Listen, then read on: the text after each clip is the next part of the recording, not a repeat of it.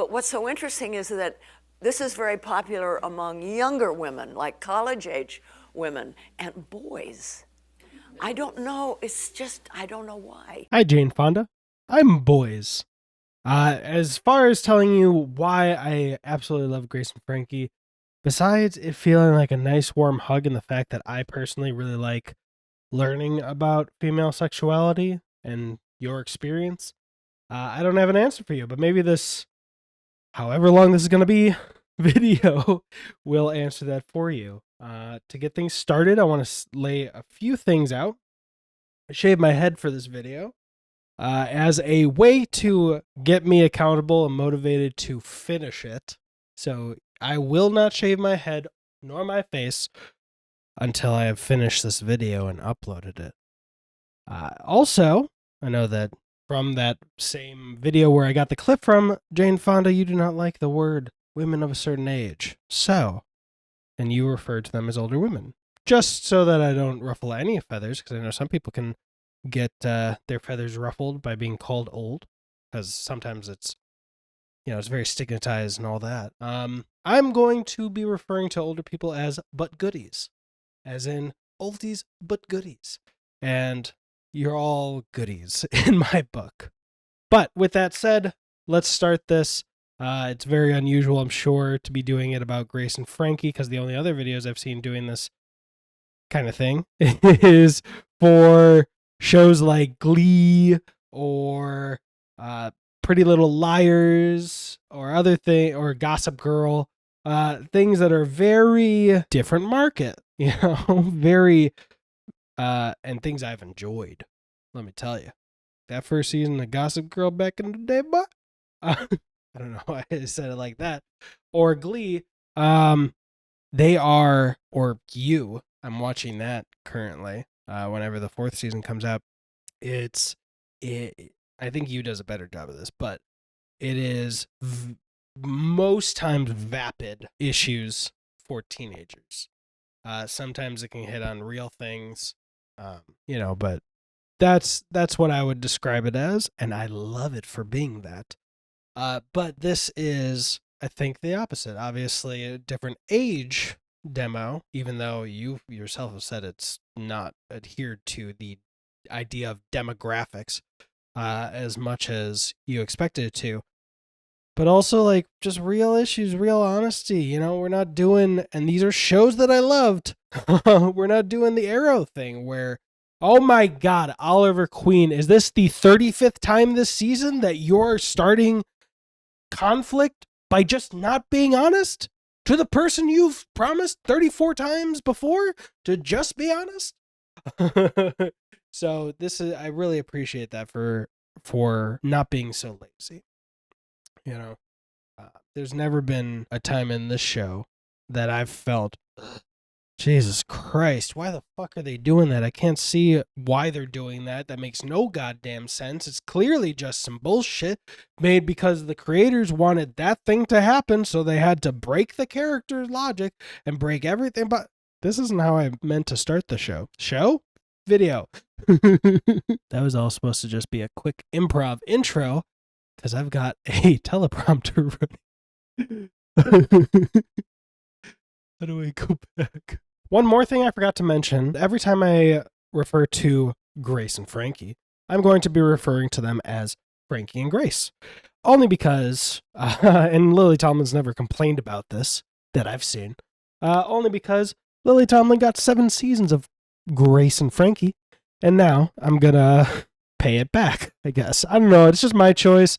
I don't know why, but that's why I will always be referring to them as Frankie and Grace when it's both of them together. Also, boom, we're already into it. I got a different shirt on. It's actually a different day, but my pajamas are the same. Because yesterday when I was recording the first 3 episodes, part of it, the teleprompter that I was using that I found online, it was free, but it had 9 speed settings, and the slowest one was just a little bit too slow. And then number 2 was just a way too fast. Just fast enough that I was having to read everything like Movie Bob, which I don't feel like that's the pace I want to set with this video. Be very weird to go from Grace and Frankie, such a warm hug, to then switch gears and watch a Grace and Frankie summary that's going at a speed which Michael Bay would say is just a little too slow. So I found another one that's voice activated. That's also free. I'm going to put that website here just to shout them out because that's cool. But yeah, this is going to be a really weird format. I also considered wearing the same shirt again and just, let it get real stanky. But might as well put this up front. All right, now we're finally going to get into it. But we're not going to start it with episode 1. That would be strange.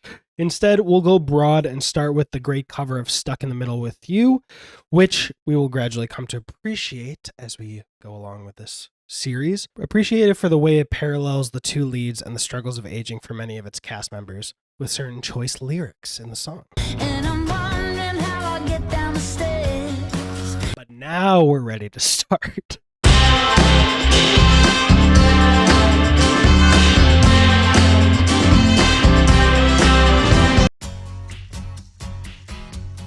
So we start the series with the first scene, and I fucking hate that I wrote that, because of course we do. But thanks to perfect first lines from both Grace and Frankie, plus a few lines sprinkled in, we're up to speed immediately. These ladies know each other, and they do not like each other. The absence of their husbands works to give the writers space to establish the dynamic between Frankie and Grace, as well as set the scene for their bombshell revelation coming. And now I'm going to slow the recap down just a smidge for this scene to celebrate the writing. So often I've been recommended shows that, according to the person recommending it to me, just need a couple seasons to get going, like The Office or Parks and Rec. Do not, tear into me for naming those two shows. I'm just parroting what was told to me about people who absolutely love those shows. Okay?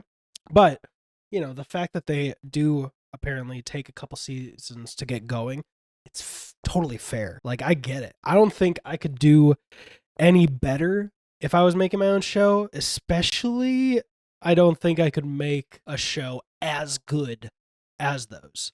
So I'm just I'm giving some grace. I understand it's a thing that always happens. I've had many shows that I like that, in retrospect, they took a couple seasons to get going as well. But that's all to say that I really love when a show knocks it out of the park like Grace and Frankie or Community or Arrested Development. So I'm going to praise a few specific lines that do a lot of great work for us as an audience.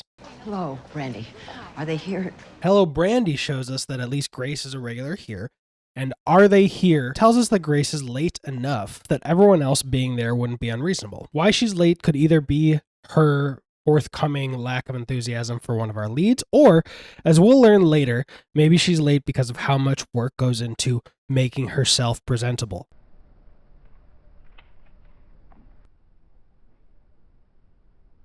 The way her voice stutters when she sees Frankie and their respective faces falling tells us they're not the best of friends.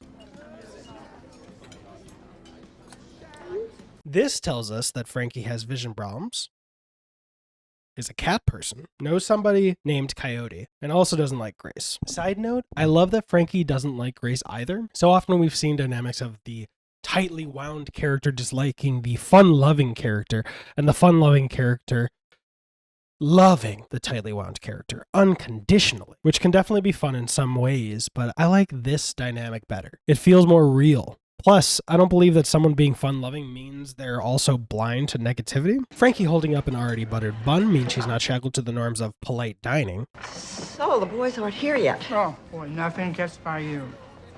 This exchange shows that Frankie is trying to keep up conversation, but because of her feelings towards her, she ultimately, unintentionally, insults Grace. We won't be needing this. Grace deciding to send the bread back after she already sees Frankie as enjoy. The software is already better than what it just caught up.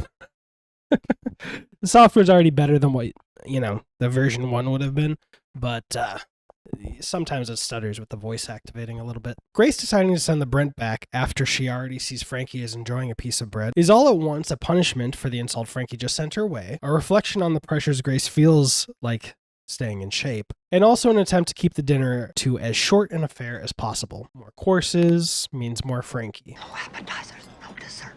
Then we skip ahead and we're already getting hints to the upcoming bombshell. When Saul is filling the silence with charming but technically useless chatter, Look at this oyster. Do you think they realize they live in their own spoon? Robert is getting insecure like a more tightly wound lover would. And they give you 3 sauces. Furthermore, we get to take all the details from Frankie and Grace's previous dialogue, being psychic and such, and put assumptions on their respective fellas. Saul is so loosey-goosey, and Robert is more like Grace. Now for the part of the scene everyone saw in the trailer. I'm in love with Saul and all that. And I find it very interesting that it's Frankie, the female half of the relationship that seemingly has practice communicating. I'm sorry, Frankie. I didn't know how to handle it. Well, good job picking the worst way imaginable. Some things there's no good way to do. Compared to Grace and Robert, at least.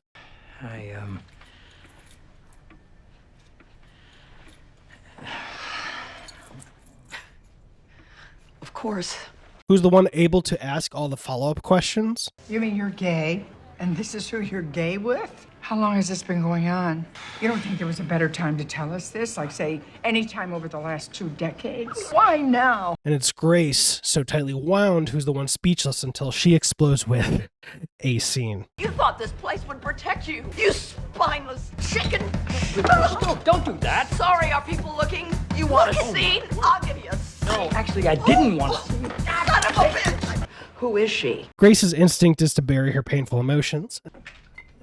And Frankie's instinct is to find answers in everything, even if it doesn't make sense. I've got news for you. The next chapter is not that long. Wait, is that why you got the Cialis? Everyone gets the Alice at my age. Hell, the instincts of the men is telling about the marriages in question. Saul knew immediately what Frankie needed in that moment, even if she rejected it. Why am I doing a finger gun? Breathe. In, 2, 3. Take your fucking hand off my sternum. While Robert never understood his wife, not fully. He knew she wasn't truly happy with him, but he didn't know how she would take the news. I just never thought you'd be this upset. What did you think I'd be? I honestly thought you'd be relieved. Communication, not communication. Show the respective marriages for each. You know, I knew I loved the show, but I'm so glad I decided to copy the other hip YouTubers talking about their CW shows. Putting this down to go off script. When I did that intro with the other shirt, I forgot that I wrote this part. But I'm so glad I decided to copy these other hip YouTubers talking about their CW shows to talk about the most non-CW show there might be. Because I am just fawning over this first episode. Even the telling the kids scenes match these two divides. Frankie and Saul are prepared and invite the kids over out of the blue to do it with each other. Like tell them, not do it. I'm so immature. Well, Grace and Robert would cancel their scheduled time with their kids if that wouldn't raise suspicion. I even want to take this moment to highlight Grace's hurtful comments. It would have been easier if you died. Tried to be straight for one more brunch. Would have been easier if you died. Try to be straight for one more brunch.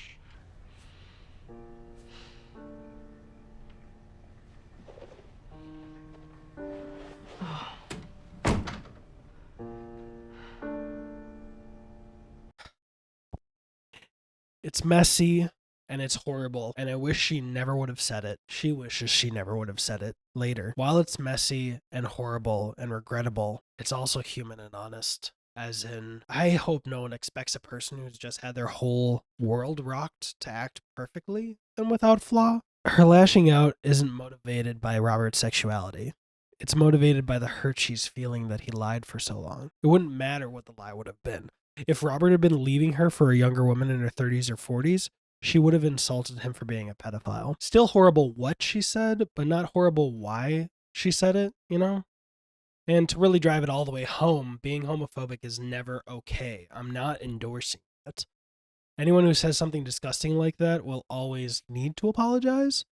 But Grace is no Westboro Baptist Church.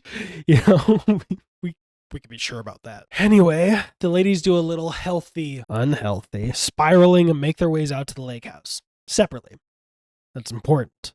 Frankie and Grace do the same thing separately. So Frankie grabs a jar of little orange slice looking things that were marked property of Frankie and Saul and makes a tea out of them. Turns out the things that look like little dried up orange slices to me are slices of the peyote cactus. It's peyote. Frankie made peyote. Grace shows up with a Ryan Gosling chair to find Frankie chanting the name of one of my favorite Indian films, Om Shanti Om. Side note, I'm not fucking kidding. It's what she's saying, even though it's not in the subtitles. It is one of my favorite Indian films, and please go watch it. I think I did a review of it on my podcast too, so that link will be below if I did. I think I did. Like, it's a great film. If I haven't reviewed it, I gotta review it now. Anyway, they fight, because of course. Even though I've never read or watched any version of The Odd Couple, this is The Odd Couple, with older women having been dumped by their newly out and in love soon-to-be ex-husbands. So Frankie goes away to enjoy the peace of her peyote vision quest, and Grace calls Robert, while he's on a date with Saul, to demand the beach house. Later that night, Frankie is enjoying her vision quest on the beach, while Grace is mourning alone in the beach house. Ooh, this is off script, but I got that image of the shot that's showing Grace just sitting curled up alone in that one chair, and I'll unpack that later with my therapist. Unfortunately for their future misery and hate of each other, Frankie's back goes out and she needs to call Grace for help. Grace helps, accidentally drinks peyote, and we've set the stage for the greatest friendship of their lifetimes. Ooh, just looked at what's next in the script. He abandoned you in your last years. Are you even angry about that? No, Why not? because I'm heartbroken.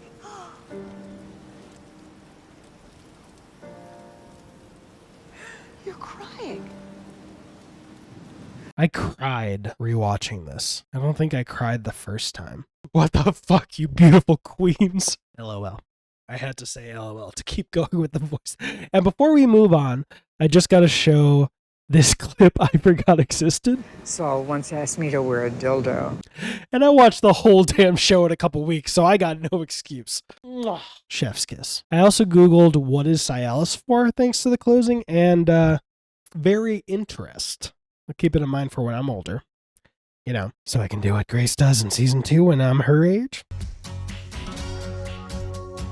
3 things happened yesterday that I gotta tell you about, but to not clog up the flow, that sounded weird. I'll be telling you one thing per episode that I'm recording today. Basically, 3 things happened yesterday. The first thing is I ripped all of Grace and Frankie so that you can have the clips that you've been seeing through this video. And because it crashed the day before that, I didn't want to risk overloading my computer and losing so much progress. So yesterday, literally the whole day was just getting all the, don't worry, Netflix, I'm not distributing. It's just for the fair use stuff. So season 1, episode 2. Saul's been trying to call Frankie. Calls which she's been excited to keep sending to voicemail. When 2 of Frankie's friends come over for emotional support and take Frankie and Grace to lunch. One of the friends refers Grace to a few good divorce lawyers, and as a result, Grace insists on paying for lunch to say thank you, even though it was their treat originally. Very kind of Grace. Good head on those shoulders. Because of that, Grace discovers that Saul and Robert have cut off Frankie and Grace's credit cards. The friend giving divorce lawyer advice says they should both squat in their respective houses in preparation for the divorce proceedings. Since Grace doesn't want her old house and only wants the beach house, she takes the opportunity to support Frankie in leaving the beach house and going back to her normal house. Ain't that nice? I'd be happy to own a house. Put a little colon P thing in the script. It's stupid. Number 3 has to do with why I'm drinking so much water and why I'm eating so much yogurt. So Frankie and Grace and Saul and Robert make their ways to Frankie's house. Saul needs to talk to Frankie, and Grace and Robert get the chance to discuss the divorce as well. For many different reasons, all 4 children also show up, but at first none of them have the courage to actually make their way inside the house or do anything until the 3 non-alcoholic children decide to go get a drink, and Coyote insists on staying to comfort Frankie. When we look at Robert's conversation with Grace and later Frankie, we see that Robert was scared. Scared that they'd all become the worst versions of themselves in the divorce proceedings. I mean, who can blame him? He'd seen so many good people become the worst versions of themselves over 40 years as a divorce lawyer. And you want to know a weird fact? I started crying while writing this part. Seriously though? What the fuck emotions? I love you. Love crying. And then, just as Grace was prepared to cut and run, she finds Frankie crying at the foot of a hastily structured shrine of framed photos. Ooh, literally asking, was any of it real? This is me writing again. And dang it, I just finished crying typing the last part and I started crying all over again. At the door of Frankie's house, on her way out, we see Grace pause, hurt on her face, and then we cut to the beach house. Grace is alone in the kitchen. She's gotten everything she wanted. Then we hear a sigh from another room and, Grace, you beautiful motherfucker. Against her worst instincts, clearly her heart bled for Frankie's hurt, and she invited her to rejoin her at the lake house. Then I did a heart emoji. I can't. Did I do it? You finally proud of me, Mom? We're moving along now. All right. The other thing that happened yesterday, Bo Burnham released his outtakes from his genius special Inside, which is also on Netflix, if you haven't checked it out. It was over an hour of outtakes, which sounds pretty basic, but it being Bo Burnham, he had to just go and make his outtakes genius as well. Which, I'll admit, for a second made me a little insecure. I didn't want to ever draw parallels between this and Inside Out, considering the fact that depending on how long this takes me to do, I might end up having a very Bo Burnham-esque haircut by the end of it that he had at the end of his special. But, one, I'm not a creative genius like Bo Burnham. And two, I have a structure. I mean, we all know what this is. He did not have that when he had it, and he made gold out of air. It did make me a little insecure, like it hurt a lot of people when Inside came out. I almost bought some green wallpaper to kind of evolve the space. But then I remembered, don't let your insecurities dictate what you do. That's unhealthy. But also, I'm unemployed, and that would be irresponsible. Sorry, topic for another time. Let's keep going with Season 1, Episode 3. Frankie and Grace are confronting the new realities of their day-to-days. Grace by canceling her hosting of a silent auction and at least 23 other things she had on her daily calendar. Look, watch. I silenced my phone. I didn't know I had to look out for you too, you little betrayer. What? My goal achieved? I didn't even stand up. Silencio. And Frankie by hitting a creative wall with her painting. Saul and Robert fret about the first dinner they're hosting for their kids. Saul frets more, having a feeling that he's forgetting something important, and Robert comforts him with a song. With 24 free days ahead of her, Grace gets caught by Frankie doing meaningless things around the house like trimming Frankie's rug. The next day, Grace decides to go back to work, and Frankie denies needing a hearing aid. Important for later. Grace shows up at her old company, which Brianna runs now, say Grace, because, in all honesty, she's bored and needs something to do, and this is the place she still feels comfortable in. Unfortunately for Brianna and her, she won, pretends Brianna needs Grace to come save the company to mask her own insecurity issues, and Brianna is forced to finally tell Grace that the company image, previously Grace's literal face, has been updated by branding. It's all new. New as in not Grace's face. Not any face. It's a plant. They replaced her with a plant. So, much awkwards. But back at the battle of what do I add besides 2 dots to my painting, Frankie sees a welcome distraction. Classified ad for an art teacher. And we move in for this episode's Frankie and Grace get a crisis. See, the job that Frankie tries for is at an old person's home, and a nice young man who works there mistakes her for a potential candidate, and Grace, meanwhile, is reckoning with the possibility that she is irrelevant. Okay, just gonna throw this out there in case it's valuable to anyone. We are all irrelevant to 99% of the rest of the world, but we're relevant to 1% of it. The problem we get into is we sometimes move from being relevant to one part of the population. In this case, Grace used to be relevant to young women, and later she'll find out that she's relevant to older women. What I'm saying is you're never irrelevant. The issue isn't irrelevance. The issue is finding who you're relevant to.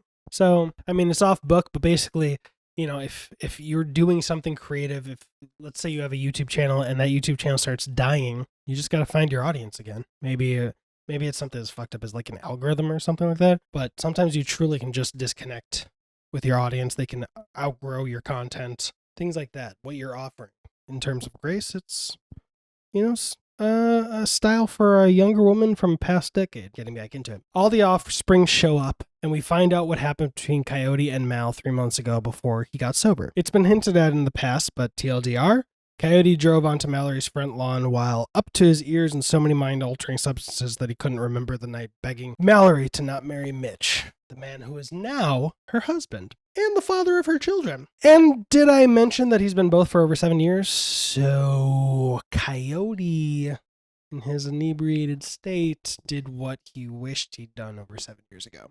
And he doesn't remember doing it.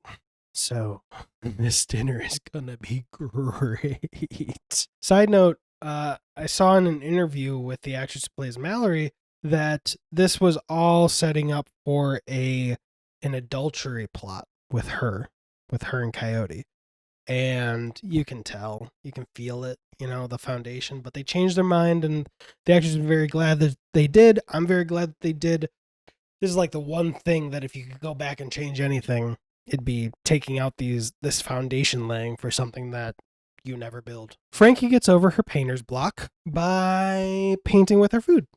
And good for her. Get that frustration out, woman. Back at the dinner of dads, everyone's just trying to figure out how this new is normal. And there's a great freaking little conversation between Brianna and Bud.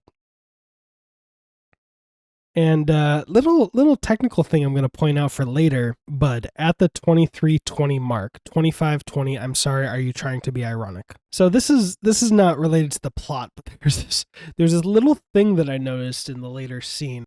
A weird digital zoom right here. I'm sorry, are you trying to be ironic? Let me show you it again, but I'm just going to show you the corner of all the other shots in the sequence with it muted while I'm saying this, and now we're going to show the shot with the weird digital zoom. Did you see how it moved? But here, let me show you. This is a digital zoom in and zoom out. I did that after the fact, obviously, since my hand's not over there. But it was just a small thing that I noticed. I have no idea. I can't wrap my head around it or figure out a reason why they would do that. So I'm just throwing that out there because if someone has the answer, that made no sense. I don't know why I did that. Anyway, but besides that, there's a great argument at the high point of this dinner that includes all the frustration the situation would naturally bring, but an argument that also touches on the delicate social dynamics that are unequivocally woven into the equation. And suddenly, getting one frustration out sets the stage for other frustrations amongst the group to become easier to deal with. At the grocery store, Grace, rightfully might I add, snaps because the average grocery store employee actively ignores her and Frankie in preference of a woman of a younger age. Frankly, good for Grace. I wish, selfishly for my own sake, that I didn't understand her frustration, not being a mid-70s woman myself, but I do. I put in real examples, but just times when you are clearly waiting for help. They know you're waiting for help, and they just fucking don't give a shit. Especially, it's so, like with Grace, it's so much fucking more aggravating when you see them help somebody else, when you were just trying to be not pushy and not like disruptive to what they need to, whatever. Good on you, Grace. Anyway, while Grace and I are just complaining about real life idiots, Frankie took advantage of being invisible just to steal the cigarettes they wanted anyway. I mean, I'm never smoking a cigarette ever, and you better believe I'm never getting arrested for stealing cigarettes, but you're also not going to find me judging two fine older ladies after they've just been left by their newly out soon-to-be ex-husbands when said fine older ladies aren't hurting anybody. Stealing cigarettes doesn't hurt anybody in a way I care about. I am willing to amend that stance if new information presents itself, but like smoking cigarettes is a different story. You know, you can fill in the blanks. The buttons on the episode go as such. Saul realizes the thing they were forgetting for dinner, that it was too soon to have that kind of dinner, and Frankie and Grace find the cake Bud had brought to the dinner relocated to Frankie and Grace's dining room table. with a note saying, "We love our moms," that neither fabulous leader can read. Okay, I actually forgot that I needed to write like the last 3 minutes of the next episode, so I'll just tell you number 3 right now. So my daughter's immunocompromised. I'm separated from her mother, so she stays at different places. And this whole pandemic, I've had this like Rockstar P100 filtered mask. I even got one for her. And we test ourselves every week, every Monday when I pick her up for school. And I've been cleared this whole time. And then the first fucking time in a place where like everything is riding for you on your side to avoid getting sick. You know, I'm boosted up to my teeth. I fucking got COVID. I was so I tested yesterday and my therapist suggested it. I was gonna pick up my daughter today for school, and I was like, what? I mean, it hadn't even occurred to me with how paranoid I am. Like, we went to an advanced screening of Top Gun Maverick on Monday, and we didn't take our mask off for a second, like we always do if we're around people or in a space that we don't know. Anyway, I tested positive, and I was so angry at myself because I was like, maybe I should keep the mask on, but no, I'm going really too. I'm okay going too far, but this is extreme. This is way too far, and yeah, I'm so disappointed in myself. Thankfully, I'm boosted up to my teeth, so I'm just tired all the time and some other stuff. But thankfully, my symptoms are not serious at this moment. I'm not going to be hospitalized. So that's why I'm a little, why I'm a little more sweaty today. Chugging a shit ton of water. Oh, and a hell of a lot of yogurt just to keep my immune system going. Yogurt, oranges, carrots. I mean, as anyone who's looked it up knows, the only way food can help you battle COVID is proactively. By eating healthy, getting down to a healthy weight. That's what I've been trying to do. I'm like 40 pounds lower than my highest I've ever been. I wasn't gonna get like a bottle of wine to be like, oh, well, rough, but because that would make it worse. It would make it harder for my body to heal. Couldn't do some stuff that Frankie and Grace might do to chill out, because that would make it worse. And I'm not gonna make a box of pasta, as processed grains aren't the best. So that's it. I had COVID when I started recording this. I just didn't know. And last night I slept 2 hours. Couldn't go to sleep till like 7 in the morning. I had like 1 cup of coffee yesterday at like noon. So even though every other day I've been asleep.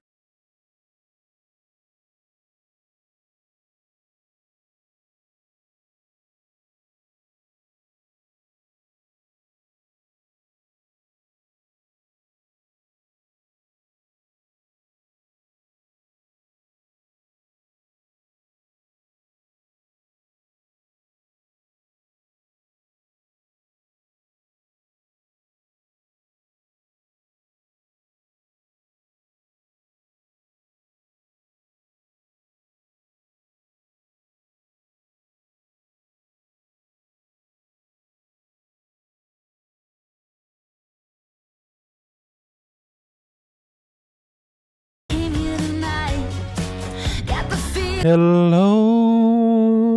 Turns out I was the silliest goose, because I actually needed to finish my notes for episode 6, not episode 4. So y'all got Byron to look forward to. Speaking of Byron, season 1, episode 4. Grace rushes Frankie out of her ex-convicts for paintings class because they need to get to a funeral. Saul and Robert will be there too, so Grace is in a mind of getting there before them to pay their respects. I think so she might be able to slip out before they get there, amongst all the other reasons. Regardless, both couples are having their own crises about the funeral, and we find out that Frankie is half the Native American Daryl Whitefeather is.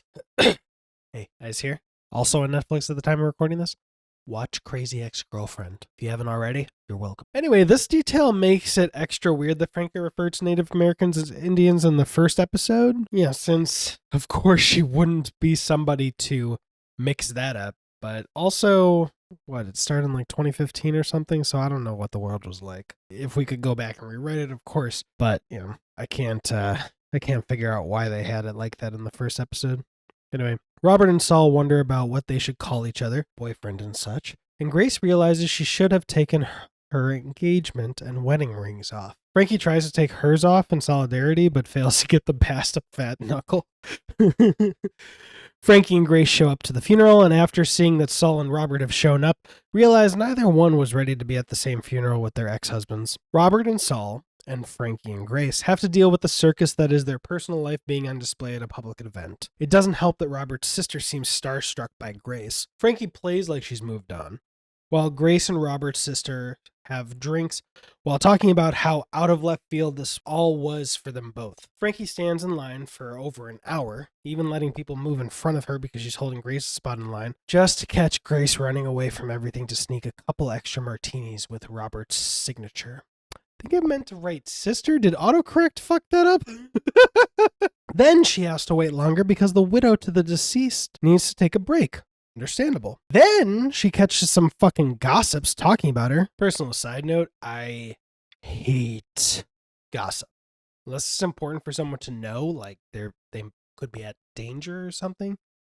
Gossip makes me want to vomit in real life. Unless it's important for someone to know, gossip makes me want to vomit IRL. Then she unintentionally gets cut in line by Saul and Robert. Things aren't so martini and sunshine for Grace, though. Robert's sister wants to catch a meal sometime, but mentions that Robert's niece, Grace's soon-to-be ex-niece, is having a baby shower next week. Yeah, I drink my yogurt sometimes. Fight me, bruh. And as a result of all this mess, Grace has been uninvited. Clearly, Grace talks as if she'd still be invited and be expected to contribute. So, understandably, how Grace even communicates her understanding by saying it's a family thing. Fuck that. Grace is family, even if she's being divorced. You can't just scrub 40 years of relationship away because of a piece of paper. I don't have another word, but just fucking ridiculous. You know, last episode, I was like, bummer, they didn't bring back Frankie's friends for more episodes. And I was feeling that way about Robert's sister too, up until this moment. Fuck Robert's sister. But I hope the actress is flourishing and has gigs aplenty pouring in. I have nothing against the actress. She did such a great job that I never wanted to see her on the show again. Moving on, Robert and Saul have to deal with some of the growing pains of this new arrangement. Growing pains they haven't had to confront yet. Being at a social event like a funeral together, confronting how they work together in these situations. As Saul so perfectly summarizes, "Ooh, you're angry, I'm not, Grace." Saul being Saul, he doesn't demonize Robert for his feelings. He feels them himself. He recognizes them, and he recognizes them when he sees them in Robert.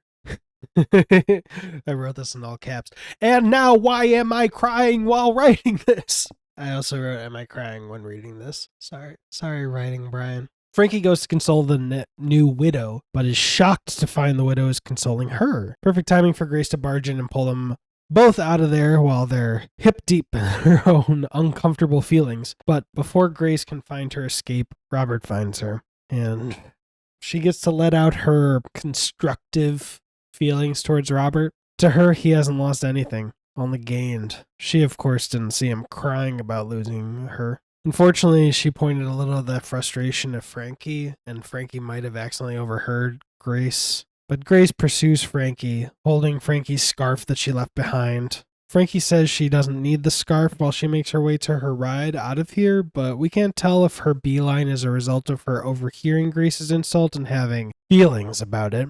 Or maybe she's just feeling a little foggy in the head. And I say foggy in the head because that ride she made a beeline to, the car she gets into and expects to drive off in is Saul's. All four of our favorite but goodies get to experience the awkwardness of the faux pas before Frankie joins Grace and the episode ends in a pseudo Furious 7.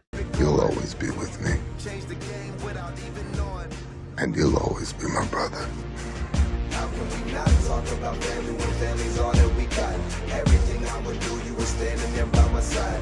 And now you gon' be there for the last ride.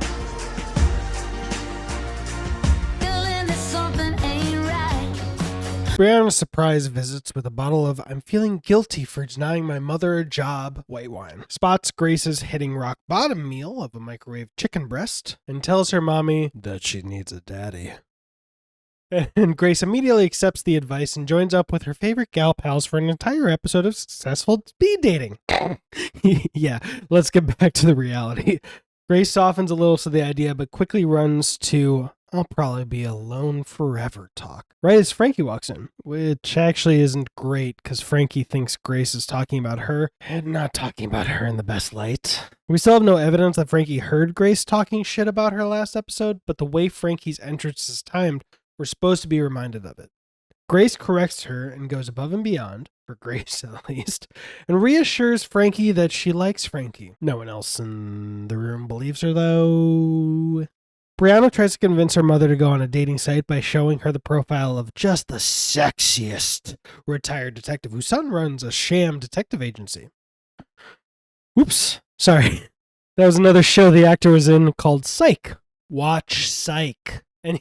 Anyway, sorry to disappoint you, but he's just a doctor. So disappointing.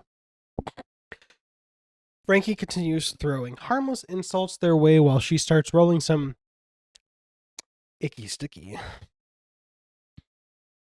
I wrote pregnant pause because I sound so uncool referring to it like that. Don't judge me. It's actually hilarious for me seeing a 70-plus-year-old woman rolling some reefer while acting like a pouty little child. I wish Frankie was my mom. I would have said grandma, but I like my grandma. Maybe Lily Tomlin would like my grandma too. No. Bad Brian. She loves her wife so much. Back to it. Grace is finally convinced to set up a dating profile when Brianna points out her only other option, Frankie. So blitzed out of her mind that she thinks her bra is strangling her chest, and she's not even wearing a bra. So Brianna, fresh off convincing her mama to make a dating profile, is drawn to the weed flame, like a moth to the weed flame.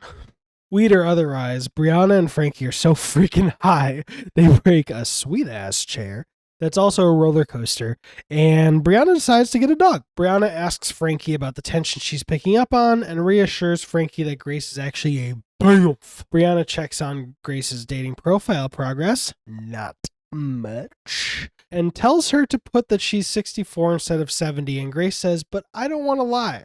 Remember that. Frankie makes fun of Grace for saying she's cultured by saying, "You sound like yogurt."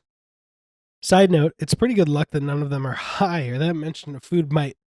Oh, yeah. Grace won't hit send on her dating profile, and Frankie and Brianna are so laser focused on Froyo now. Frankie even wants to drive herself, that they all leave for Froyo. I show up in the show, Brian Cashier, before Grace's hip decided to break itself. Stupid hip always breaking itself and shit. Want to guess who shows up to tell everybody Grace's hip broke itself? Just the best retired detective whose son runs a fraud detective agency. Doctor? Sexy man.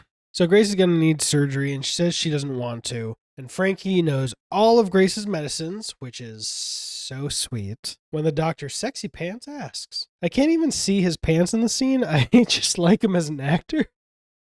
Focus, Brian. Ugh, get in the game. Grace wakes up from surgery. Apparently Mallory showed up, but Grace doesn't remember her stopping by. Robert shows up, and you can imagine how happy Grace is about that. Then after Grace cuts short her physical therapy by way of old person walker, which she hates, Frankie says she asked Dr. McNugget's face. Why did I write Dr. McNugget's face? This reminded me, my daughter had pacemaker surgery, and she had to do this. She wasn't so stubborn as Grace, but Frankie says she asked Dr. McNugget's face to check in on Grace because she's worried about her memory loss in relation to Mallory coming by. This aggravates Grace, and she starts complaining, blaming Frankie for her broken hip since she got high and dragged her to Froyo. This is the bad part, though, because when Frankie, quite tamely, I might add, points out Grace as being an asshole, Grace implies Coyote's drug addiction is also Frankie's fault. You can imagine how well that goes over. Sometime later, Dr. Handsome comes by and asks Grace to count backwards from 10. Instead of backwards, she counts forwards more than once. In fact, she can't even seem to be able to force herself to say 10, 9. Out of fear that she hit her head, Dr. Yummy Yummy sticks her in an MRI. I'm ridiculous. In an MRI, the mere mention of which sends her spiraling in fear. You know, I'm always jealous of movie MRIs because real MRIs fucking suck. Even if you don't have claustrophobia, which I don't regularly, it's just so close and loud. And my daughter's mother is calling. She's fine. She and her mom were walking and she dropped her phone, and despite having a phone case,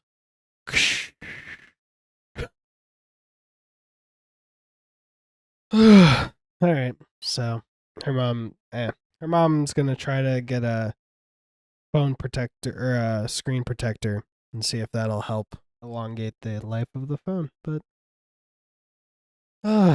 accidents happen. By the way, if I forgot to add it in earlier, I didn't mention that my daughter is perfectly fine. She's clear. She's tested. And we're testing, I'm testing every day. Her mom's testing her daughter to make sure she doesn't get it, or she didn't get it from me. But she is perfectly healthy and she's with her mom. That's why I mentioned that we're separated and she's at different houses. But back to those fucking miserable ass MRIs. It's just so close and loud. It's uncomfortable. I would have killed for this MRI. I mean, the person I'd kill would be like Vladimir Putin, but I'd do it. Don't test me, brah. Why'd I keep... I actually wrote this, brah. Hello? My mic is weird. What did you hear? Because it looks like when I turn it off, and then when I turn it on, then it's normal. Like, I was going through the script, I forgot that I had turned my mic off, and it was moving. That was how? Okay. Back into it. But on a real note, Grace is shaking in fear so much she's going to fail the MRI and have to do it all over again. I don't envy her situation. Thankfully, Frankie busts in because she cares. Now, she doesn't just go and forgive her or pretend like she didn't say something so horrendous. She even takes a little well-deserved shot at her. But the truth is, she's a rock-solid friend. She won't take shit from Grace lying down, but she won't take her frustration from one situation and punish Grace in another. I can't say that I'm that good of a friend. I mean, my really good friends, they would never have said something like that, and Grace apologizes for that wild shit she said. Now, this is going to sound batshit if you haven't seen this episode or don't remember, but they make amends and reach hands out to each other. And before their hands touch, the whole scene goes white. And when we fade in, we're back at the Froyo place. Their hands meet, and we realize that all the hospital stuff was a hallucination. Like, it works. Let me get that out of the way. It works. But Grace basically had a life flashing before my eyes moment, but it was the potential next day of my life flashing before my eyes moment. I don't get where the idea came from, like pitching episode 5 of the show to be a half dream sequence episode, but I think it works. It works for me. But yeah, the show never does another extended hallucination sequence like that again, so that's interesting. Or do they?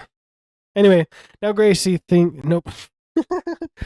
Anyway, now Grace thinks Frankie saved her life and damn near gives her a piggyback ride. She's so excited. Then they sit down and Grace, admits to what she said, even though she doesn't know if Frankie heard it. Turns out she had heard it, but I'm proud of Grace apologizing either way. And they get a real heart-to-heart. Like, Frankie doesn't immediately forgive her or anything. She even calls out a lie in Grace's apology. But more importantly, she takes Grace to task for how Grace treats her and reminds Grace that what Grace is going through, Jesus Christ, how many times am I going to say Grace? Frankie's going through just as much. Edit in the like it or not, we're friends end of the combo. Let's not mention that it's actually my fault Grace almost died. Or am I a benevolent angel who gave her the near-death experience in order to bring them back together and bring you all the 7 seasons of awesome that you love so much?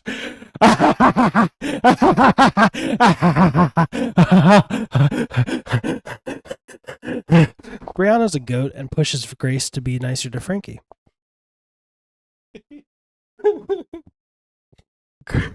Grace suggests a girls' night to Frankie, and turns out Frankie didn't hear a damn thing, she said, because she wasn't wearing a hearing aid. Grace finishes the dating profile and blocks the doctor's profile. I'm so scared in case I fall off my chair. Frankie is chipper as a whipped cream can. That's not how I wrote it, but that's how I read it. I'm a mess. Because her painting class is today, and Grace is intimidated at a suitor's invitation to lunch. A suitor named Loves to Laugh. Turns out her nerves are nothing better than an excuse since she's been on the site for over a month and hasn't even entertained the idea of a real date. Frankie wins her over and even sneaks some condoms into Grace's purse. Wishful thinking, you sly dog. Remember how MRIs were Grace's kryptonite? Apparently, any size earthquake is Frankie's kryptonite. Saul and Robert were planning on a quiet day together, but considering this is Frankie's first quake alone, and the only person there to console her is Grace, Saul and Robert agree that Saul should go help her through her seismophobia. I'm not a coddler clip. Saul comes in, reassures Frankie it was nothing, while Grace goes to meet up with her date. Remember what I said about Saul's instinct to comfort Frankie in the pilot? We get to see what that actually looks like now that she consents. Coyote drops off a kid's book at Mallory's. The kids were having trouble understanding everything with Saul and Robert, and he thought it might help. Mallory notices his bike doesn't have a bike seat and goes into the house to grab one he can borrow. So Grace's date has a friendly vibe, but goes a lot overboard for her comfort. But we'll get to the a lot. It's so cringe. I love when a show does cringe really well.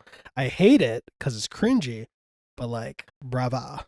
Good job. Started Succession. That does some cringe. As in, he says he has all the same likes that she does. I actually believe this, but then goes as far as copying everything she orders for lunch, item by item. And he won't break eye contact. Back at the beach house, Frankie's finally on the tail end of her seismophobia. Now that she's not panicking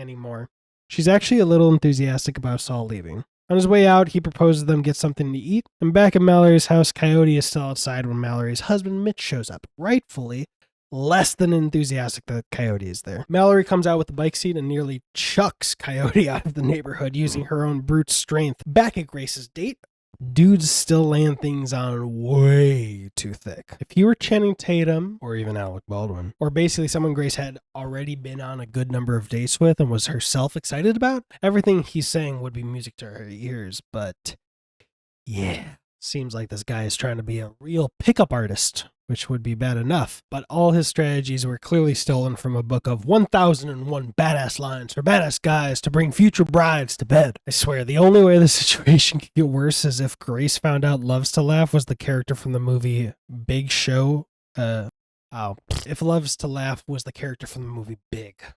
Show footage of the text exchange and point an arrow at it. At the not a date lunch, Frankie asks Saul how Saul and Robert started. Yikes. Saul, understandably, is uncomfortable for both of them, making sure Frankie really wants to know, but Frankie persists. And Saul tells Frankie about he and Robert's first kiss, in words more elegant than I can invent. Whole body alive, like rocket fuel at 1900. As they go deeper into discussing it, Saul touches on the turmoil this started inside of them. I tried not to choose it. It would have ended our marriage.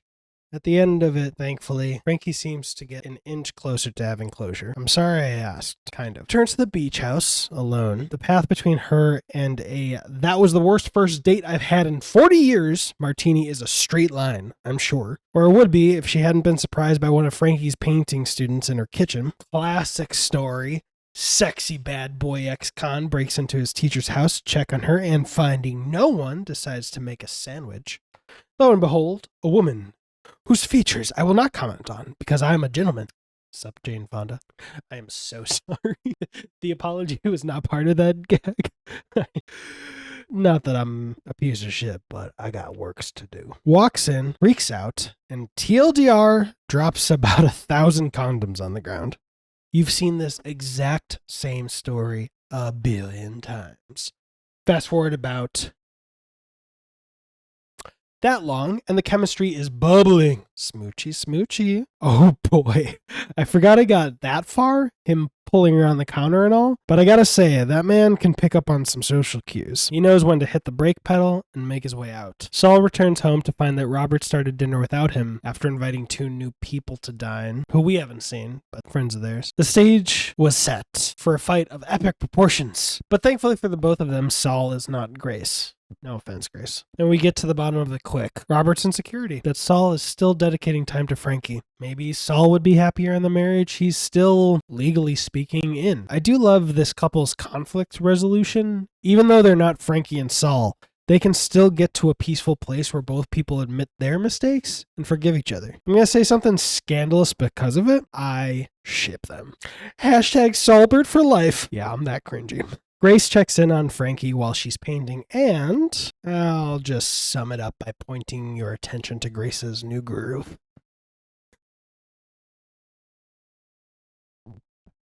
I love this show. Hey, back at it again. Can you tell some time has passed? No big thing happened, just the reality that I got COVID, I think, kind of took the wind out of my sails. But they're back. Anyway, something else happened. I found out that the actress who plays Brianna, June Diane Raphael, co-wrote a book to inspire young women who might want to get into politics. So let's open this up. Got this used from Better World Books. Better World Books. You might want to look into some packaging that doesn't rip in transit, but I'm good. I'm actually going to go off script and open this up really quick just to show you. That's why it was used. It was a library book. Represent the Woman's Guide for running for office and changing the world. June Diane Raphael and Kate Black. I might read this. Let me show you the pages. I'm just going to flip through them really quick so you can see how cool they look. This ain't your basic book here. I think I'm actually going to read this. She won't get into it because she's 10. But she's got a few books that she's going to get really interested in once she hits a certain age or whatnot. So this will be here for her when she wants it, if she wants it. I mean, she's a very driven young woman, so I'm sure that at some age she's going to want this book, but I also just want to be open to the possibility that she'll be a huge disappointment. No, I'm just kidding. Into the episode. Oh, by the way, if you want to try to keep mental tabs of how much time has passed, Miss Marvel episode 1 just came out today. I did a review for I Love You 3000 Reviews today before recording. We open with Frankie shit-talking a spelling bee. Have I mentioned that I love Frankie? Grace comes in after another failed first date and admits she stole Frankie's true story about nursing a baby bird back to health. Ironic timing because my daughter and I actually did something similar. And tells her it's a big hit on dates if Frankie wants to get back out there. I love that Grace is actually being supportive of Frankie.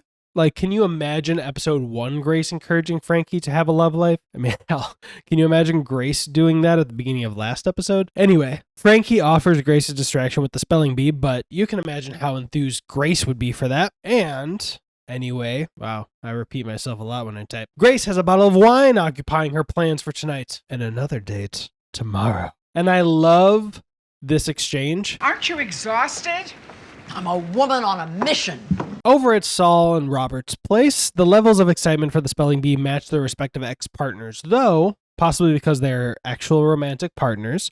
Robert is sitting. I just skipped over me saying Robert is actually sitting, because I've said actually Jesus.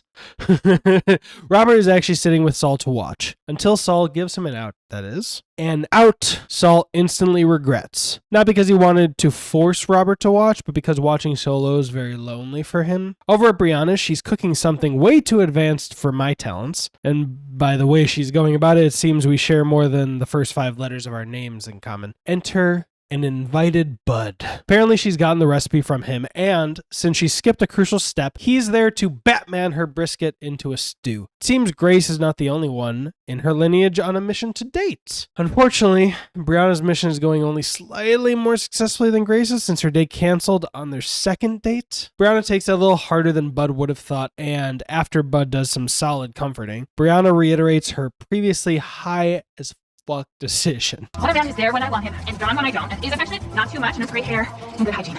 You are describing a dog. I am? Yes. Grace finds Frankie struggling to set up a brand new Mac laptop. Let me rephrase that. Grace finds Frankie struggling to even charge a brand new laptop. When asked why, Frankie basically says she bought it because she feels lonely watching the spelling bee alone, without saying she bought it because she's feeling lonely watching the spelling bee alone. And Grace is actually willing to help, which is a big improvement for Grace as a friend. We still get a little of that Grace-flavored frustration since Frankie is essentially a baby in this arena, but you know, progress. Before hitting the ejector button on the whole shebang, Grace at least points Frankie to the helpline for her computer. After an exhausting amount of time being on hold, at least twice, Frankie gets some help specifically designed for older customers. And I love how Frankie reacts to her savior Mike's voice. Hello there. Hello. Hi. Good afternoon.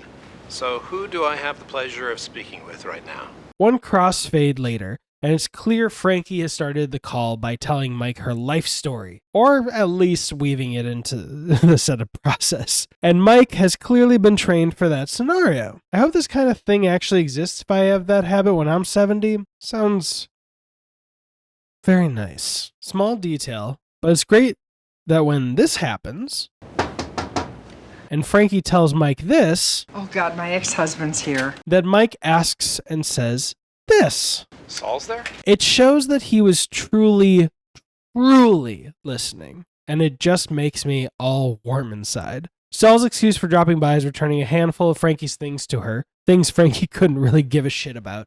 And even though she can't see the average size text message, she can see through this BS. They both acknowledge that it wasn't the same for either of them watching the spelling bee alone. Saul makes a great pitch for why they should still be able to watch their favorite yearly television event together, but Frankie sticks to her guns, pow, and states it's for the best that they don't. Brianna gets her new dog dropped off, but she needs a second to... Well, imagine how you would react if Channing Tatum or fill in the blank for yourself just showed up on your doorstep. Yeah, the dog's foster dad is having that kind of effect on her mission parts. Or, and this is true, I actually resisted making this joke, but I have to be true to myself. Or her missionary parts. That shame was not scripted.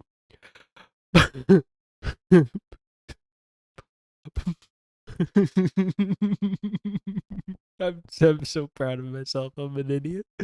And I love myself for it. But how do we say this more delicately than Brianna says? He's ugly. Than the profile pic I saw. Oh, okay. Well, you said it, Brianna, didn't you? Much awkward continues, and Brianna's figuring out what being a dog owner entails. Grace shows up to her date with a yacht man and runs into an old friend. Thanks to her yacht man being a little late because of traffic, they get a second to catch up. He's a nice guy, literally named Guy, and an adventurer for the ages, apparently. Real Indiana Jones type. But most importantly to me, and maybe Frankie, I miswrote that. But most importantly to me and maybe Grace, he's actually really considerate. Hey. How are you? And the yacht man doesn't make the best impression from afar for Grace's tastes, and Guy continues to impress, reading her emotions and asking her what she wants to do. And charming to boot. Can you make me invisible? No, I can't, but I can get you out of here the back way before he sees you, at least, all right? On one condition, you agree to have ice cream with me? Got 3 seconds. It's a deal. Frankie finds Grace reading one of Guy's books, something she's never done, but apparently Frankie is quite the fangirl, and drops the bombshell that Guy ate his best friend on an expedition gone wrong. Grace, of course, doesn't believe her. Thanks to her new best phone friend, Mike, Frankie changes her mind and drops in on Saul. You're not the only one who can drop in, Solly boy. What do you think about that? I don't know why I decided to go with that. When Robert walks in on Frankie and Saul living the spelling bee life to the fullest, Frankie reads the room better than Saul and takes her leave. Robert, again and very understandably, is scared. Not because Frankie is over or Saul and Frankie are having a lowercase r relationship, but because Saul didn't tell him about it. And it's reminding him of their previous 20 years of lies and going behind their respective partners' backs. As before, Saul is a very caring and understanding man. That doesn't stop him from setting his own boundary. I get it. You do? I do. But do you get it that Frankie's always going to be a big part of my life? I do. I hope this is not what our wedding vows sound like. But they get through it together, and Robert is excited to be invited to watch the spelling bee. After many failed attempts to get the dog to be Brianna's expectation of what a dog would give her emotionally, she calls the dog's foster dad over to take him back. The dog, that is. She says the dog is broken. He implies she might be the broken one. They bicker a little bit, and when it comes out that he thought the emergency was code for flirting, she sees an unexpected but welcome opportunity. Hubba hubba. Earlier, Frankie had joked to Grace that she could have margaritas ready if Grace's date went south, but now Frankie is actually having margaritas alone after her spelling bee play imploded. And her disposition, let's say it reminds us of Grace is eating ice cream with Guy. Guy is telling one of his stories when Grace comes out and asks, Did you really eat somebody? Yes, I did. And it's not something she really wanted confirmed. They move on quickly, and Grace remembers that ice cream is fucking delicious. The conversation levels up when Guy admits that he's had feelings about her for at least the last 30 years. Over at Brianna's, her and the dude are in the post-coital romance cuddle on the couch we've seen in so many rom-coms. There's cute talk and everything, until he starts getting dressed up and Brianna realized they were not on the same page. Considering her headspace this whole episode and why she wanted a dog in the first place, this doesn't do miracles for her state of mind. And look at that! I can relate to that feeling as well. I know with my body and all that, the first instinct might not to be that I've been used for sex and a lot more than once. And more so that being used for sex could make me feel bad being a guy. But it's true. Yeah. And mental note, don't let my daughter watch this video ever. But anywho, now the dog does the dog thing Brianna was expecting all along. Post ice cream date, Guy drops Grace off at her place, and Grace, ooh, she makes the first move. You go, girl. Something I didn't write and something I didn't mention is that when Frankie's drinking the margaritas, there is an empty glass out. So she is expecting Grace to come home from a bad date and join her. So when Frankie sees this, it's exactly the kind of thing she didn't need to see at this moment. Robert really gets into the spelling bee. Saul can see that it's performing. Robert admits to as much, but it's just so fucking cute that he'd perform for the benefit of Saul, and I love them. Brianna and Spit the dog watch the bee as well, being very cute in their own way, and the episode ends with Grace giggling to herself. Butterflies galore. Noah Boudique is, can you call it gardening? Over at the beach house, and he is in over his head. He tells Frankie he's doing it for her, but she clearly doesn't feel similarly. Grace isn't too hot on it either, but what's new there? As it happens, Grace wants the beach house to herself tonight because she's looking for some Grace on Guy kissy fun. Sex. And Frankie gets in her head by mentioning vaginal dryness. Robert offers to turn Brianna's old room into Saul's new office, and Saul admits that Brianna scares him too much to take him up on the offer. Frankie offers Grace her secret yam lube for tonight. Yam lube that she keeps in the fridge. That's a lubricant? Yeah. I've been putting that on my toast. Frankie mentions her yam man, Jacob, is coming by today, and so she'll whip up a new jar of yam lube for Grace's pleasure. We skip forward to Jacob having arrived with Frankie, already started on the yam lube. And look, it's Ernie Hudson! When Jacob asks what all the yams are for, Grace freaks out at the idea of Frankie telling him, and I'm honestly not sure if she lies her way out of him knowing. Also, am I just horny from all the yam talk, or am I picking up some sparks between Frankie and Jacob? What? It's the sparks option. Jeez, yeah. Animals. Now Grace is horny and picking up the sparks because once he's gone, she starts asking. Frankie says they're just friends and we never see Ernie Hudson again. Just kidding. But Grace says this. Adult men and women can't be just friends. Oh, that's ridiculous. And personally speaking, my experience lines up with Grace's claim. It seems every close female friendship I've had has turned sexual. Remember how I mentioned feeling used?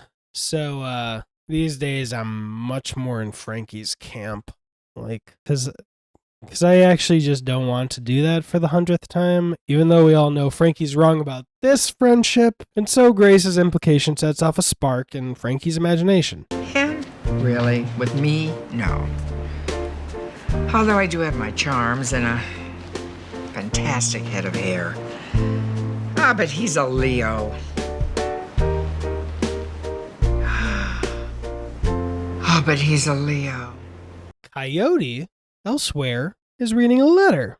And by the way he reacts when Bud enters the apartment, there's something weird about it. When Bud asks, he makes up some bullshit excuse and leaves. Thanks to context clues, we know that Coyote is crashing at Bud's place. As a reminder, Coyote is a recovered/recovering addict. I'll be honest and just say I don't know if you're supposed to say recovered or recovering. I've gotten conflicting reports.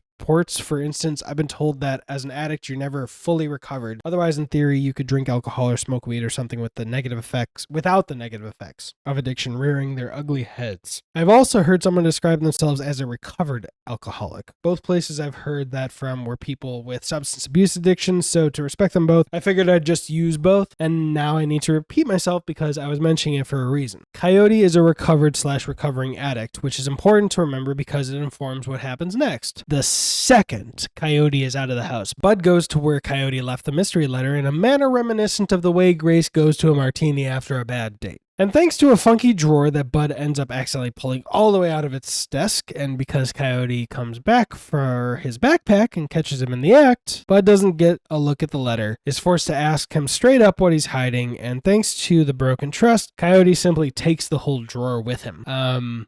Now might be a good time to remind you that the drawer doesn't have a lid and Coyote has a bike, so I'm not sure if that whole thing's gonna fit in his backpack. Back at the beach house, Grace is enjoying a glass of red wine by candlelight with Guy. They're in the middle of a lovely looking date with cheeses and fruits. Their date seems to be going well, as they share a good laugh at how poorly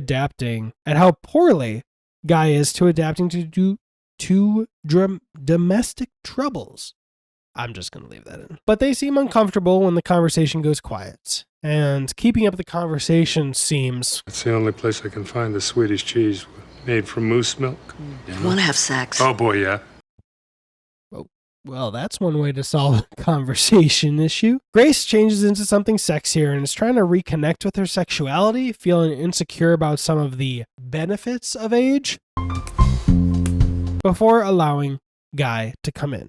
Her solution is literally getting rid of every light source she can find, but what she didn't know is that Guy has night blindness, so the 5 feet of travel to the bed ends up being quite the perilous adventure. Bud wakes Coyote up with the "you're an addict and I've got tough love" approach, but it turns out to be a waste of time, and no cards. Because the truth is, Coyote's trying to look for his birth mother. That's really something I've needed to do as well, look for my birth father. I don't even care about him, but it's, I'd like to find out if I have any siblings.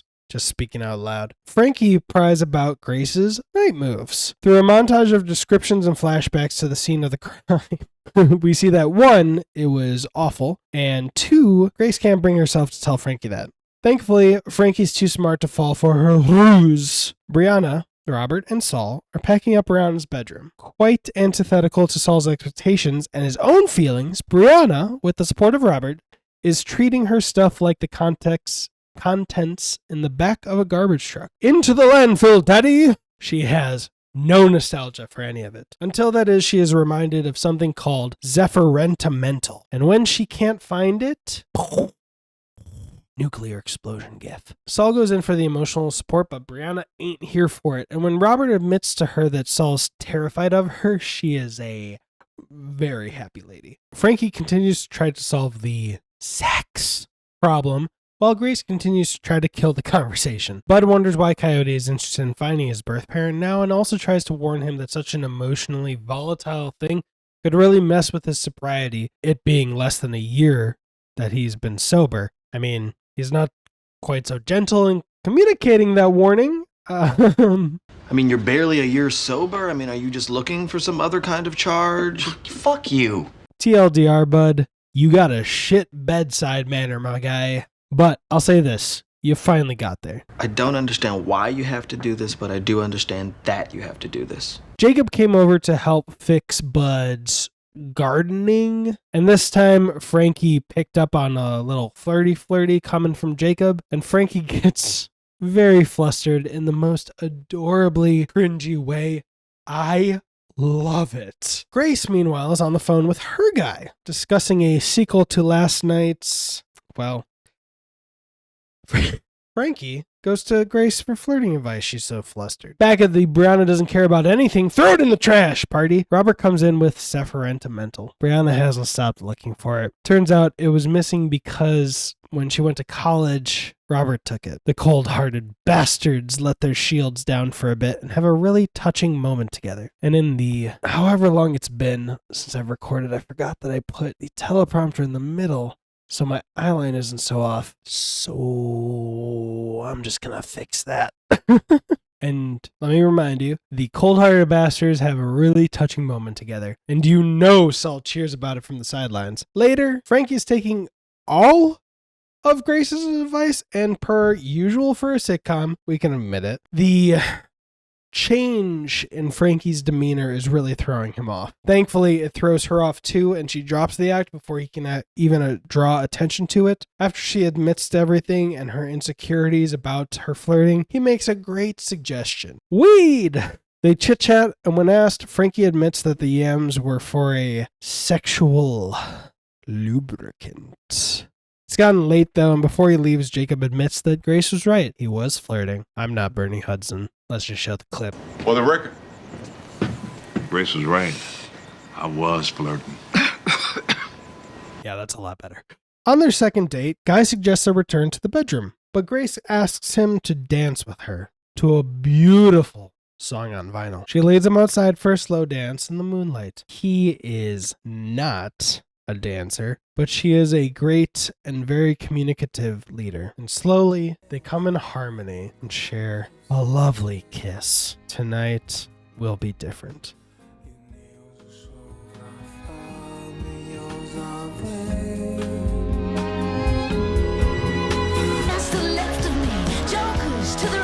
All right, I just took a 20-minute walk to warm up these legs for the mash dad to the end. Wait, I messed that up. Fuck. All right, I just took a 20-minute walk to warm up. All right, I just took a 20-minute walk to warm up these legs for the mash. Dad, God damn.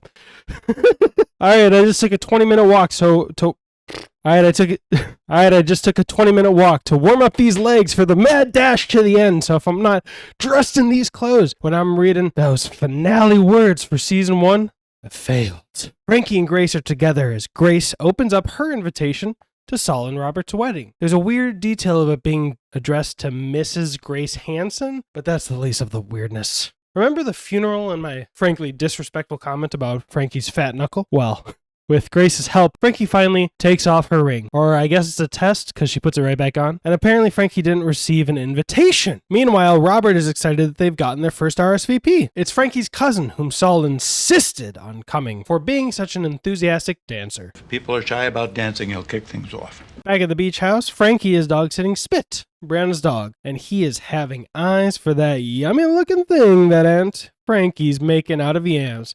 He wants to eat her yam loop. Brianna comes in with Grace and is very excited to reunite with her little prince. Frankie asks Grace if she got any mail, and unfortunately, no wedding invitation. And you know I have to show this before we move on.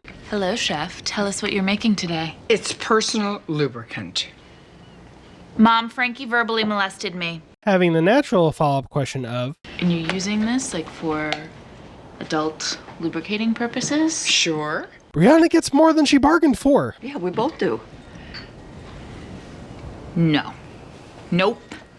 No to all of this. Before Brianna leaves, Grace is very smart to over-communicate the facts to her daughter. She starts pitching her the yam loop for what it is. A potential organic game changer for postmenopausal women. Remember what I said about rediscovering who you're relevant to? I didn't even plan that setup payoff.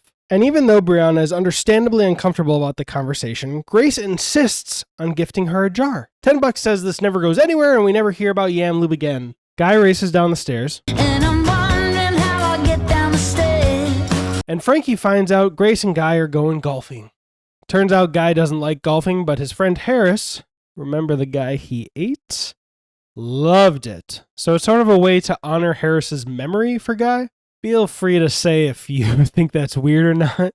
Frankie calls out Grace for going golfing because she only ever went before to make Robert happy, and maybe she's repeating old bad habits. Brianna is heading a meeting trying to come up with new product ideas. What timing. I'm sure that won't be relevant to anything we've seen in literally the last scene. And things go from bad to worse for Brianna when her merry band of underlings suggests calling Grace for advice. Faint at the thought.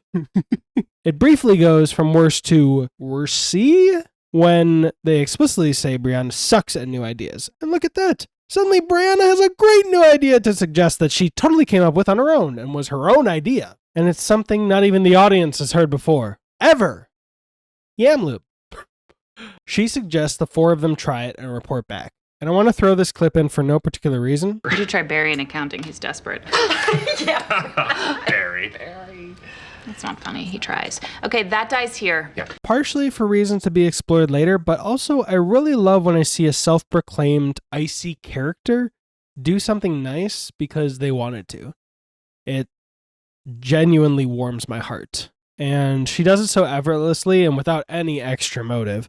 I can't really remember another time I've seen something specifically like this moment, and I love it for that. You know, the casualness of it and just matter of fact. And furthermore, I'm off script now. Furthermore, her telling them that this dies now, like them using Barry as a punching bag.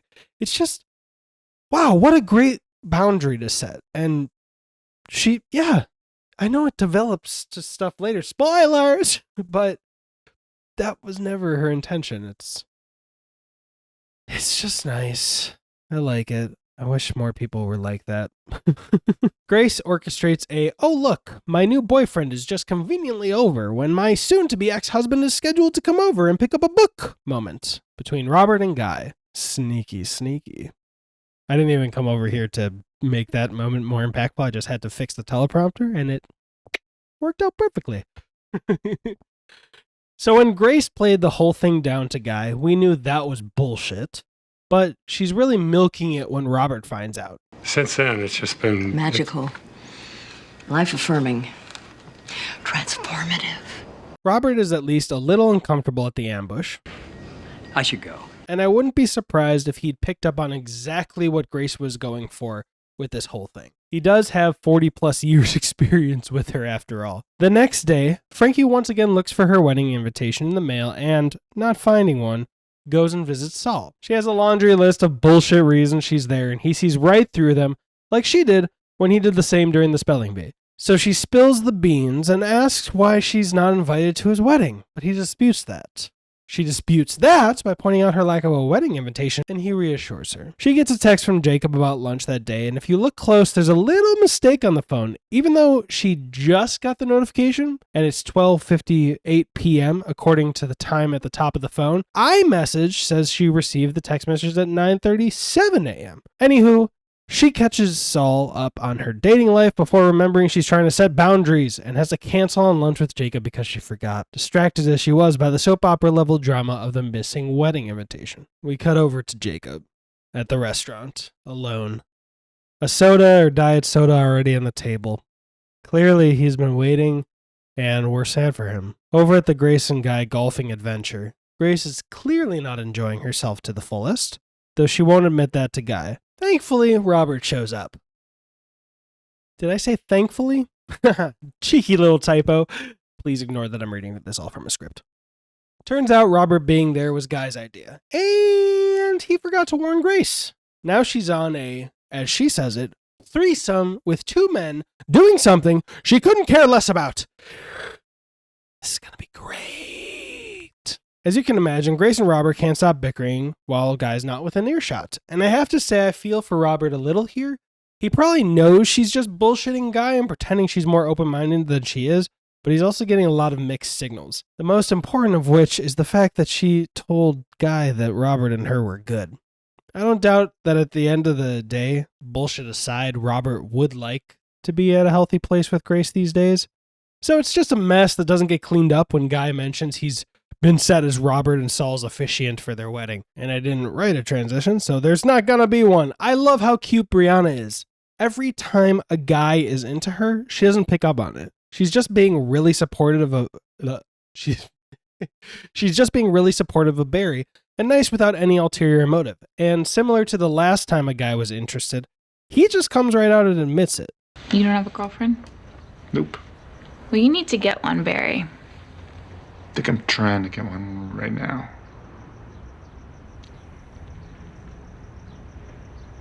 Ow. They also look really cute together. There's a natural rapport. Robert returns from golf and finds Saul looking for Frankie's invitation. Robert reassures Saul he mailed it. But Saul finds it odd that the only person who didn't get an invitation to their wedding was Frankie. I just think it's odd that the only person who didn't get an invitation to our wedding is Frankie. I just said that, Saul. And Robert doesn't like the accusation, but it's unclear if he's really offended or acting offended to cover up his shenanigans. But in all the heat and arguing, Robert makes good points, highlighting all the parts of their wedding that were done for Frankie, as opposed to the two grooms that the wedding should be about. Why was Cousin Donald invited to our wedding? And why is there wild salmon, not farm-raised salmon, but wild salmon on the menu, but no red meat? And why did we need to find a DJ who would play not only oldies but goodies, but oldies with a positive, earth-centric message? For me, no, for Frankie. At the Council of Yam Lubers, everybody's really loving the lube, and the Warriors 3 pick up on the fact that their strong, sunshine-haired leader is hiding something about her experience with it. Loki comes in and, oh, okay, I'll drop the Thor analogy, because Thor and Loki are brothers, and that's going to make things really weird in a second. Barry comes in, and he and Brianna share a mischievous little look in the middle of their... Who was inside of you last night? Inquisition? And the underlings don't figure it out for themselves. They even see it. I'm off script right now. They literally fucking look at what she's looking at and don't... Silly fools. This is harder than you said it would be. That's what she said. Don't judge me. Take your judgment and direct it at the like button, okay? All right. Ding. Why did I make the sound? I could do that in post. I'm going to do it in post. Frankie again brings up the fact that Grace changes herself for the guy she's dating. And we get at the meat of the issue here. What are you so afraid of? I'm afraid that if I don't do the things that Guy loves to do, that he'll find someone else who will. Guy comes back to the lake house, and thanks to Frankie's background shenanigans, Ding, ding, ding, ding, ding, ding, ding. Grace finally comes out and admits the truth. Robert and I are not okay together. I am not okay with you officiating his wedding. I hate hoagies. I hate all sandwiches made of mystery meat. And I hate golf. I hate everything about it. I hate the grass. I hate the carts. I hate the seats on the carts. My ass gets sweaty. And I really hate swimming. And in different words, Guy basically says, "Why lie, dummy? I'm just glad you like me." Later in Grace's painting cave, Saul surprise visits with an invitation they both can know she received, and apologizes for her not getting the first one. He even tries to make her feel better, mentioning the fight he and Robert had about it. Unfortunately, his eye follows where she tossed it for later, and he spots something that looks remarkably like the wedding invitation he just gave her, but with more paint. Frankie? Oh boy. Oh boy is right. Oops. And after raising the most important question herself, do I even want to go to your wedding? She gets the answer. Oh, Saul, I don't want to go to your wedding. It'll be too painful. And then Saul admits how things are going with him. When I'm with Robert, I worry about you. When I'm with you, I worry about Robert. I can't be in two places at once. It's a messy situation they're both in. Such is life. Messiness aside, they come to the agreement that they need to finally move forward with the uncomfortable things, like divorce papers and moving out of their old house. Unfortunately, that's interrupted by another text from Jacob reminding her about their lunch, which she's late to again. This time, she doesn't reschedule, but her showing up doesn't solve anything. She's honest about her reason for being late, Saul, And Jacob sets his own boundary. It's my subconscious. She's a mess. I need to figure things out with her. Let me know when you do. Grace drops by and sets her own boundary with Robert. Guy will only be at their wedding as her date, nothing more. Before she leaves, Robert tries giving the wedding book back. You know, the one she lent him for his wedding. Everything seems to be going to shit from his point of view. But Grace rightfully points out that all those bumps along the way are just normal wedding planning BS. And she talks him down from throwing in the towel and eloping. And both of them get to a place where they are kinda okay with each other. And I love this, what do you want? I want a big wedding in the first place. After hiding all those years, I want to get married in front of everyone, including you. Then you should do that. I like this thing of us saying exactly what we mean. Keep the book. Saul returns, paint-splattered wedding invitation in hand, and apologies aplenty. Robert takes the revelation better than Saul expected, and those beautiful gay men seem in a really good place tonight. And we close out the episode with 2 more boundaries. Grace gives poetry a fair shake and decides she's going to set a firm boundary between herself and poetry. And Frankie, after taking 45 minutes to do it, succeeds at folding a wonky bedsheet she's been struggling with earlier, and then promises to never do that nonsense again. I'm with you, Grace. Frankie, fuck. What? Why? Why my brain? Why then? Boundaries. I'm right there with you, Frankie. Boundaries. We open post-divorce paper signings, and as per usual, for awkward situations like these, Saul is the only one talking. And now that the papers are signed... Shut up, Saul. Yeah. Hell, even Wadabudike feels uncomfortable receiving thank yous from everyone. Can't believe I tripped over the thank yous, but not Nwabudike. I mean, I'm glad I didn't trip over Nwabudike, but like the thank yous? Really, Brian? I think we should all thank Bud for suggesting that we use an arbitrator. Thank you, Bud. Your father's right, Nwabudike. We didn't know how to handle this, but somehow you did. Yes, thank you, bud. Thank you. Stop. Please stop. And stop it does. The elevator, that is. Never seen that in a sitcom. We can admit the tropes. That's why we're here, to see what comedy comes out of these situations. Sitcom. I'm pretending like there's some CGI effect, actor effects thing, but I don't know how. I don't know hows. Maybe there was a static image of the word. And remember when Grace suffered claustrophobia in that froyo shop? Oh shit, I just ate yogurt. Why didn't I save the cup? It's in the trash now. Would have been perfect timing. Even though it's not froyo, I know. Remember when Grace suffered claustrophobia in that froyo shop hallucination she had? Well, I love me some good character continuity because... She's claustrophobic. Hello! Hello! Calm down, please, Grace. There's no air in here. There is air. Well, why isn't it going into my lungs? This time it's in the real world. Oh, cool. I forgot that this was a flashback episode. Labor Day. 5 years ago. We're at the lake house, and Saul and Robert are nervous in the kitchen, preparing to tell their wives about the affair they've been having for the last 15 years. What's that? You're asking me, but if they told them for the first time in the pilot... Chicken! Take your fucking hand off my sternum. Doesn't that mean there's no way they can tell them in this flashback? Ooh, you're so smart. Intelligence is so attractive.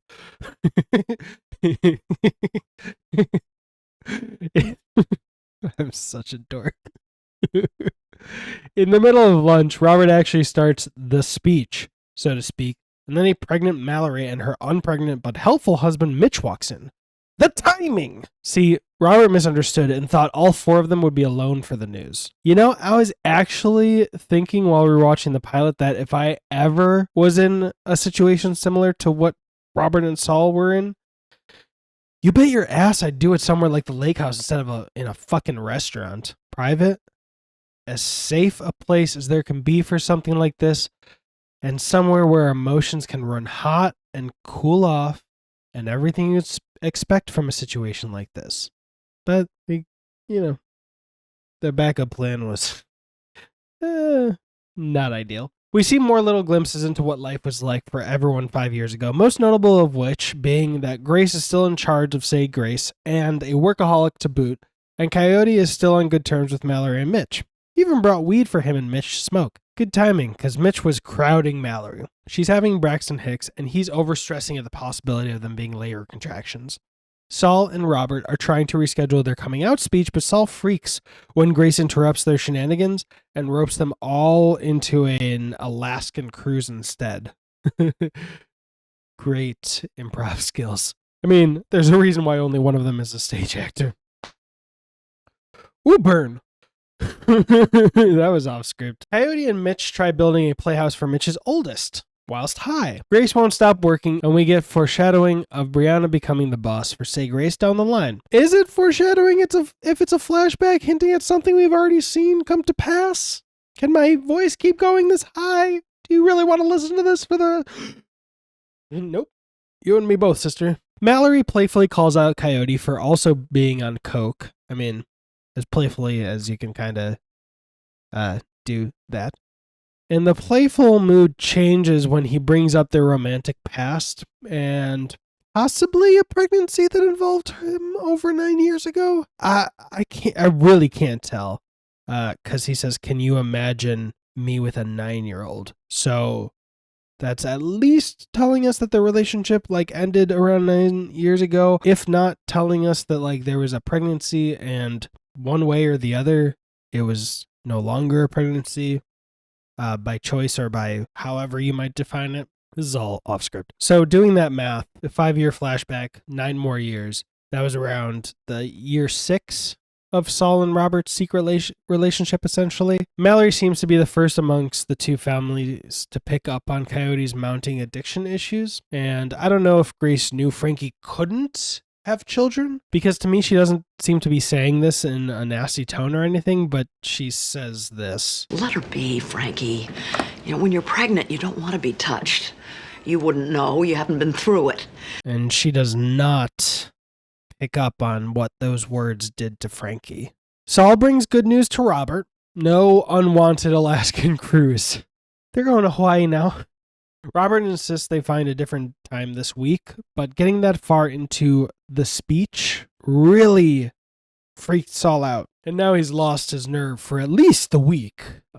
Robert, understandably, doesn't take this development well, and Frankie confronts Grace about what she said. And even though Grace is all denials, I think Frankie actually got past all the denial and walls up and got through just a little bit. It won't magically make a friendship, or even inspire Grace to apologize, but the people I know who are the worst parts of Grace, I know how much of a miracle even that much progress can be. And sometimes I don't know how to make that much progress.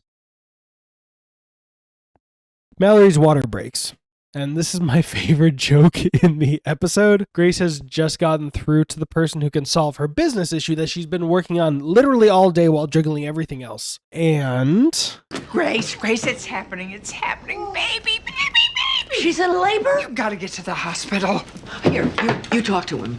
What am I gonna say? Get me tops that squirt or get me my money back. Can be mean. Oh, fun. Listen up, you little piece of shit. Mallory gets about 12 steps. That's not an exaggeration. I didn't count, but literally about 12 steps. And the new baby, why did I say literally so much? Because I wrote this literally into the script. And the new baby literally falls out of her into her pants. The baby's name is Madison, or Maddie, I assume. Maddie's my daughter's name, but Madison isn't. Robert and Saul share a look, and I bet they're happy as hell they didn't ruin the birth of their granddaughter. I mean, once they're married, at this point it's only Robert's granddaughter, with their news. And holy shit, I wrote this into the script because I just rewatched it, but I actually forgot that Grace apologized. I'm sorry, Frankie. I guess I am a little self-involved right now. She even extends an olive branch. Which, For me, it was the first time I held my baby that motherhood began. Me too. I'll die before I see that kind of shit from the narcissists I know. Brianna kicked ass on the call, by the way. And I'm going to take one more shot at my narcissists and point out that they never say this shit. What's her name? Madison. I know. Nothing we can do about it. Nothing we can do about it. Saul joins Robert on the deck, Boston legal style, a little bit. They make amends, and Saul brings the good news that he's ready anytime. Robert finds Grace in the kitchen, and she gives the news that she's decided to retire and hand the company over to Brianna. And, for the timing, Grace admits that she wants to spend the extra time she'll have repairing their relationship, hers and Robert's. And now Robert is the one who gets shaken by the hurt he's going to deliver when he and Saul break the news. My heart broke for you, and I had to give you what you wanted. Of course, it was crueler not to leave. And M. Night Shyamalan twist. But if I just said something. Turns out Bud has felt guilty all this time for not saying anything. And then this great frickin' ending. You gave me 5 more years with your father. Not too many people. Too many people.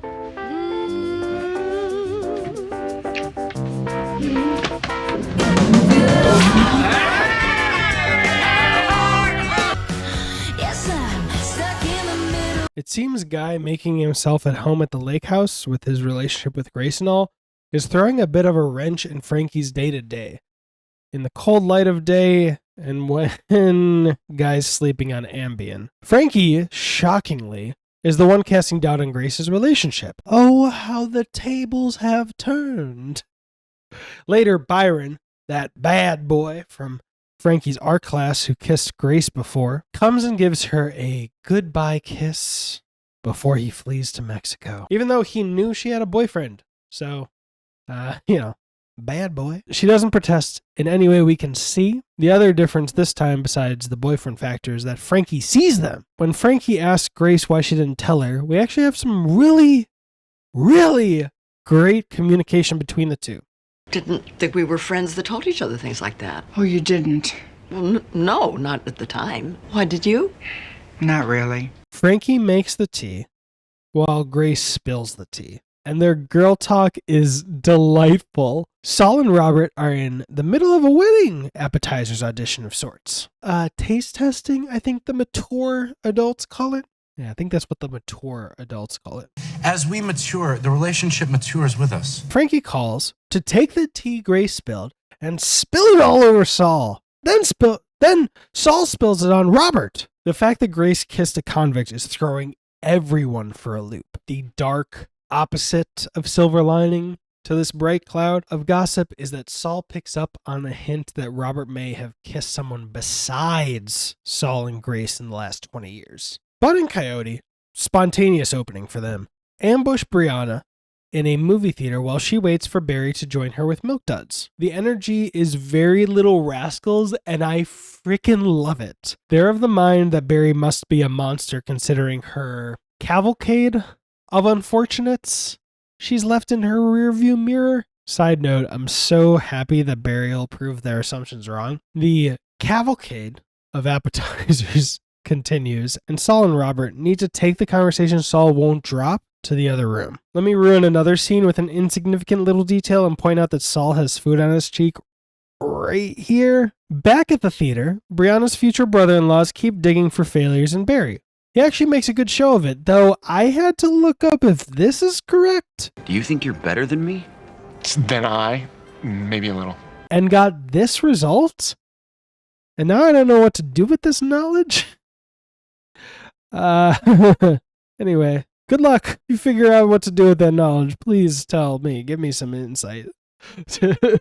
Saul pulls something resembling an admission out of Robert. He and we, meaning Saul and us, now know Robert kissed maybe more somebody while they were broken up. Right then, Grace calls asking about a piece of her luggage she may have left at Robert's, and it comes out that her convict kissing story has traveled far and traveled fast. And Grace is not happy about it. Frankie broke her trust, even if it was Saul she told. After all, she didn't tell Guy. You did what? Oh, shit. Classic sitcom trope of saying the thing you wouldn't want a certain person to hear, and the person you didn't want to hear it showing up right when you said it. Saul's interrogation leads to the revelation that Jeff, one of their 5 gay friends, one of the 2 feeding them appetizers in their very kitchen, was the one Robert had his during a breakup relations with. Back at the lake house, Guy gets the lowdown and understandably needs some time to himself. Jeff and Peter, the appetizer men, try comforting Saul, but Robert sees they really just need to hash it out one-on-one. Brianna and Barry, on the other hand, have a sweet moment after the movie. Barry sees her future brothers really love her, and we're looking out for her, and she appreciates them for that. Hilariously, they continue the Little Rascals routine and deliver Brianna some more Milk Duds by pelting them with Milk Duds in the middle of their kiss. She takes off her high heels and charges at them. I love Brianna. They're all Little Rascals, and it makes me so happy. I just wish I had siblings. Like, seeing them do that at that age gives, like, I think I've mentioned that I don't know about my biological father, and I want to figure out where he is just so I can see if I have siblings. And that's the energy I would love. I don't give a shit how old we are. Guy returns to the lake house. He's sorted his thoughts and come to the realization that he's falling in love with her. Grace embraces him, but you can see, is that doubt in her eyes? Oh no. Late at night, Robert and Saul work through Saul's insecurities.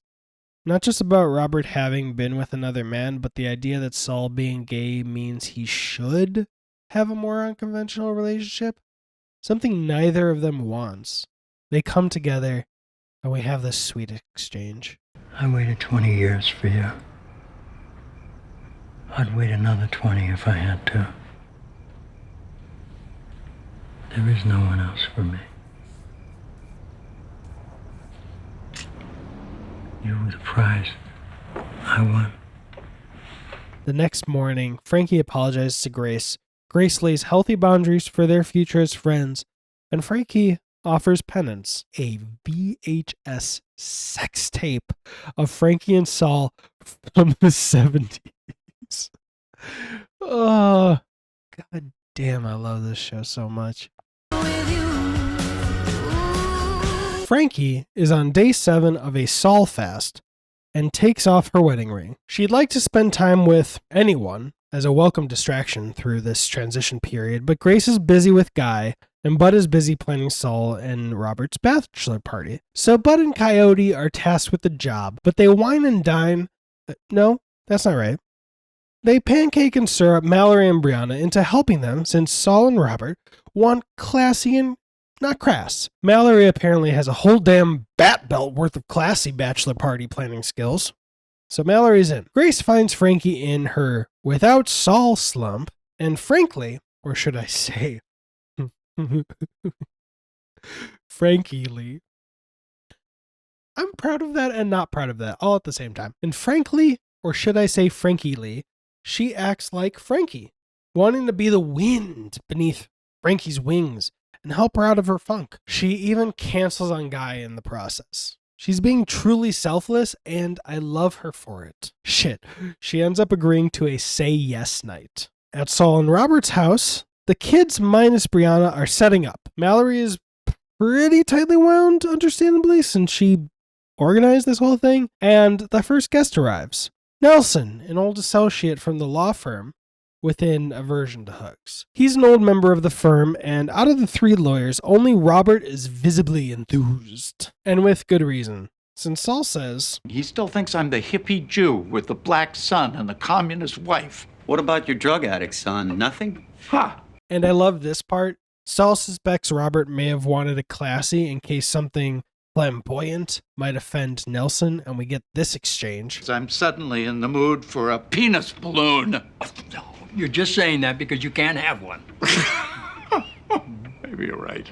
Grace and Frankie are getting ready for their yes night, and they have a cute moment of Grace showering Frankie with compliments, and Frankie loving it. And then they agree, because they have to, that each one is going to dress the other. And can words even capture this moment? Oh, fabulous. I feel ridiculous. They show up to an old favorite of Frankie's from back in the day, and it has been millennialized. The bachelor party is very classy and very boring. Even the boring people are bored. Coyote calls the other end of the sister spectrum, Brianna, as a break glass in case of emergency. Hey, Brianna, it's Coyote. I need your help. It's Coyote Bergstein. Stop laughing. That's never funny. Frankie is in the dumps that her dump got gentrified. She mourns the many times she's danced in the bar and other details about the place's heyday. Even two older gentlemen, dressed more similarly to her this time, send over flights of whiskey to her and Grace, and that puts her even deeper. Brianna rides in to save the party. One detail that might be important. How do I say this? He rides in on a big pink mechanical penis. Holy shit. Things I thought I'd never say. And she's having it set up in the front lawn. What can I say? It couldn't be helped. Everyone else reacts to the... Oh my gosh. Everyone else we know reacts to the development less than favorably. Grace executes her own break glass in case of emergency in her effort to help Frankie's mood and takes the initiative of climbing up on the bar and peer pressuring Frankie into joining her. I mean, who else could? She's Frankie's only peer there, besides the two guys.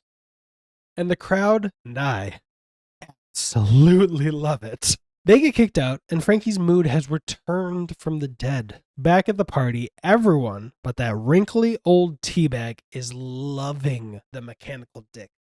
And the median age at that party looks to be about 80, which is even better. The next part, well, I'm just going to play the next part, and the word I censor a few times because of the YouTube algorithm is the one you think it is. But I came tonight because I am your friend. And then what do? You throw your lifestyle in my face. I don't have a problem with you being a homosexual, but when did you become such a... And all I want to do now is manifest that real character right now just so I can punch him in the fucking face myself. And by the way, I wrote that before I saw Robert's response, and I'll just let it all play. Whoa, whoa, whoa, whoa, whoa, whoa, whoa, whoa. He's not worth it. You're right. And you're just lucky that stopped this from putting you on your ass. You can go out the front door. But you might want to stop for a picture with the giant fellas. You are so hot right now. And I cried when I was writing it, and I fucking know that I cried the first time I saw it. Because I am in love with those amazing fucking men. As the night reaches its wind down stage, Frankie admits she's feeling better. And Grace admits something that makes me think that maybe 1% of tonight was also about avoiding Guy. I didn't say it back. What? When Guy told me he was falling in love with me, I didn't say anything. Yeah. That's big. I know. What are you gonna do? I don't know. Here we are, Season 1, Episode 13, the Season 1 finale. Let's go. Guy calls, and Grace begs Frankie to cover for her. Grace is avoiding him because she knows she needs to break up with him, but she can't figure out why. she needs to. As per her own words, he's the nicest guy in the world. In Frankie's words, it would sound more like he's the nicest guy in the world. And there's the whole being alone for the rest of my life factor. Elsewhere, it seems the only snag in Robert and Saul's wedding planning is Robert's need to write his own vows, per Saul's request. I empathize, honestly. I don't fancy myself as someone with a talent for speech writing, but that was Saul's most important request, and he's got 6 days left to do it. After some feet dragging, Grace finally does the hard thing and breaks it off with Mr. Incredible. And I'm not kidding.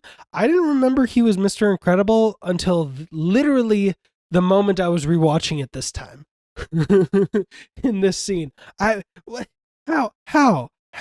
His voice is incredible. But, admittedly, it might have partially been because I had The Incredibles on the brain thanks to this great TikTok. Girls, come on. Leave the saving of the world to the men? I don't think so. I don't think so. Yeah, I love that TikTok. He says he'll go, and Grace does the right thing. She can't send him out with his night blindness and all, so she sleeps on the couch. I'd have done the same thing in your situation, sister. Oh, I forgot about this during the rewatch too. Mr. Incredible comes down the stairs and seems to have not remembered a thing about the breakup. It was an Ambien breakup. Grace has to do it all over again. Brianna and Mallory are helping Robert with more wedding plans when about 100 texts from Saul to Brianna steers the conversation to Robert's vows. And it's not looking good. Brianna, the bad girl, she is, snoops and finds Saul's vows to get a feel of what they're working towards. She and Mallory read them and, shit, they got a lot of work to do. He loves you so much.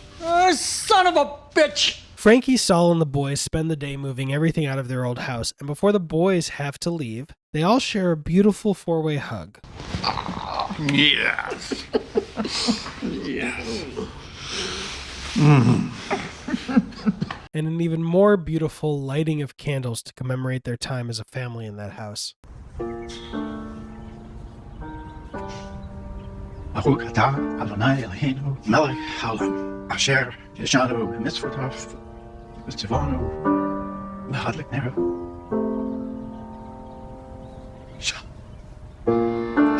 I'm sorry. It's okay, I've got it. You guys go on. And something about the end of all the new memories that'll never be made there between them. Well,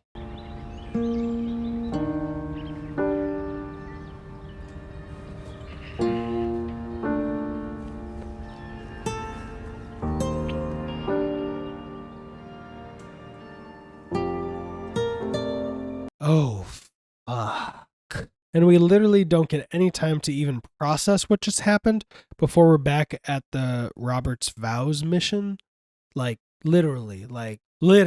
But we see that the result of 3's worth of legal pads is essentially a 9-page legal document about Robert's feelings. The girls aren't the biggest fan of this draft. Grace takes Frankie's advice and tries vlogging her feelings about Guy, and it works. She accidentally says the name Phil, and the memories it inspires strike an important nerve.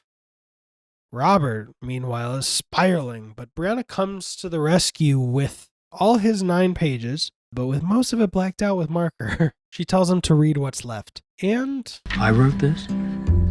You did. Either that or I'm in love with Saul. Wow. Grace returns to the lake house after breaking up with Guy and finds Saul. He's looking for Frankie, and Grace puts 2 and 2 together about what happened between Saul and Frankie, and I love that Grace is concerned for Frankie before Robert. Not because I don't care about Robert's feelings in this matter, but because it shows that Grace has moved on herself and is considering Frankie's well-being, something unthinkable if we go by the Grace we were introduced to at the beginning of the show. And Grace spits bars. Are you going to tell Robert? Are you? He'll never forgive me. Well, I wouldn't blame him. Saul, what are your options? Either you tell him the truth, or you start this marriage like you spent the last 20 years of your last one. Oh, God, I know. So what are you going to be for the rest of your life? A mensch or a schmuck? Before going and finding Frankie, while Grace can't offer anything Frankie doesn't already know, What happened with us is it felt wrong, like we didn't go together anymore. It's over. I still love him, but it's over.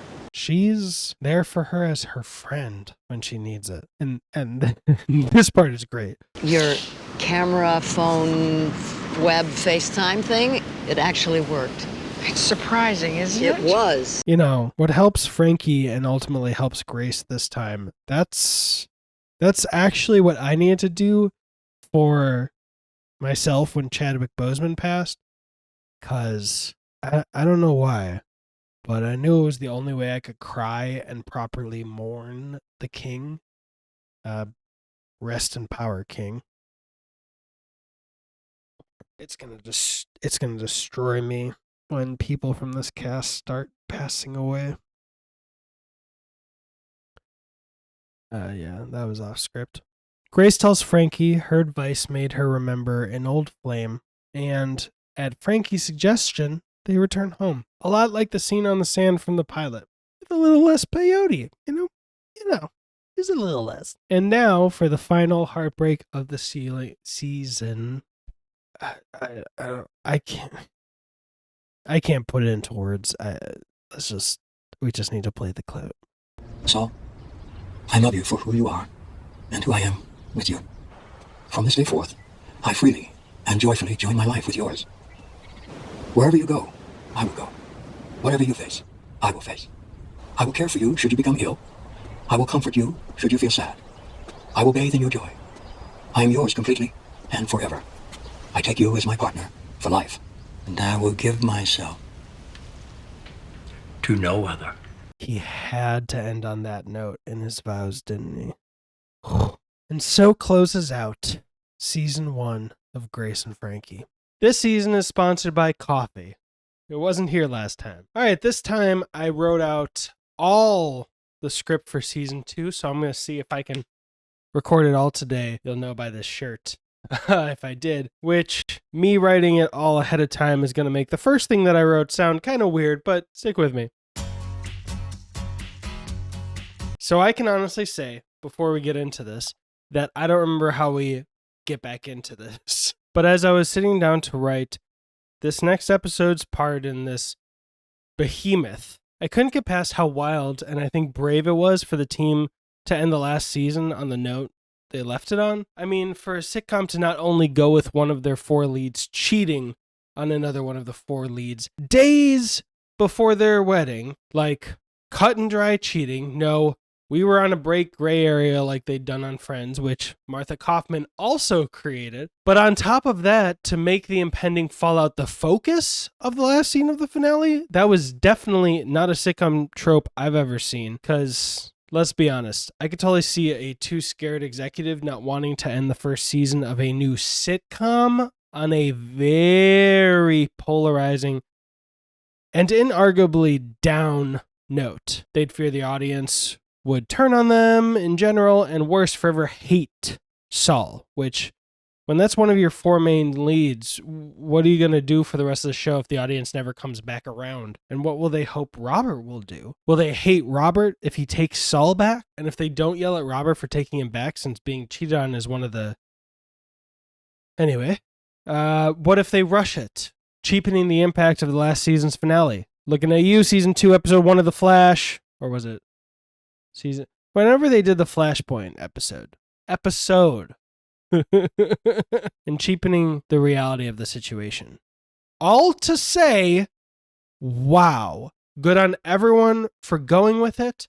And the fact that I don't hate Saul myself, I think speaks to how well they handled it. But on that note, the writers tease us by not immediately dropping us in with Saul and Robert. Instead, we get a light, funny, lovely little scene where Frankie asks again about Phil and then gets excited with the possibilities of her life. being able to finally discover what things can be like on her own without still being tethered to Saul. But I won't keep you any longer. We're with Saul now, as he makes his way slowly to the front door of his and Robert's home. The question of whether it will still be his home in a half an hour lingers heavy in the air. So, oh shit, I forgot again. Saul finds, okay, I shouldn't be laughing at this part. I just forgot about this twist part. Saul finds Robert. He's collapsed on the dining room table where we saw him reading his vows in the last episode. That was a left turn I hadn't expected both times I watched it. And that conversation will need to wait a little bit longer. Saul calls Frankie, but she rejects the call. And now we know this time is so much worse than when he was trying to call her to warn her about the credit cards being cut off and she wasn't answering. Thankfully, Grace picks up when he calls her right back again, and I just want to let the clip play and please focus on how quickly Grace and Frankie change their tunes. Saul, she doesn't want to talk. Oh, okay, we'll be right there. No, we who, not me. Robert's had a heart attack. Oh, come on.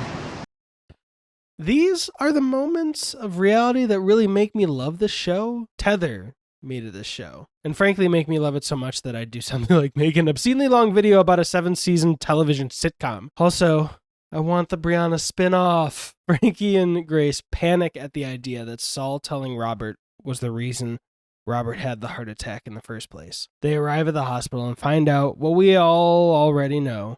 Saul didn't get the chance to tell Robert. Robert wakes up, and Frankie is freaking out at the idea of lying to the man she and Saul betrayed, but understands that telling him or letting him put 2 and 2 together would just be disastrous in his current state. He needs to stay calm and stable so he can recover after all. Brianna and Mallory show up, and they're scared. You ready for this? Nope.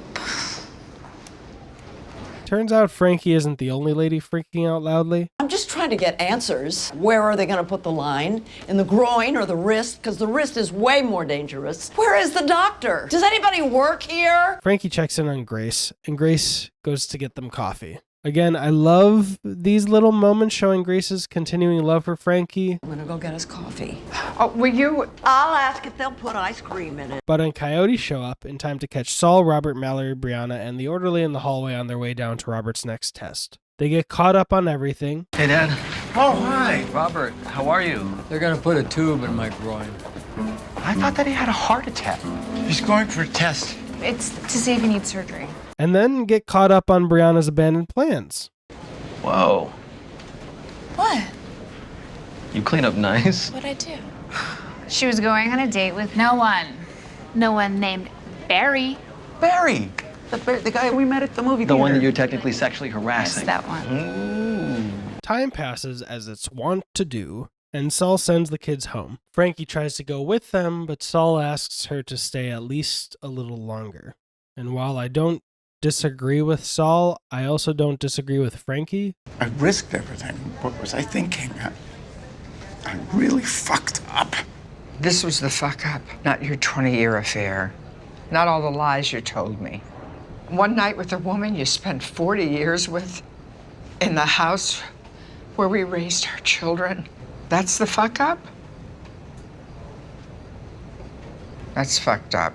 The doctor shows up and brings with her news that they need to do surgery ASAP. And that leads to Robert making this request. I want to get married here, today, before the surgery. Saul tries telling Robert no, but the only answer that would convince him is the one that can't be said while Robert's in the state he's in. Back in the waiting room, Frankie and Saul are in the no camp and Grace is in the yes camp. Then things get more complicated when the kids show up. And thanks to some not so light threatening from Brianna, the truth comes out to all of them. And after a lot of reactions, Grace spits bars again. Stop making this about you. This is not about you anymore, Saul. He is sick. I know. The most important thing is to get him through this. I know. I love him too. Then marry him. Okay. Although. Stop it. Okay. And furthermore, Grace is the captain now. Look at me, sure. Look at me, sure. I'm the captain now. The captain of the wedding planning, that is. She divides duties and she and Frankie go to find someone to officiate the wedding. Their first option is a homophobic Catholic priest, so fuck that guy. And a running joke of Mallory being fat leads to Mallory admitting to her sibling and siblings-in-law to be that she's pregnant with 2 more kids. Frankie and Grace's second choice is a non-homophobic rabbi. The snag here is that Robert isn't Jewish. And I wrote, oh shit, I'm crying because I forgot about this. This man ruined your life. Why are you so eager to get him married? I don't want him to die. When he first told me about Saul, I was so angry. I said, it would have been easier if he died. You actually said it. Yeah. I just thought it and felt guilty about that. I'm scared for him, Frankie, and there's nothing I can do. Yes, there is. We'll find a way to do this wedding. And then I cried even more, not only because Grace gets Frankie to agree to officiate the wedding herself, which she didn't want to do originally, but because of why she agrees to it. Maybe, just maybe, by giving this to Robert, you're going to be making up for some of the wrong you did him. And maybe that'll help you get some of your power back. It'll help you move forward. Okay. I taught you well, Grace Hansen. Right? Yeah, I did. I did. The kids return with the decorations, and Saul is in a suit. And then Robert asks to talk to Grace alone. And even Grace is angry. You need to survive so I can be angry with you. And then, this. Last year, when I said I didn't mean it. I know that. Had me crying. And the wedding is as beautiful, as dysfunctional, as weird, as chaotic, as funny, and as absolutely touching as the show we love. And we end with the revelation that Frankie only got through the wedding because she took a page from Grace's playbook. They really have rubbed off on each other. Okay, episode 2. Will Saul be fessing up in this episode? Let's find out. I think I just stole that from the Everyday Dad. Yeah, he's a good channel. One of his upgrades for the XPS, which is what I have. He didn't know how to unplug it properly. The battery. He said what to do to unplug it, but it wasn't the thing. So just watch out. He's the everyday dad, not the expert dad. We pick up back in the hospital. The kids and Frankie splayed over the waiting room furniture, and Grace being the only one awake. And she has some coffee in hand. Saul comes out. Not like that. He already did that. Such a dork. Saul comes out with the greatest news. He's okay, Grace. Everything went really well. They just moved him out of recovery and he's in his room. Oh, thank God.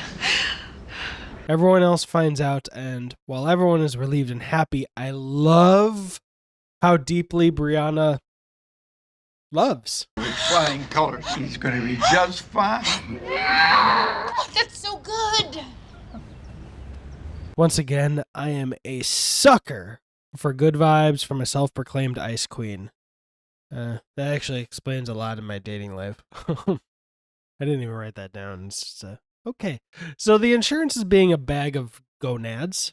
Plus, Saul just remembered 80 people are showing up at their house expecting a wedding that's not going to happen. Mallory, Brianna, and Bud offer their services to call everyone with the cancellation update. And Grace volunteers herself and Frankie to go to Saul and Roberts to get everything they need for them, while Coyote stays, and Saul deals with the insurance gonads. The teleprompter wasn't catching up, so I had to remember what the end of that sentence was, and I forgot. Gonads, very important part, we can't skip it. Being in their joint ex-husband's house doesn't do wonders for either Frankie or Grace's spirits. The female offspring are killing it with all the cancellations and vendor refunds, while Bud's first call is a lot. What about all the food they prepared? That's just gonna go to waste? Oh no, I completely forgot. Oh wait, no I didn't. It's all being donated to the homeless shelter that Dad and Saul support. Shazam! Okay. You're a mother of 4. Have some self-respect. Coyote, meanwhile, has been audience to all of Robert's drug-fueled confusions, frankly. Emotions run high between Frankie and Grace, while in the palace of memories I don't want to memory. Frankie then quits the mission and Grace leaves right when Frankie accidentally traps herself in an upside-down exercise machine thingy that I want to go to there now. I want to go to there. But in this case, being stuck like that for too long could literally kill someone. Oh, I used literally twice very quickly. Okay, I literally gasped and had to pause the episode at this part because I forgot this part too. Look, I understand that with my memory, old age is going to be a real bitch. But the fact that Bud is going too slowly leads to this You're not capable of doing this. I am just going to send out an email blast to the entire wedding list. Let me do it. No, you'll just do that feel-good psychobabble bullshit subterfuge. How about dear beloved guest? Saul fucked Frankie, and Robert had a heart attack because he eats sausage for every meal. That's not a gay thing. He really eats a lot of sausage. But everything's fucked because they got married anyway. Wedding canceled. Send gifts. Fuck you. Happy now? Yes. Oh. No.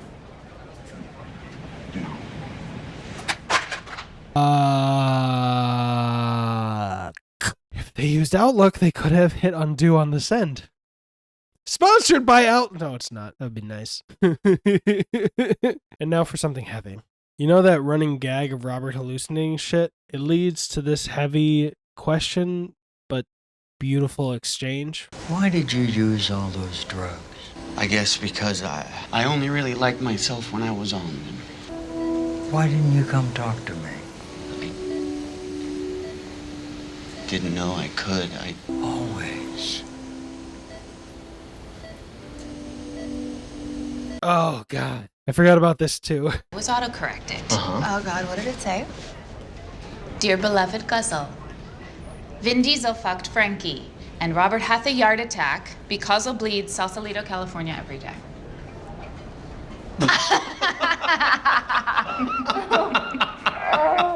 Oh my God, I am so relieved it was Vin Diesel who slept with my mom. Okay. Guys, that was really scary. Oh, fuck. Oh, jeez. And on the note of Vin Diesel sleeping with Frankie, I'm 100% doing all this for the Fast and Furious movies. So hold me to it, please. Though I really don't want to do Hobbs and Shaw. Thankfully for the survival of our favorite hippie, Frankie finally flips herself right side up, though the machine seems to be broken around the ankle locks. Still a problem, but better than dying. Then Saul drops the hammer on the billing department. Being a lawyer himself and doing a little bit of research, he found out the hospital is full of crooks in terms of the illegal shit they do to nearly all their patients, and gets the ridiculous matter resolved for not only himself, but a gaggle of other similarly abused patients. Yay! Saul. Frankie finally gets out of her death trap and finds that Grace has quietly returned, knowing Frankie would need a ride out of there. And I'll point out that there's a weird line of Grace asking Frankie how she finally got out, but Grace never went up to the room to see that she was trapped, so why would Grace know? And if Grace knew, why wouldn't she have wanted to help? Grace finally has a breakthrough while complaining about the furniture and realizes the truth. This is a space filled with love, and it quite literally knocks her on her ass. And even though they're both in the one place they want least to be, they muster a little bit of love to share with each other. And they seem to decide mutually to not finish their mission of getting all the things Saul and Robert needed. It's the little things. But back at the hospital, Coyote is hilariously speedrunning through apologies he owed Robert for his time on drugs before Saul and the other kids return. Not that the recovery is hilarious, but it's clearly funny to Robert, just all the shit coming all at once and how minuscule those things seem to his own predicament, you know, in light of that. That's all improv or off script, but let's get. And now Robert and Saul get to learn that Mallory is pregnant. Frankie and Grace hand off the mission to a too intrusive neighbor before Grace steals a couple knickknacks from the basically million wedding gifts Robert and Saul received. A Vitamix for her, and a pair of salt shakers Frankie had tried to steal earlier. And it ends with Frankie reading the news that someone she doesn't know named Vin Diesel apparently slept with her. God, I love this show. Mallory calls to tell Grace about her future twins, and her and Frankie find out they were the last ones to be told. The more troubling news to them is that Mallory was put on bed rest, though, And Saul learns that Robert has a new sexy male nurse that Robert didn't mention. Brianna stops by the lake house with news for Frankie. Say Grace is going to be selling her yam lube. Yay! And Frankie wants $9 million, and that throws a wrench in the convo. Grace goes over to Mallory's to lend a hand and finds out that the other grandmother had already been recruited for the role. And she came all the way from Seattle at Mallory's request. And it seems it was quite intentional, since Mallory points out that Grace hasn't historically been the most kid-friendly of people. Frankie shows up to her Yam Man shop. She stammers through basically every part of this meeting, and Jacob makes it clear he's still interested in a relationship when she's ready. So Grace tries to compete with other grandma and basically shits the bed the entire time. And cherry on top, she gets lice from the kids in the process. Frankie helps Grace with the lice and gets some good advice about both her negotiations with Brianna and her potential future with Jacob. Figure out where you want to end up, and then don't start there. The new sexy male nurse invites Robert and Saul out to drag queen bingo after Robert's recovered. And Saul is getting visibly insecure about how close Robert and JoJo, the sexy male nurse, are. And frankly, his insecurity gets the best of him, and he offends JoJo by saying they won't be going to drag queen bingo because they're not that kind of gay. Frankie shows up to Brianna's workplace with Bud as her legal counsel, and it's so great. The whole thing, whole shebang.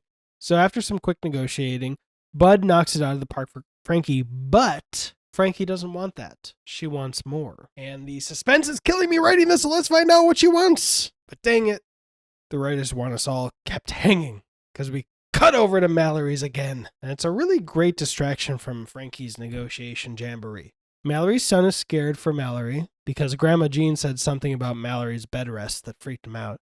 And she gets to comfort him and relieve him of his fears.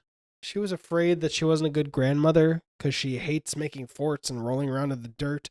But just like Frankie said, there are many ways to be a good grandmother, and she just figured out her way. And then she gives him a great distraction by teaching him gin rummy. And segue, but damn! Frankie just came back to the table with 6% of the gross, double what Bud negotiated for her. Her art in the box, and for Brianna to take her seriously and listen to all her ideas. And Brianna agrees. Frankie just dropped the hammer. Fuck yeah. We got really excited when this happened. Back at the office, Saul is wheeling Robert around and asks JoJo for help at the door. Surprise! The organizer of Drag Queen Bingo, I don't want to assume their pronouns and get them wrong, so I'll refer to them as they to be safe, is there with a bunch of patients. Wow, it's been a long time since I've had coffee. I can feel it on my fingers. Is there with a bunch of patients for Drag Queen Bingo, Hospital Edition. And I love that it was so sneakily done that JoJo didn't spot this beautiful person in their beautiful red dress sneaking in. Talk about a great fucking apology. Well done, Saul. So it turns out Mallory didn't invite Grace because of something she'd said not too long after the Labor Day flashback from last season. And turns out what she said and how they're talking about it now mirrors quite closely to what she'd said to Frankie. What did I say? That I wouldn't know anything because I've never been pregnant. Oh, I didn't say that. Or if I did, I certainly didn't mean it. You did. You said this better be my last baby because I needed to start my life again. Oh, I didn't say that. Mom, I remember what you were wearing. I'm sorry, Frankie. I guess I am a little self-involved right now. I'm so sorry. You know, sometimes I wonder who I was in that house. No, I don't know why I was holding on to that. Because it's horrible. I never should have said that. You know, for me, it was the first time I held my baby that motherhood began. Me too. I'm really happy you're pregnant. And those babies are really lucky because you're the best mother I know. Before we move on, I love... I haven't even edited the clip in, but I'm remembering it. I love their dual compliments. You're the best mother I know. Mom, I learned from you.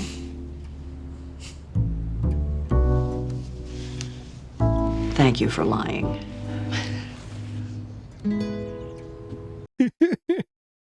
Right? It's great. Frankie and Grace catch each other up on their separate adventures of the day, and Frankie shows Grace the art that will be on the box of her yam loop. A painting of Frankie's own vagina! I respect it, and I'll never say another word about it.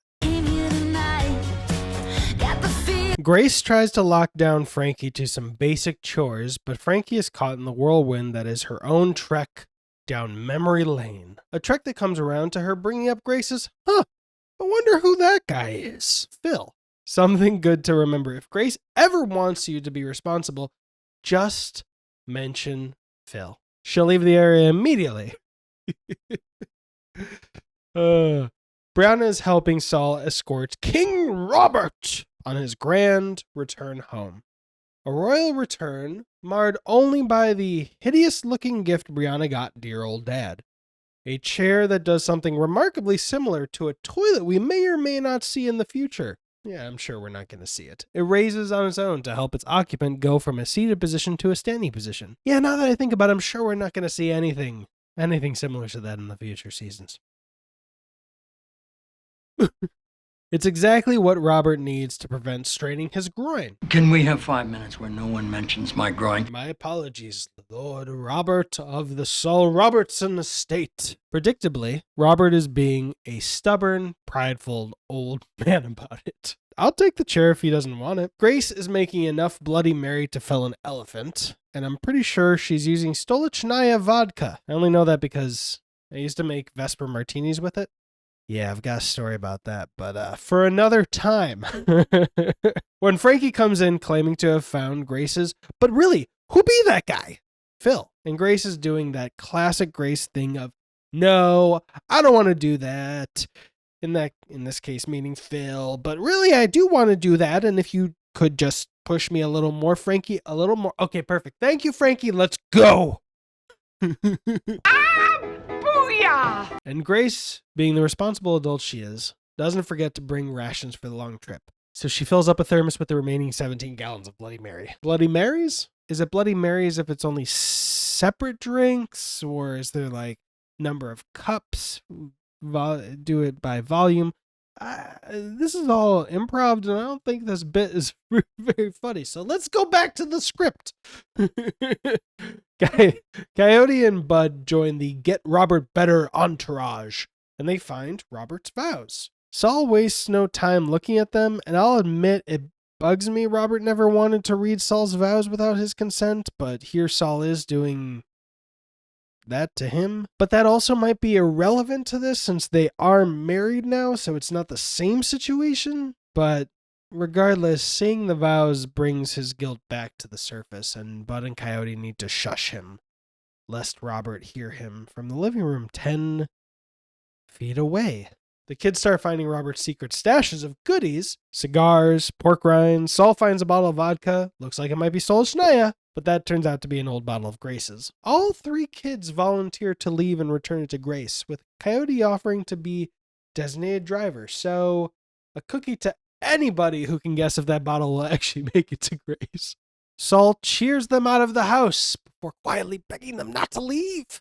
The guilt, again, it returns. But they stay rational, reassure Saul, and encourage him to get back in there. And they're literally out the door before they hear Saul's extreme response to seeing Robert eating string cheese. Yeah, the kids aren't leaving yet. Frankie asks, and Grace provides.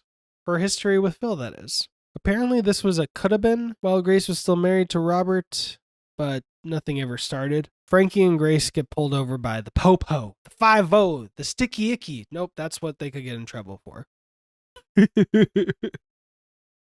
But actually, he happens to be the most reasonable cop I've ever seen. I've been pulled over for the same, brake light out, and that cop was a piece of shit idiot who talked out of their ass the whole time and gave me a citation. Fucking off script, but like, how the fuck are you supposed to expect to know if your brake light's out? Do you turn on your car and then get out and look at the brake light? Anytime you're going into the trunk, most likely you're not going to be looking at the fucking brake light, or not. It wasn't even the brake light. Hers is more valid. Mine was the light over my license plate. But either way, like the brake light, you really, at least this cop didn't give him the citation because really, you can't know if your brake light's out. The only way to know is to actually hit the fucking brake light. And how do you hit the brake light and see it? Wow. I'm confusing the teleprompter because this is all improv. Did you hear my knees crack? I'm 32. What the fuck? I need to lose weight. I got down to 240 when I was on COVID, and now I'm back up to 250. I really need to get back to it. Regardless, my rant wasn't even the dumbest pullover I can imagine, I can remember. Unfortunately, turns out Frankie's license and registration are both expired, and now Grace is driving. And I have to wonder, is she drunk? She hadn't stopped with the Bloody Mary. Bloody Marys?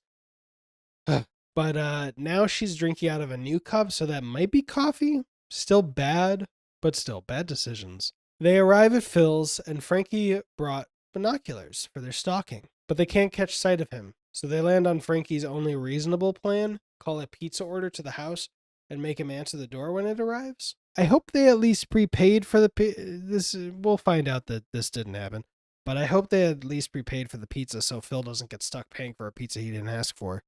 That was my hope when I was writing it. You can use it. Use a credit card. Maybe this is all off the top of my dome, but if you use a credit card, then I guess your name could be there. I guess the only reasonable, well, it's still overly complicated and weird, but the only reasonable way would be to go there, use cash, pay for it, and say, no, I still need it delivered, which will make everyone think you're fucking weird. But so Robert is finally sleeping, and the kids take the opportunity to leave, much to Saul's protestings, I wrote. Okay. And Saul mentions he's going to tell Robert the truth. Brianna is anti-telling her father the truth, while Bud and Coyote aren't so keen. They might not want him to admit it today, but keeping it a secret forever, they are their father's sons. But then Robert wakes up, and he's a much more functional sleuth than Frankie is. Sorry, Frankie. We can see that. He starts hounding them, asking what's really wrong that they keep huddling and whispering everywhere. He's afraid at first that it's his own health, but when everyone does away with those ideas, Brianna asks him if he really wants to know, which he does, and she tells him Coyote has chlamydia. After a little surprise at the notion, they all go along with the lie. But I honestly can't tell if Robert buys it or not.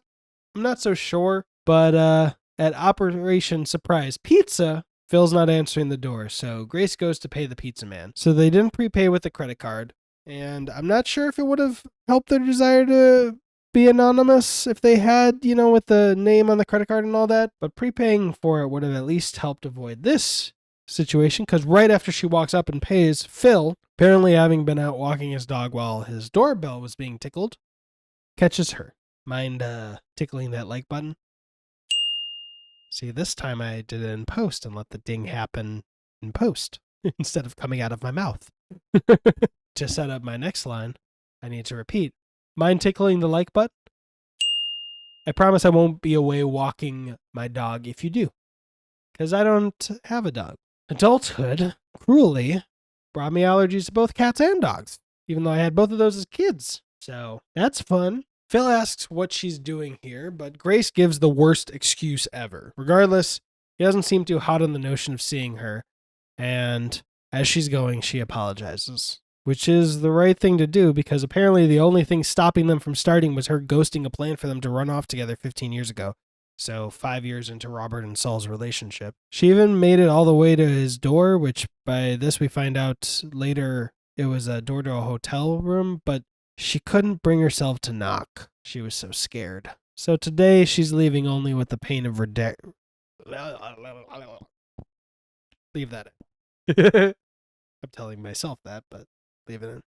Brian. Today she's leaving with only the pain of rejection. Later, Robert won't let the question go unanswered. He pushes Saul for the truth. Saul tells a truth.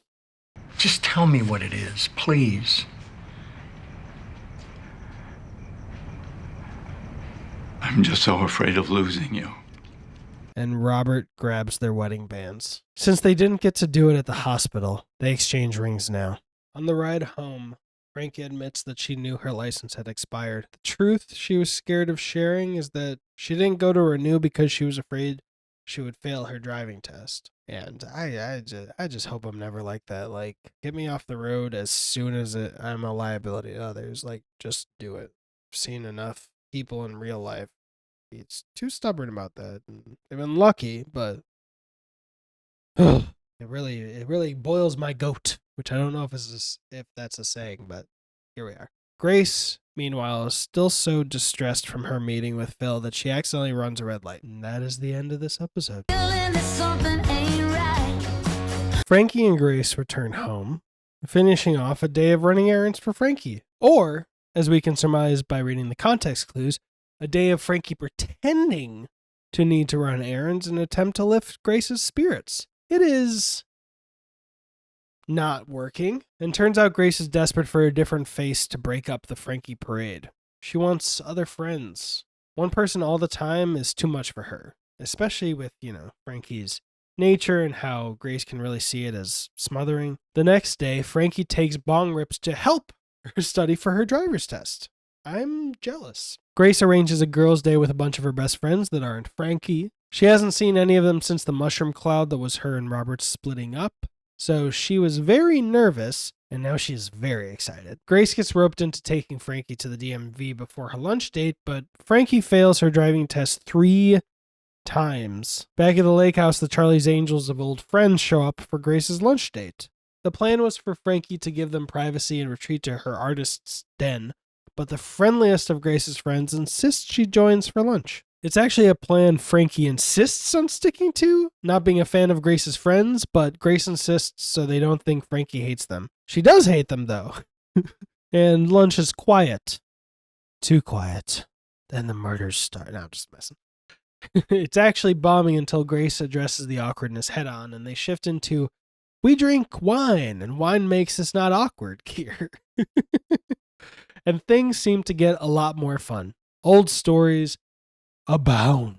And her old gang invites her to wee bowl with them. So, the ball of nerves that she is, Grace practices solo until she gets the hang of it. Coyote helps Frankie prepare for the driving test, but she's failing flashcards that she had already had 20 minutes earlier. He's picking up on a bigger potential issue, and it's concerning. Concerning enough that he brings the issue to Bud's attention. They need to have a difficult conversation with Frankie, and she catches them conspiring. And I think this is the angriest we've ever seen Frankie up to this point. I can't believe what I'm hearing. Let's just take a breath. Oh, fuck your take a breath. Grace is off with her fancy friends, and you two Judases have sold me up the river. I think you should go. What? You're kicking us out. That's exactly what I'm doing. Wait, are you hungry? Let me get you a little something. But then get the hell out of my house. Frankie and Grace have a tete-a-tete about Frankie losing her memory, and Grace, while her intention was to criticize Frankie's pot usage, actually gives Frankie a good idea. And I wrote this part before realizing that Frankie says it later. But you see, there's a real phenomenon when it comes to studying and taking a test. One study showed that if you studied while smelling a certain cologne or perfume, and then you sprayed that same cologne or perfume during your test, you'd score a better grade. And Frankie realized that she studied high but took this test sober. The written tests, might I point out. So she gets the great idea to get high before her test and Uber over there. Not sure if I want to leave this in, but fuck Uber.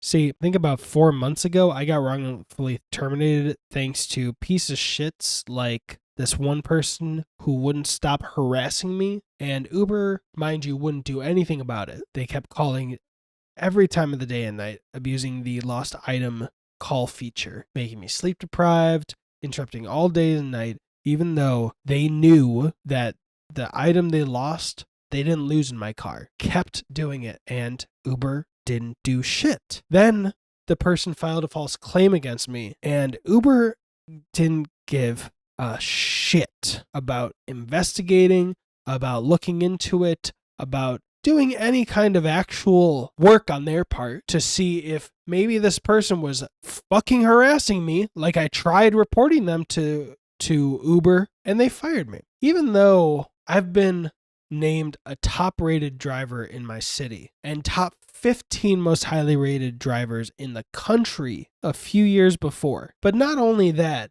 thanks to a law in my area, which makes sense if it's the YouTube algorithm won't let me say it, but if a driver does something that rhymes with grape on one platform, you want to fire them from both so that he can't do something that rhymes with grape on the other platform. That makes sense. But because of that law, and because I was fired by Uber, Lyft was legally required to fire me as well. And this law agency, they're so considerate, because they said, we literally can't do anything about this. The only thing that can change is if the original company that fired you reverses their decision. Which, let me tell you, I haven't stopped messaging Uber in 4 months, and yeah, so fuck Uber. They both have their flaws, but Uber is such a lazy, spineless, no integrity, shit-eating company. Grace joins for Wii Bowling and is throwing nothing but strikes. The Charlie's Angels try setting her up with the newly single ex-husband of one of their friends, but Grace doesn't like the idea of it because she's her friend. She doesn't want to go behind her back and hook up with her ex-husband. But the vibes from the Angels is more cutthroat. They even invite the guy to bowling to literally spring him on Grace, but because he has been asking after Grace. But Grace isn't the biggest fan of that, and they also disrespect Frankie a bit, and Grace won't stand for any of that. And I fucking love her for what she does. She leaves, willing to burn bridges with multiple old friends in favor of keeping her bridge with Frankie firmly intact. You go, girl. Frankie passes the driving test, and Grace was waiting outside. Happy surprise! And what a lovely end to the episode. Why does it say restricted? Oh, I passed the written test, but my eyes are... So no nighttime driving, no freeways. Oh, great. So you have half a license and I have no friends. Or I have more license than I had yesterday, and you might have a new best friend. Stop. I mean it, so do I. Best friends! Kill me now. I'm so scared in case I fall off my chair. We get to see Jacob's farm for the first time, and apparently he has a loop of Frankie throat singing that plays on all the loudspeakers. He credits it for making his crop grow big and bulbous. He insists on making her dinner the next night, and I fear a repeat of last time. She's not picking up on the flirting he was putting down. Grace was right. I was flirting. Grace donates the clothes that remind her of when she was more like the Charlie's Angels from last episode. And while she's there, she finds out the thrift store offers a job placement mentorship program for young women. Maybe Grace can get a new job.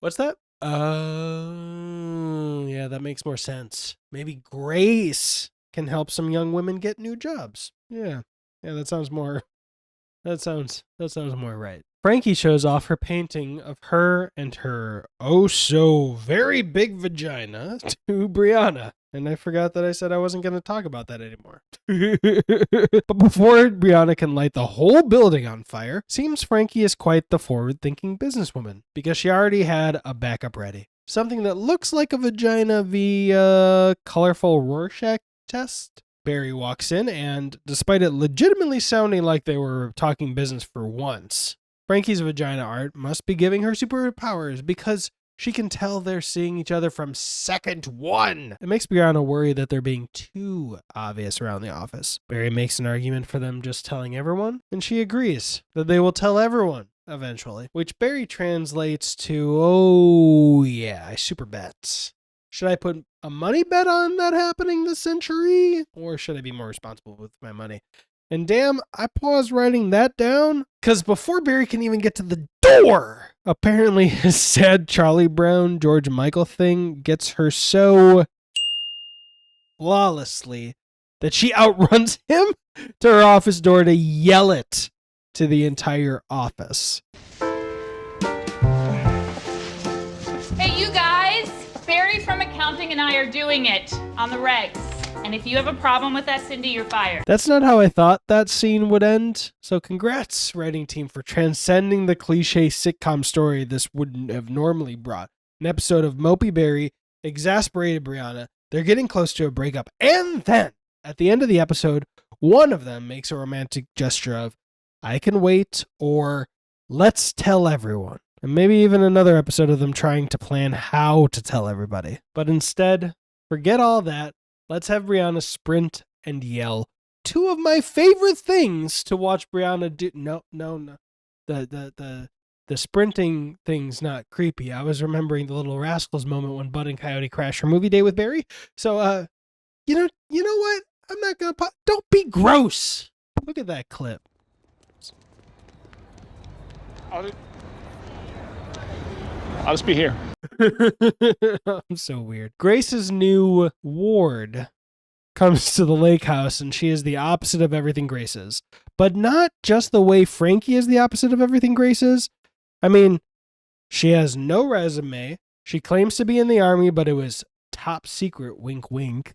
Her work experience is 3 days of Baskin-Robbins. She has tattoos, a nose piercing. She wears a backwards cap. Hey, what are you looking at me for? Grace would never have those. I'm just stating the facts. There's nothing wrong with it.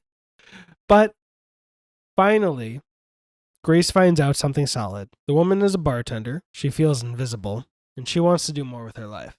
And Grace can identify with, well, two of those things. So Grace lays down some tough love, and the woman accepts the challenge.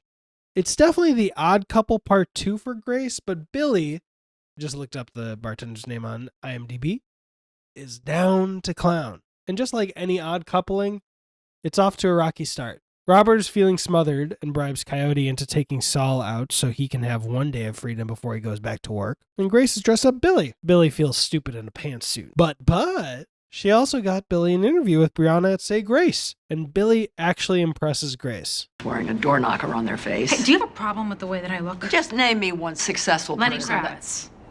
and not in show business. Indira Gandhi. Touché. At dinner, Frankie tries talking business when all Jacob is doing is sending those sultry, romantic vibes Frankie's way. But Frankie gets spooked by the possibilities and Jacob backs off. And look at that! Those lovely friends of Frankie's have returned. I'm so glad to see them. I honestly thought they'd been written off the show and forgot they came back. So every season, let's just have another one where I've completely forgotten and they show up because I want that pleasant surprise. Frankie's out to lunch and asks their advice about Jacob. And the only thing we get, besides the friends being straight shooters, is the sense that Frankie is afraid of having sex. But it's later with Grace that the truth comes out. What Frankie is really afraid of is heartbreak. And Grace's disastrous collision with Phil only served to remind Frankie of heartbreak's sweet sting. You know, sometimes things do work out. Robert is spending his day off video chatting with Mallory as she walks him through some cooking recipes. Grace shows up at Say Grace because she wants to see how the interview with Billy went. But the interview was 15 minutes ago and Billy still hasn't showed up. So Grace shows up at Billy's work to chew her out and finds out that her mentoring was making Billy question everything about herself, doubting herself. They throw assumptions at each other and counter those assumptions, and nothing's immediately fixed between them before we're off to see that Jacob's dropping some stuff off of Frankie's, and he tries to make a quick exit, but, well, Jacob summarizes it better than I could. Wait, don't go, Jacob. I like you. I really do. I'm open to it. I can see us apple picking in the fall or pumpkin picking in the fall. They both grow in the weird in the same season. It just.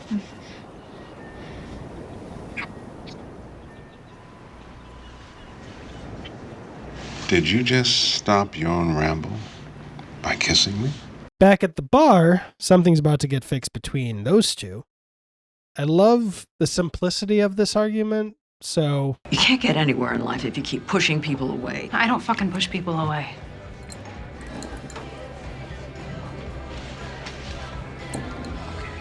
Saul, meanwhile, returns home to find Robert wearing the suit he wore the first time he told Saul, "I love you." The day of cooking wasn't just about Robert needing some alone time. It was all leading to this, a candlelight dinner. Oh, shit. Robert mentioned wanting to share the same traditions now that they're married. I saw the candles, but I didn't immediately remember.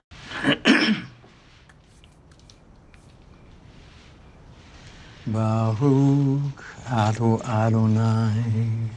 Baruch atah Adonai Eloheinu melech haolam asher kiddushanu b'mitzvotav Eloheinu malikav olam.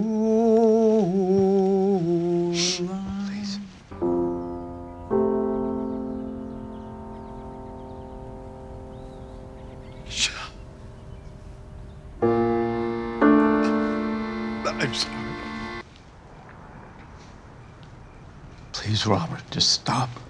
And it's all too much, because of course it is. And When you married me in the hospital, I was so worried about you.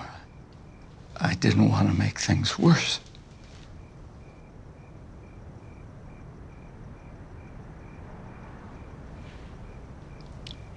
get out.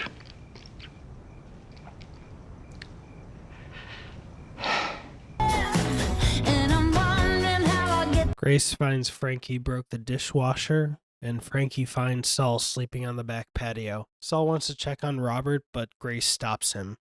She'll go instead. Frankie isn't too hot on this plan. She hasn't spent time with Saul alone since the incident, and turns out she can't stand 1 second of it because she... I've got to get out of here.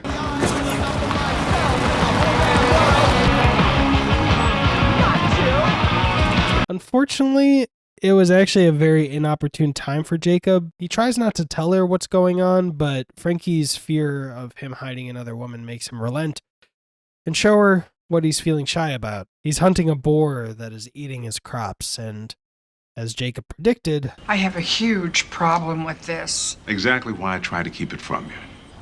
Well, yeah, that was really smart. Bud, meanwhile, tries to take care of his father, to little effect. Grace drops in on Robert. He realizes how she knows, and finding out the first thing Saul did was run to Frankie does not help Robert's mood. They argue, and Grace actually goes to bat for Saul and Robert. Not just that, but she keeps hitting grand slams with her arguments. It's fucking powerful.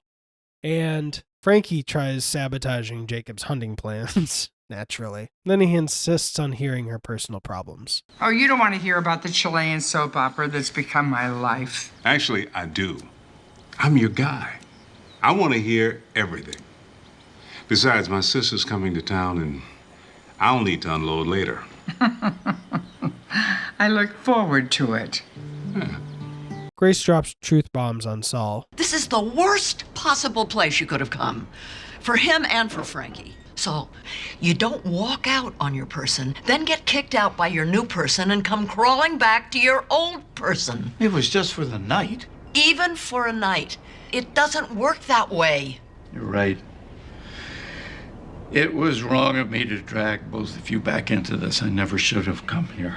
And through a lot of tough love, Grace lays down the law for Saul, and he sees she got a friend request from Phil Milstein. Gasp! Through some great listening in response, Jacob helps Frankie see that she feels sorry for Robert. Not only that, but the reason why. Why would I miss Robert, and why the hell would I feel sorry for him? Because you know what it's like to love Saul and lose him. Coyote leans on Bud, and they find out that Coyote's birth mother wants to meet. Grace then leans on Saul to gossip and get advice about Phil. Frankie drops in on Robert, likely number 2 on his list of people he wouldn't want to see right now. But she fights to apologize, and she fights to stand up for Saul. I needed to know for sure if there was any hope. If there was anything left between Saul and me. And now I know. I'm not telling you this to hurt you. I'm telling you that Saul is gay. And he loves you. In a way he could never love me. In a way he never did love me. And he loved me a lot. Robert then apologizes to Frankie for... I apologize for causing you pain and for all those years sneaking around and being disrespectful to you. I'm terribly, terribly sorry. Thank you.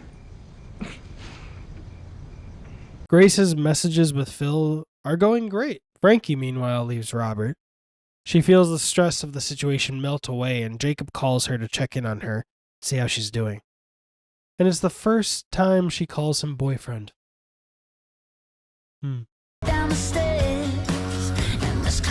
Frankie gets samples for her lube at Say Grace. After all, she gets to give input on the designs and product. Phil asks Grace out to lunch, and she remembers their chance meeting from 15 years ago. Frankie, meanwhile, is testing the lubes, and realizes something's been changed about her recipe. Brianna will hear about this. Brianna reminds her that they needed to add preservatives so the yam lube wouldn't expire after 5 to 7 weeks. But Frankie isn't having it! Coyote, Bud, and Saul are having a sleepover. Literally. They make their stuff into sleeping bags and they wear headlamps to see in the dark and they're in their pajamas and everything. Then Coyote and Bud try to coach Saul on what to do next. Bud agrees that he should just give Robert time at first, but Coyote makes a plea for him to be vulnerable. You need to show Robert your heart. He needs to know that you love him and you're not giving up. I'm not giving up.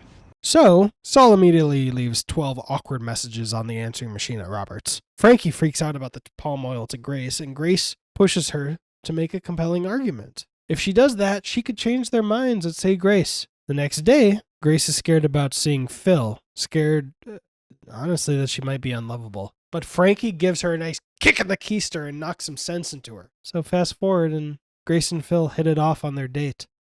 Remembering each other's signature order from way back when, back at Robert's, he's still listening to messages from Saul. He eventually starts fast forwarding through a message.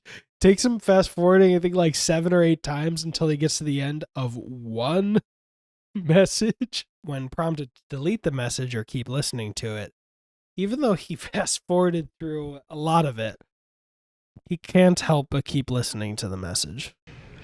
I miss you like crazy. My heart hurts not being with you. You're my person. I need you. It's Saul. Saul Bergstein.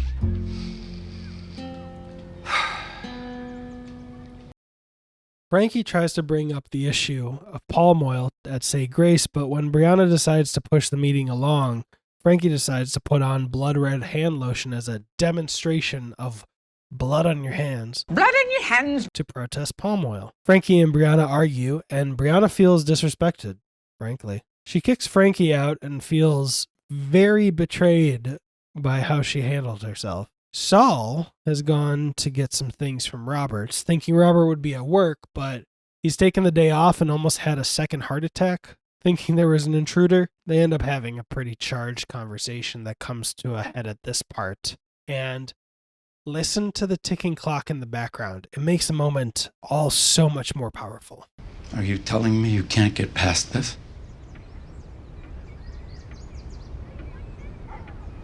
I don't know. Do you want to get past it? I don't know. On a different note, the day between Grace and Phil is going great until Phil has to admit that he's still married to his wife, the woman Grace thought had died. He says he needs to explain something about it, but Grace freaks out and leaves. Back at the lake house, Grace does not want to talk about her failed date with Phil, but is happy to hear about Frankie's no good, very bad day. She even gives some great advice that Frankie might be able to use. The girl talk might have continued, but Phil comes over. He demands to finish what he needs to say. TLDR, but his wife has Alzheimer's, and even though he's married to her, she hasn't been the person he knew for a very long time. And it ends on a vague note. Like what might happen between Grace and Phil. Whatever it does, it'll be for Grace to decide. Frankie is drowning in life's stressors, and Grace has her head in the clouds about Phil. What is she to do? He's still married, but it was a failed marriage before he became more caretaker than husband. So, truly, what's fair and to whom? Tell me what you really think. Okay. Here's what I think. You get married. The vows say, in sickness and in health.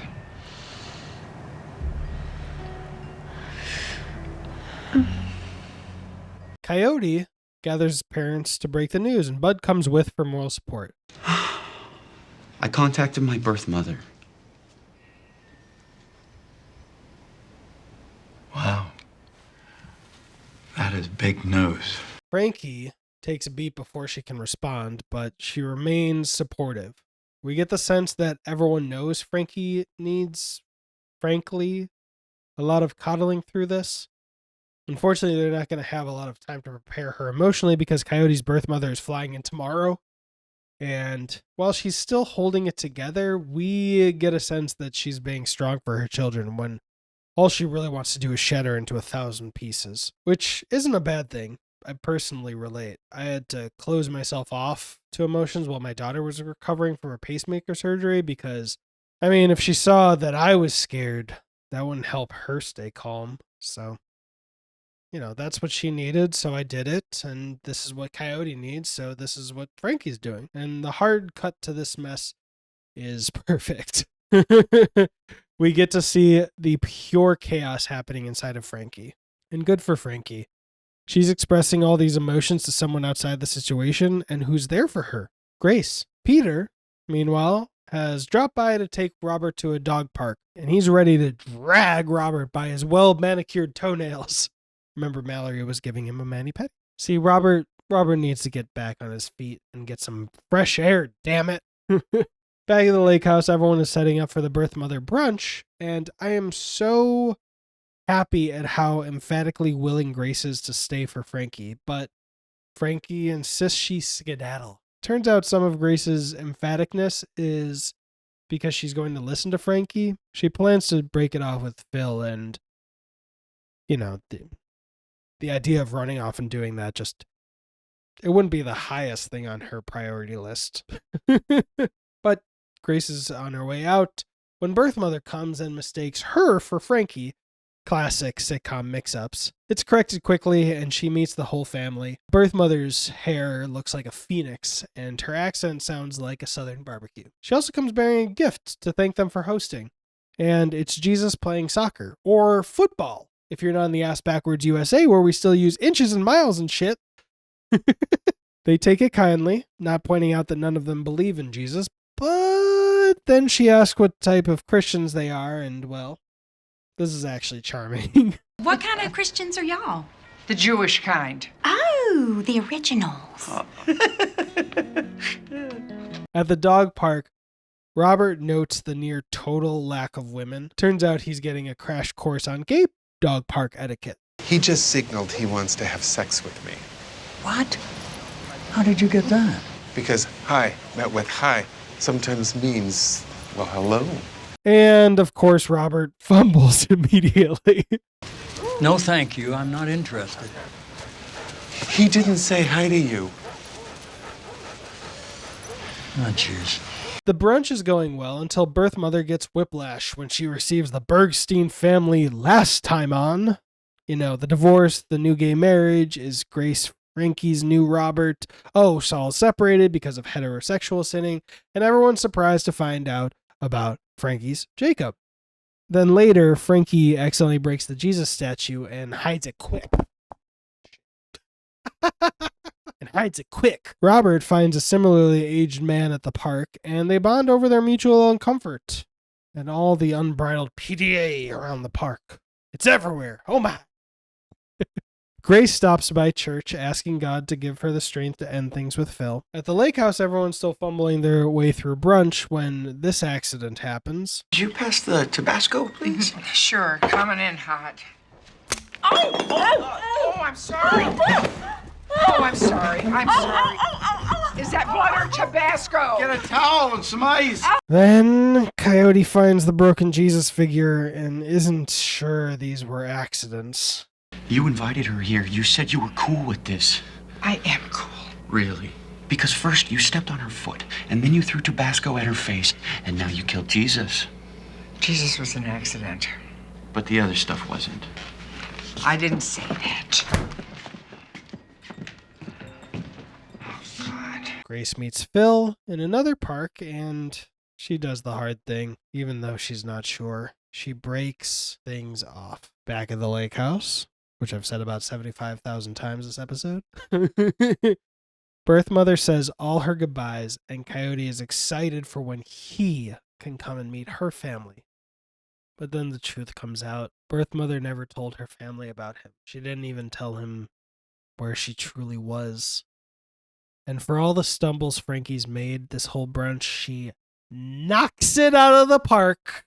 And I wrote that forgetting how many parks there were in this episode. But she knocks it out of the park when she steps up like the great mother she is. I have to call bullshit here, Crystal. Hey, Mom, it's okay. It's not okay, sweetheart. You should have told him before you came that this was a one-way street. Whew! I love it. Speaking of parks, Saul stalks Robert at the dog park and sees him laughing it up with his new age-appropriate friend. And then to close out the episode, Grace and Phil say goodbye. Well, they try to, but Grace's car won't start, so they're stuck with each other a little while longer. Phil checks it out, and turns out it wouldn't start because the car wasn't in park. And Phil is almost out of there before Grace's nerve crumbles. And she embraces Phil. So this is it then? Yes.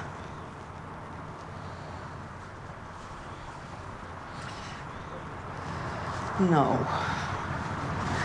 No.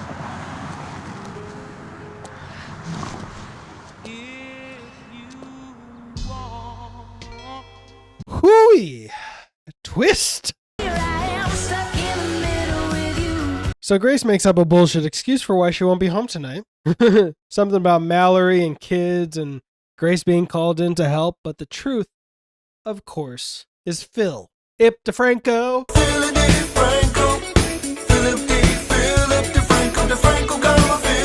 This is all on the phone with Frankie. I didn't write that part down, but she's giving this bullshit excuse to Frankie, her roommate. Robert, meanwhile, brings his age-appropriate new friend over to his house, insisting that his lovable pup can't go home dehydrated. But you remember Saul was stalking him last episode? Well, the ball of emotions he is, Saul barges in and yells his nerves all over everyone, including the doggy Augie. Augie, full name Augie, Oxenfree. By the way, I gotta love this age-appropriate friend for not going to bat for Saul, but just speaking the truth as he saw it. I didn't see a crazy person. What did you see? I saw a man in love who seems tortured.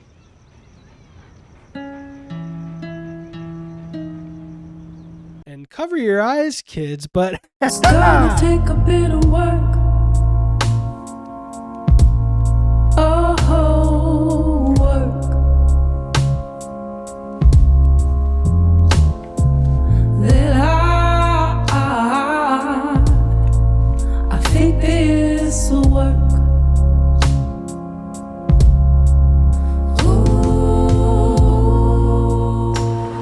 All right, you can open your eyes again. Frankie returns to the land of Brianna with the same mission, but a different tone and strategy for scaring palm oils away from her beloved yam loop. She also comes in with some well-researched alternatives, but none of them do better than that dang palm oil. So, after facing nothing but defeat, Frankie is looking for a loophole to get out of the lube contract, and Bud gives her a good idea. Saul. And they return to Brianna's kingdom, ready for war. But holy shit, Brianna accidentally brought kryptonite to a fight with Superman. From closed until we're inside. I take it you weren't expecting them. I was not. And the kryptonite bite. We believe there's language in Section 6, Paragraph J, Clause B, on which a case can be made that the reversion of rights... Ha! Excuse me? I think I'll stay. My daddy thinks he'll stay.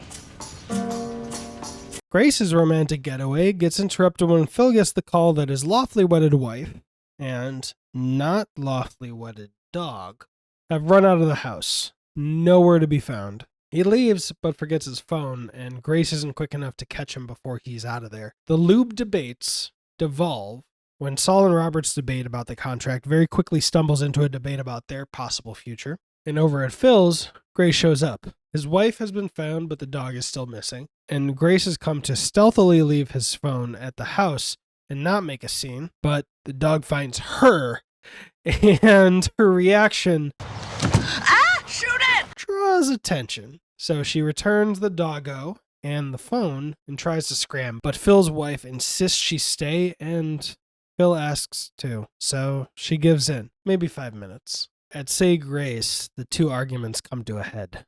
Brianna makes it clear that if they go to court, she will never forgive Frankie, and Saul makes his final plea. We are going in circles, aren't we?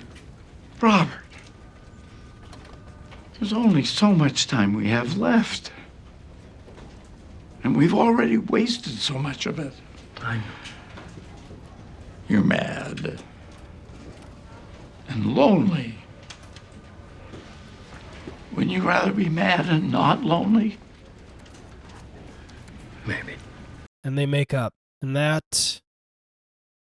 gets through to Frankie. And she puts an end to all of it. Why don't you grow up and stop doing everything your mommy tells you to do? Your mommy gave you this company. Oh, stop it. You're being so mean to each other. I hate this. You're friends, we're friends. Maybe none of this is worth it. You can do whatever you want with it. It's yours. I'm sick of fighting. I want my art off the box. What? But that was like the most important thing to you. I can't have my vagina associated with palm oil.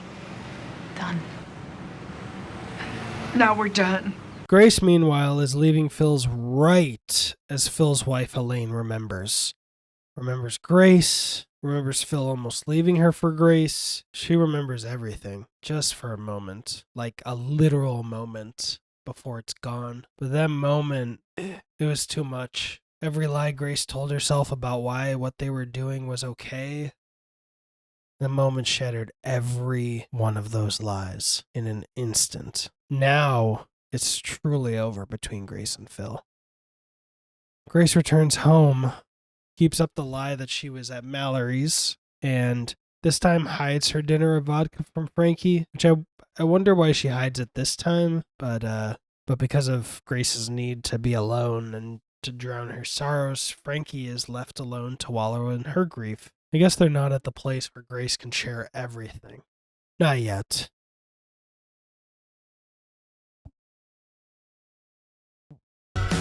Yes, I'm stuck in the middle. Frankie commemorates a dead loved one the only way she knows how, the ceremony of fire on the beach. Might be important to point out that her dead loved one is her Yamloob art. After that, Frankie gets to gossip it up with an old mutual friend of hers and Grace's, a woman named Babe, while Robert and Saul go on a date and end up at Saul's current home. Babe conspires to lift Grace's spirits with a patented Babe party, and Robert stays the night with Saul. And in the morning, the afterglow is stanky. Or is that the motel room? This place is way worse in the daylight. Fortunately, it never gets brighter than this.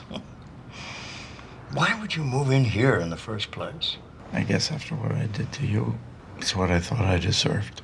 I will never again doubt how bad you felt. Grace, meanwhile, is having a morning worthy of clip at 8:00 of Grace filling the watermelon with booze. Leave that in. Frankie's support, which Grace translates as smothering, pushes her to take a walk on the beach. And by walk on the beach, Grace means Frankie is introducing Jacob to the boys, and she's a nervous damn wreck about it. Bud, meanwhile, is feeling very protective of his mother. At the bar, Grace gets so drunk she makes out with a married 40-something-year-old man in front of his wife. Bartender Billy tries dragging her home, but she's not having it. Bud has been so protective, meanwhile, of Frankie that it's turned into a hostile interrogation, and Frankie literally needs to pull him aside and tell him to... Why don't you chill the F out and give Jacob a chance? Lunch with Jacob and the boys continues along, and then drunk Grace crashes it. It's actually not too bad at first. It's bad, but it's not too bad.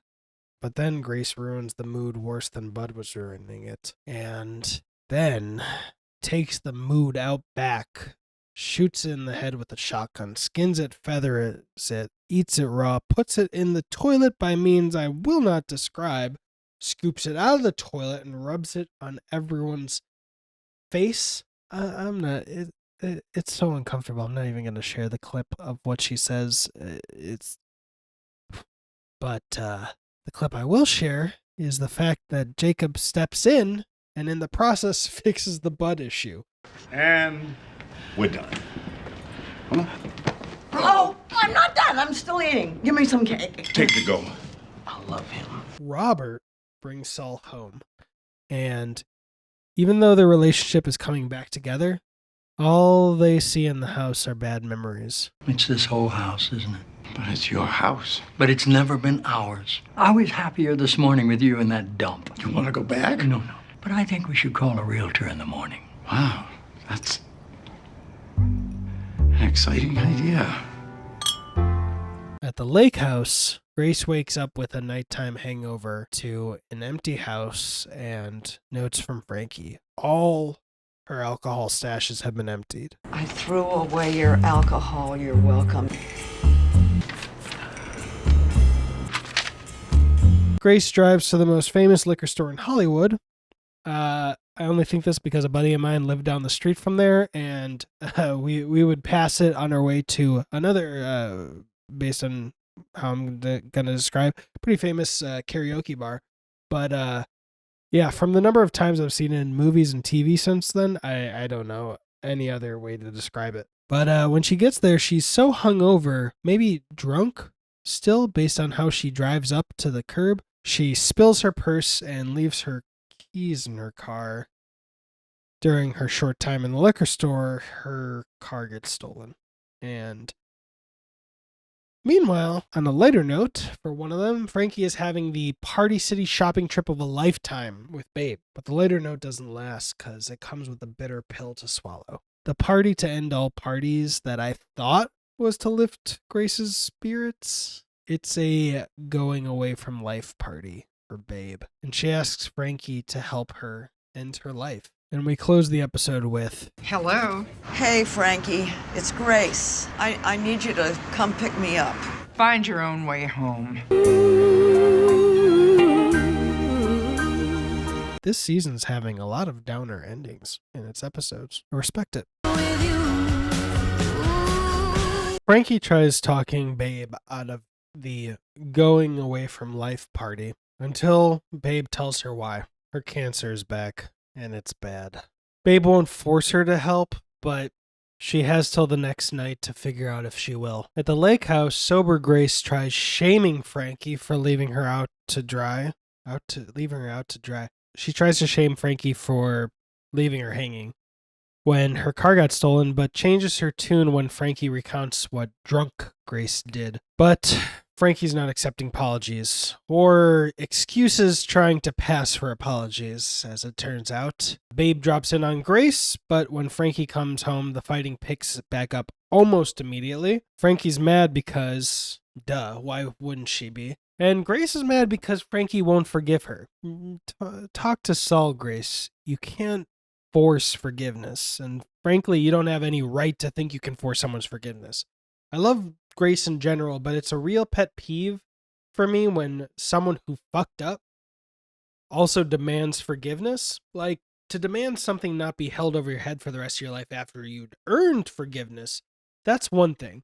But demanding forgiveness in the first place is a very different thing. But anyway, Babe invites Grace to her party, but considering the state she's in, she declines. Grace, that is. And I love this about Frankie again. She knows how important this party is to Babe, so she still insists Grace comes, even though that's the last person she wants to hang out with. You know, I've known plenty of people that, given the same situation, would have celebrated Grace not being there, and instead of fighting for Babe, they'd try to convince Babe why it'd be a better party without Grace. Which is, you know, that's just serving themselves, not their friend. Frankie, on the other hand, can put her feelings aside for a friend when it's important. Grace predictably doesn't want Babe to go through with it when she finds out. And she goes through all the predictable counter arguments. God will be mad. Maybe there's new medicine that will cure it. She never kissed Sting like she wanted to. And this is a small moment, but I really love it. I mean, Frankie is a good enough friend that she's been emphatically supporting Babe against Grace, but she jumps on board for that last suggestion. I mean, she loves Babe and supports her, but if there's a sliver of a chance that anything could buy them another month, another week, another day with Babe before she goes, she'll work with Grace to make that happen. But despite her willingness to delay Babe's inevitable, the conversation finally helps her settle her inner turmoil. She will help Babe. How could you go along with this? It's not my choice, but if Babe wants to end her life tonight, then yes, I would help her. I will help her do anything that supports her decision. I'm in. Oh, thank you. You're a good friend. Oh, and you have such soft breasts. Grace, though, she can't bring herself to agree because of her beliefs. Robin and Saul, meanwhile, have been babysitting Mallory's daughter when she casually says the F word, and the grandparents don't know what to do. But when Mallory comes to pick up Madison, she's reluctant to believe them. Couldn't have happened, you know. Babe and Frankie go over the final plans, admit they're both scared, and cheer each other up by speaking in helium. My dear Frankie, you are so precious to me. I am a very special person.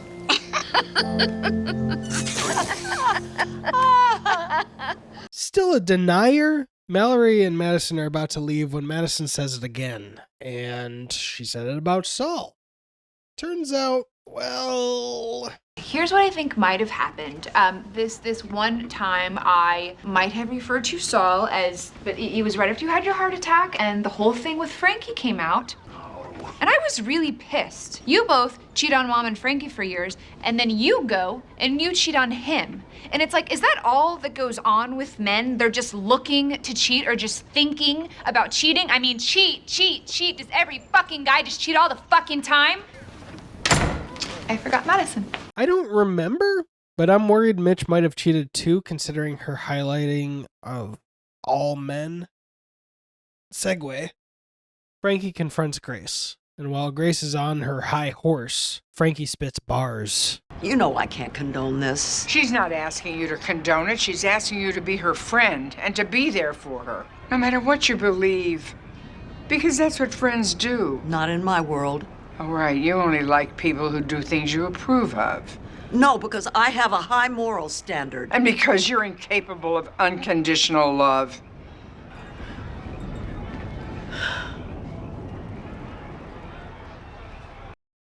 So it turns out Mallory has been feeling a lot of insecurities about her marriage of late. So she asked the grandpas what signs she should look out for, considering their 40 years of combined cheating experience. On a different note, Babe's party is amazing, and Frankie is captivated by the flame that is Babe's last night on Earth. Meanwhile, Grace is trying to ignore that reality. But she needs to call Brianna. And thankfully for that conversation, a domino is about to fall for Grace that hopefully just knocks over all the dominoes, so to speak. When you were a kid, you felt love, right? I mean, you know, unconditionally, huh? Well, no, Mom. That's not really your strong suit. Oh. But it makes sense. You're not very unconditional with yourself. I mean, I hope I didn't just offend you. This is not a national secret, right? I guess not. Good timing, too, because when Babe asks Frankie to grab the goodbye to life pudding, it takes Grace's hard, loving attitude to push her into keeping her promise. Babe sent me to get the pudding. And now that I see it, my body won't let me move. I said I would help Babe, and now I can't do it. I'm a terrible friend. Don't say that. Do you believe what Babe is doing is right? Yes. Well, then pick up the pudding and get out of here. Fast forward to Babe's veiled goodbye forever speech, and enough dominoes have fallen inside Grace that she actually shows up to the party to support her friends unconditionally. And them coming together like that. And I I live and breathe. Grace Hanson is in the house. Let's give her a hand.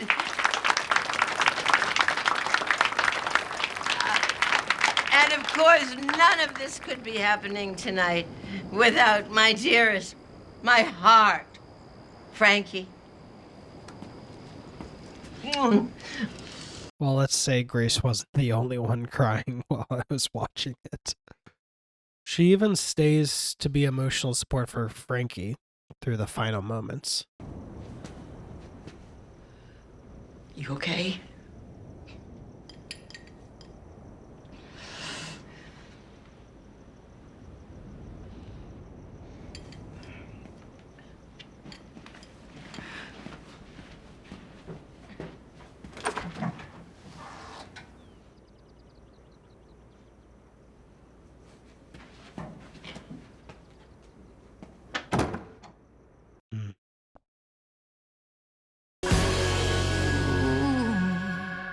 Man, it is so much easier recording these in bulk than trying to script them all in bulk or edit them all in bulk.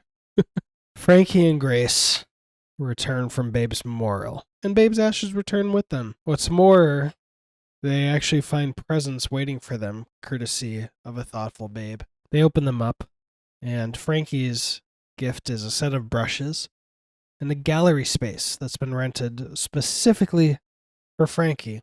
I've rented the gallery space. You just need to fill it. You've got 1 month. Get cracking, toots. And for Grace, she gets a vibrator. Turns out she's never used one before, and knowing where the show will take us, I love how truly impactful this simple gift is to both their lives. And also, two things I never noticed. First, the vibrator is called the Kobayashi joystick.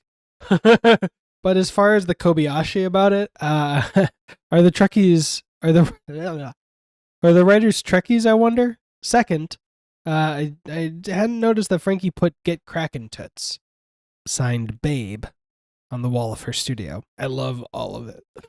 Frankie calls Saul because she needs to invite Kenny Loggins. After all, she's doing like a retrospective and future thing, and he gave her the confidence to keep up with her art career in the first place. I mean, remember how he bought Hitler's circumcision at first sight? Yeah, that was a lie, Saul told her. And apparently the painting has been in Robert's garage ever since. Robert himself cautions Saul from telling her the truth. You know, no harm, no foul after all. Let her believe the story. But Robert gets the hint that Saul's not really going to be able to keep the secret a secret. Thanks to some very big clues like Grace needing to ice her wrist, Frankie figures out that the vibrator Babe gifted her hasn't been collecting dust. But of course, Grace does not want to talk about it, so segue, Bud is celebrating his 32nd birthday. Same age as me. Wait. Oh, he's celebrating his 8th birthday, since he was born on February 29th. Since everyone's there, Saul returns Hitler's circumcision to Frankie and tries staving off her insatiable desire to have Kenny Loggins' number. She needs to invite him and treat him as her VIP. And she's afraid Saul won't properly sell it if he's the one talking to her. Him. To Kenny Loggins. Elsewhere at the birthday party, Grace overhears Robert consoling Mallory about her Mitch worries and feels a little insecure about not being one of the parents Mallory turned to. Fortunately, Grace also does the little Grace thing of kind of guilt tripping Mallory about it. But, baby steps.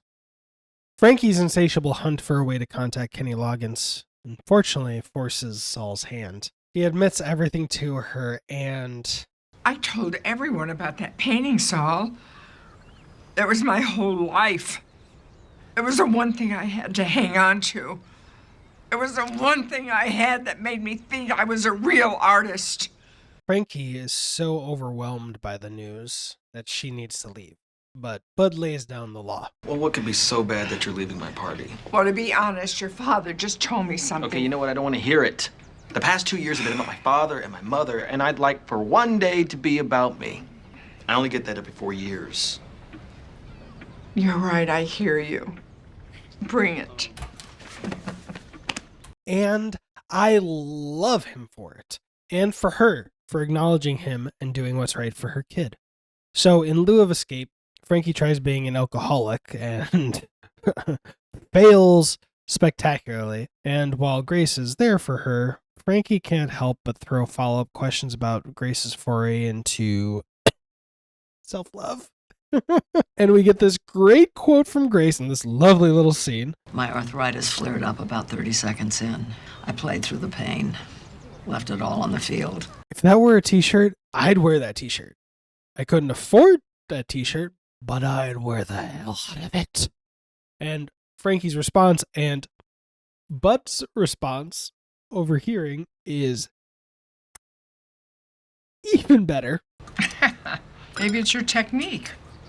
I mean, are you after this kind of deal, like rough thrusting, or do you kind of like roam around and then slip it in on a slight angle? You know, you can get one that has a little thing that operates separately, and then, or what about vertical? Is that what you're really looking for? And, oh, God. So earlier, Robert had asked the housekeeper to pack up things Grace might have wanted to keep since Robert and Saul are looking to move, and when Grace looks through it, she finds that Robert had a secret stash of jewelry packaged and prepared for any occasion. A premeditated stash of thoughtful gifts.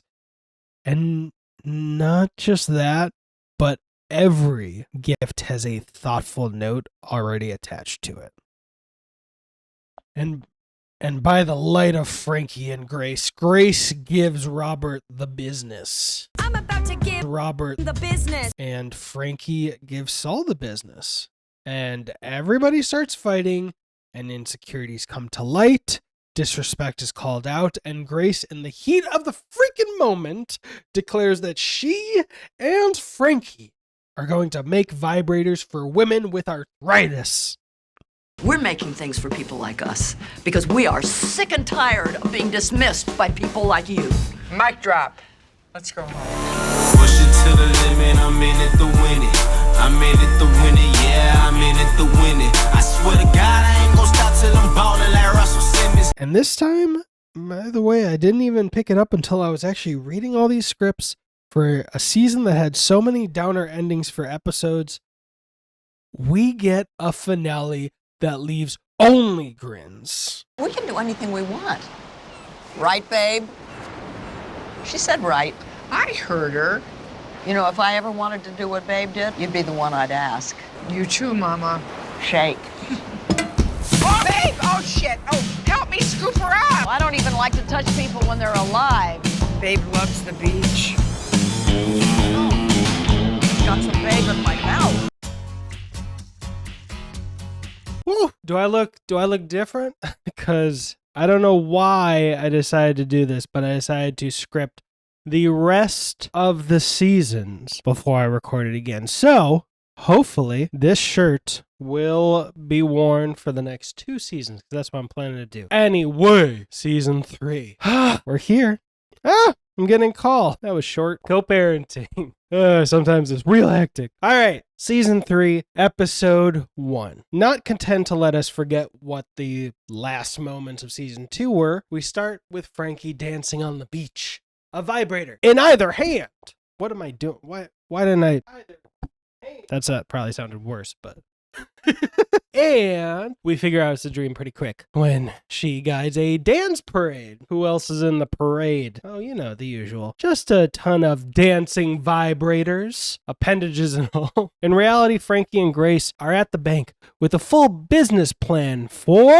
I'm trying to catch up with the teleprompter. Come out. Vibrant. Their soon to be flourishing company for horny ladies with arthritis. I'm being very loud. I wonder how weird my neighbors think I am. And they're looking for a 10-year loan for $75,000. But because of their age, the banker tells them that a 1-year loan might be the only one the bank would even consider. And I love the show for including this. Even though we know these women can handle their business, once they start their business, we still get this beautiful gem. Do we look like we're senile and can't remember anything?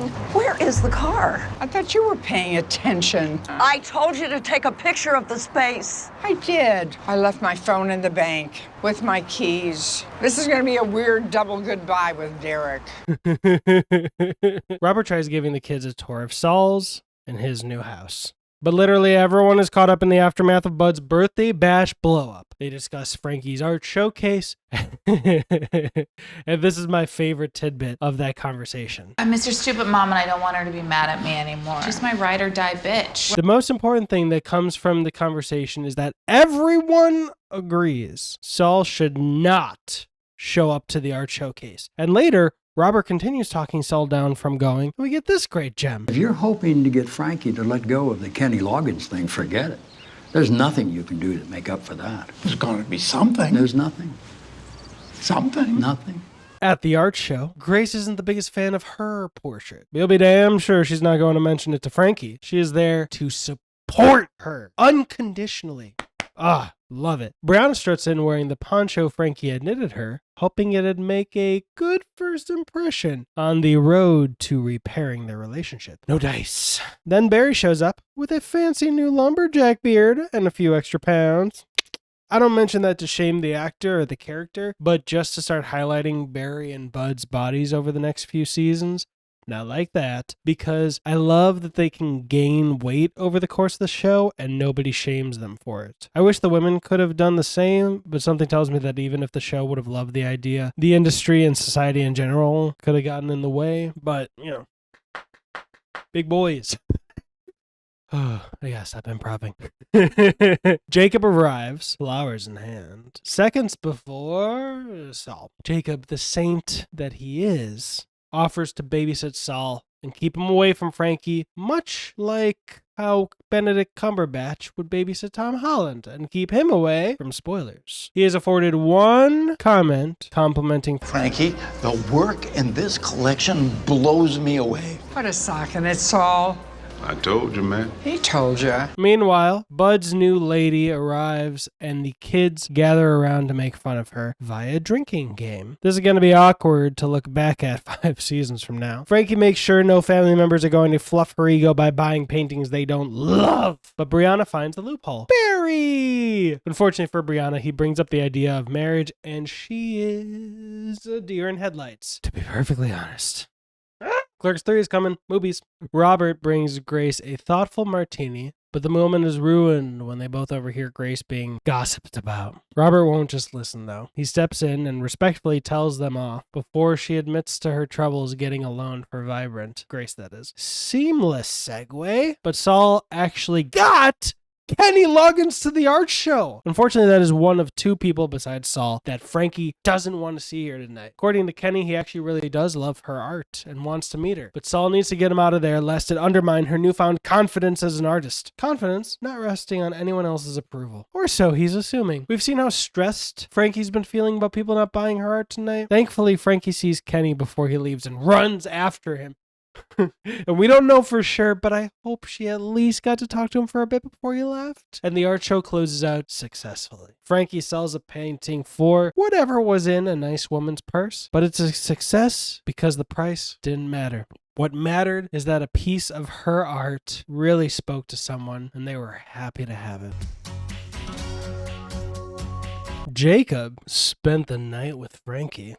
So that's why she pitched easy open condoms to Grace. Spicy. And points to Grace. She doesn't dismiss Frankie at all. She validates and sets a timeline. Okay, score 1 for safe sex. We're making a vibrator first. We have to concentrate on that. I like that you're thinking. Keep that thinking cap on. Keep it on real tight. Saul's ready for another fun day of work, but Robert seems to have grown tired of the workday. The mood is awkward at Say Grace when Barry comes into Brianna's office. Apparently, it's 2 weeks after he turned in his 2-week notice. And we figure out the awkwardness isn't because he got a new job. He got a new job because their relationship is over. I like you. You like my dog. We both hate Sharon. Why isn't that enough? It isn't. Not for me. Well, I don't like how this exit interview is going, and so I'm canceling it, and you can't exit. Goodbye, Brianna. Nope. Grace, meanwhile, has been struggling to keep Vibrant on track with Frankie. It's proving tough. Frankie's been late to every prior meeting, and today, even though she's on time for once, Frankie insists Jacob join the meeting and have breakfast with Frankie. To make things even better, we get the sense that Jacob might have a bone to pick with Grace. And when Frankie brings a prototype of an easy open condom, a prototype that Jacob helped design and thinks might be a better product than the vibrators, we get a sense Grace might be developing her own bone to pick with Jacob. The conversation quickly goes off the rails and the meeting implodes when Frankie gets a telemarketing call about snow leopards. Grace takes the opportunity to talk to Jacob away from Frankie, and Grace is very respectful. She validates Jacob before presenting a very understandable concern. I really love having a fresh voice at the table. You know, my ex-husband had some great ideas when I started Say Grace. But? But, you know, sometimes it's really hard to get Frankie to focus on one thing. You've seen her try to watch fireworks. I don't want her distracted. And after that fails, she asks outright, Do you have a problem with me? And he tells her outright how he saw her act when she was drunk and crashed his meet the boys lunch completely turned him off of Grace as a person. And again, she is very mature about hearing that. I'm really proud of her now. I apologize to Frankie for that. I didn't apologize to you. I am so sorry. I had way too much to drink that day, which is not an excuse. And he says something I wish I'd learned way earlier in life. But you know what they say.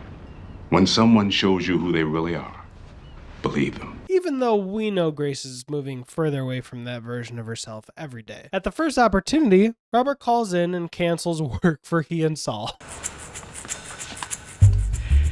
Yes, hello, Bud. That's Robert. Listen, your dad and I are not feeling so good, so we'll come in if you really need us, but I'd advise everyone to wear a face mask. Okay, thank you so much. And he would advise everyone to wear a face mask. That was 2017, people. This all shouldn't have been so hard. Even Psych did that. Which I would recommend, and it's a show I'd actually be interested in doing for this maybe one day. But even Psych did that. It's just, these last 2 years. Anyway, Frankie and Grace show up at the tech incubator. And while the guy they pitch to loves everything about their company, unfortunately, the incubator is a software-only company. They don't make physical goods. Grace doesn't take it well at all, and regrettably, she takes her general frustration and directs it very specifically at Frankie. Not cool, Grace. Bud drops by to care for his sick old dads, just to find them having fun playing around with all the smart home features of their new home.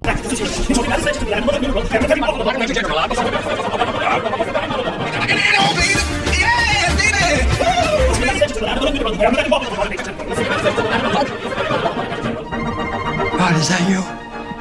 Oh, you're blind now. Brianna apologizes to Frankie for, is it because of their last scene together in season 2? So look, I'm not the best at apologies.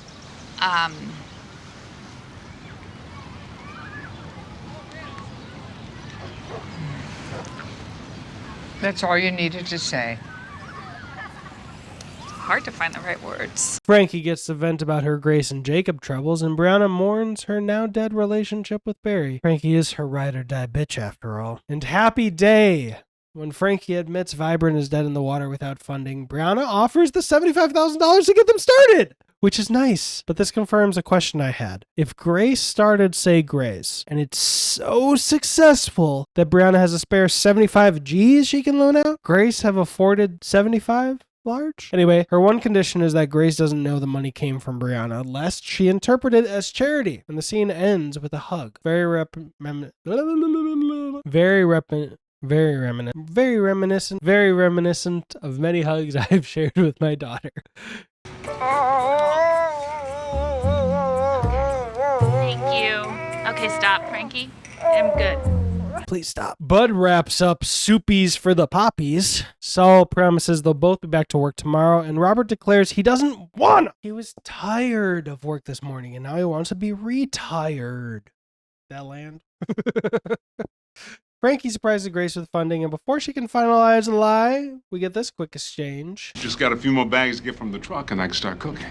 Oh, can I help you with that? I got it.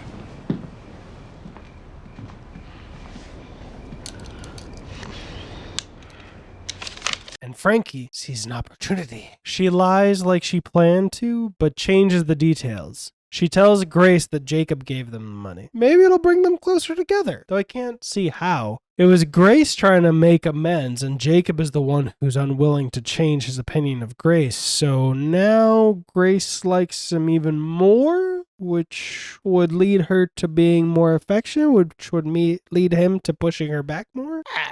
Well, fingers crossed. Well, that doesn't matter right now. Hopefully the extra affection can mend bridges better than her earlier attempts. Where are you going? Well, I have to thank him. Oh, you can't. He doesn't like messy thank yous. You want Cheetos on your salad again? Because I bought them. Jacob. Oh, Jacob. Oh. This is how a wasp apologizes. Go with it.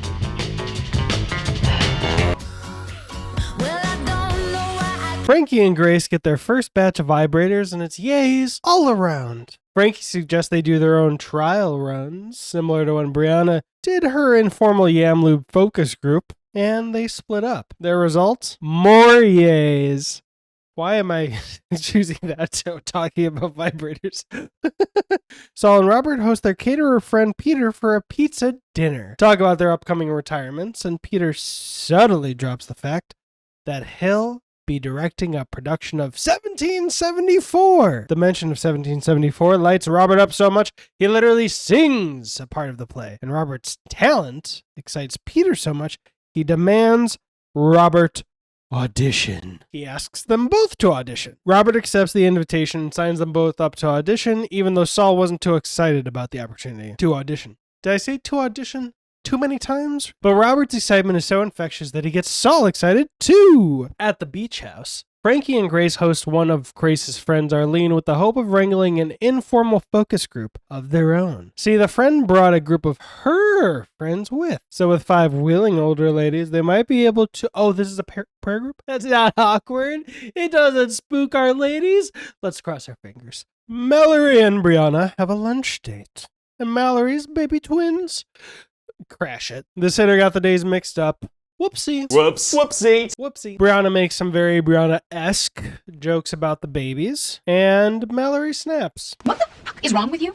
What? Okay, look, I get it. We all get it. You don't want children. That doesn't mean you get to be shitty about mine. Mal, I was joking. No, it's not funny. It used to be sort of amusing, like, oh, that's just you. And now it's just mean. And I'm starting to think there's something really, truly wrong with you. Ouch. Yeah, that's how you make me feel all the time. Okay, I'm sorry. I don't want your apology. I just want you to stop being a dick about my kids. And if you can't, I don't want you around them. Okay? And by the way, Mallory snaps at Brianna. This is a fight she's been having internally for a long time. You ever have that where you like just have the argument inside your head like 20 different times and you're like ready for the biggest, most explosive fight and you just go in guns a-blazing and you're like, what the fuck? I've been the doer and the receiver of that. We're human. Grace fumbles through her pitch to the prayer group. Hilariously, she tries tying religion into the pitch, and it is so awkward. Shocker. The prayer group makes a quick escape. Peter drops by with good news, bad news. Robert will be the lead of 1776, and Saul will be the lead audience member. While Grace frets the aftermath of her prayer meeting pitch, Frankie finds out that one of the vibrators is missing. Hard zoom in with like maybe a dun dun dun. Brianna stops by with dinner, and Grace lets it be known that Mallory called and expressed feelings about what happened between them at Say Grace. Saul returns home, and Robert regrets having to give Saul the bad news. I have something to tell you, but I'm not sure how. And just tell me. Yes, I It's... well... Oh, God. You slept with Grace. No, I did not sleep with Grace. Oh, thank God. Not that bad. But most of all, he's regretting getting Saul all excited about auditioning. And while his ego is bruised a little, it doesn't stop him from being excited for Robert for even a second. Grace smacks Brianna with so much tough love, and Brianna changes her tune with Mallory. So when I read that, keep in mind, I've scripted all the way to season 7. It's been a bit. You've seen, it's been a bit since I've done these episodes. So when I read Grace smacks Brianna, I really envisioned Grace giving her a good smack on the back of the head. It would not have surprised me. But back to Brianna, changing her tune with Mallory, she emphasizes how great of an aunt she'll be once they're older. I'm going to pass along everything that Frankie taught me. How to roll a tight joint, to steer a car only using your feet, read aloud from Henry Miller. Classy. Just the dirty stuff. Okay, my children are not to go near you. Not going to be able to keep them away from me. They're adorable together, and I love them as sisters. Oh, also, Father's Day was pretty recent at the time of writing. And there was a sale on Ancestry.com, so I bought one of those DNA test kits. And in 6 to 8 weeks from the time of having written that, I'll be able to see if anyone else with a close genetic match has done the same. So fingers crossed I get to find a surprise half-sibling or two. I think at this point we're like 3 weeks in or something. So TLDR, if I get any news of like a possible half-sibling before this is fully edited and uploaded, yeah, you're damn right I'm gonna share it here. Fingers crossed for me. Grace's friend Arlene drops by and Grace's friend Arlene drops by and reveals she was the mystery person who stole away into the night with the missing vibrator. The missing vibrator. And... nah, I'm just fucking with you. She loves it! 10 out of 10. Would recommend. And even more, the rest of the prayer group came around and want to try it out for themselves. Oh yeah, that's the end. That's the end of this episode. Frankie and Grace return home and find their lake house has been burgled. Lake house. Oh, wait. Beach house. Maybe I wrote it in the future script. Super awkward that I've been calling it a lake house this whole time. It's just a fucking ocean. To find their beach house has been burgled. And look, that guy's from Crazy Ex-Girlfriend, which reminds me of... The boat is sinking. Throw the rock. Throw the window. Ah!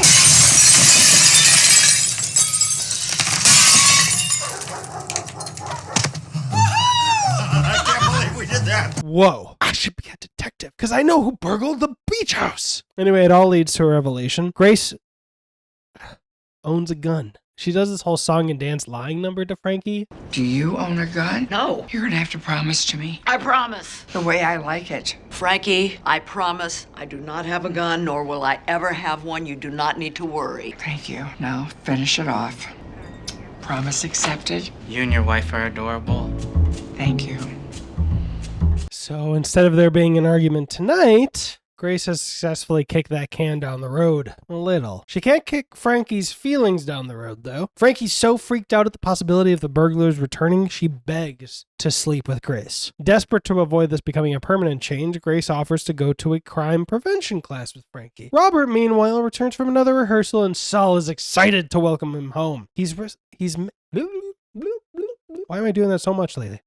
He's missed Robert so much and wants only to spend time with him. Unfortunately, Robert is wiped out. But feeling Saul's obvious FOMO, he decides tomorrow he'll invite his theater group over to their house. Hopefully that'll lift Saul's spirits. At the crime prevention class, the officer teacher publicly highlights all the ways that Frankie is a walking target. So, you know, that should calm Frankie right down. Oh, he's such a bad teacher.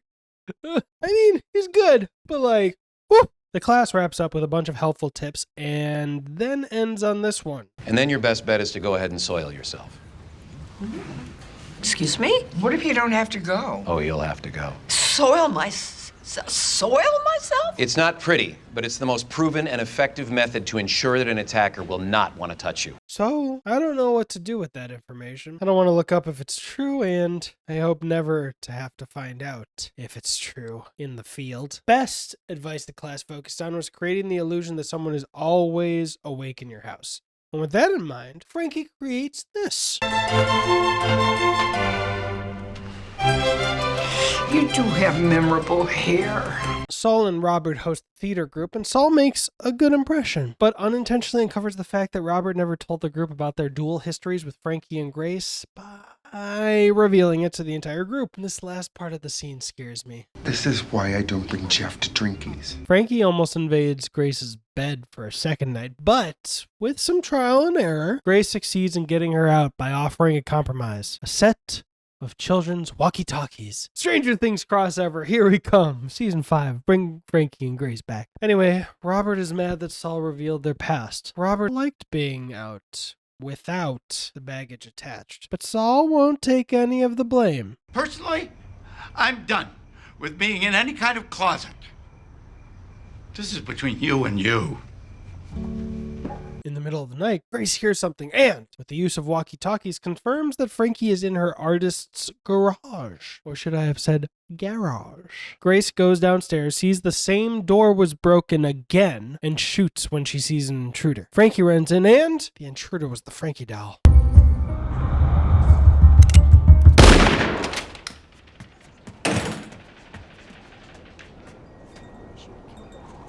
How much of that did you see?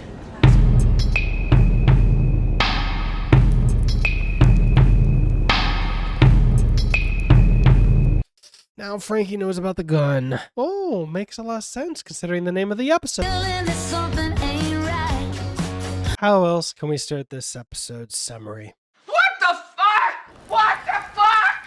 What the fuck? You've got a gun! On a serious note, the gun is a complete deal breaker for Frankie. She will not even be friends with Grace if there's a gun in the house. And the tone around this? It's not some light fancy of Frankie's, nor a serious one that she'd be willing to fold on for the sake of her family and friends. Think the Yam Lube debacle. This is a whole class of its own. Meanwhile, Saul finds that Robert wasn't able to sleep. He kept thinking about their fight, which Robert admits wasn't Saul's fault. He did get troubled by the question, why was Robert so upset that people found out about his hetero past? And he discovers the truth. He's ashamed of being in the closet for so long because he still is in the closet, with his mother at least. And in a summary more perfect than anything I can come up with, she's a real Irish Voldemort. Saul tries to dissuade him of the notion, but Robert is determined. He needs to do this for himself. Brianna and Mallory are getting mani-pedis. I'm jealous. I'm so jealous. I would love to. Brianna is still mourning her bad... I'm laughing at my own cringiness. Brianna is still mourning her very bad breakup. I'm so sorry. And Mallory is clearly going stir crazy because she makes this plea to Brianna. Let's go out and look slutty together. Fun! Grace tries to make any headway with Frankie on the gun issue and gets bupkis. But then we get to see the book and movie Robert Hansen and the Irish Voldemort. Because Robert visits Irish Voldemort. And she's a bastard. Fuck showing any of the bullshit she says. The bottom line is, she broke Robert's heart, and she can go jump off a cliff if she's even capable of jumping at all. Okay, I shouldn't have been ableist there, but like, fuck her, just drip. Don't give a shit. God, I just got really angry at her. Grace calls Saul. It's nighttime, and she hasn't seen Frankie since noon, and his house is Grace's last hope of finding Frankie. He's so stir crazy, he goes to the beach house to help. But there's no help to be had for anyone. Frankie returns safe and sound. She and Grace argue, and neither makes any progress in any direction. Or, at the bar, I forgot that I wrote this. At the bar, slutty Mallory tries setting up slutty Brianna with the slutty man at the bar. Why did I start that sentence with at the bar and then end it with at the bar? Remember when Mallory said, Let's go out and look slutty together. Fun! I retract my joke. Because Brianna... It's just sad Brianna tonight. She doesn't want slutty man. And we discover that Mallory feels trapped by her life. And her marriage, maybe? Back at the beach house, Jacob returns from his trip and the gun discussion opens up again. Turns out Jacob worries about the lovely ladies in doesn't think a gun is the worst idea. Wow. Whew. Like, twist. I wouldn't have expected Jacob to land on Grace's side. That's pretty cool. I might repeat myself because I was all off the cuff. What cuffs? I have no I'll stop. I'm like Bud in season 7 trying to do stand-up. And in her excitement over Jacob agreeing with her on the gun issue, she brings up the fact that Jacob loaned them $75,000 for the vibrators. And he corrects Grace. And it's yikes. Oh boy. Brianna takes Mallory's advice and joins Slutty Man up in a hotel room. And now I'm really wishing I hadn't called him Slutty Man. Retracting that too. Because it turns out he is a hard-working professional. Professional sex worker, that is. And sex work is a job. So he's not slutty. He's a business person. Get that bag. But relevant twist, that's quite surprising to Brianna. And he collects his things to leave, understandably. He actually handles it really well.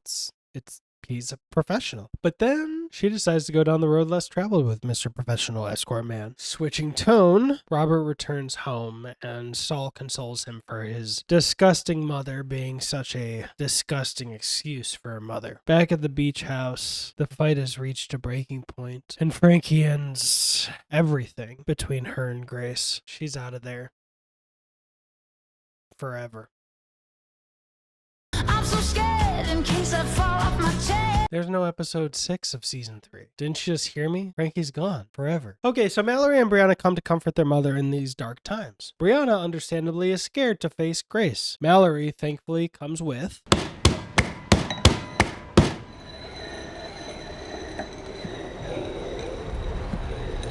And Grace articulates her frustration at Brianna. Children aren't supposed to do this for parents. Parents are supposed to do this for children. Oh, Grace, your pride really gets in the way of your happiness. And the girls take this opportunity to suggest Grace might be getting too old to take care of herself. Whee! That's quite the segue. And in terms of asking, is this the right time to open this topic? No, God! No, God, please, no! No! No! No! Coyote and Frankie interrupt just the most awkward date. I'm the boss now.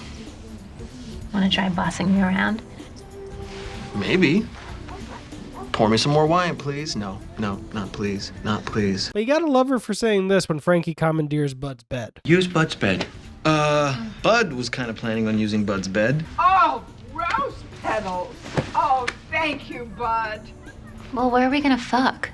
Then Bud tells Brianna about the gun incident and the children get to interrogating. Bud, desperate to get back to his unfortunately interrupted date, bribes Frankie with a swanky hotel room, courtesy of his credit card. Segue again. Robert is in a horrible place emotionally after what the Irish Voldemort did, and Saul tries to be there to soften the pain Robert's feeling. When Robert changes his tunes about tonight's possibilities, we find out Saul has been feeling insecure about something else. They haven't been intimate since they moved into the new house. So it's settled. They'll lift each other's spirits with a big, great night of food and romance. The female offspring have convinced Grace into raiding Frankie's supply of the devil's lettuce. They share a joint between the three of them, and Grace thinks she is immune to the effects of that classic girl next door, Mary Jane.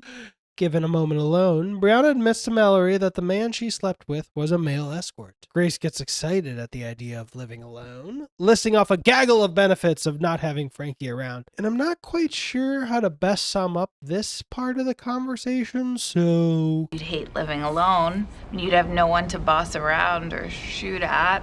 I wouldn't hate living alone. I've done it already. When? With your father. Oof. And Mallory reminds her mother how much Grace loves Frankie, and also shows her how lonely someone can really feel. I bet you never feel alone when you're with Frankie. No. Then what are you doing? You have a Frankie. I wish I had a Frankie. I thought I was your Frankie. You are. You are. That display should scare Grace right back into Frankie's arms. It scares Mallory and Brianna into each other's arms, but Grace resists returning to Frankie by proposing that Grace, Mallory, and Brianna can be besties. And this happens. We can hang out more, just like tonight, and we can smoke the pot and have the talks. Maybe we could start a book club. Get your fucking mother over here. Back at Bud's, he is assertive and sexy in the corniest way because Bud decides he's going to drive Frankie and Coyote around for an hour or two. Wait! Wait! Let me be direct. Mom, we're gonna go back to the beach house and then you're gonna grab your things and both of you are gonna go to the vegan hotel where I'm sure there will be cruelty-free chapstick.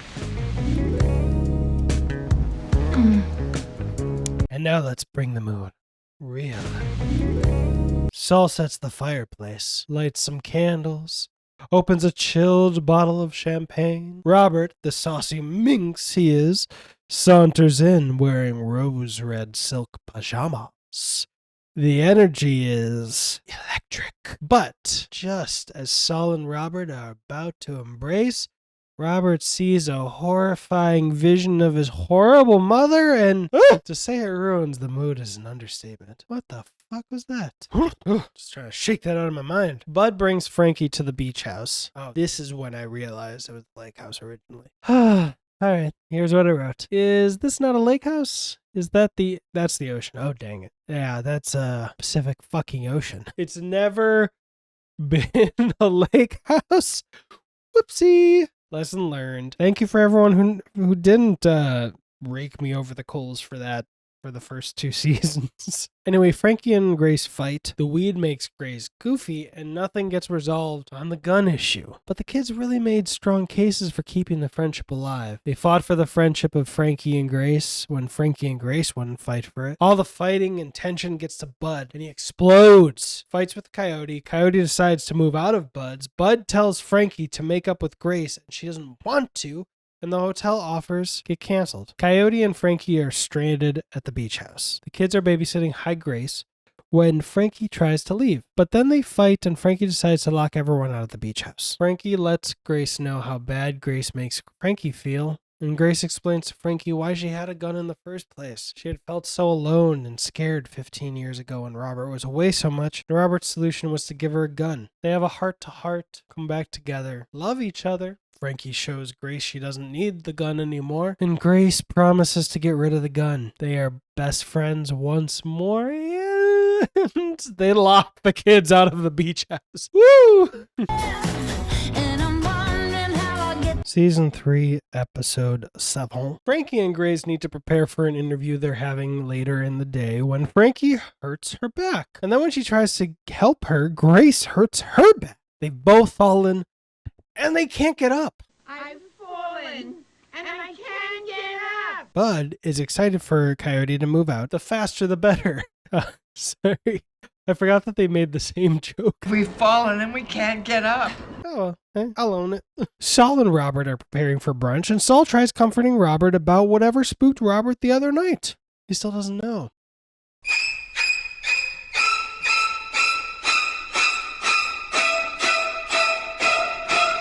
Brunch friends start showing up, and the first guest is that age-appropriate friend at the dog park. Coyote is out to breakfast with his sisters-in-law, and they get a mind to check out some structures that Coyote might be able to afford. Are they his sisters-in-laws or stepsisters? Because it's still because of a marriage. So, anyway. Remember how the friend from the dog park used to be a priest? Well, Robert desperately tries to get advice about imagining his wicked mother in the bedroom the other night, and he does not wants Saul to hear. So then Saul figures out Robert is hiding something from him, and he does not think too kindly about being left out. The kids, minus Bud, show up to look at vans and RVs and food trucks and... Oh my god, you guys! Run, it's too late for Mallory. Run! Save yourselves! I'm just kidding. It's a dork. I'm laughing at my own jokes.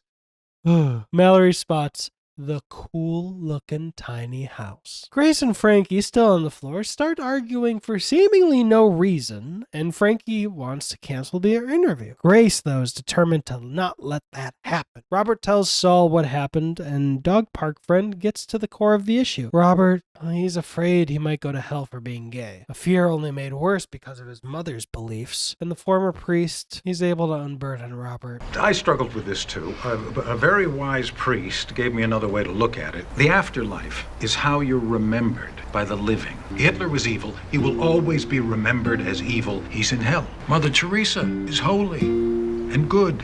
She will always be remembered for that. That's heaven. Oh my God. Oh my God.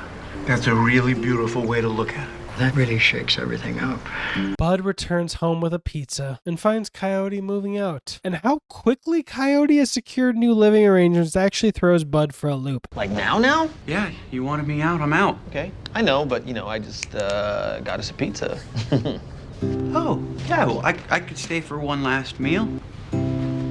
What's the matter? I don't know. It's just fast, and I thought, Dude, are you gonna miss me? Yeah, I think I am. Grace wins the contrived race for the home phone. Besides that, they both start feeling really insecure about their age and the fact that their backs went up. Sometimes they just feel so helpless. And Frankie works to build Grace's spirits back up. And earlier when they couldn't figure out who they could call that they don't hate right now and who won't make them feel ashamed to need help up, Frankie lands on two people who might be able to help. Robert and Saul. With some hair and makeup help and some behind the scenes magic, Saul and Robert are able to help Frankie and Grace prepare for and nail their interview with barely any pain to the proceedings. Season 3, Episode 8. Frankie and Grace celebrate the great new article celebrating them. But Frankie stresses about their website not blowing up with a bunch of new business. Brianna, meanwhile, is wrapping up a session with her escort friend. She comes up a little short, but he lets her pay him back at their next appointment, keeping it professional. And she's reminded that his schedule is filled with other clientele. Robert tries to get Saul to let go of his day job, but Saul is resolute. He can't abandon Bud yet. And Saul and Robert are very cute together. I'm not just piddling and twiddling. I am also fighting for the 13 colonies to declare independence. But no biggie. Well, I'm trying to hold off a civil war between the Clarksons. Mine is more important. Robert, yours involves singing and dancing. Obviously, it's more important. Thank you. Bud drops by to celebrate the article, and thanks to Frankie mentioning how they were both stuck on the floor in the interview, he comes with gifts from not just himself, but also the other siblings. They all got together and bought him something. 2 panic alerts, one for each but goody gal. But it's season 3. She's been developing as a person, as a character. This isn't the best news. They didn't want these gifts, but Grace does come with a compromise. I'm really proud of her. Maybe this is the time to start compromising for safety's sake. Vanity be damned, but I don't know what to do with them. Oh, here's something.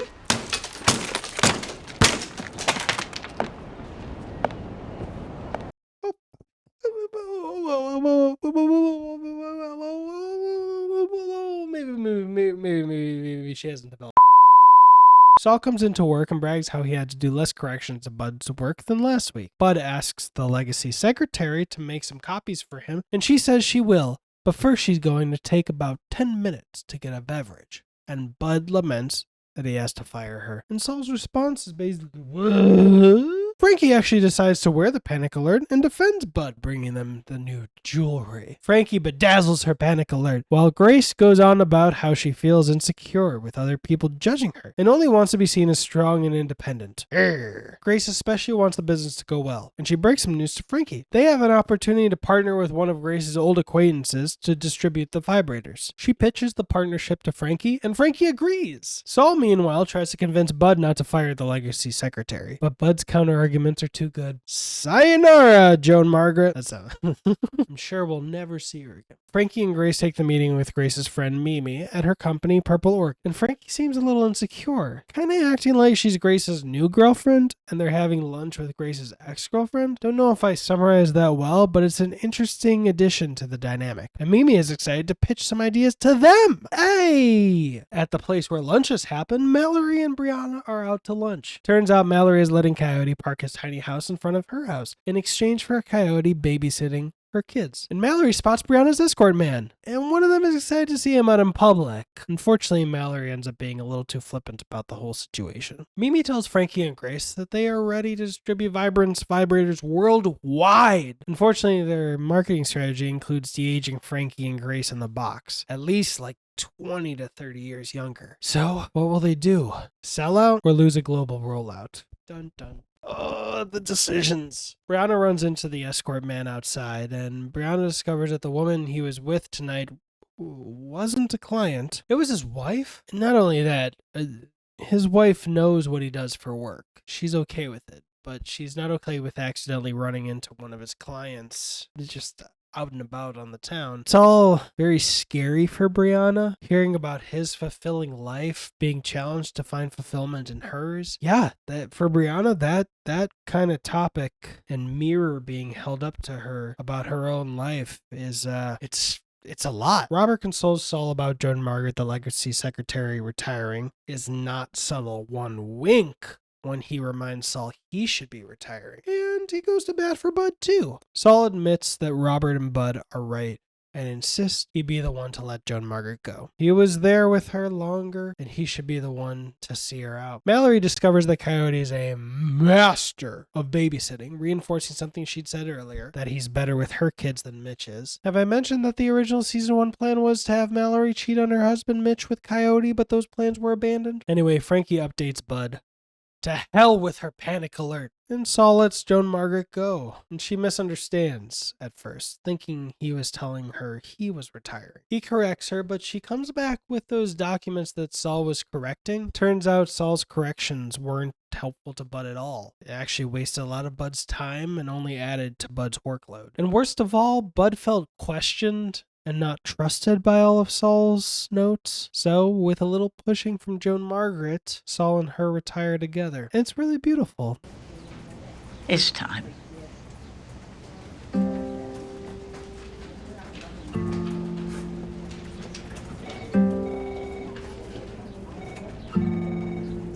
Saul returns home and he gets really beautifully emotional with Robert when he tells him what happened. Saul is retired. Frankie and Grace have a moral debate between selling out and getting rich or taking a gamble on themselves. And Grace makes a great point. Big decisions are becoming more about, I don't know, well, I regret it at the end.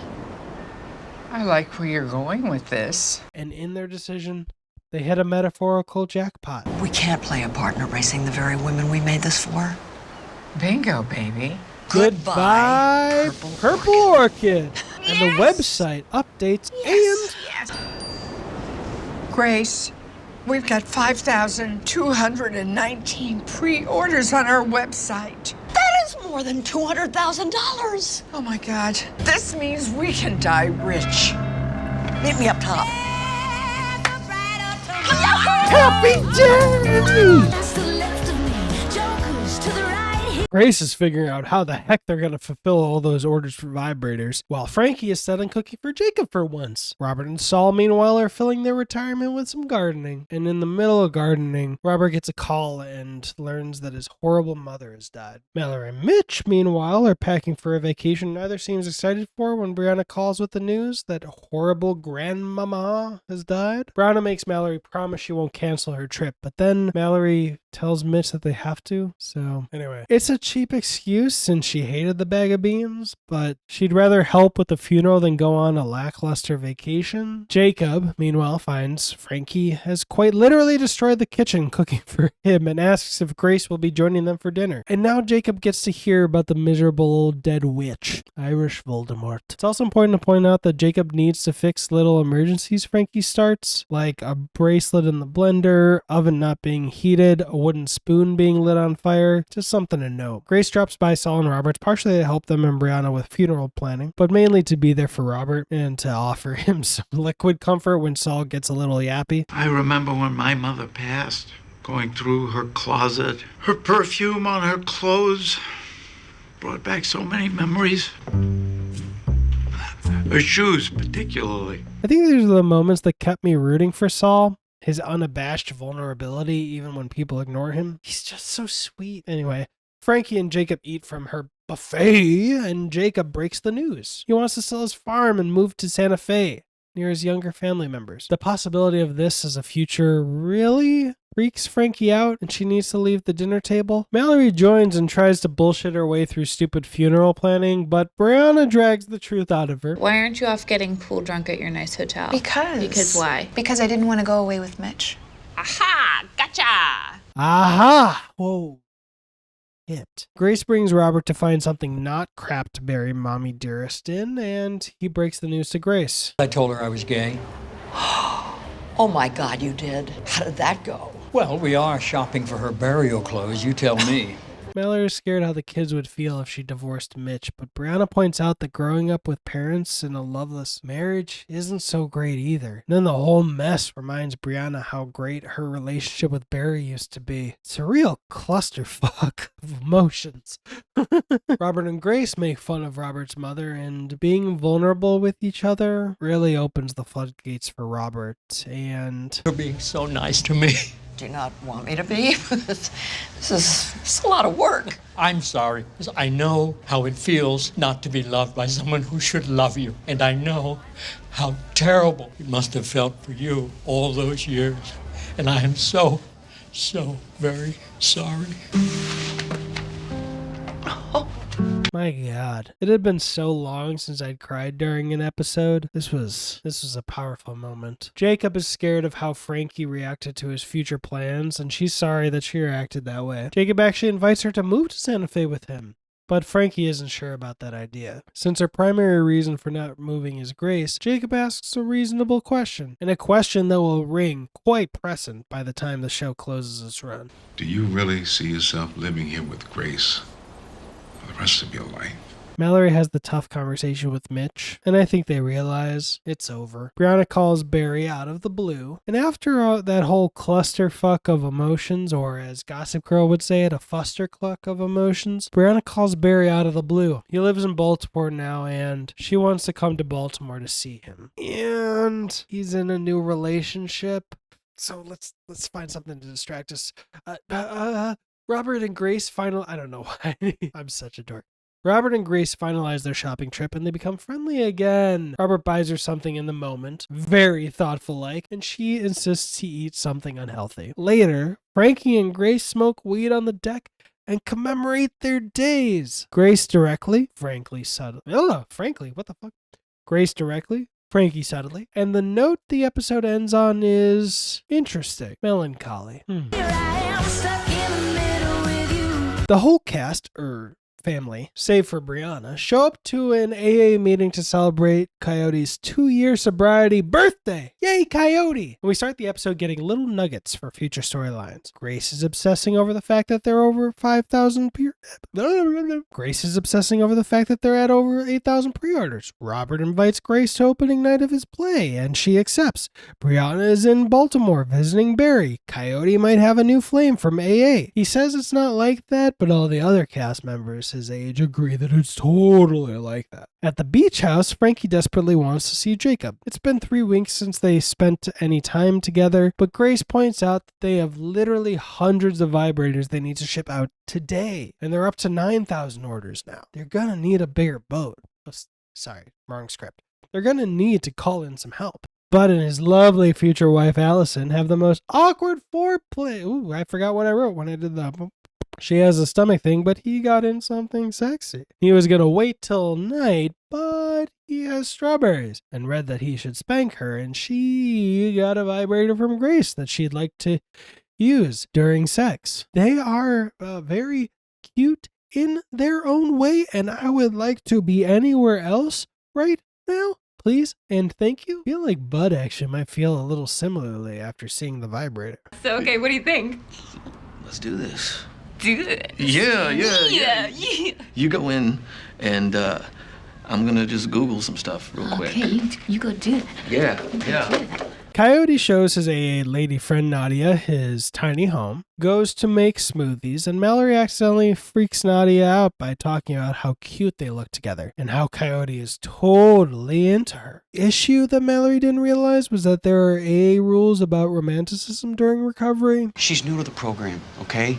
She's not supposed to be in a relationship for the first year. I was waiting, trying to be a grown-up for once. Elsewhere, and help has arrived. The reinforcements Frankie and Grace called in were Saul and Robert. And if I'd been a betting man, I'd have lost $10 guessing which ex-husband would match which ex-wife's energy about the work. Packing vibrators with my ex-wife is not how I imagined my Sunday. But who knew it would be so fun? Anyway, Bud is feeling pretty smooth post-coitus. And then he feels pretty bumpy when he hears that his lovely Allison isn't done. Their three-way with the machine has turned into a two-way in his absence. Saul tries to get Grace back out and dating, and Frankie and Robert complain about the work and how the reality doesn't match up with Frankie's expectations. Jacob calls, and Frankie needs to push their about Santa Fe talk till tomorrow. Even worse, Frankie hasn't told Grace she's considering moving away. Robert insists she tell her sooner rather than later, but they're interrupted. Grace finds out a big-ass company has ripped off their design and are selling their own version. In all the commotion, Frankie lets slip a hint that she's considering moving to Santa Fe, and Grace won't let up until she comes clean. At AA, Nadia talks to the group about what happened when Mallory spilled Coyote's beans. And it's nice. She echoes everything he said about wanting to wait, even though he has feelings for her, and she lets him know the feelings are mutual. But most importantly, if anything will happen, it will be after a lot of time and a lot of patience, as it should be. Elsewhere, Frankie comes clean. And even though nothing is decided, it hits Grace too hard in the emotion area, wherever her heart is. Why am I doing this bit? And she tries to bury herself in work to avoid the tough conversation. Frankie pushes the conversation and Grace can't handle it. So she forces Frankie to go have her conversation with Jacob and lies, promising to continue the conversation with Frankie tomorrow. Once Frankie finally leaves, Grace collapses in a panic. Yes, I'm stuck in the middle. Grace tries to prove she can do everything without Frankie, and Frankie only feels pushed away by Grace. Which especially sucks because Frankie doesn't want to have the conversation with Jacob before she can have it with Grace. Outside the theater where Robert performs, some homophobes are protesting the play 1776. Fuck those homophobes. Frankie tries having the Santa Fe conversation with Bud and Coyote, and when they think it's for a vacation, they say this. You will love it. There's all these really cool art galleries on Canyon Road. And the Georgia O'Keeffe Museum. Don't forget that desert siren. I stayed in this village of bio homes there once. But when they find out it might be permanent, they say this. A lot of crime in Santa Fe. My bio home smelled like burps. I think Georgia O'Keeffe hated Jews. And they are adorable for loving their mother. Bud mentions he and Allison might be getting married. Frankie expresses her frustration at not being able to talk to Grace about this, and the boys show their support if Frankie chooses to go. Saul shows up to the theater, argues with the butler from iCarly. The butler man says the gay slur that starts with the letter F, which I'm not going to say right now, and Saul tries to throw his drink at the bigot, but the bigot is just the best father and lets his son take the hit. And Saul asks one of the questions I have. Why are there children here? Grace is on her way to bust skulls at the company that ripped off their concept, and Frankie forces herself along, as is her right as an equal partner. Now it's opening day of Robert's play, and he has the jitters for a number of reasons. And it's opening day of Robert's play. He has I almost poked my freaking eye out.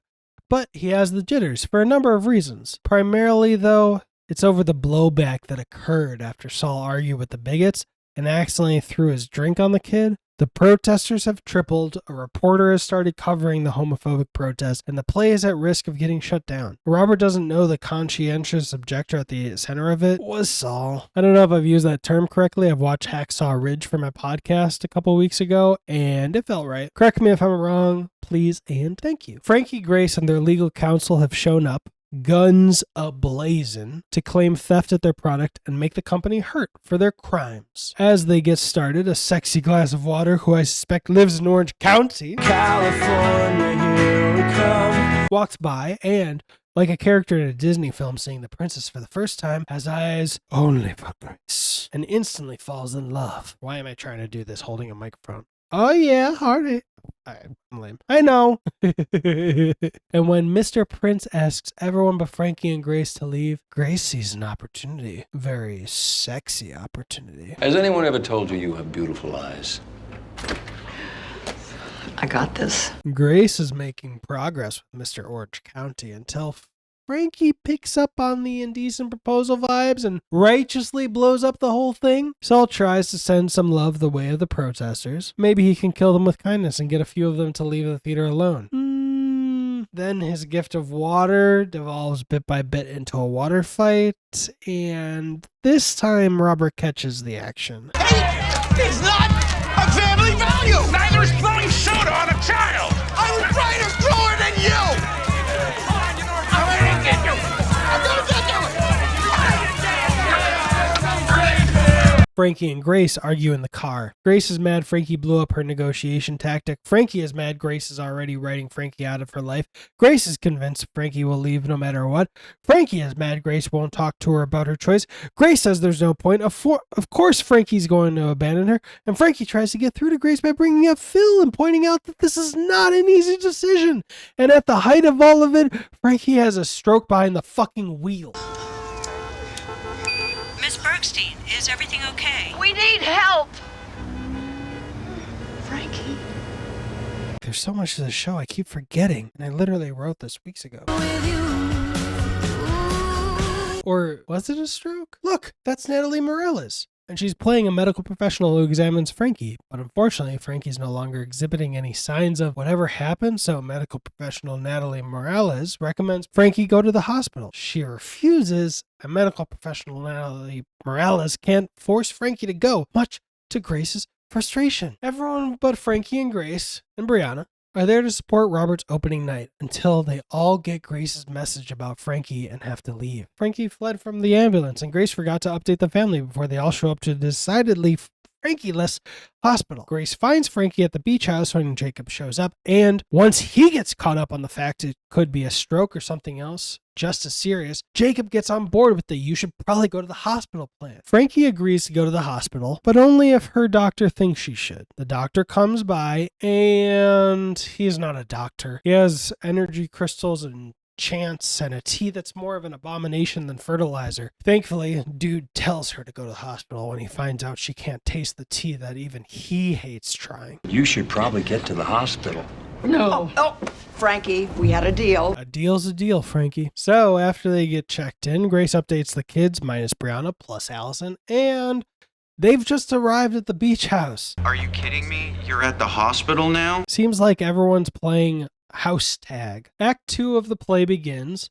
Saul's there to support Robert. The iCarly protester makes a scene in the theater. Robert's understudy picks up slack when iCarly's protester bullshit throws Robert off, and Saul needs to leave again when he finds out Frankie's finally been admitted to the hospital. It's confirmed. Frankie had a mini stroke today, and a much more major one about 10 years ago. TLDR is she's a prime candidate for another stroke, and her lifestyle needs to change, much like Robert's needed to change after his heart attack. And the news hits Frankie like a ton of bricks. They return to the beach house, catch everybody up. Bud finds out Allison is pregnant. Yay, baby. And Robert returns home angry at Saul. And I gotta say, before he was even done summarizing why he was mad, Saul antagonizing the homophobic protesters only added fuel to their fire. I was already landing on Saul's side. What was I supposed to do? Let it go. No, I can't. The only thing necessary for the triumph of evil is for good men to do nothing. My father had that quote framed and hung in our living room. I saw it every day.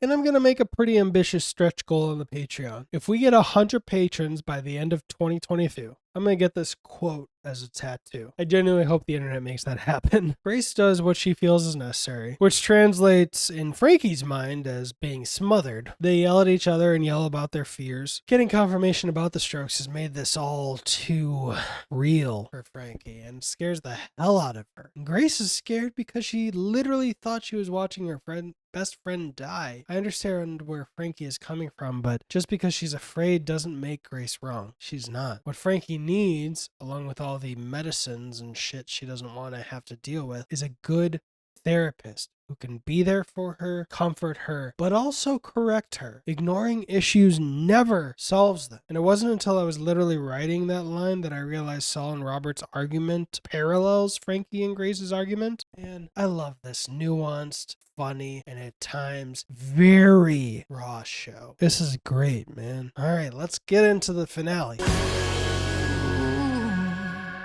By the way, I know that I said this shirt should last for 2 seasons, but part of that co-parenting call was us changing up our visitation schedule so that I can bring my daughter to a birthday party. You know, outside is very safe, taking precautions, she's wearing a mask, all that good deal. But yeah, that means that this is going to be the last episode I'm recording today, so that I can go pick up my daughter. Anyway, Frankie and Grace pick up almost exactly where they left off, but something welcome has been added to the mix. Jacob gave Grace his stamp of approval and suggested Frankie listen to Grace and accept her help, and it's nudged Frankie in a good direction. She's more open to accepting Grace's smothering, and Grace is gentler with her smothering. Then the ladies get served papers. They're being sued by the company who stole their vibrator idea. Turns out Mr. OC, California, here we come. California sued her as a flirtatious opening move. Switching gears, Saul gathers a few of Robert's theater friends and organizes a plan to strike back at homophobia. Robert is concerned that striking back could put a target on their backs. You know, escalation, that whole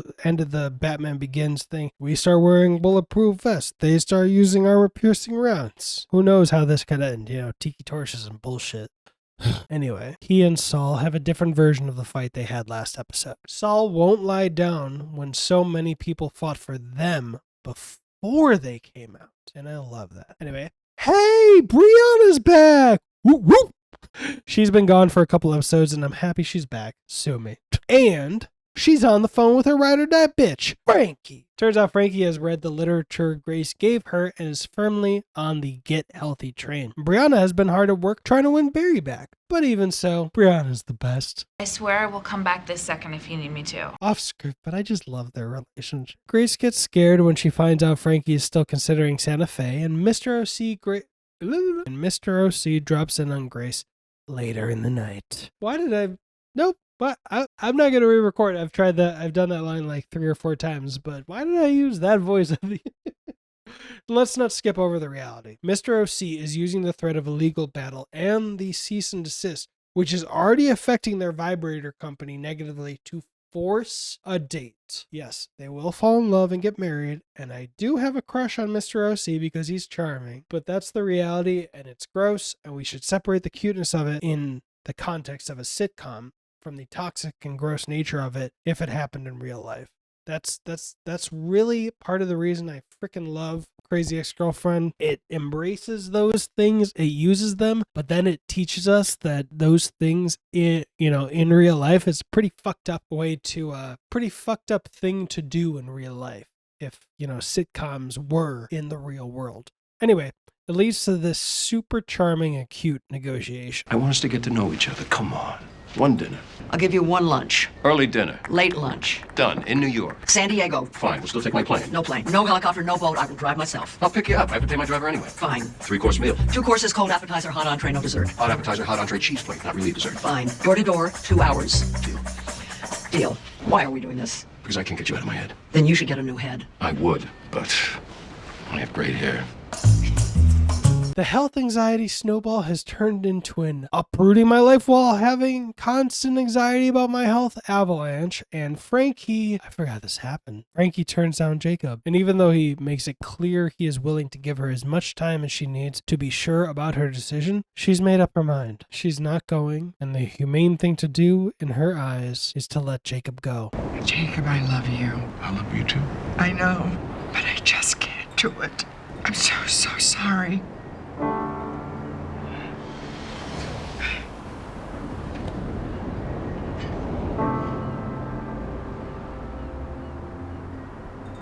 Jacob leaves and nobody's happy. Not Jacob, not Frankie, not even Grace.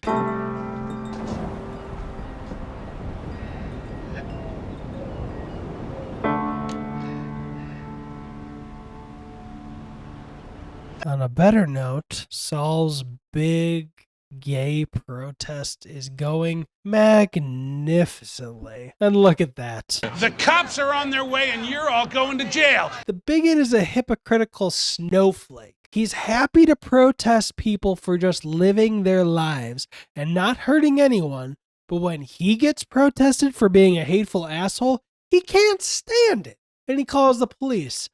Wow.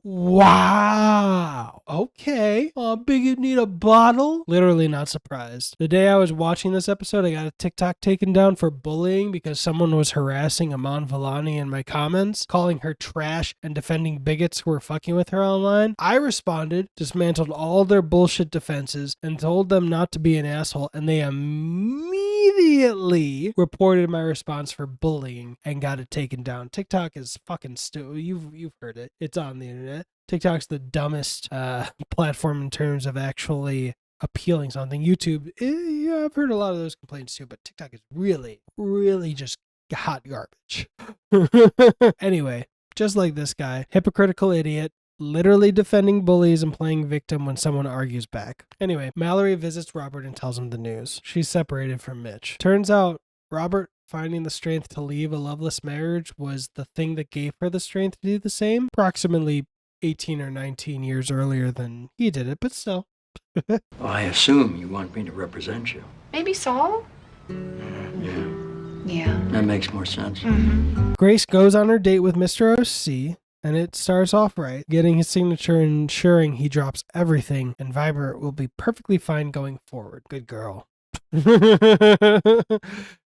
Doing business first. Don't want to do the whole date and have him pull a fast one and be like, I don't know, maybe I need another, Anyway, Mr. OC insists at how interested he is in Grace, despite her self-deprecating doubts, and they show up to their date location. We don't get to see where it is, but apparently it's a sign. And Frankie would love it. And actually, it's so exciting that Grace asks to borrow the chauffeur and date in general so that she can pick up Frankie for the sign. He actually agrees, which I really like, but holds her to 2 hours another time. Saul gets arrested with the rest of the protesters, and it's as genial and arresting as you can imagine Saul would be capable of manifesting, I guess. But it happens right as Robert turns up. See, Robert realized he failed by not showing up and demands to join the protesters. By the way, you should look up the histories of protesting that Jane Fonda, Lily Tomlin, and Martin Sheen have done. Maybe Sam Waterston too, but I just can't remember hearing about that in interviews off the top of my head. Anywho, Robert can't demand to be arrested, so he has to do something awesome and fulfill Saul's first attempt at counter-protesting. May I? Thank you.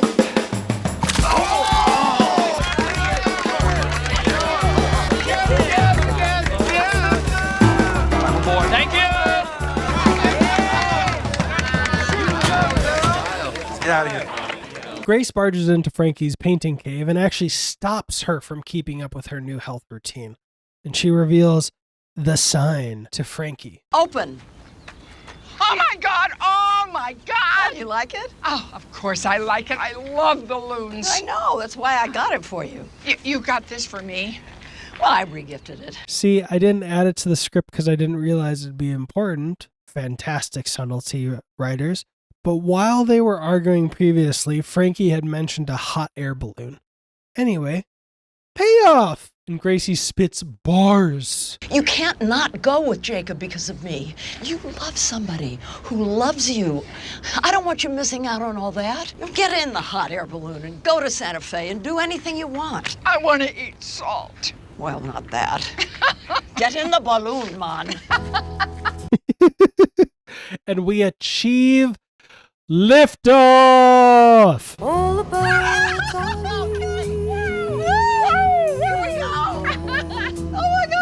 And the future is unclear. And we, as an audience, won't find out what the future holds for Frankie and Grace for a long, long, long, long, long, long, long time for season 4. And damn, I got tricked. Legitimately. How did I get legitimately tricked on a rewatch? Come on. Also, I just hung these up. I got them from Amazon because I wanted to light the backgrounds. And thanks to Reddit, I chose purple for this. I'm bringing it up close to prove it because you knew that before I brought it close. I'm impressed. But yeah, tell me if this doesn't look different. So, probably sending them back, but since I got him for now. Grace walks the beach with her sometimes airheaded, very often loopy and kooky roommate. And as you may have guessed based on that summary, we're talking about Cherie, of course. Played by the one, the only, the Friends alum, Lisa Kudrow! Forgot how much I like using my hands during this. Figured today's the day I gotta exercise. Might as well do double duty. Whoopsie. And she's not only Grace's roommate. Cherie also goes with Grace on the job, selling vibrators to women with walkers. And where's Frankie? She's in Santa Fe with Jacob, and she's thriving. Trading her paintings for eggplants. All the normal stuff. And Frankie and Grace are keeping in contact. From context clues, it's been about 7 or 8 months. In other words, Frankie will become a grandma to Bud and Allison's child in about 2 months. Thanks to a gender reveal party, Frankie will be seeing Grace very soon. And I gotta highlight this great exchange. What time do you land tomorrow? My plane gets in at 12:20. Oh, well, you're definitely going to miss that flight. Uh-huh. And most likely the one after that. Good chance. So I'll meet you at the airport 3 flights after the one you were supposed to come in on. I feel so known. The most adorable community college security guard from Community is also the most adorable day cop, one who helps escort Robert and Saul into a holding cell. Or should I say Robert and Saul Bunyan, because look at that scruff. These sexy men haven't halted their righteous protesting one step, and good for them. Frankie returns home for the first time since she left. Frankie dives immediately into the topic of Grace's non-existent love life, and we very quickly get this amazing little tidbit. Old hippies are the best lovers. Well, Saul's an old hippie. He was always a very giving lover, if a bit distracted, like the time he called me Robert, which in retrospect makes a lot of sense. And I'm getting hints that Grace doesn't desire a man because she's satisfying herself on a diet of Vibrant's primary product. Did I thank Reddit? Because purple was the perfect color.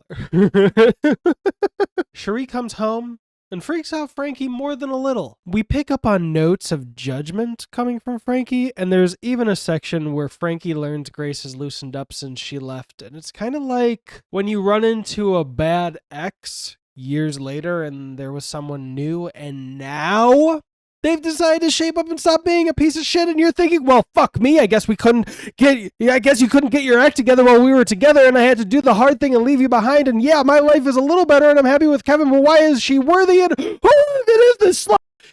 Yeah, it's kind of like that. That was fun. Yeah, it's kind of like that. For a bit, or as Frankie would say, What the hell is going on here? Barry's back! In Brianna's life, not at Say Grace. He actually just had an interview with Brianna's nemesis? As far as what kind of nemesis? What? I was wearing a yellow skirt, and then the next time I saw her, she was wearing a yellow skirt. She's a bitch, Barry. Okay, she's a bitch. Oh my god, they kissed! Yay! I love it. Back at the beach house, we find out more about Cherie and witness Frankie get more and more jealous. Jacob calls to check in on Frankie and asks about her previous night. Frankie throws some jealous shade, but admits that Cherie is a nice person. Holy shit, Coyote got I got so concerned I tripped over my own words. Holy shit, Coyote got beat up. Oh, dang it, I got tricked again. He tricked Mallory too. It was makeup, and I forgot that it was makeup while I was reading that script. He tricked Mallory too. It was makeup. Coyote's friend he has a crush on, Nadia, practices on him sometimes. Frankie asks Cherie how Grace is doing, and Cherie lets slip that Grace has a guy. Why? But the other night, when Frankie asked about Grace's love life, Grace said nothing. But the other night, Grace did have an uncomfortable reaction when Frankie threw out an insult about Mr. O.C. California. California, here we come.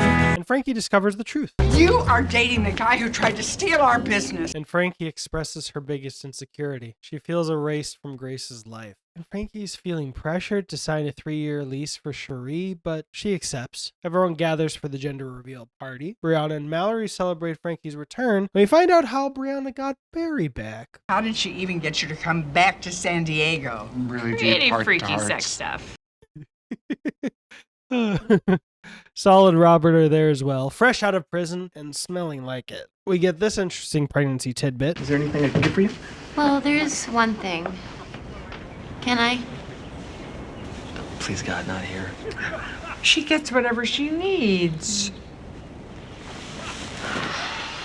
Ew, ew, ew, ew, ew. No. It's a pregnancy thing, okay? She likes to inhale the pheromones. Thanks, babe. I just needed a quick hit. Frankie and Brianna decide to raid Frankie's old stash, and they see what happened to Frankie's old painting den.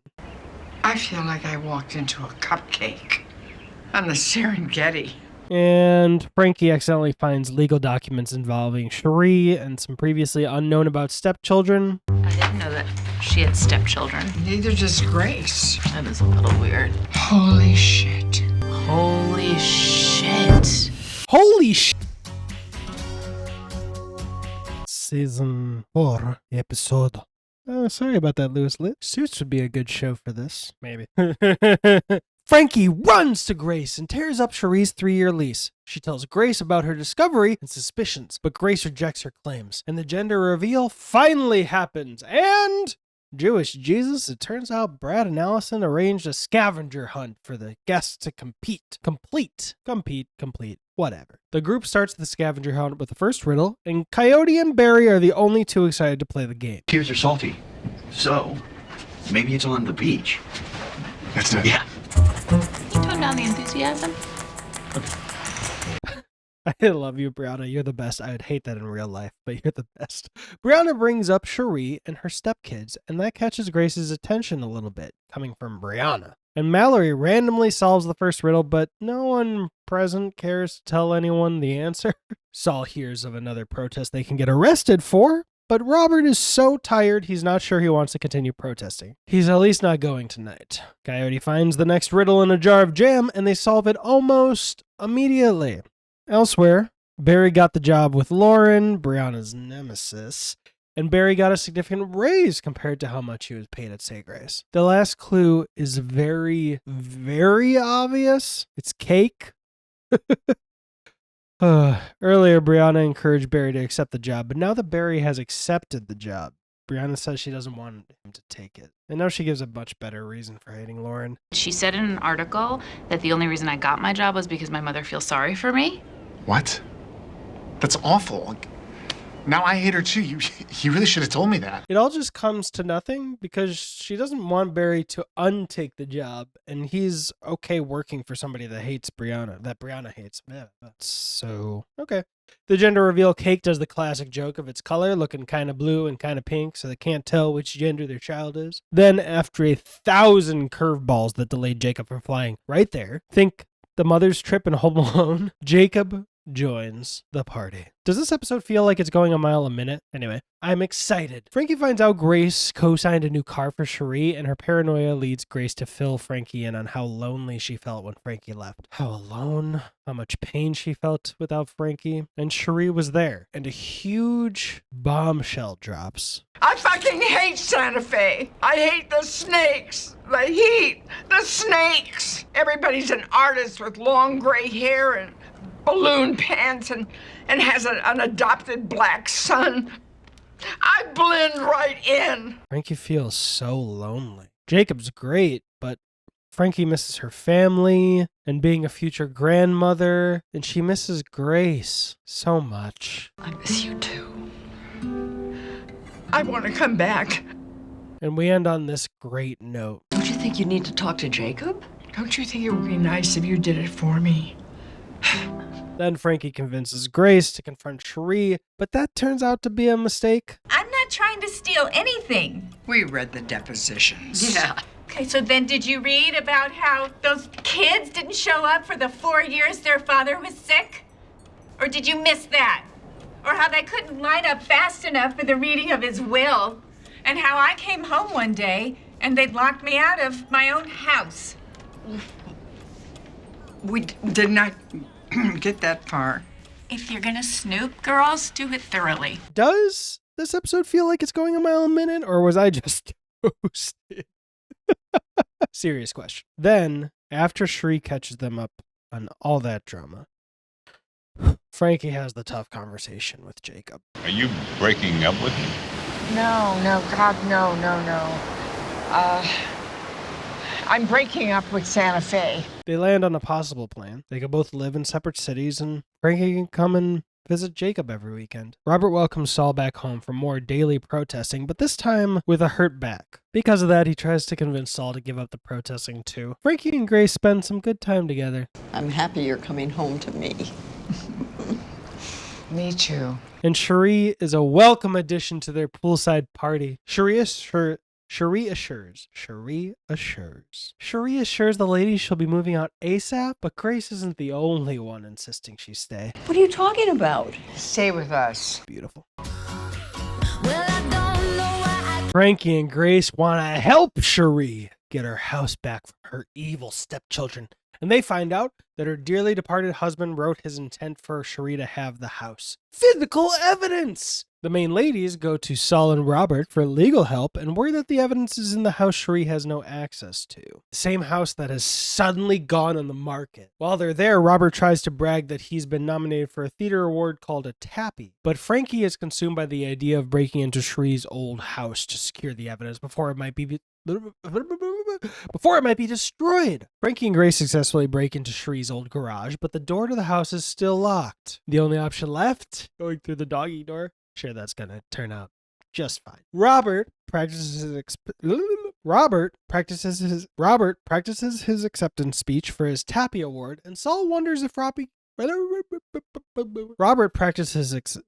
practices his acceptance speech for his Tappy Award, and Saul wonders if Robert can use the moment as an opportunity to talk about important political issues, like all the things they've been protesting lately. Brianna, meanwhile, has set very restricting and specific rules for Barry with spit, and is livid that Barry doesn't do anything to the letter of her doggy law. At Cherie's house, Frankie and Grace are searching everywhere when Frankie gets news on the gender of her granddaughter. It's a girl. Not only that, but one of Cherie's stepchildren arrived abruptly.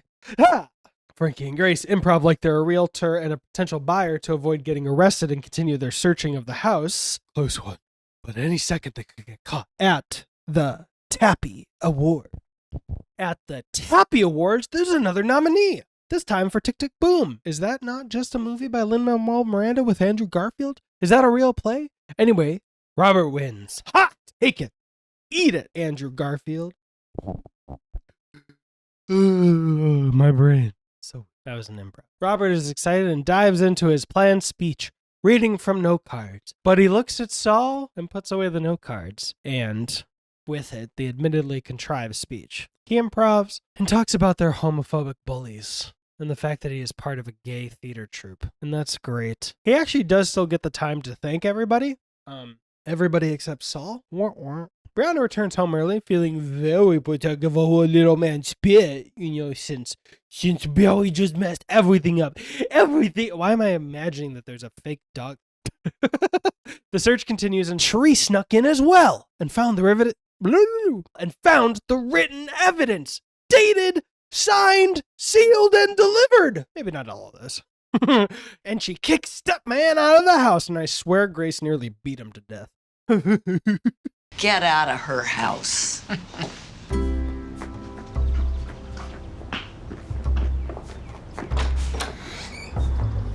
He left. Damn straight he left, and he better not come back. Robert apologizes for not thanking Saul, and Saul apologizes for thinking Robert doing theater isn't as important as Saul doing protesting. Brianna continues spying, sees Spit eats dog food just like a normal dog, and then... Where did he get a... Jewish Jesus! Barry! Nope. Barry found the cameras. Nope, nope, nope. Destroy the computer, meet me in Mexico. Okay. Brianna comes home. Barry is peeved. Brianna is insecure. Whenever I get to I'm in a relationship now, I fuck it up. Except with Spit, and that's probably because he can't leave me. I'm not leaving you either. We don't know that, Barry. You can open doors. I'll always come back to you.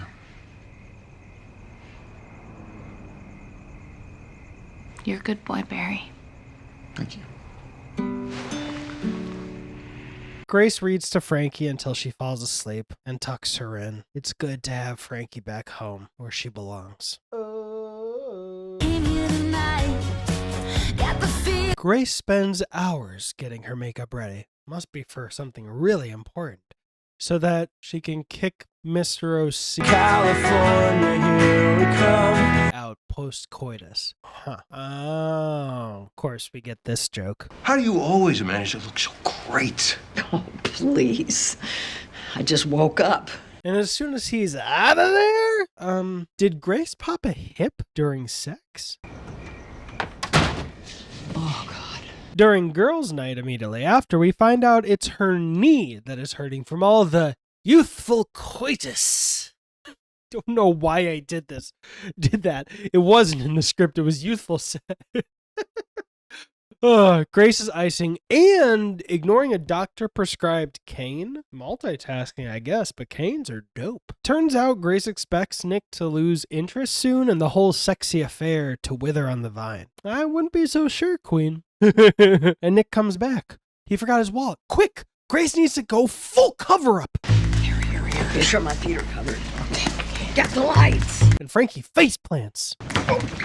Even worse, Frankie gets wrongfully declared dead by the Social Security Administration. Turns out it was actually for a very good reason. Frankie had to pretend that she was dead because she didn't want to pay $60 to replace the key to her P.O. box. That's awkward.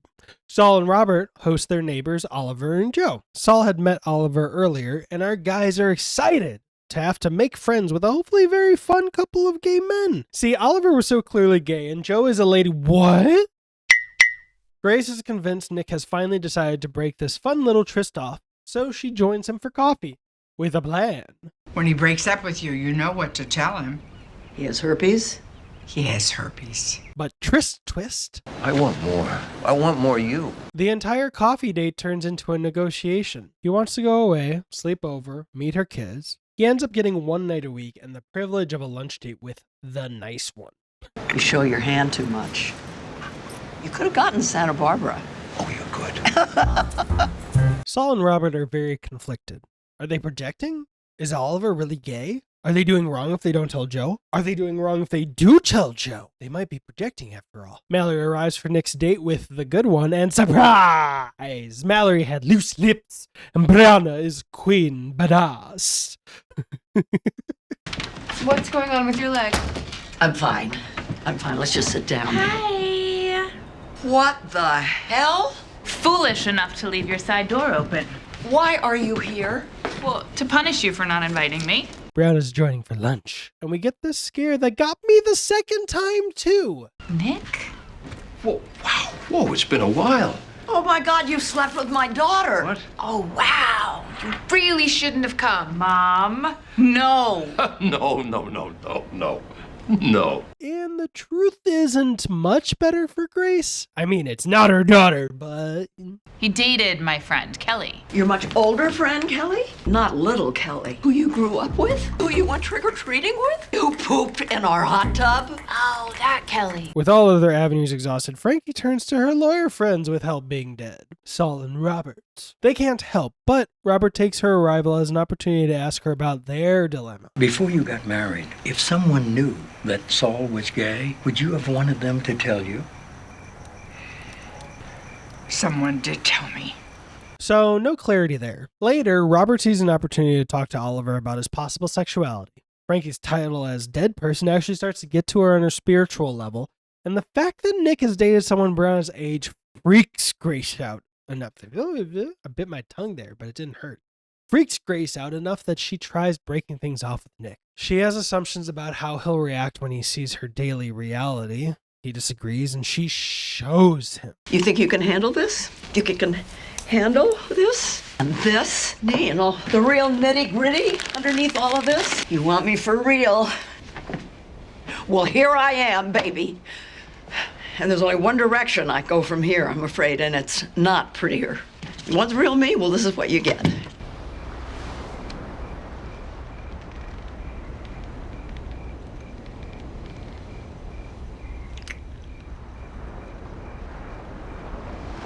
I'll take it.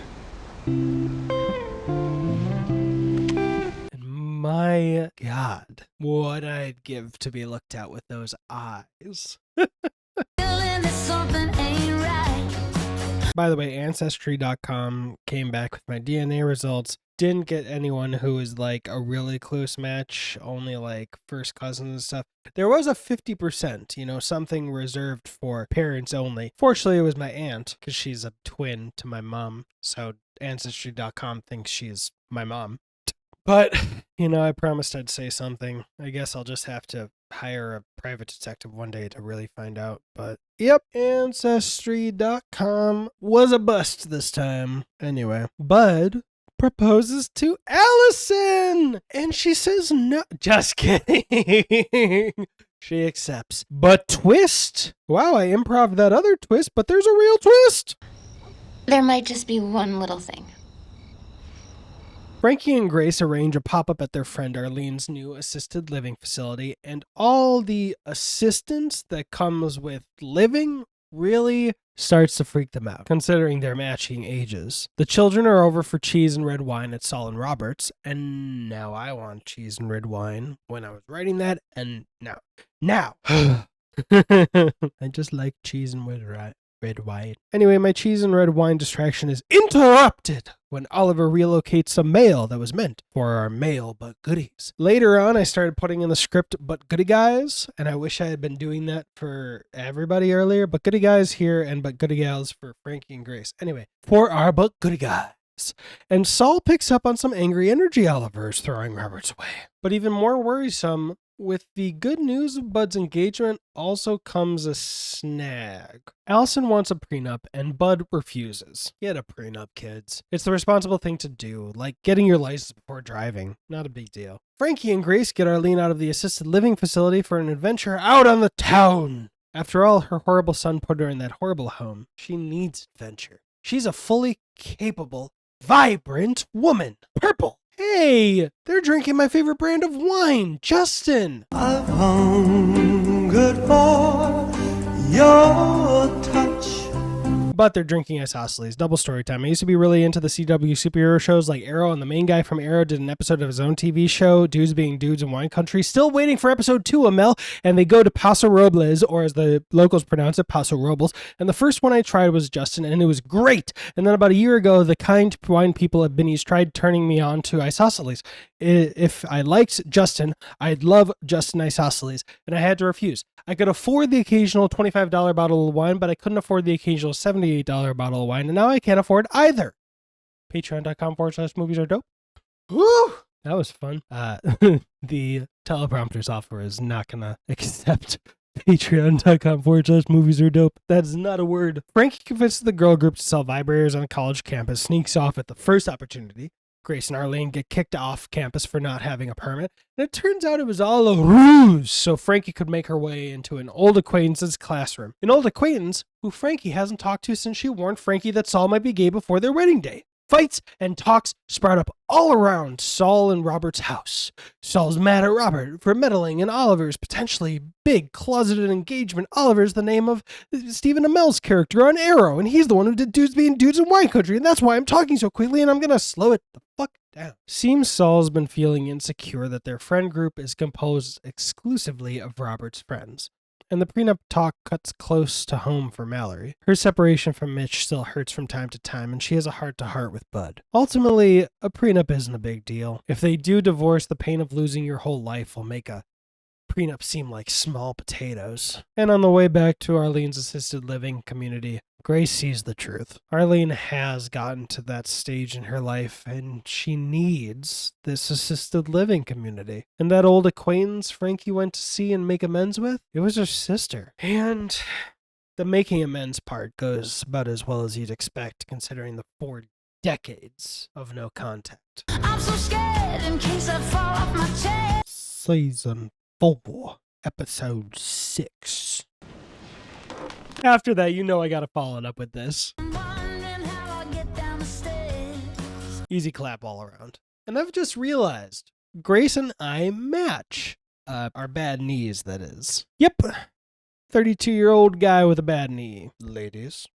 I haven't really mentioned it before, but, you know, every episode has like 3 or 4 or 5 different storylines, and they all kind of affect each other. For instance, last episode, because they were wondering, you know, should they tell Oliver he might be gay, they went to Frankie and asked, like, would you have wanted to be warned? And then she says, I was warned, and that leads her to remember her sister and that relationship. And like the storylines kind of have an effect on each other in that sense. And then every once in a while, there's an episode like this one, where it just feels like it could have been a bunch of different vignettes. Like, you take one of the storylines and just play it completely all the way through, and it'll be done in like 5-6 minutes. And then we move on to the next storyline, and they don't really interact or affect each other. I don't know if I've explained that well, because I've kind of improv'd this about 6 times, and this is the one we're landing on. But this is one of those kind of episodes where, like, you could just lift an entire storyline and make it a mini episode, and it'd be fine, and the episode wouldn't suffer for it. All the other storylines are mini episodes in themselves. They're just kind of cut up and spread out throughout the whole episode, so it can feel more like sitcoms.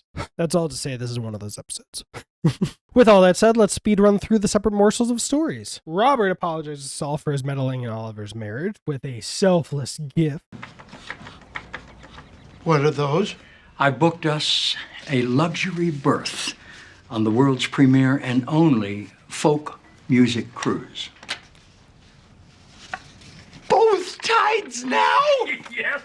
I've been dying to go on this cruise for years. Then Robert goes to the theater to quit so he can go on said cruise, and the lead in the play gets hurt, and the theater needs Robert to fill the role. So the timing is great for everybody. Robert comes home to talk to Saul about it, and I love you, Robert, but I hate it when someone does this weak-ass shit when they promise, nay, offer to do something generous for another person, and at the first whiff of something else to do, something the gift giver would actually enjoy doing, said gift giver slinks back and tries to baby their way into the other person canceling the gift, so said gift giver can bail on the gift and not try to seem selfish in the process. Thankfully, Saul feels the same. He splits the difference. He will not cancel the fun he'll have on the trip, and Robert can figure his own shit out. Separate from that, Bud ropes Coyote into a movie night with Bud's future bride, who Coyote is not the biggest fan of. Turns out Allison isn't Coyote's biggest fan either, and this has been a giant dupe. A scheme! A wigwam! Wait, no, Wigwam is the band that made that song that was in the Peacemaker opening title sequence.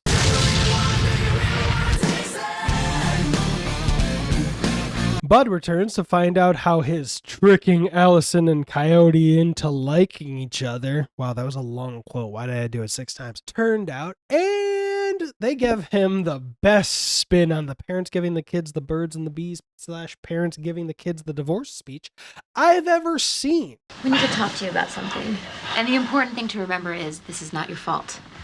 But sometimes 2 people try very hard to make things work, but Your brother and I have decided to not like each other. Amicably. And when he pushes back, Coyote convinces him everything will be fine. remember when Mom and Dad told us that they were splitting up? And we didn't know how we were going to get through it, but we did. And everything's fine. You know, it's separate, but it's fine. And we all do things together. We're friends with Mom. We're friends with Dad. We're friends with Robert. We know Grace. And everything's fine. And everything's fine. And I just love what Coyote says about Grace. We're friends with Mom. We're friends with Dad. We're friends with Robert. We know Grace. Grace goes to the store and tries to resist reality. She is a scooter lady. While there, she spots Barry and bails to avoid him spotting her, and her panic at being identified as a scooter lady leads to this hilarious image. Ugh! Oh! And I mean, look at that. I just love how ridiculous this all is. You can't dent a metal cart going at like 2 miles an hour, let alone shatter a brake light, let alone shatter it like that. It's hilarious. I will say I at least love that they draw attention to the situation a little bit. Officer, this has never happened before, and it will never, ever happen again. Yeah, considering the extremely unusual circumstances here, I actually believe that. And when Grace gets a ticket for having been drinking, Barry swoops in to make the situation easier for Grace and drives her home. During the drive, Barry checks in to make sure everything's okay. Grace laments her breaking body, and we get this amazing moment. One day it's a hinge, the next day it's the whole damn house. Well, the house looks pretty good for where I'm sitting. Barry, are you hitting on me? No, that can't be what's happening. No. And now for the emotional meat. Frankie tries to rope her sister Teddy into a reconciliation dinner. She refuses. Frankie ends with this. I tried, Teddy. I guess you don't care if I forgive you. What did you say? Well, that's ridiculous. So Teddy drops by to set the record straight. What really broke their sisterhood up was their conflicting natures after their younger brother died, and there was no more brotherly glue to keep the family together. Frankie's original odd couple, yes, and those sissies finally bury the hatchet. Sissies as in sisters. Over a bottle of whiskey and a pack of cards. Onward! I don't really know how to start this episode's summary. Another friend of Grace's and Robert's has died, and apparently Robert's set on being a passive-aggressive baby all the time because Saul went on the cruise that Robert planned for both of them to go on until Robert decided to not go because Robert wanted to do something else. And I'll admit it, I don't know if you could pick up on it, but I'm peeved with Robert. You don't get to be a big baby about a situation that is literally all your fault. You broke a promise, which led to you making up for it. And then when something else interested you more, you bailed on your apology gift. Where in that scenario is Saul doing anything to deserve any negative attention? Anyway. Grace predictably doesn't want Nick to come to the funeral with her because of her continued insecurities about their age difference. Mallory submits her resume to Brianna, and under the threat of kids in the office, Brianna allows Mallory the privilege of pitching her team product ideas. With Frankie still legally dead and all other options exhausted, Saul gives Frankie the final solution to her problem: get arrested. Depressingly, the government always cares if you've broken the law. But if you haven't done anything illegal, we'll be with you in a few decades. Take a stupid number. Robert and Grace show up to the funeral together, and surprise! Nick is there, waiting for Grace to arrive. And she's just the biggest bag of nerves, worrying about her gossipy friends, judging her for her cane, or judging her for her younger boyfriend. At Say Grace, Mallory picks up pretty quick on the fact that her pitch meeting isn't much more than Brianna saying, "Good, sister. You did a good job. Okay, bye-bye." At the funeral, Nick bonds with Robert over Music Man, and Nick being crazy about Grace. But when they start singing songs from the play, Music Man was my second play I'd ever done. I actually got a really great story about that, but that's another time. Grace intervenes. She shuts down the singing, but finally opens up with positive emotions for Nick. The get Frankie arrested plan gets subverted by some Chili's product placement. They've been having a goofy old day. While leaving the funeral, the Butt Goodies are commemorating all their dearly departed friends when Robert brings up Phil. He's passed away and, well, I love Nick for this. Nick is the first one to spot how the news of Phil's passing hits Grace. He did all our bathrooms. I kept breaking things so he would come back. Everything all right? Mallory confronts Brianna about her bullshit meeting, picks up on the fact that something is wrong at Say Grace, and I love how she resists getting kicked out. Just leave it at that, and it's time to say What's... bye-bye. No. What's happening? Joey. My kids taught me that too. Mallory gets to the bottom of it. Mom can never know bad. That is bad. Mm-hmm.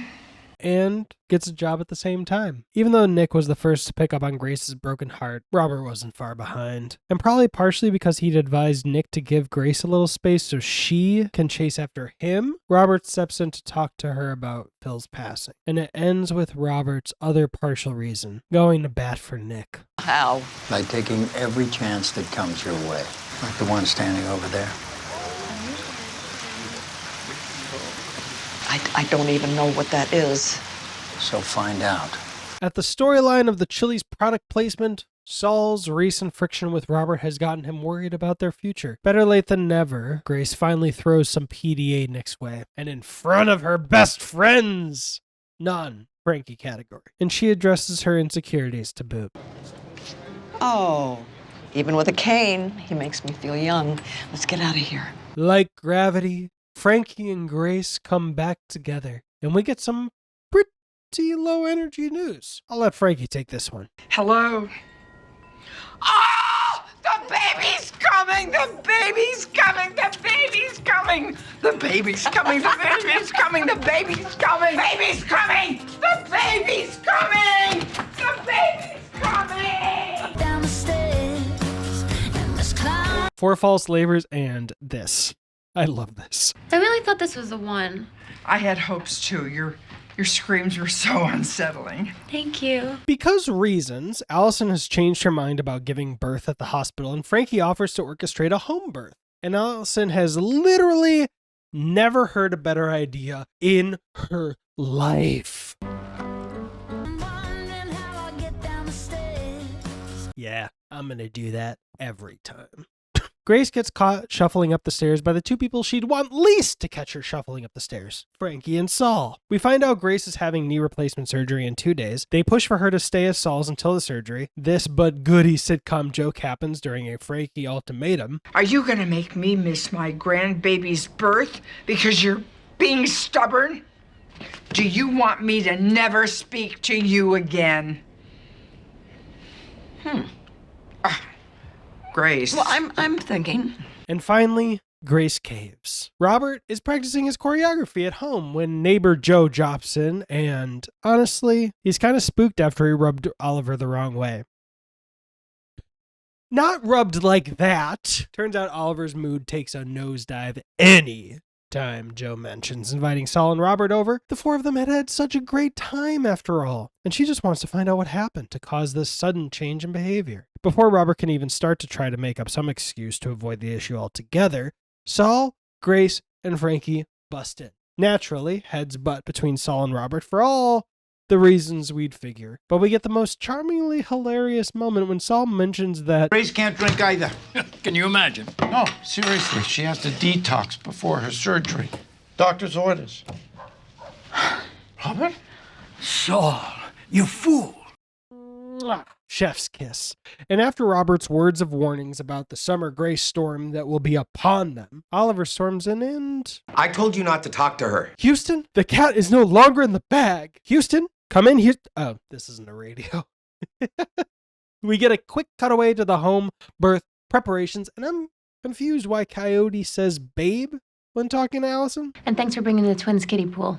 Oh, well, actually... Pool's mine, babe. Like, why does Coyote call Allison babe? So Robert said you're gay. So what? No, we're not cutting to the next... So Robert said you're gay. Why does Coyote... So Robert said you're... But I'm trying to figure out why... So Robert... But seriously, why does Coyote... So Robert... Why does he say babe? Joe is chill as fuck with the cat running all over the place. Honey, if I got upset every time someone told me you were gay, I'd be upset a lot. Oliver and Joe are leaving when, hey, that guy from Crazy Ex-Girlfriend who's a cop is here! And everyone finds out they need to stay indoors until a very serious situation is taken care of.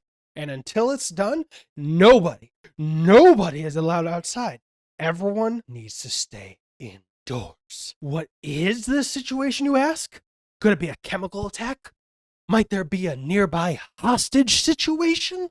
Bank robbers loose in the neighborhood? Nope. It's even more serious than any of those situations because this episode's plot has been Frankie Bergsteined. You may have been Frankie Bergsteined. Because there's an orangutan that's broken loose and they're within a 2-mile radius, and this is definitely what cops do, going door to door to literally every house in a 2-mile radius to personally tell them to stay indoors. Oliver and Joe aren't even allowed to walk next door. We just live next door. No exceptions. And typing that all out made me curious. Mr. Crazy Ex-Girlfriend took a little less than a minute and a half from the time he entered till the time he left. So let's round that up to 2 minutes to account for walking time between houses. Using good old Google, we find out that the number of homes on a block is 100. The number of blocks in a mile are 20.3 blocks, so we'll round that down for even math. And in a 2-mile radius, there are 12.56 square miles. We'll round that down to 12 for the math. Now, while I'm never going to claim this math is even accurate, I invite an expert in city planning to actually tell me how many houses are in a 2-mile radius. 100 houses times 20 blocks times 12 square miles equals 20,000 houses. Given 2 minutes spent at each door going door to door, we are meant to believe that the strategy is spending 666 hours and 40 minutes of man time warning everyone to stay indoors. But yeah, they're also somehow going to find the orangutan within the hour. Yeah, I like doing pointless math. What? I'm not going crazy. You're going crazy. What? This isn't a cry for help. Me taking hundreds of hours to script, film, edit, and upload a recap of a 7-season sitcom that I really like, and in the middle of it, doing an exhaustive amount of research that seems only appropriate in a film theory video just to justify or debunk the flimsy, goofy excuse to keep a bunch of characters in the same room when they don't want to be. This isn't a cry for help at all. None of that was scripted. Moving on. And even more perfect timing, Allison's water breaks and Allison immediately regrets the choices her pregnancy brain made. But apparently she takes after Mallory because instant, unavoidable home birth in sweatpants is happening. Meanwhile, Frankie and Saul can't get past the very serious and very real orangutan barricade and everything goes to shit. Frankie stresses because she won't be there for her granddaughter's first breath. Grace literally tries trading Mallory for safe passage for Frankie. Oliver gets mad at her thinking he's gay. Joe gets mad their engagement is being questioned and insists they're soulmates. And Grace drops the bombshell that Saul referred to Frankie as his soulmate during last episode's Chili's product placement. So at least Robert has something legitimate to be mad at Saul for. You know, instead of bitching about Saul going on the cruise like a dum-dum. Yeah, this orangutan is tearing this family apart. You are tearing me apart! Robert does the kind thing when the officer comes to escort Frankie and Saul to their grandchildren's birth. He puts a pin in the soulmate argument they need to have and lets them go. And surprise twist, Grace confides in Robert and admits that she's scared of dying during her knee replacement surgery. She could really use a drink. Robert talks her down from her worries, and this happens. And I really want a drink. You're gonna have all the pain pills you want in 2 days. That is the nicest thing you have ever said to me. And then Grace consoles him. I know that you're worried about the soulmate business, but, you know, what do you care? You don't even believe in soulmates. But Saul does. And I guess I hope that he might think that I was his.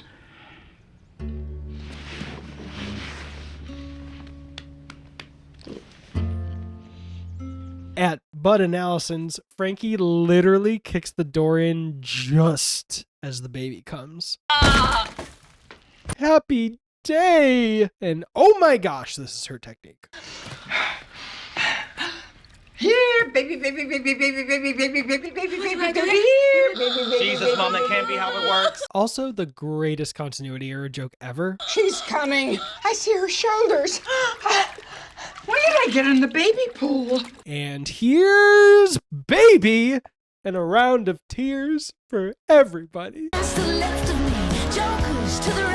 Season Quattro, episode No in German. I love how this episode starts. Grace has just had her knee surgery. Frankie and Jacob are about to leave on their own adventure, and Frankie has to come up with a genius way of getting Grace to keep doing her physical therapy. To tempt you, I've hidden little airplane vodka bottles all around the house. Oh, well, I guess I should get started.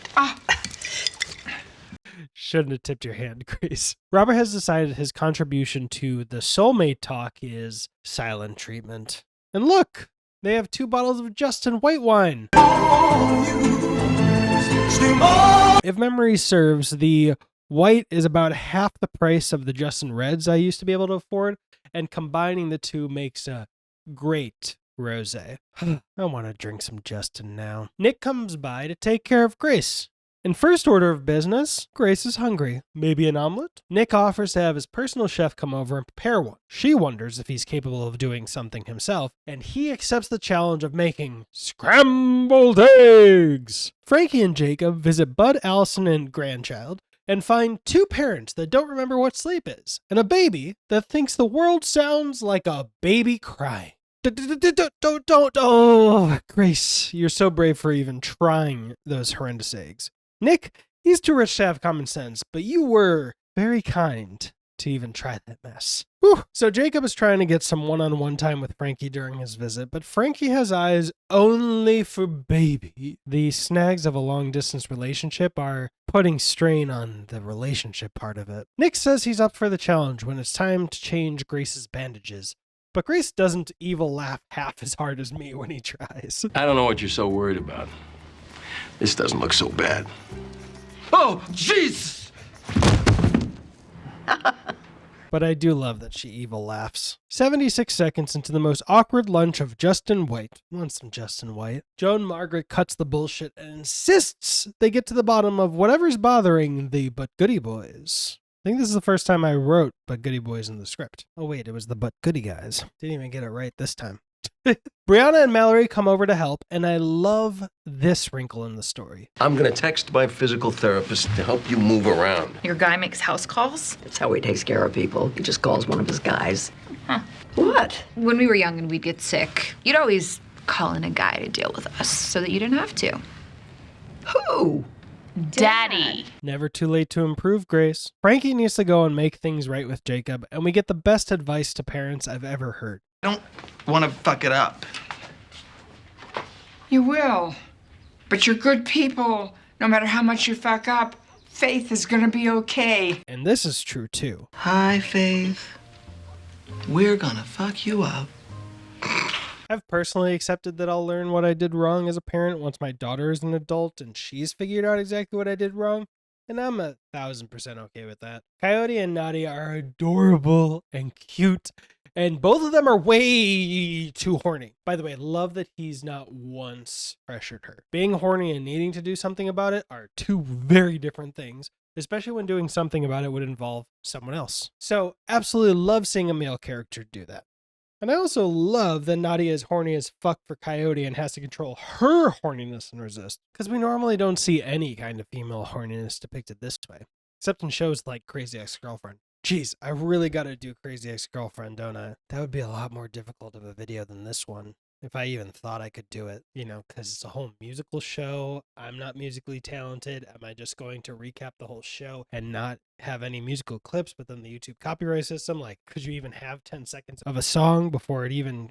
Anyway. Joe and Margaret knock some sense into the But Goody Guys. There it is. First time in the script. Go to therapy! Do you want to be the couple that goes to therapy and gets things better, or the couple that's stuck in a loop?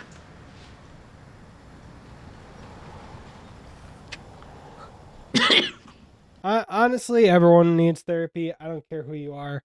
I've known many people who need it. I need it. And if you want to try therapy, my BetterHelp referral link is below. Obviously, they're not sponsoring this. I wish. What's up, BetterHelp? Never hear about this. But I don't make any money. I think we both get like some free therapy if you use it. But you don't need to use it if you don't want to. Just, you know, why not? But back to the episode, because I literally couldn't breathe when I saw Nadia give into her horniness and make a first move. Like, Coyote gives into his horniness and makes a second move. And even though I'm so happy for them for sharing a first kiss, I am so much happier that Nadia and Coyote stop and she leaves. Great self-control. Shit! I paused to write that, and now they're sexing. Oh, well. Nick, meanwhile, is so cute. He's not quitting his mission to do something helpful for Grace. So now he's trying to put together just the simplest shower stool. And he ends up hurting himself and Grace in the process. Oh, boy. To sum it up. There is one test you passed with flying colors. I did? You tried. And you kept trying, even when you should have given up. It was very sweet. I can't dwell on this next part because it's making me sad, but long distance beat Frankie and Jacob, and Grace finds one thing strong enough to get her on her feet, being there for her best friend during one of the worst moments of her life. Oh my God! Where's Jacob? I gotta thank him. Oh, you can't. He left. But I thought he wasn't going until tomorrow night. He wasn't. Frankie, what happened?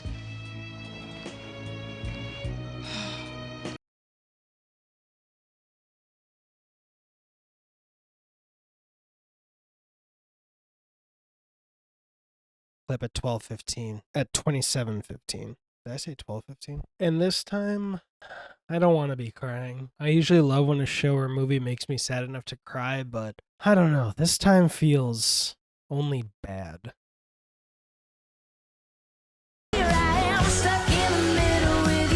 We got a couple mentions of it last episode, but this episode starts with a big old ugly spot of water damage on the kitchen ceiling, and it looks like nothing but trouble. Frankie is still hurting from her breakup, and sister, you're not the only one. To lift Frankie's spirits, Grace suggests a road trip to their most vibrant fan. And you can't see it because I was saying it, but I did spell it vibrant. Put it on screen. Editing, Brian. Oh, you did? Okay.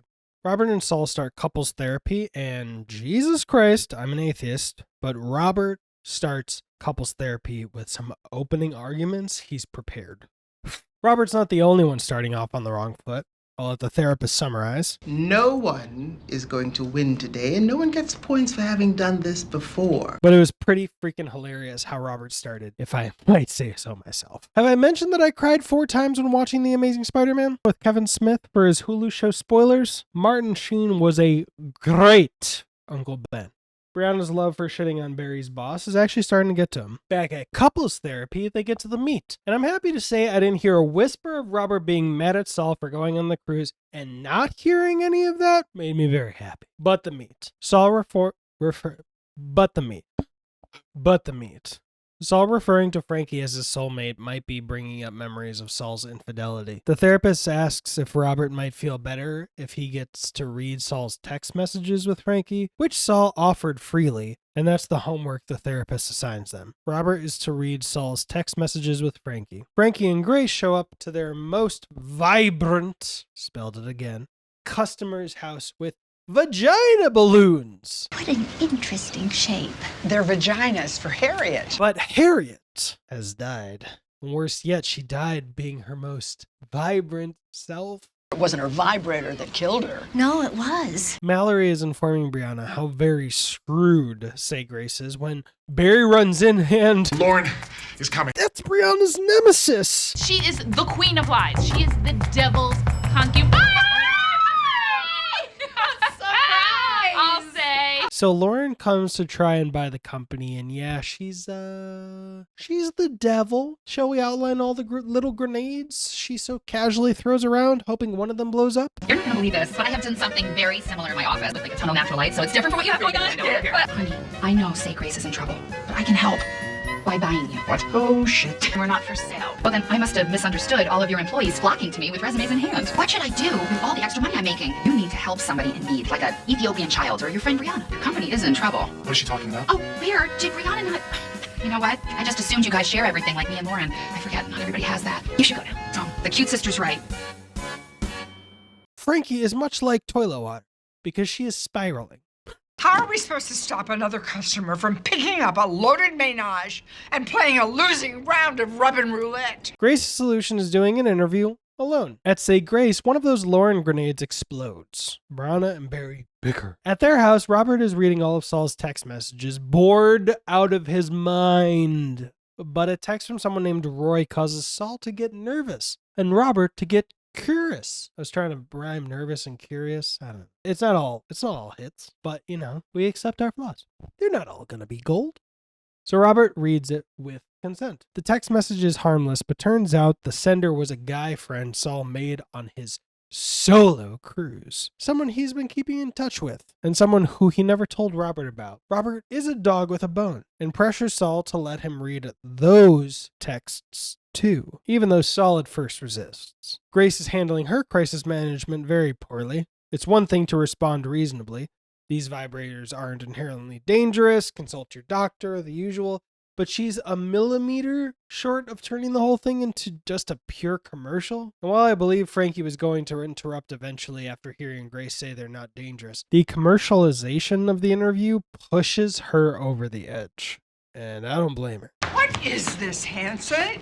The Home Shopping Network? And the interview continues. So Brianna didn't tell Barry about the troubles at St. Grace because she was insecure that if she showed Barry she wasn't perfect, it would shatter some image he had of her being this perfect, amazing badass. Which you are, Brianna. But you're only perfect when you're also flawed, and he washes away her fears. You fell for a badass CEO, not a total fuck-up. I fell for trash can, Brianna. Remember how I used to be terrified of you just like everybody else? Fondly. Just one day I saw you strutting all hot and cocky down the hallway until you walked right into a trash can. Doesn't sound like me at all, but I'll entertain it. And you were clearly horrified and relieved when you thought no one saw you. I mean, you were such a colossal loser in that moment. You're telling me now in this moment because... Because it was adorable. It made me smile the whole day. And the next day, I asked you out. Good things can happen when you allow yourself to be human. I love them. Also, Barry saw how horrible Lauren was to Brianna, and he quit his job. And we get this lovely little moment. Yeah, I couldn't work for someone who's that horrible to you. Although I did work for your mom. You always know how to make me smile. At couples therapy, Robert is highlighting the flirtatious nature of Saul and Roy's conversation. She picks up on the idea that Saul might be looking for something he's not getting at home, and then she mentions that an open marriage could be a possibility for them. Fire her, walk out, and go to the therapist from Crazy Ex-Girlfriend. Or mine. We're murderers? Was the quote headline to Frankie and Grace's interview? Can you guess who was being quoted saying that? Anyway, later at night, the dead woman Harriet's cousin comes over to wrap up the internal conflict. This was not your fault. No, you changed her life. We did? Yeah.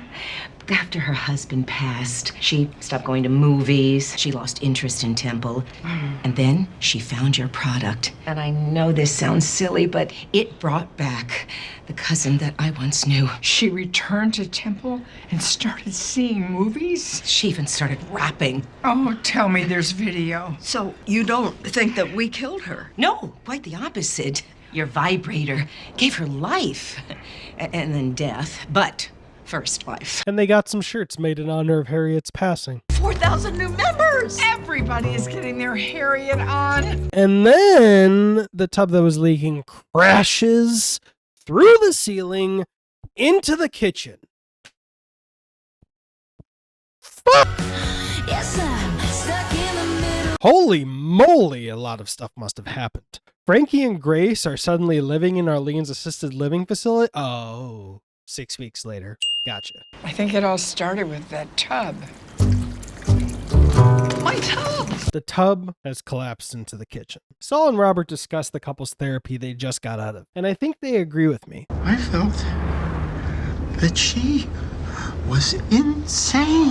Oh my God, me too. And Robert extends an olive branch. Robert offers to host Roy for lunch during his time in town. Grace checks her list of contractors to fix the tub and sees Phil on the list and gets sad. Frankie brings a vagrant who lives in the woods to fix the tub, and Grace hates that idea. Barry works at St. Grace now. He, Brianna, and Mallory are trying to fix things. Barry suggests selling to Brianna, and Brianna says, I will sell to Lauren over Mallory's dead body. Stop saying that. And I just thought that was funny. Game recognized game. My game recognized game. Bud accepts Frankie's pleas to come drive her granddaughter around the neighborhood for an hour. Oh, gosh, Bud, I don't know.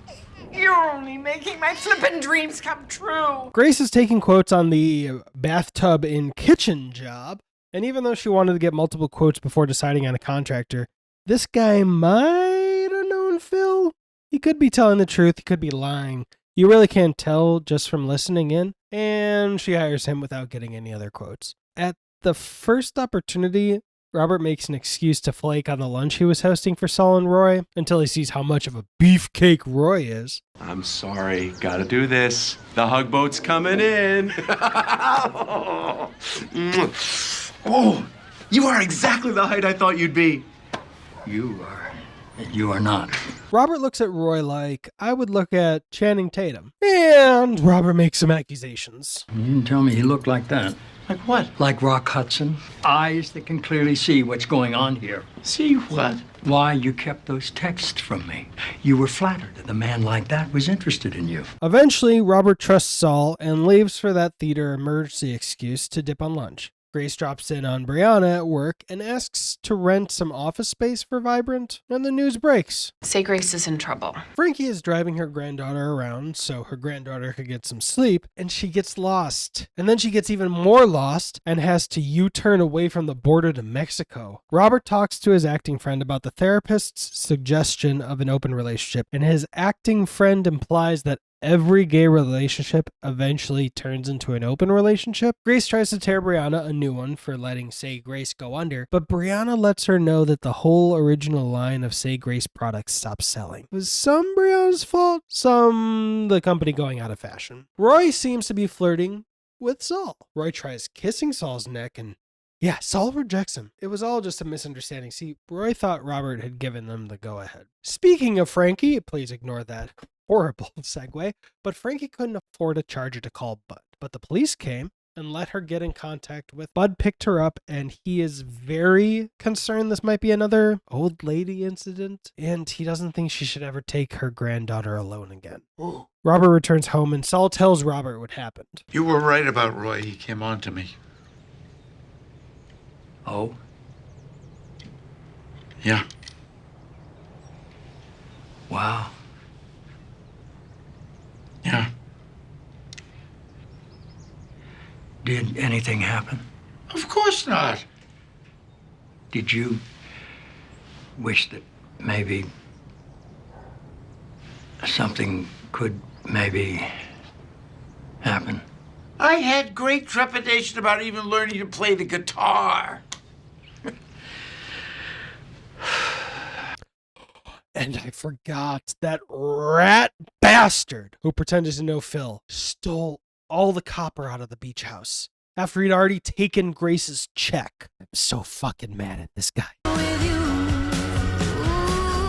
Season 4, episode 4 times 3. Season 4 episode this season multiplied by last season. Not only were all the copper pipes stolen, but our goody gals find out that the beach house is infested with rats. Robert stresses about learning his lines, and Saul suggests they have some sexy relations. Robert disagrees. Holy crap! The check Grace gave to the thieves was $10,000. Coyote comes by to tell Frankie he's moving to Los Angeles with Nadia, yay. And Coyote runs into the house to pee, and he sees what happened to the beach house. Not yay. Don't go in, we're shooting a porno! Oh, God. Jesus, what happened? When he tries to tell Bud, Frankie and Grace threaten Coyote. You're not telling nobody nothing. No, I've got to tell somebody. Oh, grab an arm. So, you really like that Nadia girl, don't you? Yeah? She's real pretty. Yeah, shame if she should happen to drown in a kitchen tub. A cuisine de noir? Look, Coyote, I have kept a lot of your secrets. You could keep one of mine. Fine, I won't tell Bud. Or anyone. Or anyone. Oh. And worst yet, Grace hurts her knee and feels the need to pretend like nothing is wrong. Brianna is nervous about seeing Grace, and this part made me cough into my vape pen. When I approach her, if I say the word kumquat, that means you have to lift me up and then firemen carry me out of the theater. Frankie wants Saul to lie to Bud and say that Frankie is legally alive again so Frankie can go back to being a babysitting grandmother. Coyote asks what's wrong. Saul alludes to it. Your mother wants me to lie to your brother about something. And Coyote misunderstands and thinks he's talking about lying about the pipes at the beach house. Yikes. Saul then lies to Bud for Frankie, and Bud doesn't care if she's legally alive or not. You know, I can take care of my grandchild. actually, Allison and I are afraid you can't. And Roy drops in on the play. Saul knows what's going to happen, and it does. Robert is very surprised and troubled to see that Roy has come to the show. After the opening song, Robert throws Saul his hat, but Roy takes it. And Saul tries to fix the mix-up, but... I think that might have been meant for me. You want to fight for it?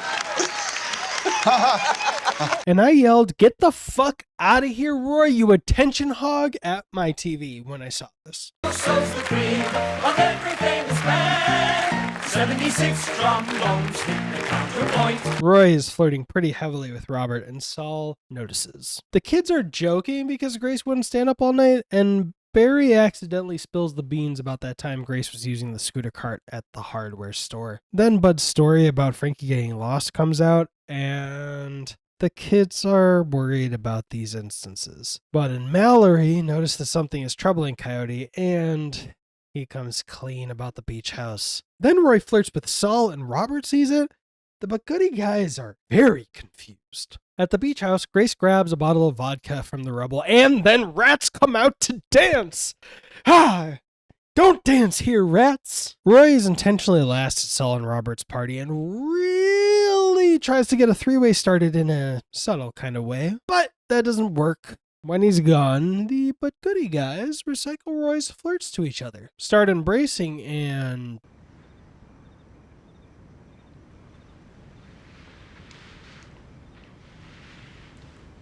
kissing. Ooh. And we close with the kids and Barry finding Frankie and Grace in the middle of the destroyed beach house, frantically trying to fight a rat.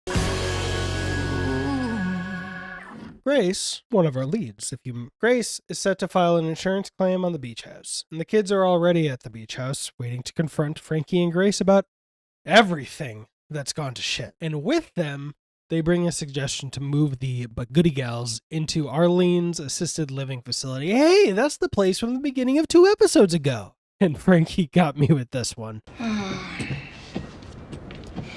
I'll go. Really? Fuck no! God damn it, I don't know what's wrong with you. Robert is feeling very sexy this morning.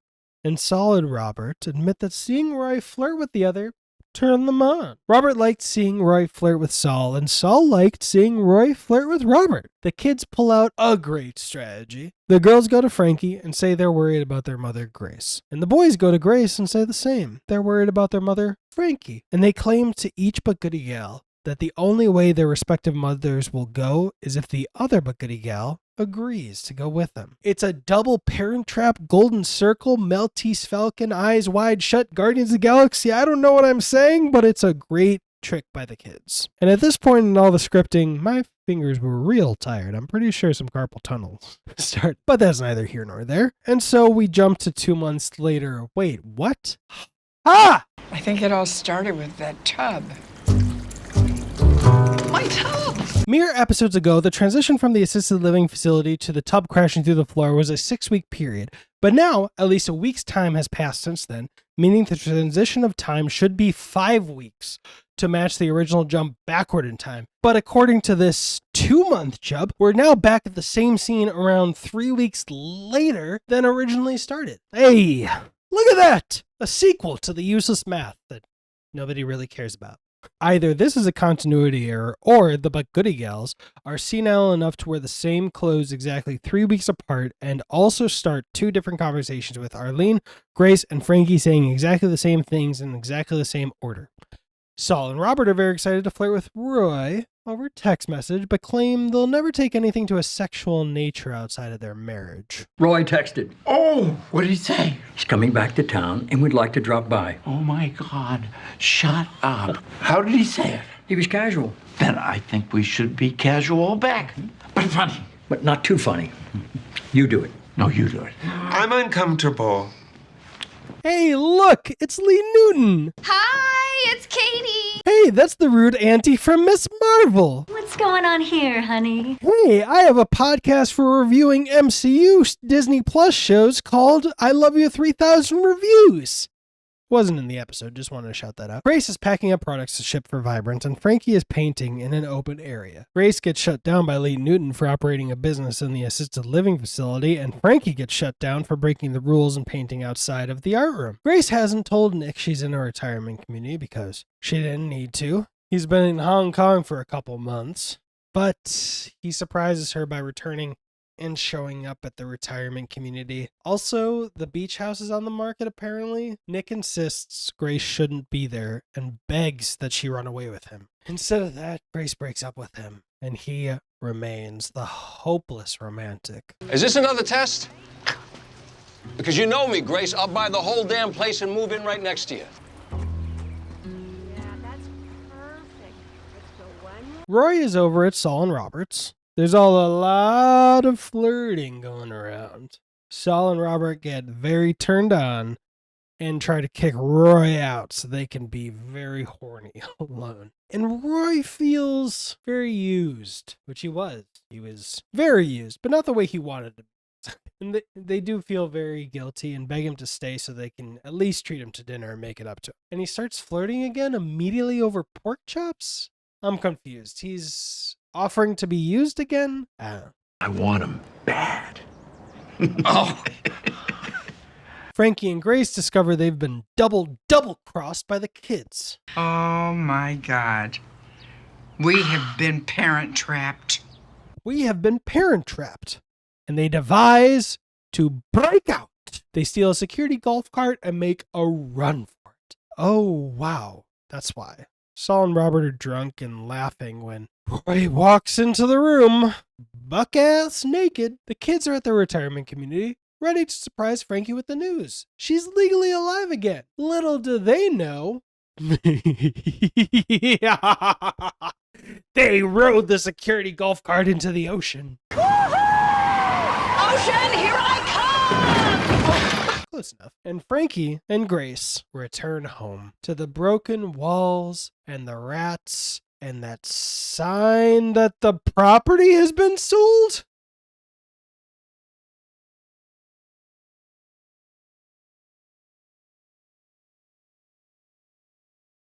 Downer ending, man. But some gentle but desperate strength together. Da-na-na-na, season 5. Season 5, and this is where we're at. Firm over lip. I think I had that a little bit the last time I recorded for season 4, but now it's here to stay. But let's just get into season 5, episode 1. You know, I went through like 3 different shirts before recording that. I had a black shirt on, blended right in. Then I put on like an off-white kind of gray shirt, blended right in. It's hard. It's hard doing this job. Woo! We pick up right where we left off. The flame of rebellion has lit anew in their hearts.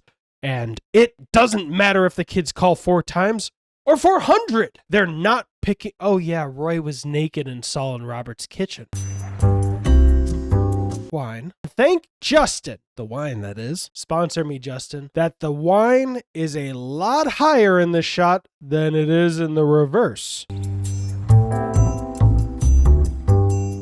In the 5 to 8 weeks, remember that continuity error? Why is the teleprompter not catching up? In the 5 to 8 weeks since Frankie and Grace have been back home, the home has been completely put back together. Whomever the new owner of the beach house might be, they haven't moved in yet. So maybe Frankie and Grace could squat in the beach house until they figure out a way to get the house back. At Saul and Robert's, Roy insists on getting a fakely passed out Robert to the couch, and Saul hasn't figured out a way to get Roy in clothes and out of their house before all the kids walk in. Because as we all know, Saul and Robert must abide by the age-old rule of sitcom households not locking the front door. All right, that's the take. I tried. But we're not without locks because everyone locks eyes with Roy's brown eye and then his pink eye. Do men have pink eye? I mean, moving on. But dumb Roy being dumb Roy. I would like to turn away. My body is not moving. Please put this on. But no.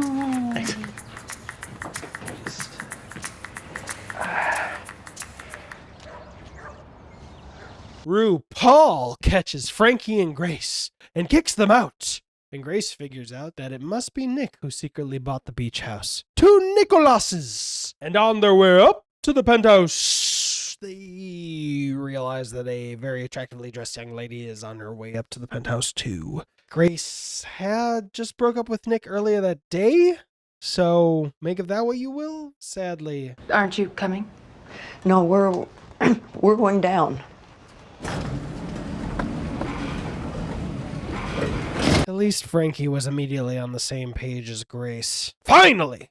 It only took till season 5 for some Del Taco product placement to happen, or at least product placement in the food place. They've been talking about it long enough. Yes, fast food locations are food places in my mind, not restaurants. You can't convince me otherwise. Skadoosh. And at Del Taco, Frankie gives Grace an idea that I didn't they come up with this idea already? Whatever. Late at night, the kids finally figured out the Goody Girls went back to the beach house. Way late, kids. Catch up. Saul and Robert have a heart-to-heart about the Roy situation. They both spit bars. Can't keep going around and around with Roy. It's not fair to him, and it's not us. I guess we're just boring, traditional guys. But I kind of like that about us. I love that about us. Why am I haven't even had coffee today. Why am I all... Oh, listen to the Light the Fuse podcast if you like the Mission Impossible movies. They just had their 200th episode released today at the time of recording, so now you know when I recorded this whole section with this shirt, but it's great. Oh, if anyone didn't know, I have 2 Mission Impossible Fallout tattoos. They get home, find Roy has already left, and their theater friend Peter's crashing on the couch. Oh, the kids finally go to the beach house, and Frankie and Grace are finally squatting there. And when things get noisy, we get just my favorite moment, especially because Grace wants to hear Frankie's throat singing for the first time. Seriously, what are you doing? No, this is so ridiculous. Frankie and Grace kick the kids out. Coyote gives Frankie the good news about her legal status as an alive person, and they close things out by respectfully voicing some concerns. Even if you could get this place back, and you can't, you'd still have the same problems that you had before. And it's only getting worse from here. You know that. Make a pretty good case that it's already worse. Well, what are you going to do if you fall? Or if one of you has a stroke? What's the plan? Well, I gotta say, this doesn't make a lot of sense. Fuck it. And we're off with a lot of questions and a lot of possibilities.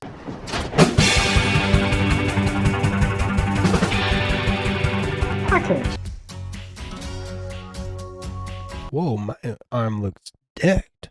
Working out a little bit, but this is like false advertising, it feels. I didn't mention it, but now like my hair is getting to the point where it just sticks straight out after a shower and it looks horrible, so I gotta push it down, and now this is just getting big. I just want to be done with this so I can shave it. Morning 1 of squatting in the beach house starts with creaky bones and sore muscles. Sleeping on shelves isn't the best, turns out. And they say TV can't teach you anything. Seriously, what is going on? Why am I... Worse, the electricity is turned off at the beach house, and Grace's phone is at 3%. Basically, she's got enough juice to call one person, and they need to call someone who will commit to bringing all their things from the assisted living facility without delay or questions. So, Peter, we were talking about Peter.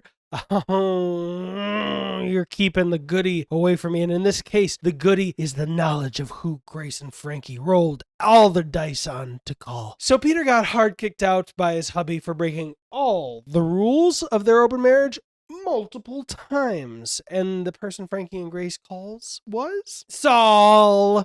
Dun, dun, dun. Don't forget to have him bring a fully charged battery the size of a truck. You know, if the utilities aren't turned on. Oh no. Coyote's back in town because his relationship with Nadia failed fast, and it failed hard. We waited so long for those crazy kids to fall in love, and I'm sad now, like, what the fuck? Anyway, Saul and Robert deliver. They help Frankie and Grace and bring their things over, and I just realized at this point in the scripting stage that I could have cut the time it takes to make this video in half or more if I just read from Wikipedia and credited Wikipedia. I never would have done that anyway. This is way more fun for me. Then the Bagoody guys come home and see that Peter's husband Jeff, who kicked Peter out for breaking the open marriage rules so many times, is in their kitchen. And not only that, but the hubby's in trouble or preparing a catering order that they had been hired to do. And Saul asked the question I have. Why is this happening here? Turns out Saul and Robert adopt the same mission that Frankie and Grace have. We need to get our house back. Frankie and Grace are trying to sleuth out who the new owner of the beach house is when they're invaded by teacup pigs. Now the teacup pigs are jumping rope. Stop. Oh my God, what dreams do come true? All right, shut it, woman. Now. Their squatting just got more complicated. And the reality of what it'll take for squatting to turn into success finally hits Grace later that night. Oh my God, I can't do this. And with beds and vodka present, they have a pretty fun little sleepover. First sleepover of Grace's life, actually. The next day, Saul and Robert try to help Jeff and Peter repair the relationship by having lunch with Jeff and... Remember how Peter broke the rules about their open relationship? Yeah, it turns out they never had an open relationship. And things go from worst to worse. My ridiculous husband tell you we have an open relationship?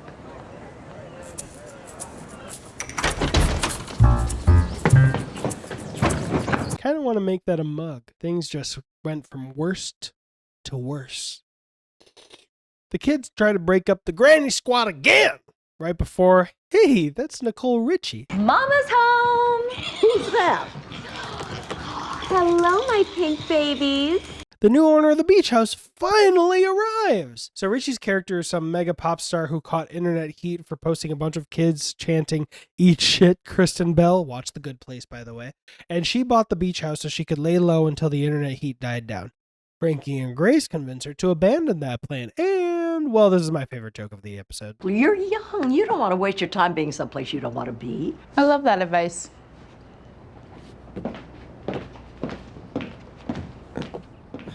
I am parasocially in love with the character of Brianna. So Richie's character is going to Santa Fe. The But Goody Gals have their house back, and I love this. That gave me a headache. This ending. Maybe I'll finally settle down. I guess our moms are getting their house back. Now that a celebrity's on board, I'm kind of fine with it. Well, I am not fine with it. I don't think it matters. 1, 2, 3. Eat shit, Kristen Bell!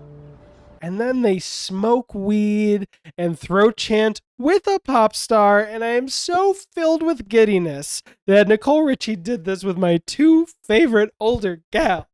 Dibs on next, please. Channel your inner cow.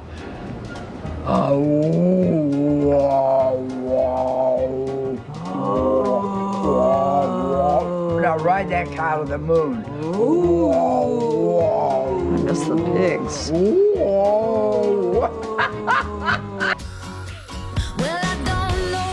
The kids have split up duties to check in on our favorite ladies every day of the week.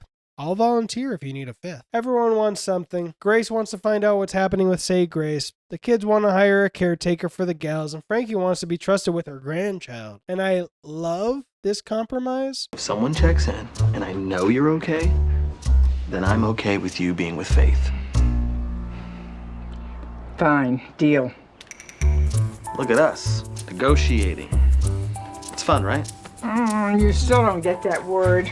Robert and Saul each have pickles they're in. Robert needs to suck up to Peter, who's taking advantage of their hospitality because Peter is in control of what the next play is at their lovely theater. And Saul has to represent his old secretary, Jean Margaret. Jean Margaret. Jean Margaret. Jean Valjean Margaret. I don't know what's going on. I'm just in a goofy mood today. And Saul has to represent his old secretary, Joan Margaret, because she got arrested for shoplifting a rotisserie chicken. It was a senior moment. And even though Saul represents her with dignity and gets her off the hook, he decides that practicing law is firmly in the rear view. Robert offers to console Saul with that too expensive but delicious wine I yearn for, just an isosceles. And Peter breaks the good news. He's doing the play Robert wanted. Grace pushes her way back into Say Grace. Brianna agrees, but there need to be some ground rules. My office is mine. My assistant is mine. If you are going to criticize me, do it privately. If you are going to criticize me privately, do it slow enough so that I can think of comebacks. You cannot wear red. It's my power color. You would be a consultant serving at the pleasure of the CEO. That's me. I'm not going to call you Mom. I'm going to call you Grace. I get final say. Brianna, you're my daughter. We don't need all these rules. Need I remind you of my lemonade stand when I was a kid? And Grace agrees. But first day back, Grace is taking over the office. Come on, Grace. Frankie tries finding the perfect caretaker, can't find anyone she thinks would be perfect, and Bud strikes out with his first try. Grace hates the caretaker and puts it out there that she needs someone who's not a stranger and who won't make her feel old every second of every day. And Frankie has landed on the perfect caretaker that everyone can love. Joan Margaret. Hello, Grace. Can you tell that this is purple? I try. Bud's not hot on Joan Margaret being the caretaker compromise, but I'm distracted by this body positivity. Look, Bud's gained weight in his front pouch.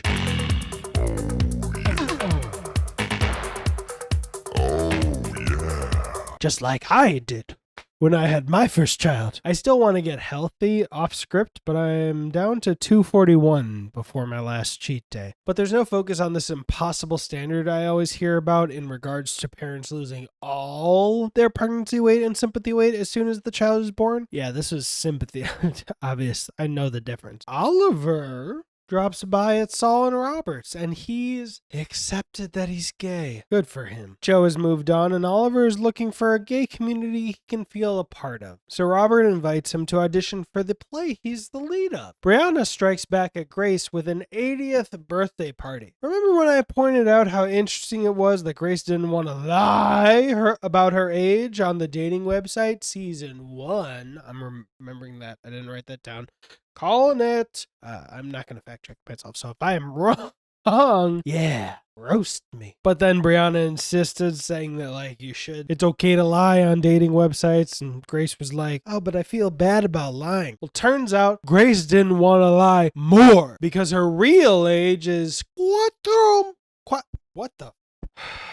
Because her real age is quattro. Well, it turns out Grace didn't want to lie more, because her real age is 4 more years than she's been saying this whole time. And Brianna made a birthday cake with Grace's birth certificate as the design. Frankie and Joan Margaret head to a buffet they've never been to so that they can scope out some sexy man meat. But they have to cross the street to get there, and the walk signal is too short. It turns red before Frankie and Joan Margaret can even get halfway across the street. And while the fight against ageism is a noble endeavor, the reality is even Joan Margaret could get 75% of the way on the 20-second timer. So instead of turning around, they could have gotten across the street, gotten their snow crab buffet, maybe with a couple sides of aged man meat, and then gone and fought the good fight. But maybe that's just me. The auditions for the second lead go horribly, and Oliver accidentally impresses. And I say accidentally, because who the fuck belts like that out of nowhere? And steals Robert's role. And it hits Robert hard. Sweetheart, I am so sorry.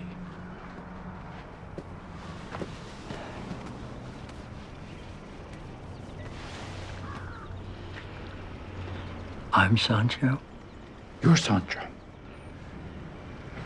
Things get pretty dicey between Grace and Brianna, but thanks to a gentle talking to by Mallory, Grace decides to play nice. And we get this nice cascade of events. You mind if I try something? Yes, fine. Take your shot. We're gonna need our name on those products. Oh, no. Mama. Please. This is about the future of the company. Without our name, the company has no future. Ron, does anyone enjoy thinking their hotel made their shampoo? Interesting point. Grace is right. We need our name or there's no deal. We have a deal. You will not regret it. No, sorry. Old ears. Could you say that a little louder? Thank you. You're welcome. And Grace's superheroing isn't done yet. Frankie is about to lose the good fight, and we get this great end to episode. It's your thing. Do what you want to do. I can't tell you who's up to. It's your thing. Do what you want to do. I can't tell you who's up to. If you want me to love you, maybe I will. Believe me, woman. It ain't no big deal. You need love now. Just as bad as I do. How was that? Well, You'd have a whole lot faster, couldn't you? maybe. But I'm an 80-year-old woman, and I've earned the right to take my sweet fucking time. That's my girl. Wait, hold up. Time for some pointless math. Earlier, Bits mentioned he'd be calculating the median time it takes to cross the crosswalk, which is not the same as an average. They get 3 seconds added, so yay for the more accommodating crosswalk time. Alright, so I still don't know what had me going, but that energy is depleting rapidly. That was some like jet fuel in the tank that just burned quickly. It burned bright and it's leaving us, but I'll keep the spirit alive. Coyote gets punched by a rando teenager. Frankie is doing monotonous errands. Saul wants to adopt an adorable doggo in need, not from a breeder. And Grace runs into Nick for the first time since she'd broken up with him. And he gets an earful for going on a date on the same day she'd broken up with him. But I've actually been in his situation. Like, somebody broke up with me, and then I called up a couple old hookups to lessen the blow, and then they got mad at me, even though they broke up with me. Classic. Mallory suggests the rando teenager might be the bastard child of Coyote from his addicted days, which is interesting. I wonder if that line, because we know it's not true, if that line later influenced them to come up with the, Vegas twist for Coyote in season 7. I won't spoil it. Frankie gets beaten by the monotony of errands. Saul finds his doggo soulmate, but they came from a breeder and not the pound. And Nick's words hit Grace to her core. She made a huge mistake, and now she's regretting everything. And Frankie gives Grace some great advice. What am I gonna do? I don't know, but whatever it is, you have to put yourself out there. You might even have to sacrifice your dignity a little. But isn't it worth it if you could get him back? Grace pursues Nick and accidentally invites herself to lunch with Nick's mother. Coyote gets sucker punched by his maybe son again, and oh wow! Of course! It is the voice of a Southern barbecue. This 17-year-old isn't Coyote's long-lost illegitimate child, and Coyote isn't some home wrecker who slept with the dude's mom. They're brothers. The lunch date with Mama goes strangely. Grace, what was this? But Grace literally takes Frankie's advice. This is your run to the airport romantic moment clip, and does the Grace and Frankie version of it. I have a plane to catch. No, wait, don't leave. Nick, don't go.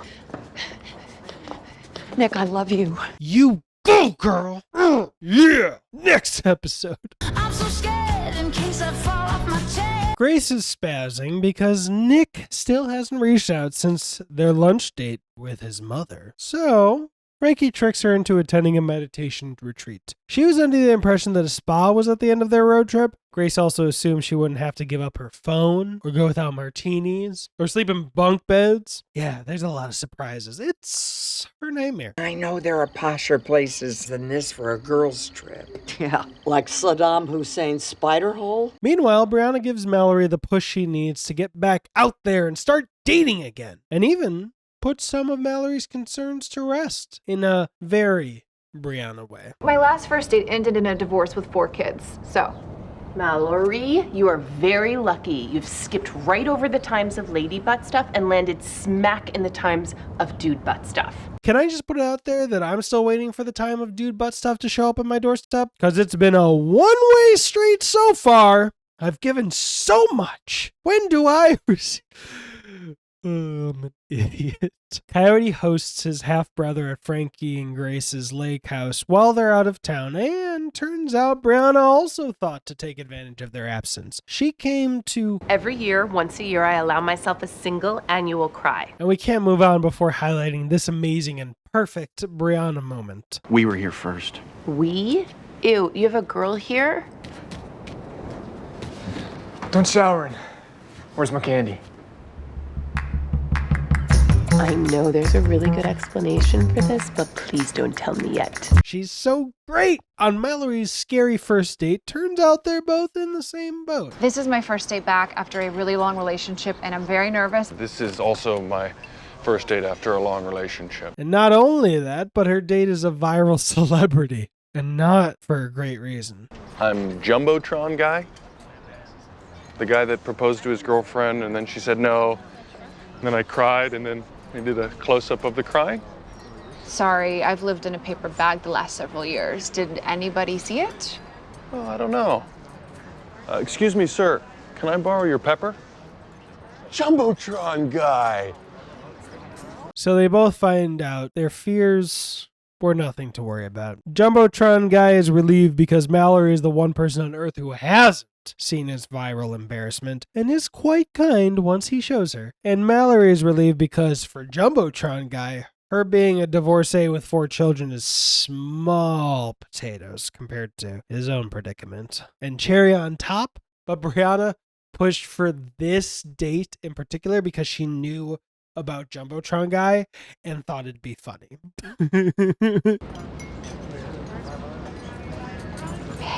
While Grace is predictably hating every second of the meditation retreat, Frankie is loving it. She's reconnecting with herself, reconnecting with her friend Rita, and she's trying to reconnect with a friend Leo, but he's avoiding her. He basically sees Frankie the way Frankie sees Grace, out of touch with her spiritual side and married to modern technology. The beach house is at an impasse. The beach house is at an impasse. Coyote would love to give Brianna all the space she needs to achieve her yearly cry, but his half-brother refuses to go home or even talk to their biological mother ever again. So they make a deal. Brianna gets half-brother Luke back to the land of Southern barbecue, and Brianna gets the beach house. And of course, we get this beautiful gem. You have no idea what it's like to have one of your parents lie to you your whole life.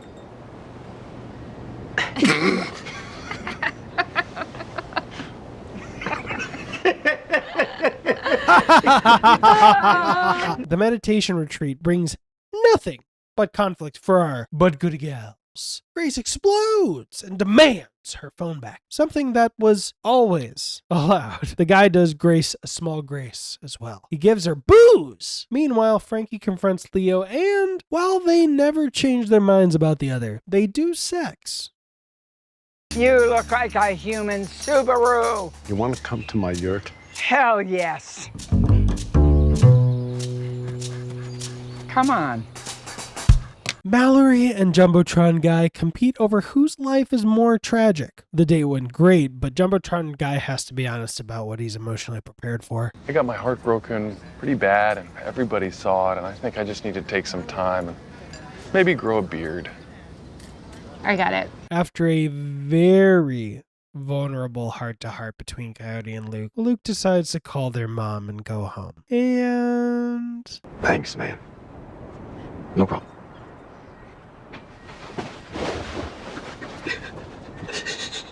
Oh my God. Did I make you cry? No. I got bored and I started reading the backs of DVDs. Why do dogs have to die? Ooh, I need something real in my life so I can stop crushing on a fictional character. I love you, Brand. Grace gets so drunk she hallucinates Babe. Not to bring some great insight like you might expect, but to add a new wrinkle to Grace's worry. If Nick did come back and they did start dating again, what would happen to Frankie? What would happen to Grace's most rewarding relationship? So what do I do? Beats me. But while that's a pretty downer reason to have Babe back, at least we get a lovely upper. What are you doing here? It's not Tuesday. Oh, I'm here for somebody else. P.S. Your bloomers are on backwards. How did you? I'm dead. I've got X-ray vision. On the ride home, Grace finally gets a response back from Nick. Go ahead. Quit playing it cool. Read it. You ruined my trip. Can't stop thinking about you on my way back from Japan. That's great, right? Yeah. And even though that's all Grace wanted for the better part of 3 days, now there's a whole lot of confusion in her for what the future might hold for her and Nick, but mostly what that future would do to her and Frankie.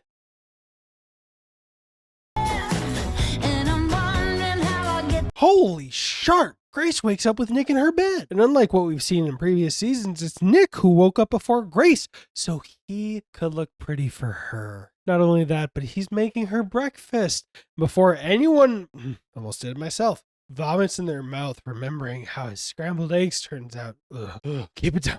He's doing breakfast the Nick way by paying responsible professionals. Welcome to Chez Nick. It's an adorable little pop-up situated right in the middle of the elegant Maison Grace. How did they... Did you get up early to let them in? No, they all have keys. Whoa, thank you. I could get used to this. So could I. Grace is as happy as I am at the fact. And so is Frankie. It turns out she's literally been painting for days. And can I say, this is the most Frankie I've ever seen Frankie, and I want Frankie to be real because I love her. But it's not all fun and games. She's barely slept. Her diet is mainly coffee and Mountain Dew.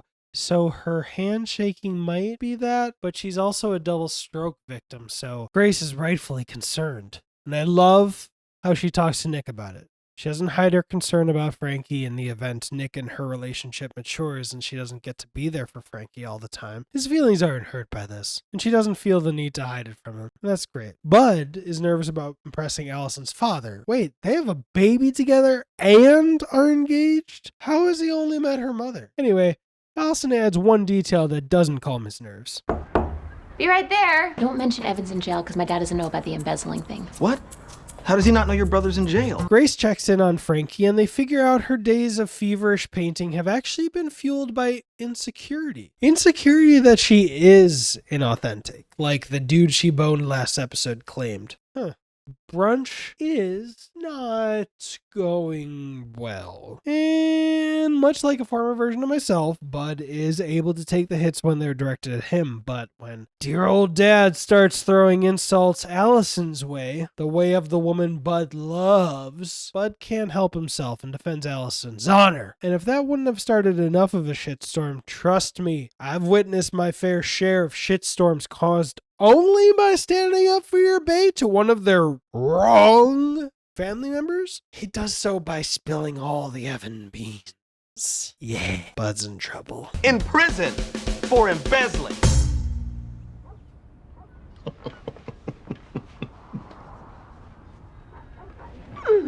Oh, the next part's so cringe. So earlier, Nick offered to bring his doctor over to check out Frankie, but Grace turned him down because, well, he's a real doctor with a doctorate and Frankie wouldn't be open to any of that. I'm sorry, Frankie. You don't hate me. All I speak is truth. I love you. Anyway, unrelated, but Nick randomly drops by with a guy he thinks Frankie would really hit it off with. And he's not wrong. But what he didn't tell Frankie, what he didn't tell Grace even, is that his friend's a doctor. And this is Nick's sneaky way of getting a physical examination of Frankie, hopefully without her noticing. Predictably, Grace figures it out about 30 seconds into Doctor's examination. And I was just trying to help. Well, it's not helpful to go behind my back. I had a whole marriage of that. I don't want it with you. Of course. I'm sorry. And especially, I would like you to check with me before you do something duplicitous to manipulate Frankie, because that's my thing. God, we're perfect for each other. I love them. Frankie starts getting weirded out by Doctor and goes to Grace and Nick to complain. And during her complaining, she's figured out their scheme. Schemes. They're trying to set her up, those old dogs. And yeah, she didn't realize it at first, but about 30 seconds later, then Frankie figures out the truth. And she feels betrayed. Grace just repeated the sins of their children. Grace just did what the kids did when they manipulated Frankie and Grace into moving into a retirement home. And that's a line Frankie didn't think Grace would ever cross. Bud apologized to Allison. While she's not happy how he stood up for her to her family, she eventually comes around and appreciates that he stands up for her to her family. You know, I can accept random vivid hallucinations mid-froyo shop near-death experience, but this show just jumped the shark. What I'm trying to say is, this is the most unrealistic thing I've seen on the show. But now I'm sad, because I know how this next part all ends. For the time being, I love them. I love their communication. I love their love for each other. I just love... You and Frankie are a package deal. And I'm cool with that. I'm serious. So am I. I don't exactly know how this little threesome is going to go forward, but I'm game. Try and figure it out. They even decide to apologize to Frankie together, but Turns out the feeling of inauthenticity and the feeling of betrayal have come together to decide the next phase of Frankie's life. Frankie's moved out. Also, there's been a C&D story. Robert's snoring kept Saul awake at the beginning of the episode, and he realized Robert needed a sleep apnea machine so he wouldn't die, and Saul struggled at being an authoritative dog owner. Saul eventually got his shit together, and Robert will sleep with the most miserable looking contraption ever invented. Honestly, I don't know how anyone can even fall asleep with that thing on, even if it was turned off. Whew, hats off to you, Robert. Down the stairs, and this cloud.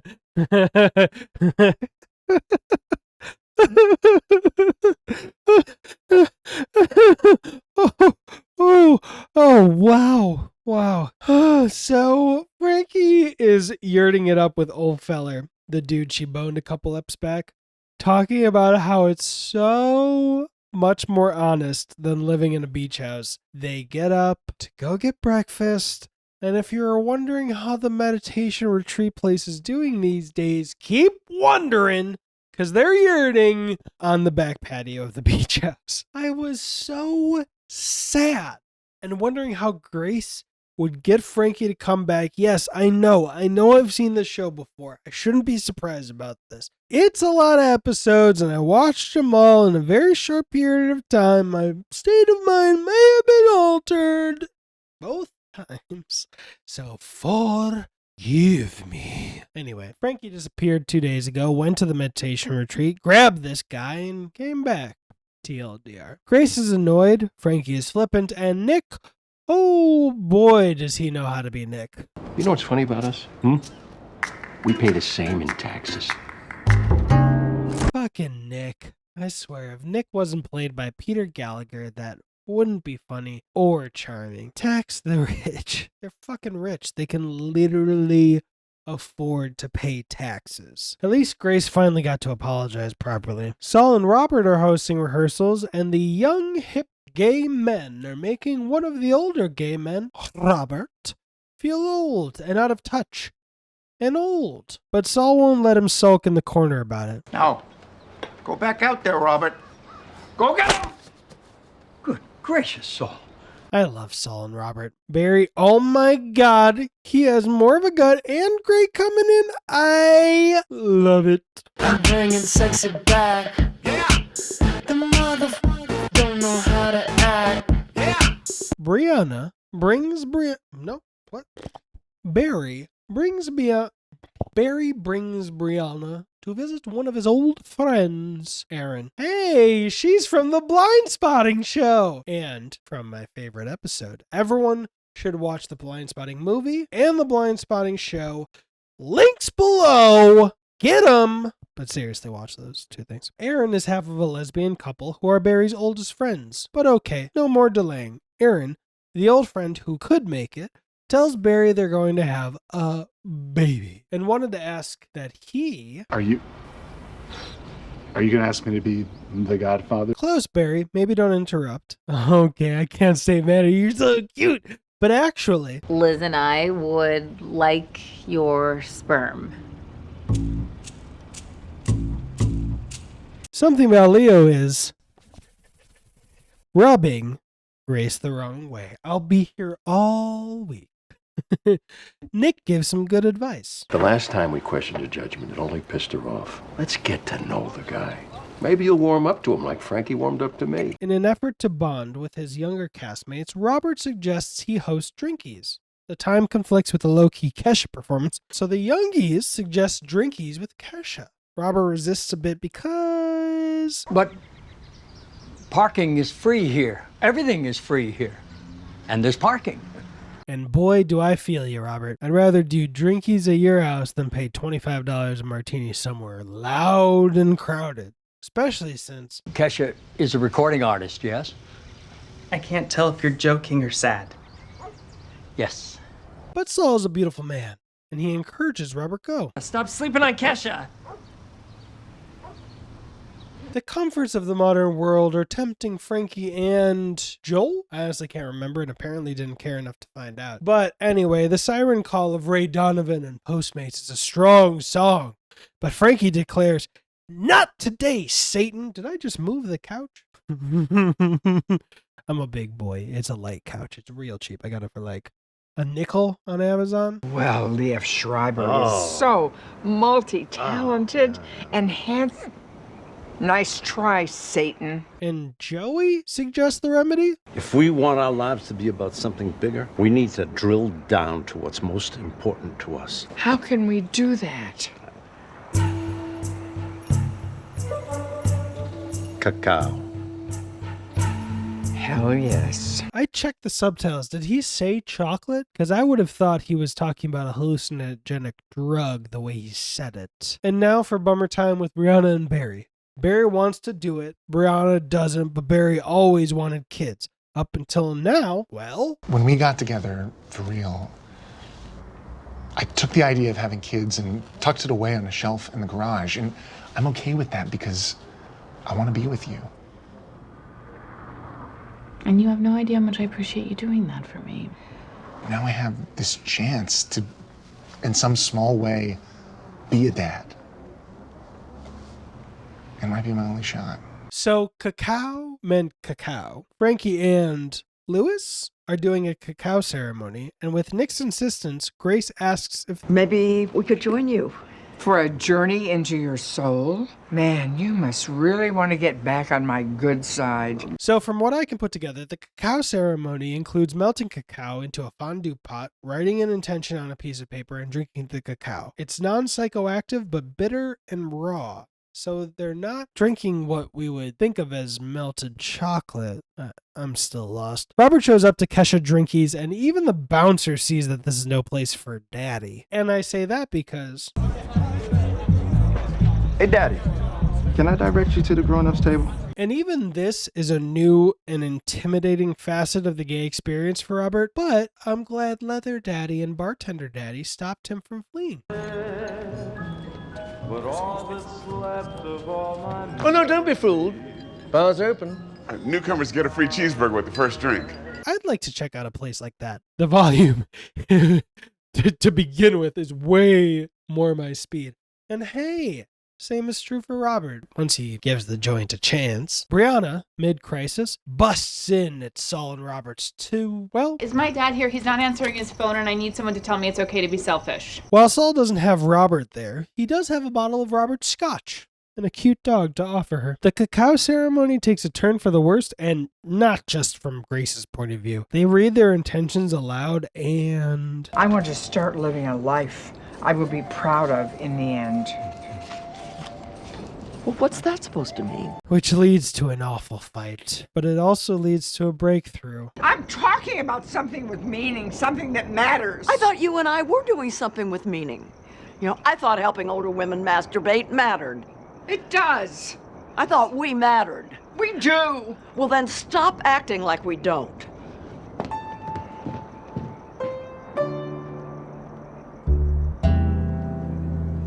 So if that was a breakthrough, why do I feel bad right now? Saul helps Brianna talk through her feelings about the whole Barry baby bonanza, and he helps her get to the core of her insecurity. Not only that, but he succinctly shatters her insecurities. If Barry does this for Aaron, they will share this crazy bond, and I'll always be on the outside. No, you won't. Because you and Barry will always have this incredible thing that you did for him. Be pretty incredible of me, huh? Yes, it would. And of course, Brianna had to make me laugh before we were done here. I've never been the generous one in a relationship before. And you still won't be. Good. Leo! His name was Leo. Sorry about that, Leo. Sorry, you're Lewis. Yes, you are. What is wrong? Why do I think these are funny bits? Do you think they're funny? All right, I gotta keep it in since I fucking asked. And me figuring out Leo's name is not the only good news. She totally Wizard of Oz me. It turns out the thing I was looking for was here the whole time. And I figured out his name just in time. We never read your intention. It was, I want to help Frankie find her way. Thank you, Leo. You're a real one. And even though her true calling goes hand in hand with the comforts of the modern world, you weren't a judgmental little shit about it, and I appreciate that. Ooh, one little background detail. Even though it had gone through the Cherie makeover, I am very happy to see that the babe quote was either kept intact or restored.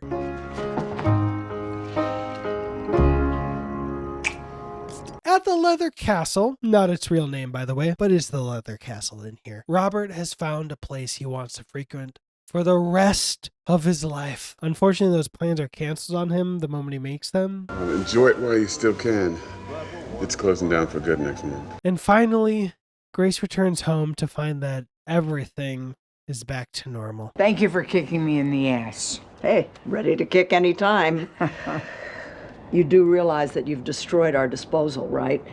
Goodbye head, goodbye head, goodbye head, goodbye head, goodbye head, goodbye head, goodbye head. That's the left of me, jokers to the right. Grace is juggling a lot of business stuff when Frankie tries to pitch her a new product, but she doesn't have time to hear it. She's late for a meeting, so she gives Frankie a to-do list for Vibrant. Coyote has a job at the school where Mallory's children attend. That's awesome, Coyote. Frankie starts the Vibrant to-do list and she immediately skips number 1 on the list. Order be damned.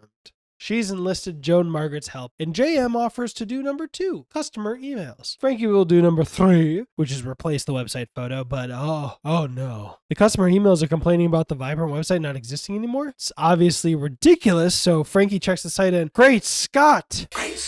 The website doesn't exist anymore. And the timing is strange for me. Are we meant to believe that Frankie replaced a website photograph? Then milliseconds later, Joan Margaret is swarmed with emails complaining that the site has gone down. It'd take at least 10 minutes for the most impatient and angry person on the internet to 1, not be able to get on the website, and 2, search up the customer support email and find it listed on a site that's not Vibrant's site, and 3, where did I get lost?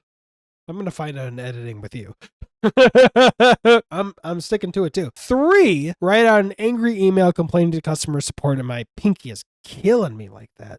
No support. See that? Pinky supported.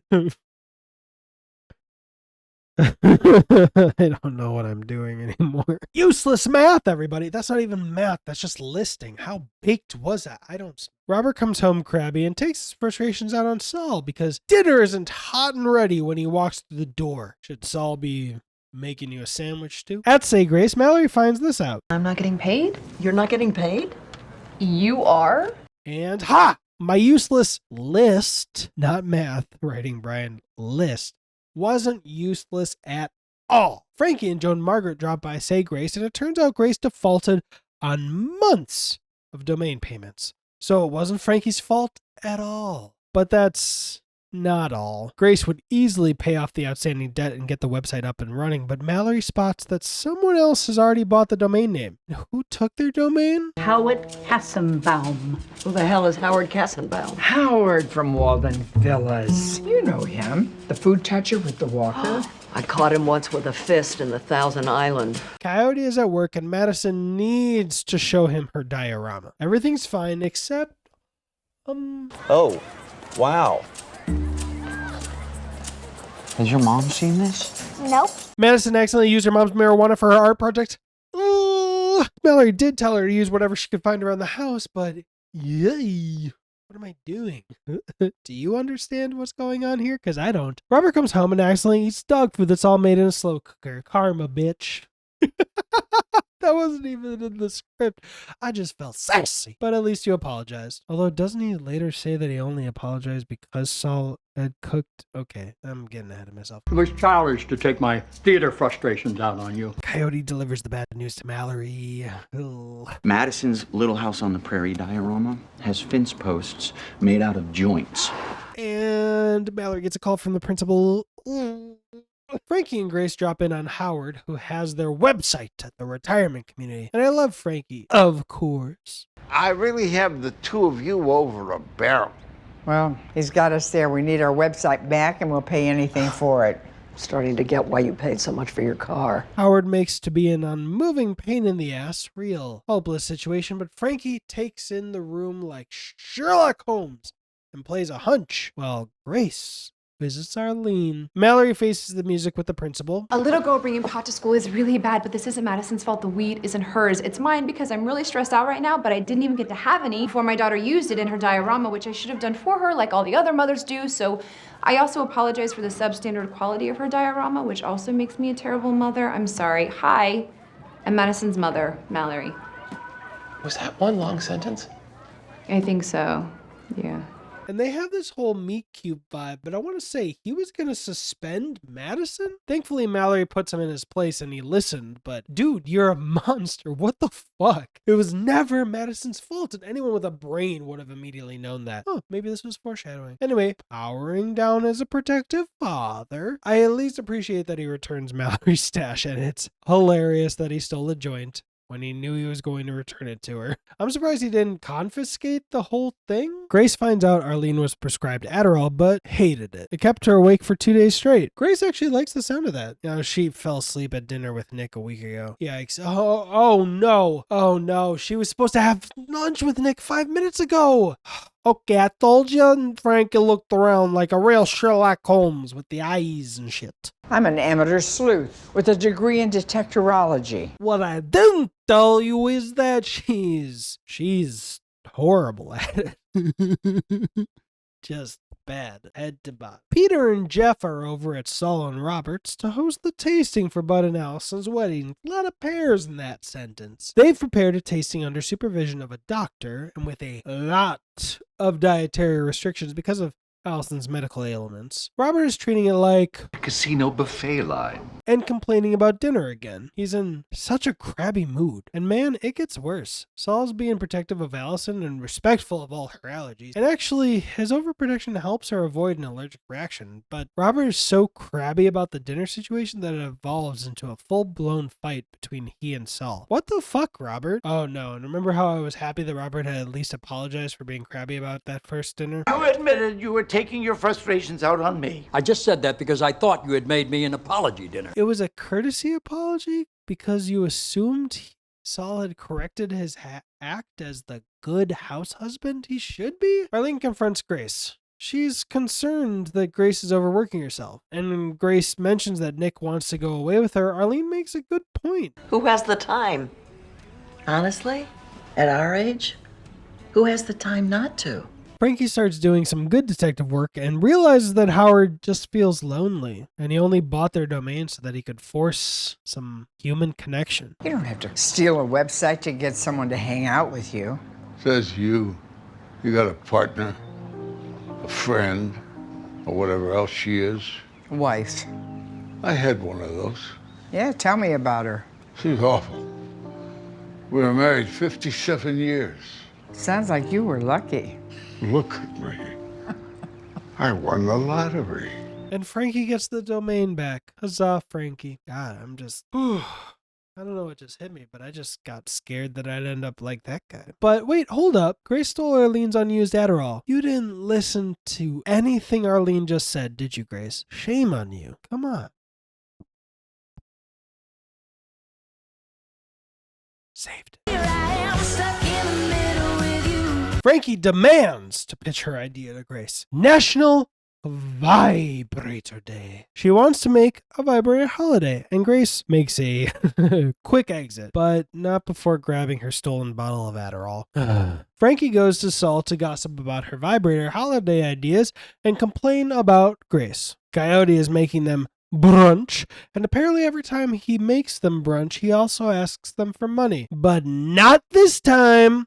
He's written them checks. Thanks to his teacher's salary, he can start paying them back for the money they've lent him. Good for you, Coyote. Grace is getting a lot done at Say Grace in her Adderall-fueled haze, and Mallory realizes something weird is going on. Then Brianna comes in and suggests Grace become co-CEO so they can try and get the cover of a magazine about CEOs over 70. Holy shit. Saul deposits his check and it's for $2,000. That means that if Coyote paid Frankie and Saul back evenly, he just wrote $4,000 worth of checks. That's a lot of hooch, my man.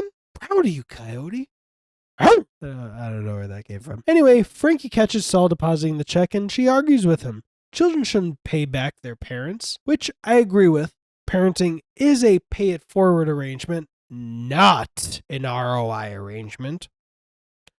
But Saul is of the mind that Coyote is an adult and he will respect him as such. And I also agree with that. If my daughter became a billionaire and wanted to buy me a house, I would not turn her down. And I mean, not just because I want a free house, because that would be insulting to her.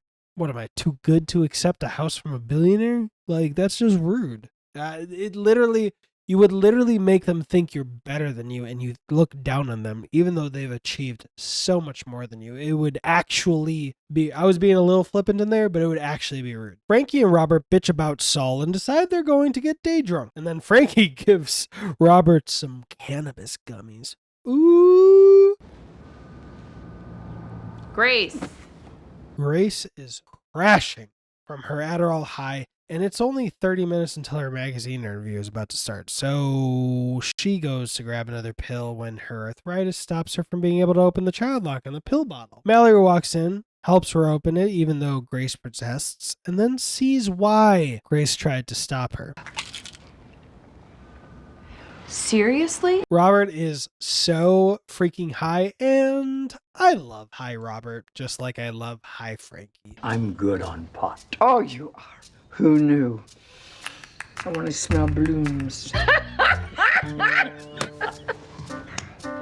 I'm so tired. Why did I ever wait this long to try it? You waited for me. This is our time, Robert. We are. Oh no. They're so high that Frankie tweets that tomorrow will be National Vibrator Day. That part's great, but then she continues and promises free vibrators and donuts to anyone who retweets her. Grace is high as fuck during the interview. This was the moment that I realized that our lead ladies are the title of the episode.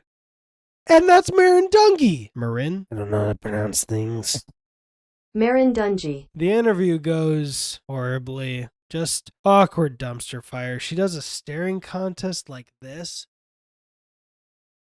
And then yells, I won! Fucking scary. Hi Robert is telling Hi Frankie about leather night at the bar he'd stumbled into, and Hi Frankie thought Robert might have been wearing leather that night. When he corrects her, she relocates the leather dog collar from the dog and puts it on Hi Robert. It's all great and funny when you're high, but now I'm scared that the dog is going to run off. I feel like the wild one. I think the look needs a hat. In fact, we both should be wearing hats. Yes. Yes. Yes. Yes. Yes. Grace crashes and burns, and Mallory and Brianna are trying to shut the interview down when Grace pisses on its ashes. She dumps all their personal troubles out in the open, and it's ugly. I had to come back in to save the company at 80 years old. How fun. Brianna was running the company. I was. Into the ground. We have some financial issues, but we are dealing with that. This one works for free. Don't get me wrong, she doesn't have any experience. I paid for her degree. She doesn't use it. Anyway, I brokered a deal with Starling Hotels to save us from Chapter 11. And I did set up that deal. Yeah, but you were willing to give up our name. What's a company without its name? Nothing. And she's the smart one. You got that?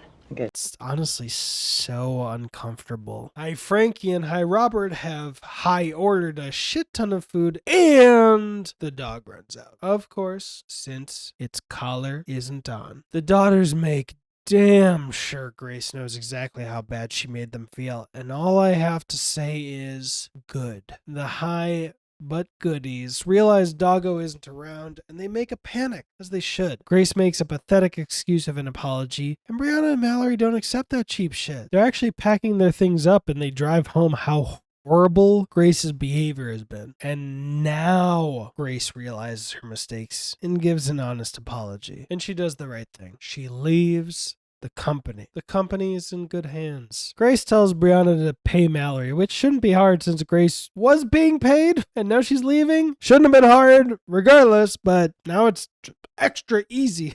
And Mallory does the right thing. Gets Grace to give up the pills. Saul returns home to Hi Frankie, still searching for Doggo Carl, while Hi Robert is out on the streets looking. And though Hi Frankie tries to cover for Hi Robert, Saul immediately surmises what happened and freaks out that Carl is missing. So let me get this straight. You got my husband high, you fed him a bunch of fried food, and then you lost my dog? I don't know if it was in that order. And Saul is just about to storm out and search for Carl when Hi Robert returns home, doggo in hand. Grace sees what havoc Hi Frankie has wrought. 50,000 people retweeted Frankie's free vibrators and donuts tweet. What the fuck are they gonna do? Yes, I'm stuck in the middle. So I didn't write it this way, but it's the middle of the night, and Frankie is blasting rock music, crushing Mountain Dew, and attempting to make 50,000 donuts. It's all a part of repaying her debt to all the people that retweeted her free vibrators and donuts tweet. Robert is having a crisis of age. Did you ever get the feeling that maybe it's all added up to nothing? God, you're Irish. Nick's very excited about a planned trip with Grace until Grace cancels. She's worried what trouble Frankie might get up to while she's away, after the vibrator and donuts tweet. And I really feel for Nick. I've been waiting so long to go on this trip with you. I've been extremely patient with Frankie and sensitive to your relationship, but sometimes you need to choose me. I know. Good for you, Nick. I've been in your spot. It hurts. He is kind, though. Even though he is hurt, he lends Grace some great business advice on how to handle the Hi Frankie Twitter snafu. Barry and Brianna are hanging with Erin and her lovely wife, Liz, who we get to meet in this episode. Hey, that's the actress from Undone. Another great show that you should check out. By the way, links to the shows and movies I love are in the description, if I remember to put them there. Anywho, they're celebrating the fact that Barry's going to help them grow a baby. It goes pretty well. Brianna finds an instant friend in Liz, and they both rag on their respective partners. Erin still reads Sweet Valley High books. Okay. Barry names his bunions, and if you don't think one of them's Paul Bunyan, you're out of your mind. You win. You win. Thank you. And I forgot this happened, but... Well, it's off. Paul Bunyan? No, I talked to Erin. She and Liz, they aren't going to use my stuff. So, I'm not having a baby. Oh, no. Apparently the goofy shit Brianna said about Barry spooked Liz about his genetic materials and the whole shebang is off? What the fuck, Liz? Saul drops in on rehearsal and sees Peter being, hey, Director Zilla, being a gaping asshole to Robert and then Oliver. Why did I why did I visualize a gaping asshole? And why am I doing it now, drawing more attention to it? Mysteries we'll never be able to solve. Grace gets Frankie to sit down to film an apology to all the pissed off people wanting free vibrators and a relentless combination of Frankie not remembering her line, and I'm Frankie Bergstein, and feeling like this is all hollow bullshit, which it is, really muck up the filming process and absolutely no progress is made. Director Zilla has gone nuclear, and Saul tries standing up for Robert. So Peter being Peter. Robert, you're fired.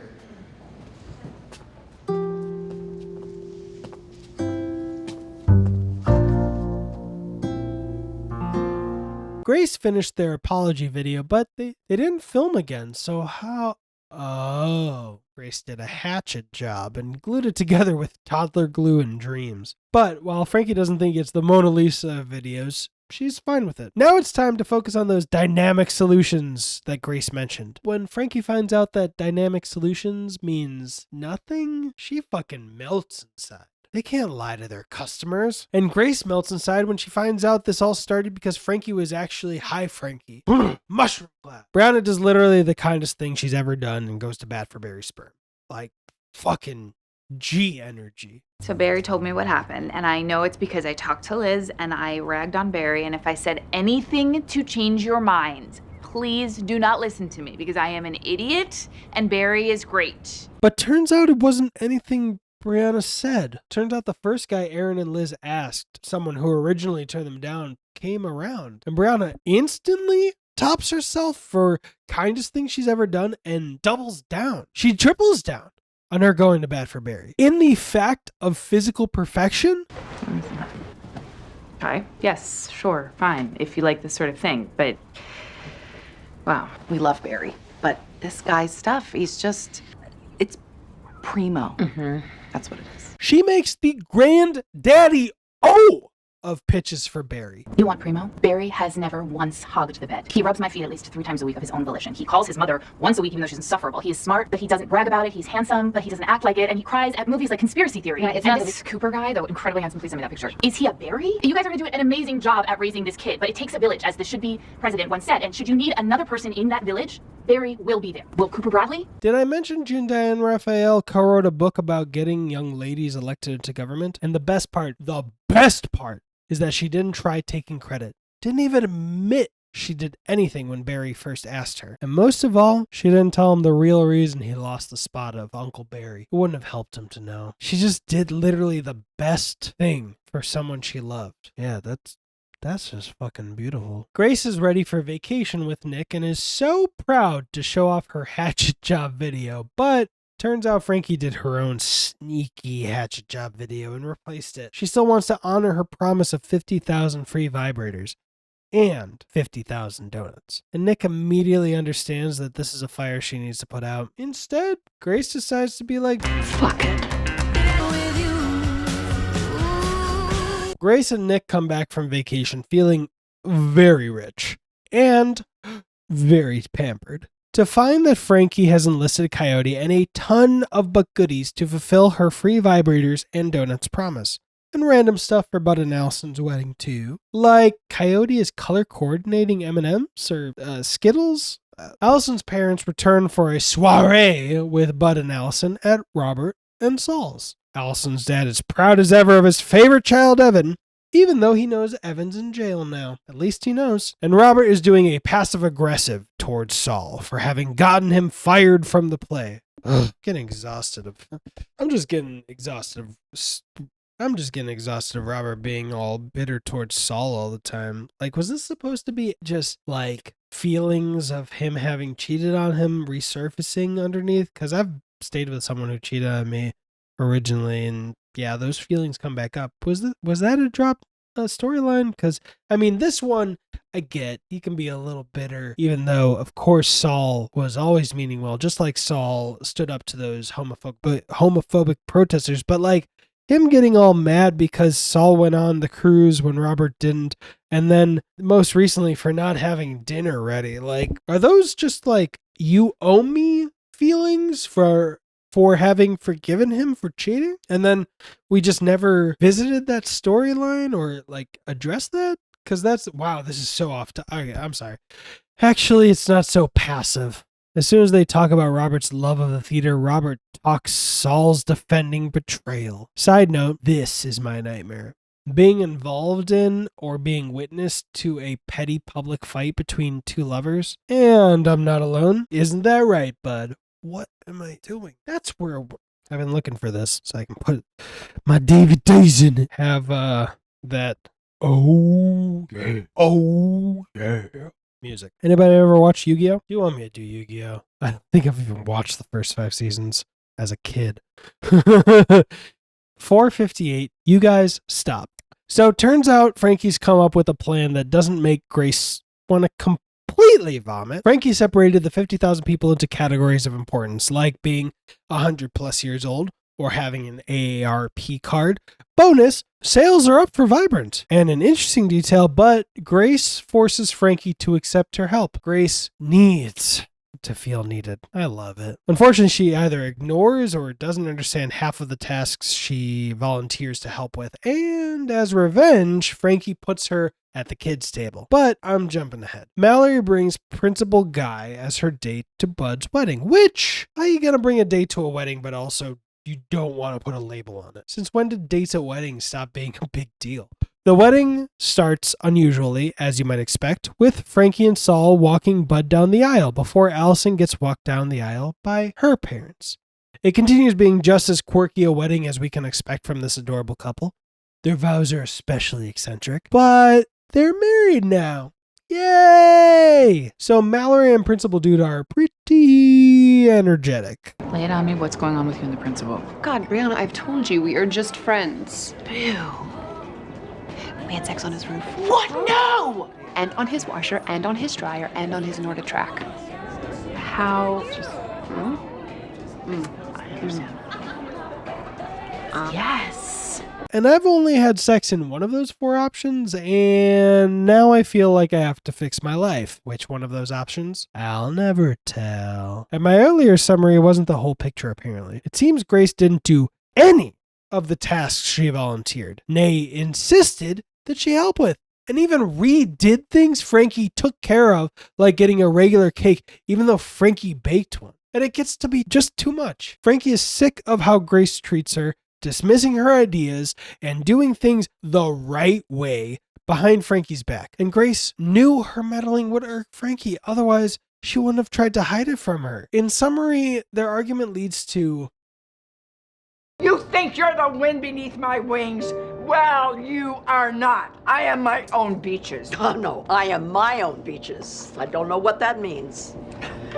If we're both our own beaches, what the hell are we doing living together? Well, I've been asking myself that question, as a matter of fact. and they break up, like, for real. Coyote makes a charming toast for the lovely couple, and Frankie brings out the cake, yada, that Grace doubted so much, and it turns out great.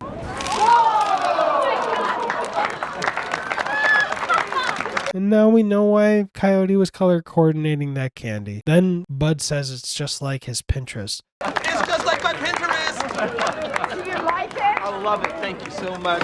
Let's hear it for the most amazing mother in the world, everyone. Are there any people out there who can teach me Pinterest? I'm so bad at it. I want to be better, but I'm really bad at it.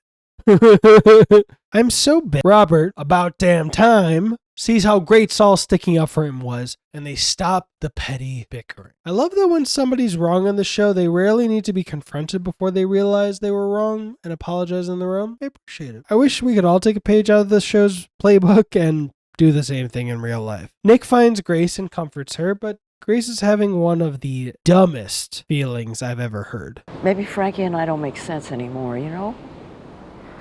Maybe we were here to get each other through the worst moment of our lives, and now it's time to move on. Grace? Grace? I am the captain now. Look at me, sure. Look at me, sure. I'm the captain now. Grace? Grace? You take those thoughts and you bury them as deep as you can. Frankie is a saint, and you two, you're each other's soulmate. Nick segues the conversation better than I can and proposes to Grace. Post-wedding, Saul has arranged a miracle. When Robert was bickering at him earlier, he'd lamented that he'd never sing the song he's always dreamed of singing for an audience. And Saul arranged the most wonderful crowd. Peter excluded, but it's a good sign that he's present. To finally fulfill Robert's dream. What are you all doing here? We came to see the show. What show? Oh, no! I think he's playing your song. And I love Saul's response to this, but I'm glad Peter's finally seen. Wow. He's so much better than all of them. And I feel so bad for laughing, but Barry gets the same idea Nick did, and... Brianna, after witnessing this day of beautiful... And while it's a beautiful, triumphant moment for Robert and Saul, we end on a very different note.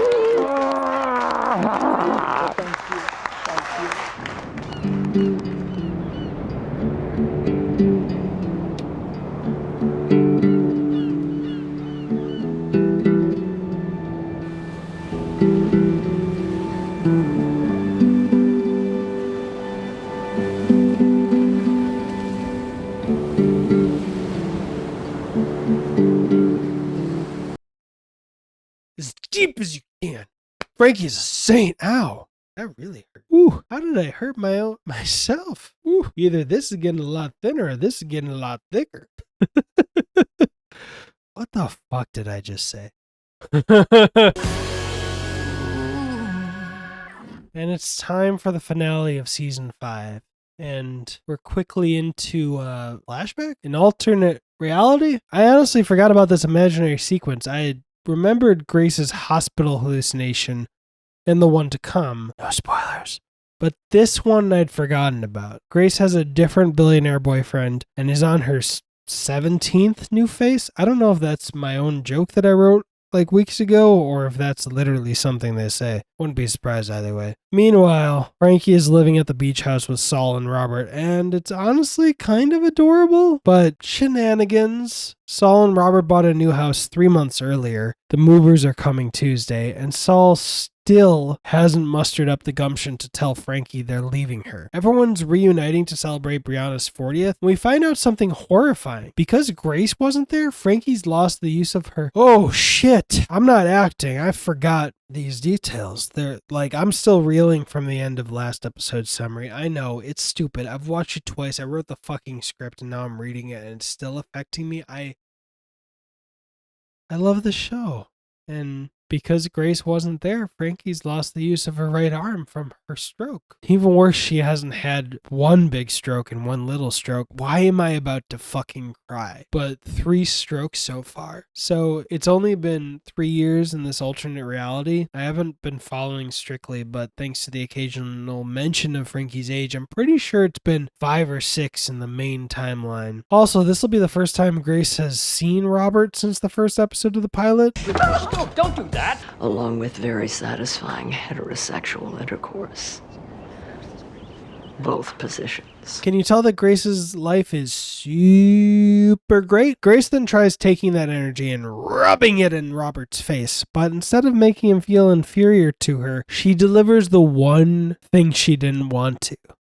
Relief. See, these last 3 years have weighed heavily on his Catholic shoulders, and by pretending that her life is the best it's ever been, she has relieved that guilt. See, these last 3 years have weighed heavily on his Catholic shoulders, and by pretending that her life is the best it's ever been, she has relieved that guilt in him. Nefarious plan for revenge foiled. So she ups her revenge plan and decides she'll steal anything she thinks Robert adores. Unfortunately, this grabs Frankie's attention and she starts noticing that things are already missing. And Saul panics because, well, we know why things might be packed up. Mallory invited the whole office from St. Grace, but predictably, Barry is the only one to show up. Unfortunately, only because he's a great dude in general, not because he and Brianna exist in this alternate reality too. I mean, exist together.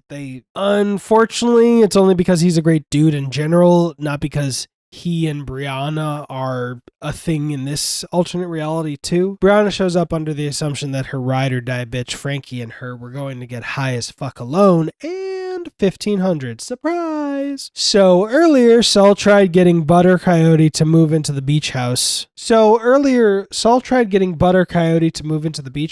Frankie had someone to babysit her, essentially. And while they're both not into that idea, they try getting Brianna to move in with Frankie, and I want the Brianna spinoff so bad so that Frankie can move in with her.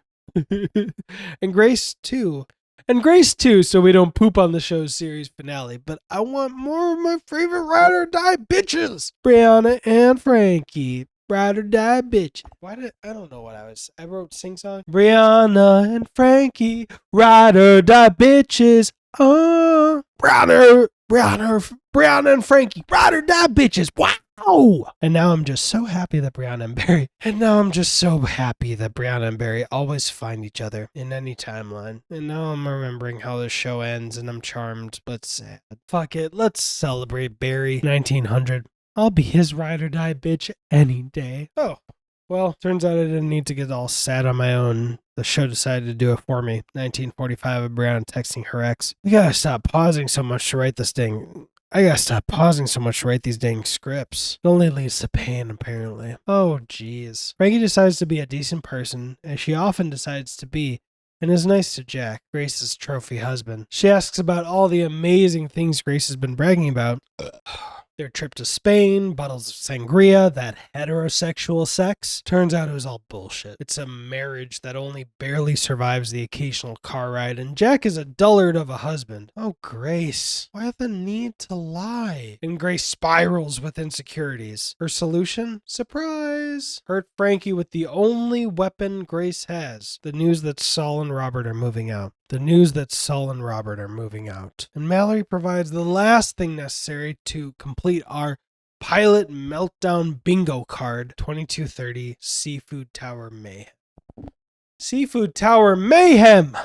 and it devolves even more. Frankie and Grace fight over the samovar. Their mutual friend Babe gifted it to both of them in the dastardly hope that it'd bring them closer together, but in this timeline, tragedy and twist to that even. 2420, Babe's ashes are in there. It's been a lot of episodes since I've cried about this show, and you know, I was sad Brianna and Barry didn't happen, but when Grace 2525 got the tears rolling. Maybe the one thing that always happened, given enough time, was Frankie and Grace. Maybe the one thing that always happened, given enough time, was Frankie and Grace. I sure hope so. I really am curious how these hallucination episodes happen. It's very curious.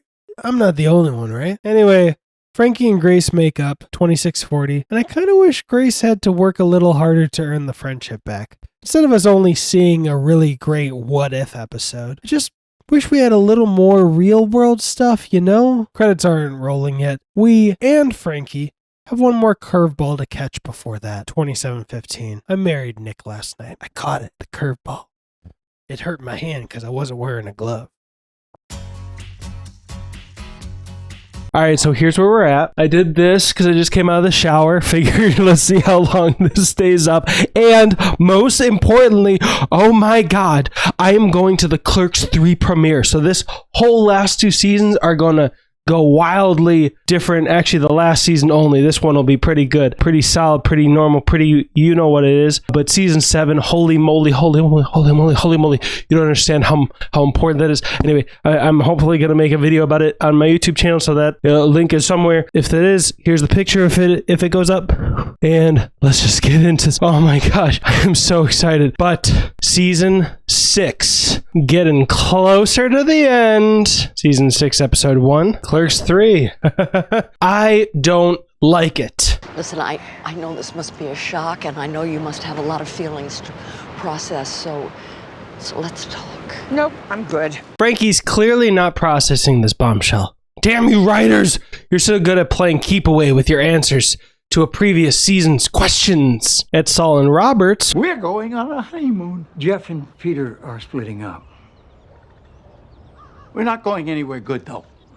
Jeff and Peter are splitting up. They're also hosting a post-wedding lunch for Bud and Allison. Is that a thing? Or even a rich person thing? Anyway, speedrun. Coyote has a new flame. This is Steph. You're gonna love her. I hate her. I miss Nadia. Okay, I'll give Steph a chance. Brianna is freaking out at how Barry will provide his sperm for the married ladies. On the actual day, when Aaron is ovulating, I do my part into some kind of bowl. Ew. Then as quickly as we can, we take the bowl to Liz in the next room. Don't know about that wee part. And she uses a turkey baster to suction it out of the bowl. And then the stuff will be basted into Aaron. Frankie has been speedrunning the process of moving Grace out of her life with Frankie and into her life with Nick.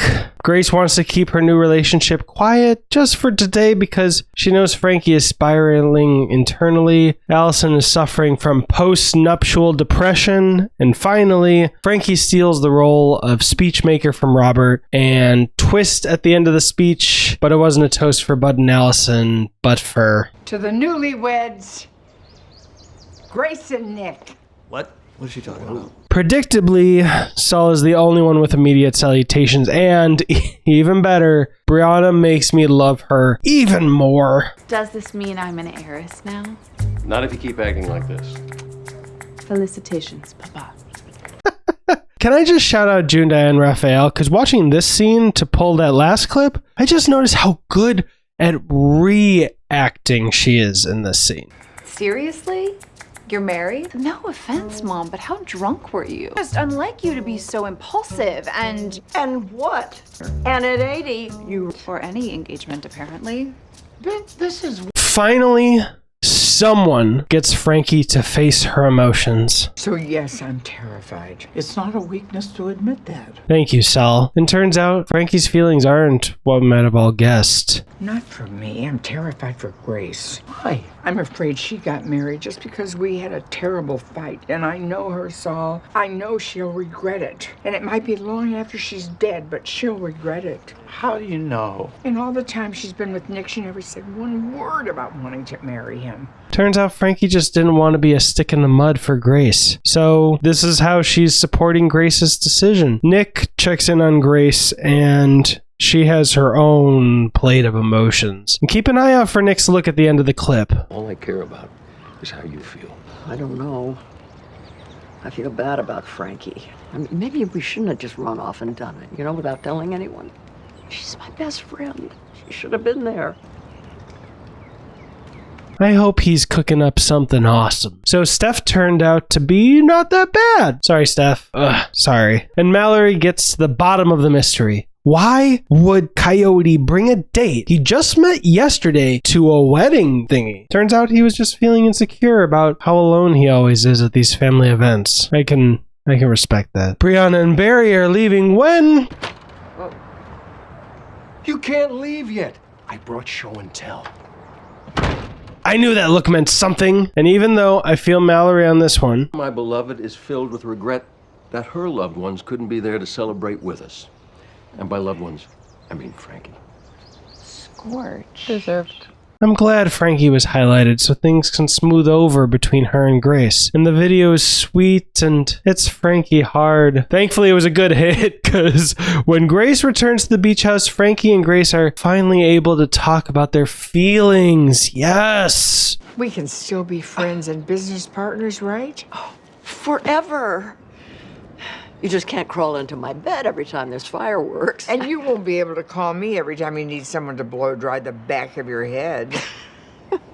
Frankie still wants Grace to move out ASAP, ripping the bandage off and all that. And Grace agrees. And we end on just the most beautiful note. If I could change one thing, I would have had you give me away. If it makes you feel better, I'm giving you away now.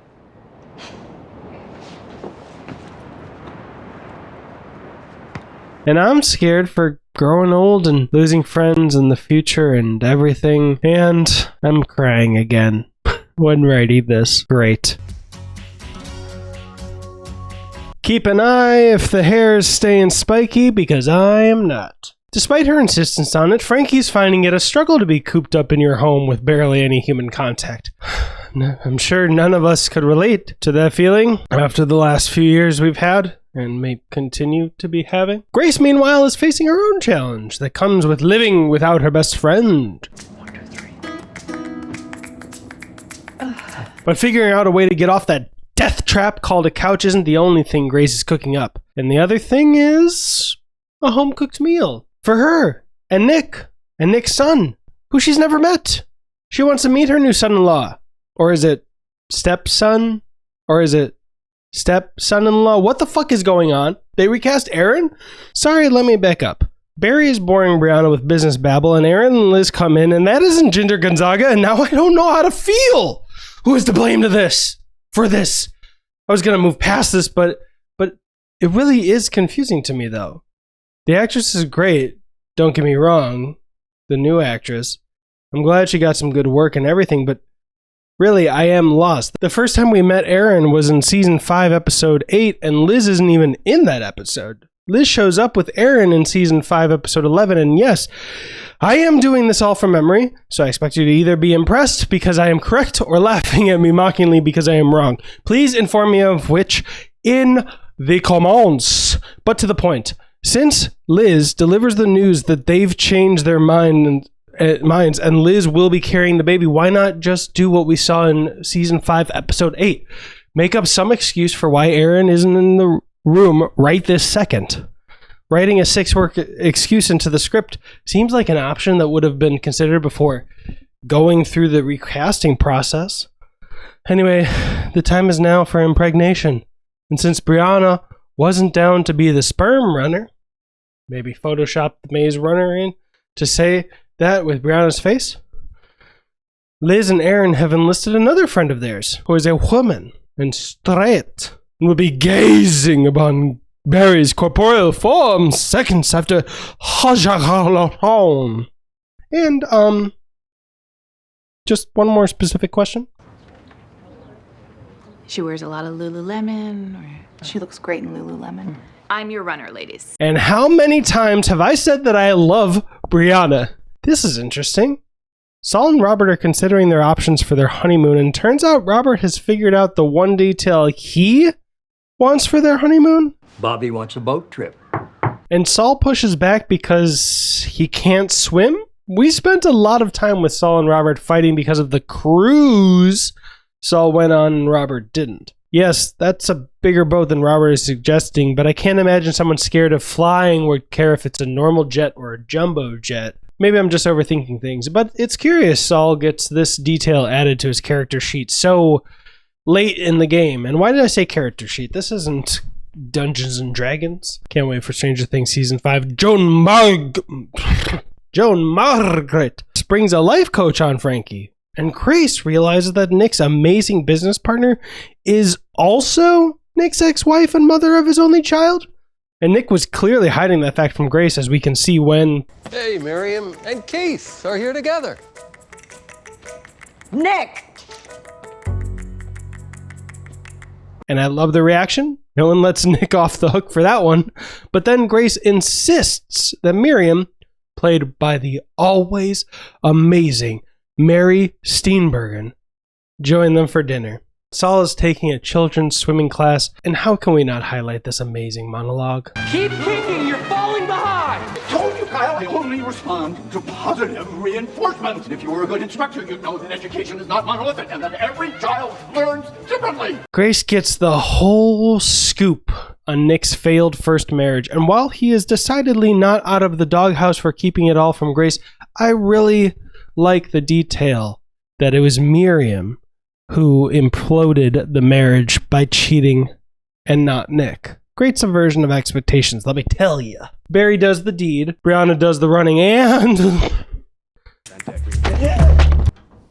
Of course it's a pair of elves. Oh my god. Oh my god. Oh my god, oh my god, oh my god. God. Robert says if Saul can't conquer his fear, they don't need to go on a boat trip. Robert will get over it. And if this really is something you cannot do, then we just won't go on a boat trip. I'll get over it. Which sounds like character assassination to me. But it sets us up for this lovely moment from Saul. If it means this much to you, I'm going to do it. If you can learn to swim, I promise you this. I will stop eating bacon past 10 p.m. Really? 11 p.m., yep. The life coach is filling the Grace cookie cutter literally to a T. But as soon as the 8 hours she's been hired for is up, she's out of here. Ah, out the door. Ah. For a second, just a second, Frankie had some hope she'd found a new best friend to fill the time when Grace isn't around. But unfortunately, it was all business. So Grace and Nick have their fight, and I love the reason he lied. All the reasons. You know why I didn't tell you? Yeah, because you're a coward and you didn't want to have to deal with it. Well, obviously that, but also I was worried that you'd make me fire her. Why would I make you fire her? Well, you know, old wife, new wife. And Grace lays down the law. I do understand the concept of a professional relationship. Of course you do. Next time, don't underestimate me and assume you know how I'm going to react. I won't. I promise. Perfect opportunity, by the way, for Nick to talk to her about her little predicament at the beginning of the episode. Will you do the same thing for me? Of course. I'm waiting for you to not underestimate me about a thing. A couch thing, not being able to get off it. This couch is a death trap and I hate it. Okay, fuck this couch and the sultan who gave it to me. The only thing in this house that means anything to me at all is you and my ties. And I love that too. Grace's insecurities about her age are still affecting their relationship, and he reminds her she needn't let it. Brianna returns with the bad news, and Barry understandably needed to ask. Did you do this on purpose? Of course not. Well, can you blame me for asking? You've never been on board with this. If I didn't want you to do this, would I have done this? Get the bull. Saul successfully swims the length of the pool, and my god, I freaked out at the pause before we see Robert because I thought it was a pause preceding another heart attack.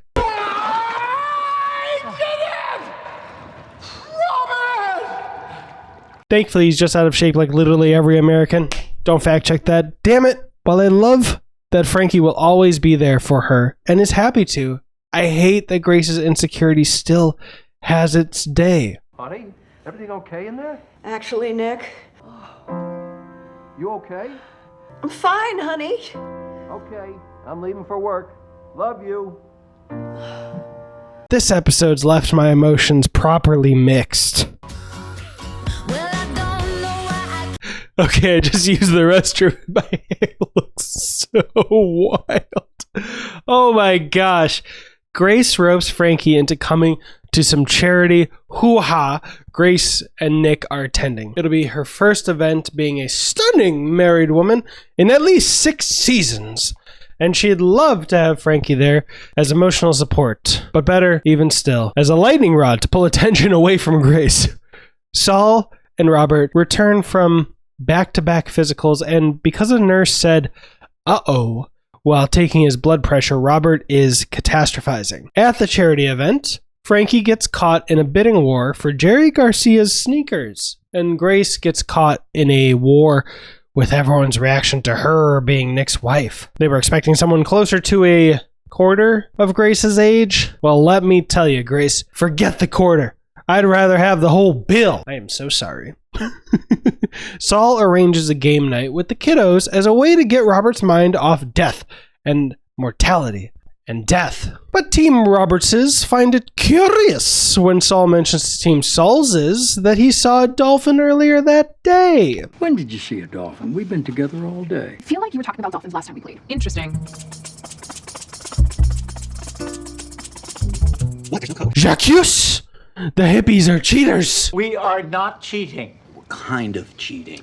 No, they're not cheating. It's worse than that and better, but also worse. We say dolphins on the beach when we decide to let you guys win. Anyway, Team Robertses laid down the law, and it's a great finish to the scene to boot. No more of this cheating to lose nonsense. The Hansons are going to win fair and square. I wouldn't mind a charity win. Good Lord, Mallory, get your head in the game. I think you mean the Robertses, Robert. Grace tries making idle chit-chat with the other trophy wives. I only call it that because I think Grace would call it that. Grace tries making idle chit-chat with the other trophy wives. I only call them that because I think Grace would call them that. I mean, no disrespect, but she finds herself conversing with a bowl full of goldfish. And I'm not even sure I meant the kind that swim. Looks great, but not a lot of brain power present. And I am jumping the gun, but in reality, that's not true at all. Grace is projecting her insecurities all over these women. I point that out because even their kindness rubs her the wrong way. A photographer swings by, suggests a group photo, and they volunteer to come to Grace so she doesn't have to get up. So let me just say, for clear-headed Grace, thank you. That was very thoughtful. In fact, Grace has been having trouble getting up recently, so it might have been required. So it was nice of you to offer before Grace found herself unable to get up. That would have made her much more embarrassed. Saul and the boys are bombing hard, and Robert and the girls want to make sure they're not still throwing the game. Yes, I've abandoned my team nickname of the Sauls and the Robertses, don't at me. Moving on! So they make an arrangement. One that sentences the losing team to a punishment worse than death itself. But what could that punishment be? Maybe The losers have to do stand-up at an open mic night. Bring it. I have a tight 5 on Faith's teething that Allison says would kill. Or maybe something weak, like How about the losers have to stay away from the family? No brunches, no game nights. Mallory. But Saul lands on the winner. How about the losers have to dress up like mimes and perform in front of Starbucks? Is that awful enough for you? It's humiliating. Grace finds Frankie and, oh, don't make me. They're young vapid trophy wives. One of them wants to make candy for dogs. You ever heard of anything so stupid? Oh, well, I'm sorry. I didn't mean it. Yes, you did. You just didn't mean for me to hear it. Shit, Grace. Grace and Nick both get their valid licks in and in turn accept accountability for their respective wrongdoings. Is this age thing always going to be an issue for you? Clearly, it's an issue for you, too. When Sam's mouth was hanging open like an oven door after he heard you married me, What was I supposed to say? You're supposed to say, shut your oven door mouth. I'm lucky to have this woman. You're right. I didn't know how to handle it. I'm sorry. Thank you. But you were still mean to his wife. I'm sorry they made you feel bad, but you're the grown-up here. Regrettably. So don't you think you should be the one to fix this? Oh.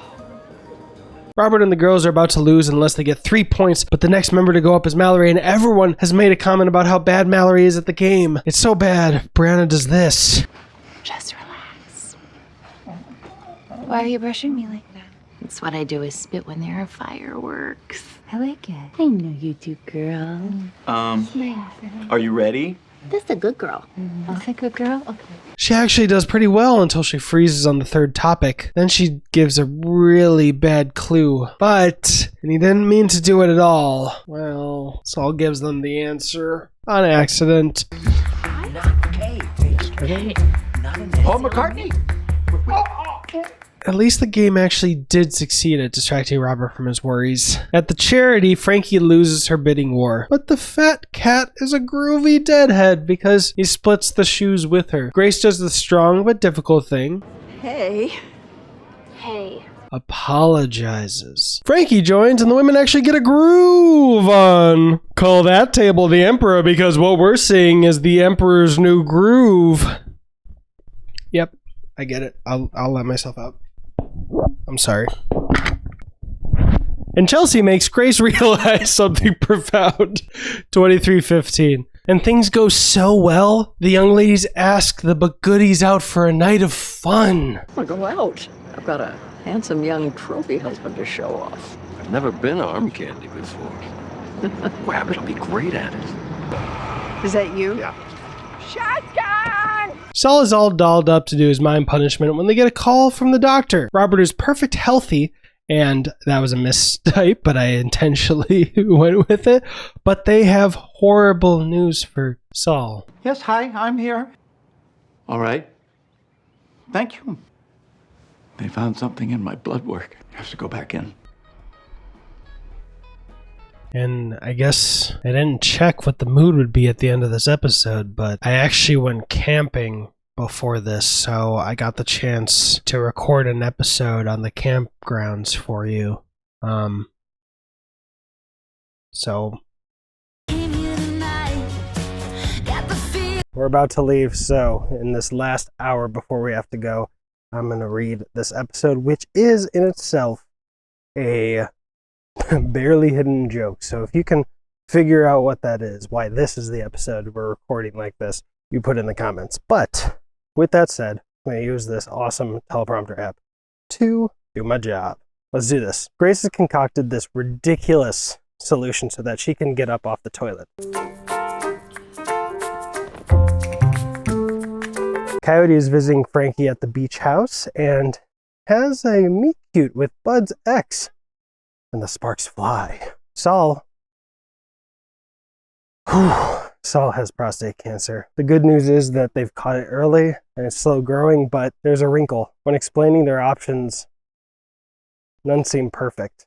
The doctor mentions surgery, but outlines the risks of going under. He mentions chemotherapy, but that could be even worse.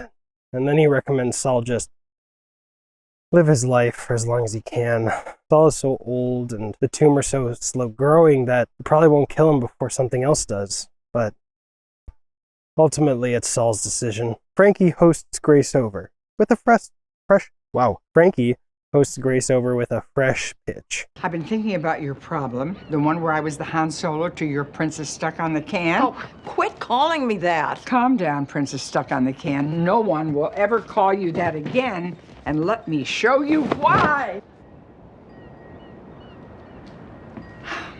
Remember back in season 2 when I highlighted the chair Brianna bought Robert after his heart attack? Even come up with a name you will love. The Bottoms Up. Grace hates it. Hate it. Saul is despondent. So Robert studies up and he talks to Saul about the prostate cancer. Robert thinks Saul should do the surgery, but Saul doesn't want to talk about it. He's more than unwilling. He's scared. Scared of losing things like the ability to swim or roll around with their dog or have a sex life. And Robert's scared of losing Saul. Grace hosts a couple of the young wives. They're pitching Grace on young business ideas that sound horrifying to Grace, and Grace is pretending like she's a club-loving 60-year-old. But chaos! Frankie crashes the party to talk about the lifting toilet seat. But for the millionth time, Grace's insecurities take control again. Frankie hits back, though, and spits bars. Frankie, this isn't what we do. This is exactly what we do. We take an obstacle and we make an opportunity. Look what we did with the vibrator. We made our vibrator so women like us could feel young and sexy. We made our vibrator because of your arthritis. But the difference is we didn't make it until you admitted you needed it. Coyote and Bud are on a walk, and Coyote mentions running into Bud's ex, and Bud is still reeling from the heartbreak. And am I picking up hints of secret crush and growing guilt within Coyote? When he sees Jessica again, he does the mature thing. He admits his feelings, but explains why he can never ask her out. She admits her feelings, and she compliments him on how mature he's become. I want you to know I'm really impressed by you. You really turned your life around in a huge way. Thanks. Can I give you one last piece of advice? Yeah. You're not that guy anymore. Be confident with who you are now. Who's that? A nice guy whose arms look really good in that shirt. And after receiving the go for it, idiot signal. Hey, Jess.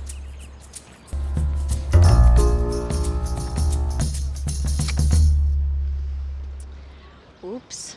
Robert bears his heart and makes it clear that he doesn't need big travel and fancy trips. He just needs to live every day well with Saul. And Saul bears his heart and admits he just wants control over the cancer. And surgery could give him some control. So Saul decides to do the surgery. Grace comes to the beach house to apologize to Frankie, and it's a great apology in both words and. But she's got high hopes. You didn't. Grace talked to someone about putting hydraulics in Frankie's prototype, and she even came up with the perfect name to empower older women. You two look beautiful. Whoops, there goes another rubber tree. Whoops, there goes another rubber tree. Whoops, there goes another rubber tree plant. If only we had a name. We're calling it the Rise Up. Yes! The Rise Up. All right, well, that was interesting. Back to the normally scheduled programming, if you even see this.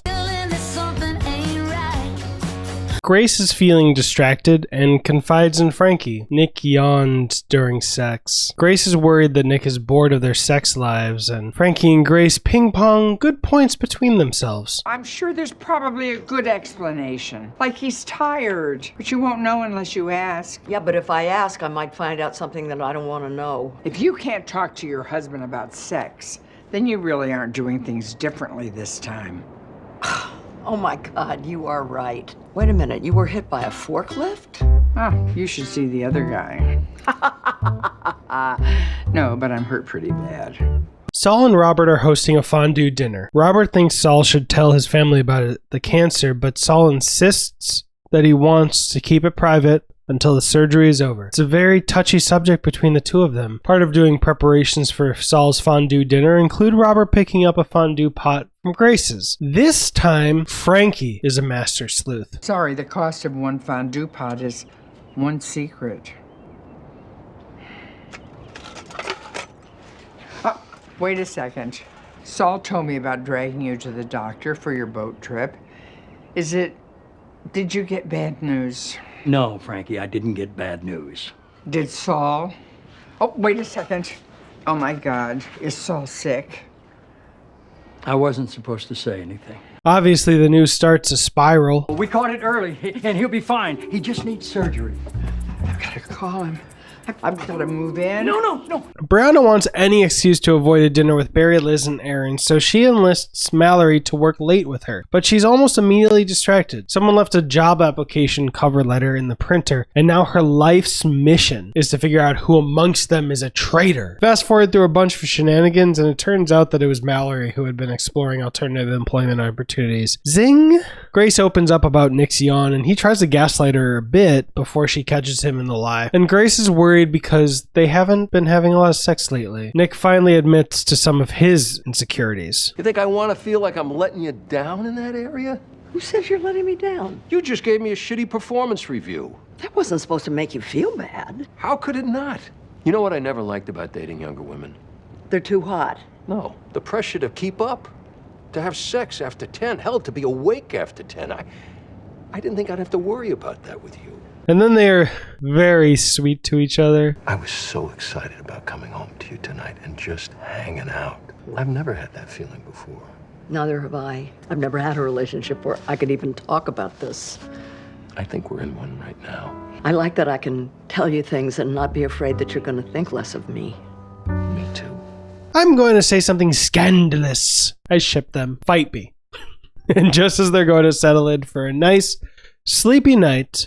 So can we go to sleep now and leave the math to the nerds? I'd love to. Nick? I think I'd like to be tied up. I'll Postmates a headboard.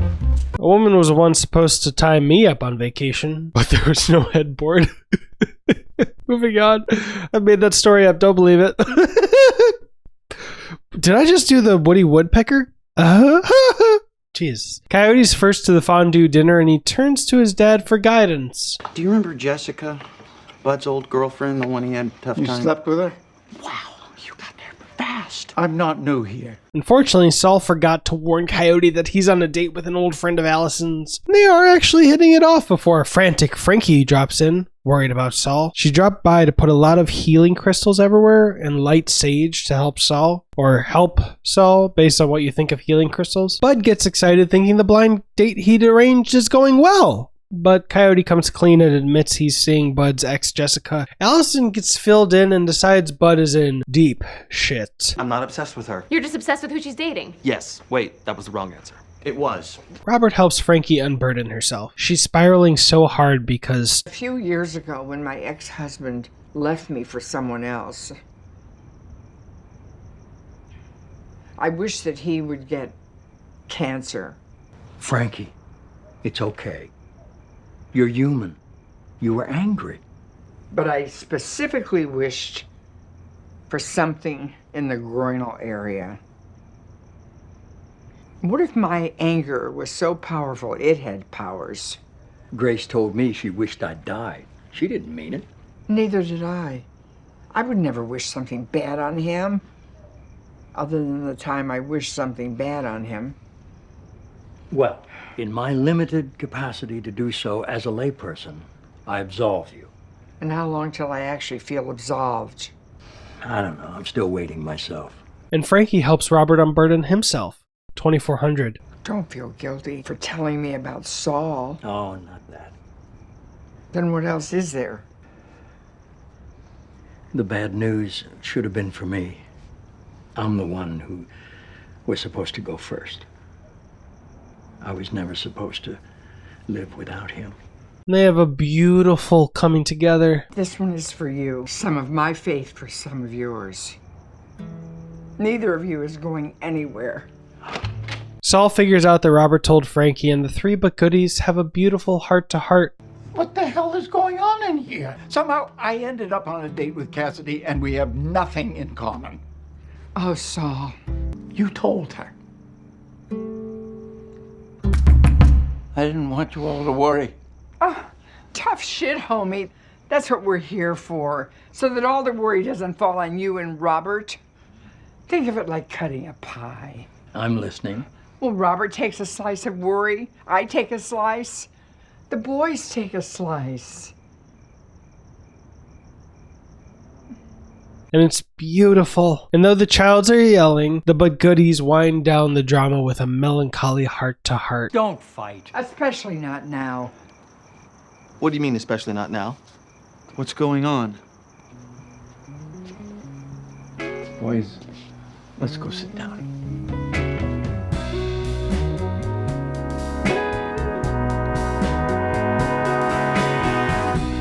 Hell yeah.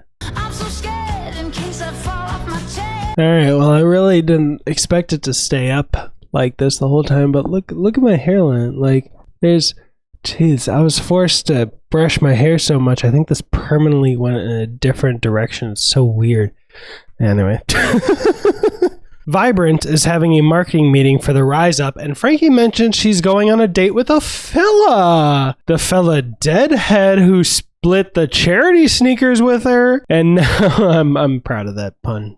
Don't fight me. Don't fight me. Ah! And now it's Saul's turn to feel smothered by Robert and Bud, who are overly worried about Saul's health and are fixating on every single part of his diet. Saul escapes this fresh hell by running away to his cancer support group. Brianna is isolating Mallory in a fort of boxes to punish her for her insolence. Remember how last episode she was thinking about getting a job outside of Say Grace? Barry hopes their feud can mend itself by Friday because Barry, Brianna, Mallory, and that principal guy that Mallory was having a lot of schmecks with are going on a double date. And there is this legendary short rib that Barry's very excited for. Frankie went on the date with Deadhead Guy, but unfortunately the restaurant was extraordinarily loud and Frankie couldn't hear anything that was talked about during the date. That's not just a little problem. Apparently the guy told Frankie something very shameful, but she doesn't know what it is on account of the restaurant being so loud. What if it's scandalous? Something like, what if he likes the Minions movies? Grace tries to get Frankie to get a hearing aid, but she refuses again. Frankie. She doesn't want to lose her mystique of cool. Robert asks Saul if he can come with him to a future cancer support group meeting, but Saul says that he can't. Family members aren't allowed. At the beach house, Grace has an exciting idea on how to market the hydraulic toilet. They'll do a campaign focused on branding first. How did you rise up today? And all that. And then once it becomes a trend online, they'll segue into talking about their toilet product. Robert finds out that Saul's cancer support group is a family cancer support group. Why didn't he want me there? For once, Barry is selfish and tries to get Mallory to apologize to Brianna, even though Mallory didn't do anything wrong. And then... Brianna is crazy. Too crazy to cancel that short rib? The short rib! Robert decides to drop in on Saul's cancer support group, but gets thrown a curveball. 5 crack.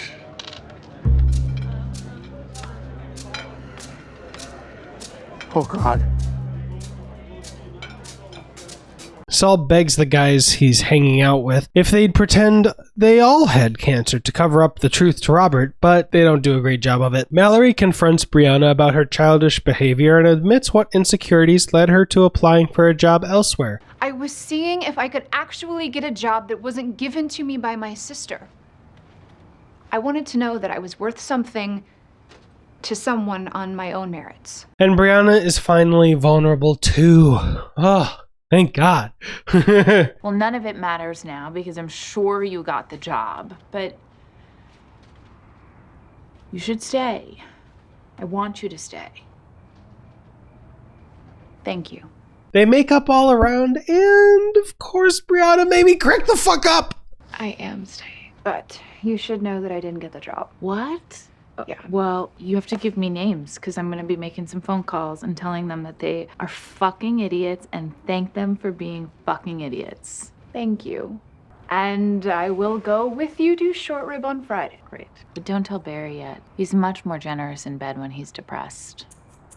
Saul and Robert have a very curious start to their fight. Before you say anything, I'm not mad. I know you're under a lot of stress, so I forgive you. No, I reject your forgiveness. What? No, you can't do that. I just did, because I lied to you, and you should be mad. Well, I'm sorry. I just don't think it's healthy for me to be mad at you right now. That right there, that's what I don't want. Well, what do you want? To be treated like a normal guy for 5 minutes, but instead you and everyone else keep rubbing cancer in my face. That's not true. Oh, yeah, well, I know for a fact Coyote snuck my credit card back into my wallet this week, and if that isn't rubbing cancer in my face, I don't know what is. And the truth was, Saul just needed a place where people wouldn't treat him differently for having cancer. You know, since Robert and Bud were smothering him and all. But they come to a delightful compromise. Robert, Would you care to attend my cancer denial group?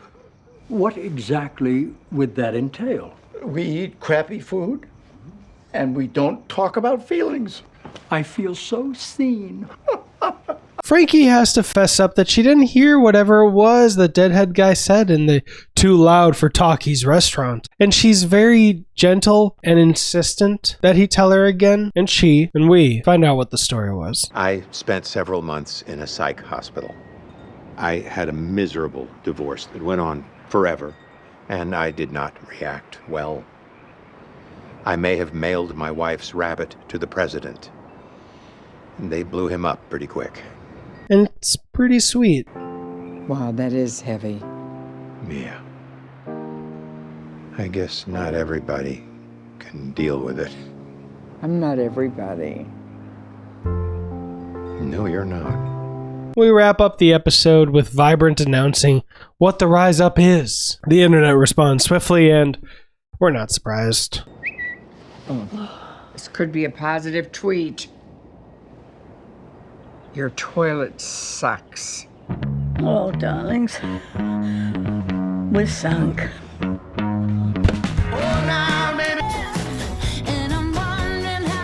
Frankie is going on and on about Jack the Deadhead guy she's started seeing, and when hearing about Jack's celebrity connections, Grace wonders if they could use the grapevine and get a celebrity to endorse Vibrant. Saul wants a quiet, boring day to continue his recovery post-surgery. Cancer's gone, but that want has gone away with it when Frankie drops in with Grace to continue the Pamper Saul party with her patented banana pot pie as well. Brianna lets Barry be the godfather of his biological son, and I love Brianna, but that's messed up. And the whole thing, not just why she does it. Now that I've said yes to Barry being their baby's guardian, I can milk it. He owes me for, like, ever. Yeah, but aren't you on the hook for this kid if something happens? Here's the genius. Nothing can happen. The odds of two women in their 30s dying before their kid turns 18 is 936,000 to 1. Did the math. Saul shares a very funny ostrich video he saw on probably Facebook, and Frankie is dying, but I can't watch. I'm in too much pain. And then a doorbell prompts surprise number 2. They've brought Saul a rise up so he doesn't have to strain the place where his prostate used to be, getting up off the toilet. Allison is rightfully still peeved about Bud's hang-up with his ex Jessica, and he offers to prove how over Jessica he is by agreeing to a double date hang thingy with Jess and Coyote. Frankie's surprise numero 3 for Saul is Jack. He's coming by later to bring... I bit my tongue. Ow. He's coming by later to bring Saul a signed tambourine. Jack is bringing Saul a tambourine signed by the mamas and one papa. But twist. Remember that horrible divorce Jack had that was the catalyst? Yep, you already got it. That was the catalyst for him living in a psychiatric hospital. Saul and Robert were the lawyers who represented Jack's now ex-wife. Oh, no. Do you remember Pamela Sugarman, the woman Saul and I represented? Well, why don't you just ask me if I remember the beach house? That divorce paid for it. Guess who Pamela Sugarman was married to? I'll give you a hint. He's gonna be here any minute. Jack is the guy you raked over the coals? At our client's insistence. Brianna is basking in the glow of her own manipulative malevolence when she finds out that Aaron and Liz are actually quite the daredevils. And that might, throw a wrench in her plans if she and Barry get settled with his genetic offspring. So she spirals. Okay, I'll stop. Let me just repeat that just in case my dumb joke actually made it unhearable. Aaron and Liz are actually quite the daredevils, and that might, throw a wrench in her plans if she and Barry get saddled with his genetic offspring. So she spirals. Here's the deal. Both of you need to start acting like you're having a child. Okay? You, stop jumping into volcanoes. And you, quit the smokes, Marlboro Mom. Brianna, we really appreciate your concern, but fuck off. It's our lives. You know what? I don't think they appreciate your concern. Bud and Allison's beach house drop-in on Coyote and Jessica is the most spectacularly cringy thing I've ever I've ever seen. Bud buries the hatchet with Coyote, and it's beautiful. But when he tries burying the hatchet with Jessica, it turns out that the night he lost his virginity to her... Yeah, no. He lost his virginity to her pleather couch. And he learns this fact the same time Allison and Coyote learned it too. Cringe! Oh my gosh. Whew. I was just overtaken by the spirit of cringe. What the fuck did I just say? Grace tries milking Jack for a celebrity endorsement, the only reason she's there, and the one thing she promised Frankie she wouldn't do, when said best friend catches Grace and is incensed. And she lays down the law! Grace won't ask Nick to invest in Rise Up because she's afraid of what it would do to her relationship, and Frankie feels the same way about her relationship. You two-timing hypocritical double-cross and son of a bitch! These Brianna shenanigans are taking a toll on the relationship. 24/20. Jack finally figures out where he recognizes Saul and Robert from and gives Frankie an ultimatum. Saul or him. And that seems a little premature, bud. But Frankie lays things straight. I get it, Jack. Saul did a terrible thing to you. He did a terrible thing to me, too. But I was able to move past it. So you can go out that door. But if you don't let go of your anger, it doesn't matter how far you walk. It'll follow you. But I won't. And Jack leaves, tambourine in hand. Frankie is devastated. And even though all Grace could talk about, besides the celebrity endorsement, was wanting to spend the day with Nick, Grace isn't leaving Frankie's side until she feels better. She needn't wait long because Jack comes by, clear-headed now, with a good and proper apology. Clip at the end of the episode. I'm sorry. I was a jerk, and I overreacted. And you're right. I need to get over it. I don't want to lose you. I don't want you to lose me either. I lose myself enough. So are we okay? Can I have the tambourine back for Saul? Sure can. Then we're okay. I have to admit, this is a really nice patio. Even if it was built from the salt of my tears. Oh, look at my real muscles. This is real. I got in so much shape now. This isn't We pick up either right after last episode ended or another night altogether. Grace returns home super late for dinner and finds that Nick settled for having dinner with his personal chef. Grace's dedication to Frankie is putting a bit of stress on their relationship, but Nick is still excited for their vacation to Hawaii, which conflicts with Frankie's birthday. Uh-oh. And Grace's strat for keeping everyone happy is suggesting Frankie and Jack come with them to Hawaii. They can have dinner beforehand to see if they'd all be a good fit, maybe? So this will be an episode paying off setups from previous episodes. The first payoff is T-minus 22 hours until short rib o'clock. Up top. Short rib o'clock! And Mallory is dating Grace. Grace when she'd started dating Guy. What's that? Can I stop being weird? Okay. What I meant by that is Mr. Principal is pretending to like all the shit Mallory likes, much like Grace had been pretending to like all the shit Guy liked. Brianna spitting bars. He's pretending to like everything that you like. He's not pretending, we just happen to like the same things. Like what? Like hot yoga, pistachio gelato, the Joy Luck Club. Okay, if he says he likes the Joy Luck Club, then you haven't even met him yet. What? What straight man likes a sweeping drama about women reckoning with maternal sacrifice? Hi, Brianna. I feel judged. Does anyone want me to watch the Joy Luck Club and like make a review or maybe a reaction on the other channel or do like a slightly shorter version of this with that? Because yeah, if it's a great movie, I'd love an excuse to watch it. You know, the excuse being for content. I just like watching good movies. TLDR, Brianna's right and Mallory realizes it. Sorry, I'm not as cynical as you, but Dan is who he says he is. Okay. And who's his favorite musician? Ed Sheeran. Oh. You know, just for shits and giggles, here are a few of the movies I've cried to. Blind Spotting. Whew! Crazy Rich Asians. Mission Impossible Fallout. And I cried watching, you know, just for shits and giggles, these are some of the movies I've cried to. Blind Spotting, Crazy Rich Asians, Mission Impossible Fallout, and those 3 specific examples, I cried watching each of those movies while sitting next to one of the most beautiful women I've ever dated. I have no shame. That's who I am. I don't give a shit because my emotions. My emotions! My emotions! Oh shit, I forgot about this part. So I'm gonna need to talk about my friend Billy this episode because of Robert's story. But first, Saul is hounding Robert to attend a funeral for someone he served with 50 years ago. Someone Robert hasn't seen since he served and someone he frankly doesn't even remember. And even though Robert doesn't want to go because of those previously mentioned facts, Saul guilt trips him into accepting the invitation.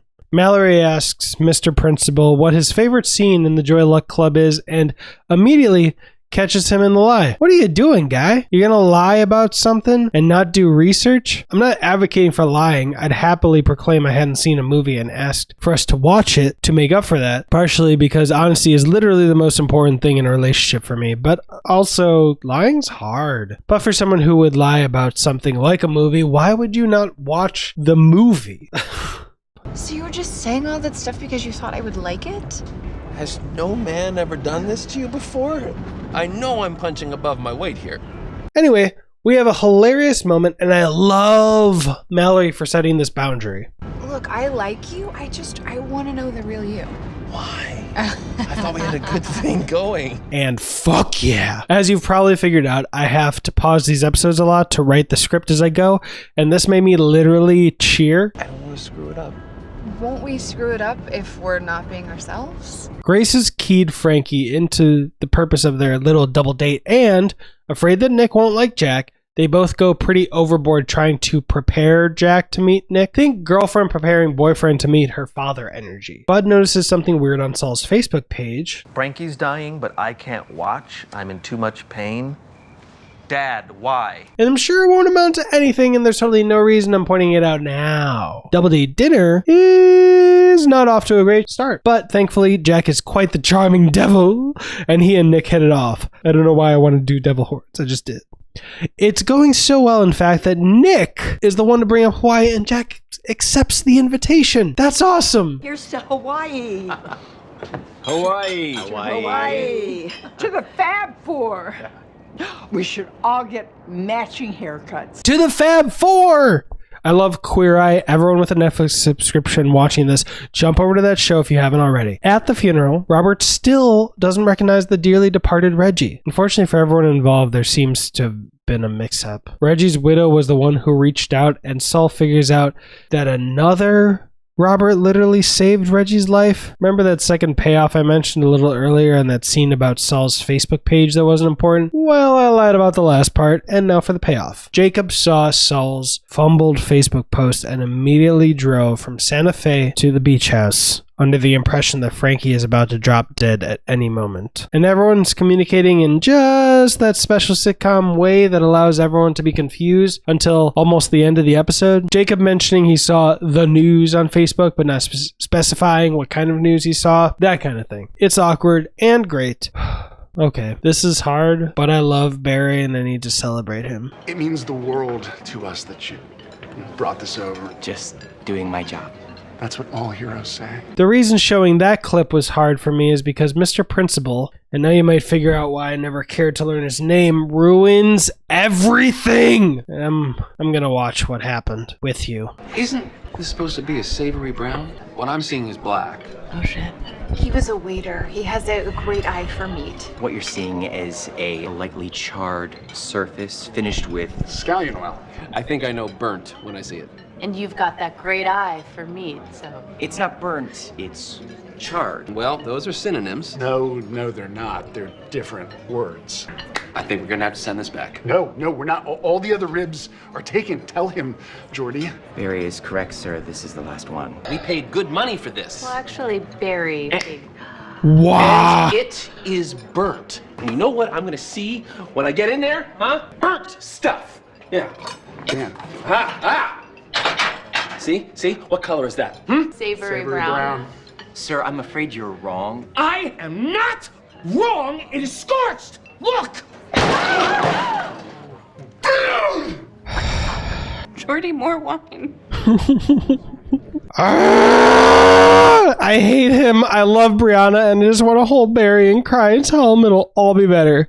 Actually, I've been a vegetarian for a while now, but I would make another reservation, pay for everything, and even eat those short ribs with Barry because I'll be honest, I will eat meat again one day.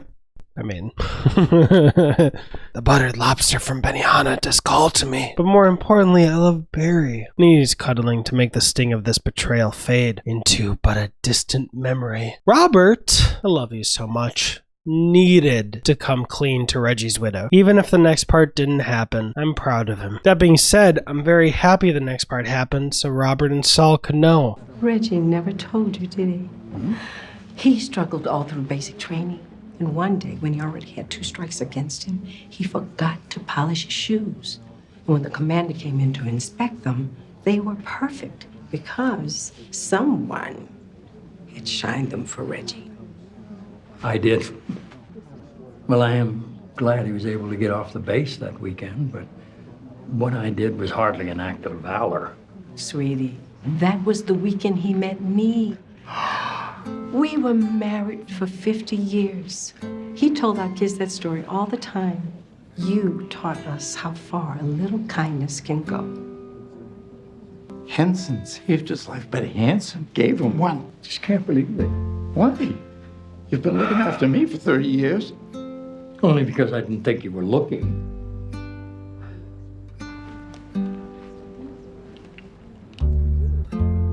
Oh. And Robert's not the only one crying. Oh my god, I've needed a Brianna before because I've made the same fucking mistake that Mallory's about to enough times to regret it for the rest of my life. How many apologies is that? 10 text messages, 17 Facebook emojis, and however many times he's saying such a fucking call. A security escorted him out. These are very heartfelt, though. You can't keep seeing him, you know that, right? He assassinated our dinner. I may rest in peace. It's not like you punched a person. Of course. He punched a short rib. I do empathize with Mallory, though. And he's so good with the kids. Oh my gosh. He punched a short rib. I know. It's just now I have to start all over with someone else. On the plus side, you get to drag a new person to see those dumb flowers, and you get to have lots of hot sex to the sounds of Ed Sheeran. Oh no. Things get cleared up for Jacob, and while it doesn't evoke a tear fest like when things were cleared up for Robert, he's not just going back to Santa Fe now that he knows Frankie's all right. Grace was right about one thing. I didn't know what I had until it was gone. And I am not gonna make that same mistake again.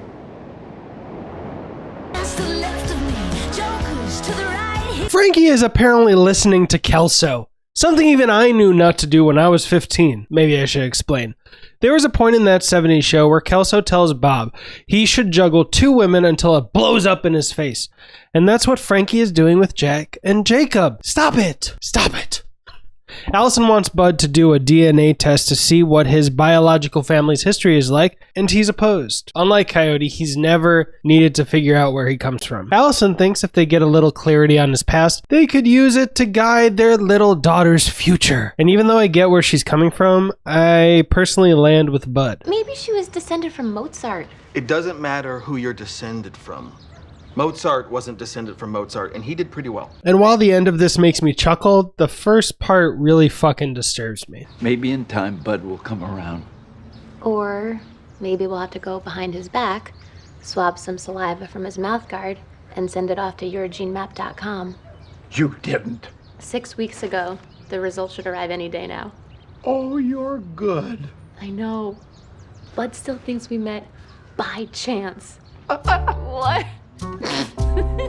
Frankie ropes Grace into pitching the rise up on Shark Tank, and Nick's business partner / ex-wife Miriam gives their pitch ideas a test run. Unfortunately, the only thing that grabs Miriam is the story that started it all.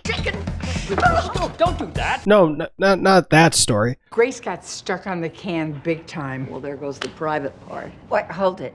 You got stuck on the toilet? Please keep that between us. She was all alone. It was pretty dire. And then we realized if it happened to me, it's probably happening to a lot of other people. So we created this thing to help all those people.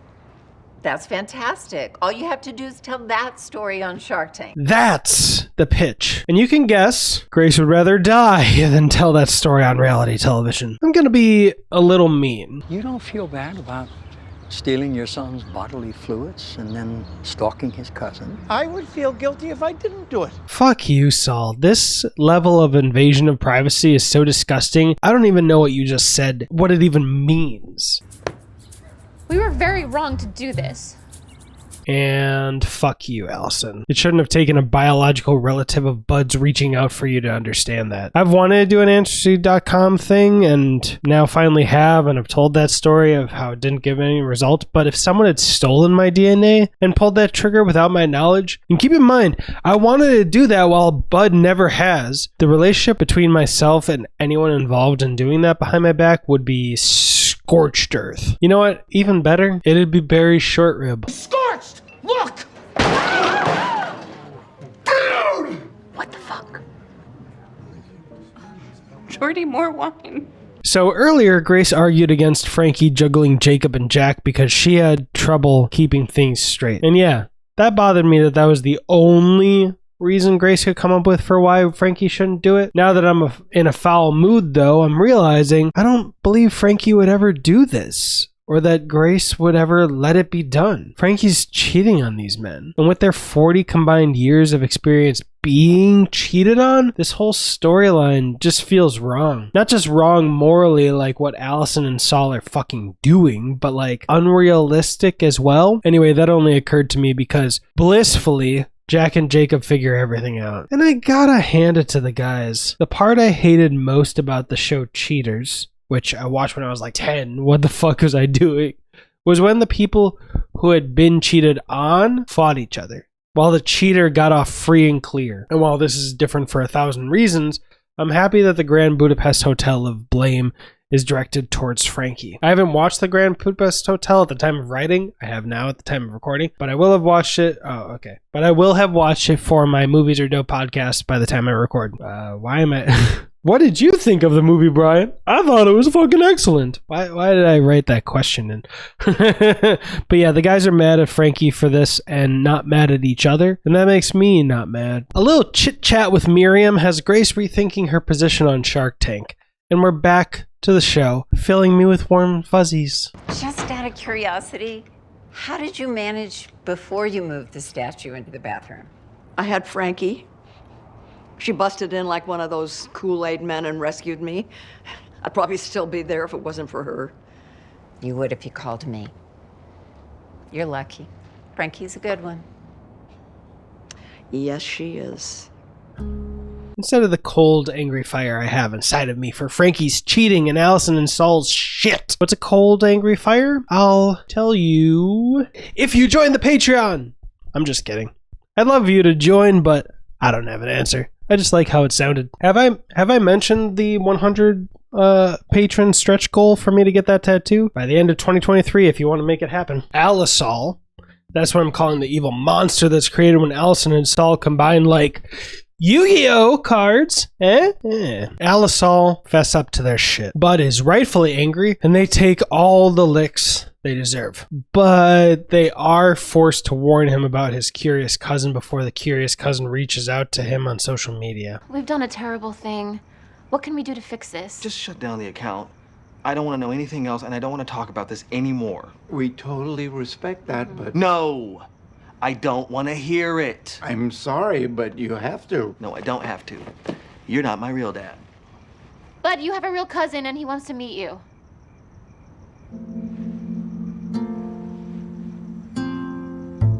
Grace goes to the beach house. Frankie gets her up to speed, and Grace tells Frankie how her bathroom statue has been sold off. And I love Frankie and Grace's relationship. Nick sold my bathroom statue. Okay, we can deal with that. Every time you need to go, just call me. I can be there in 10 minutes, give or take a few traffic laws. But I also love Grace for why she's at the beach house. Let's go over there right now and rig up something else. I can figure it out, don't you worry. You would do that, wouldn't you? Do what? Just drop everything for me.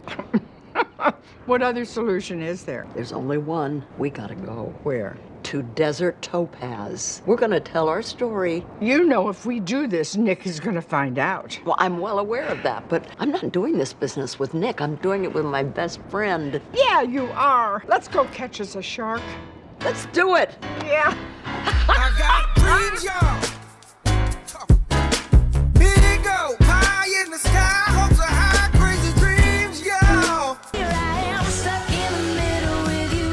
Frankie Bergstein, the Shark Tank audition, and Grace is angry about it. The hits keep on coming. Joan Margaret, Frankie's friend and caretaker, is going back to England. Her visa's expiring in 2 days. Oh no. She was gonna pay a dude $10,000 for a green card marriage, but he died. So the sitch is hopeless, as anyone can see. Anyone but Frankie Bergstein.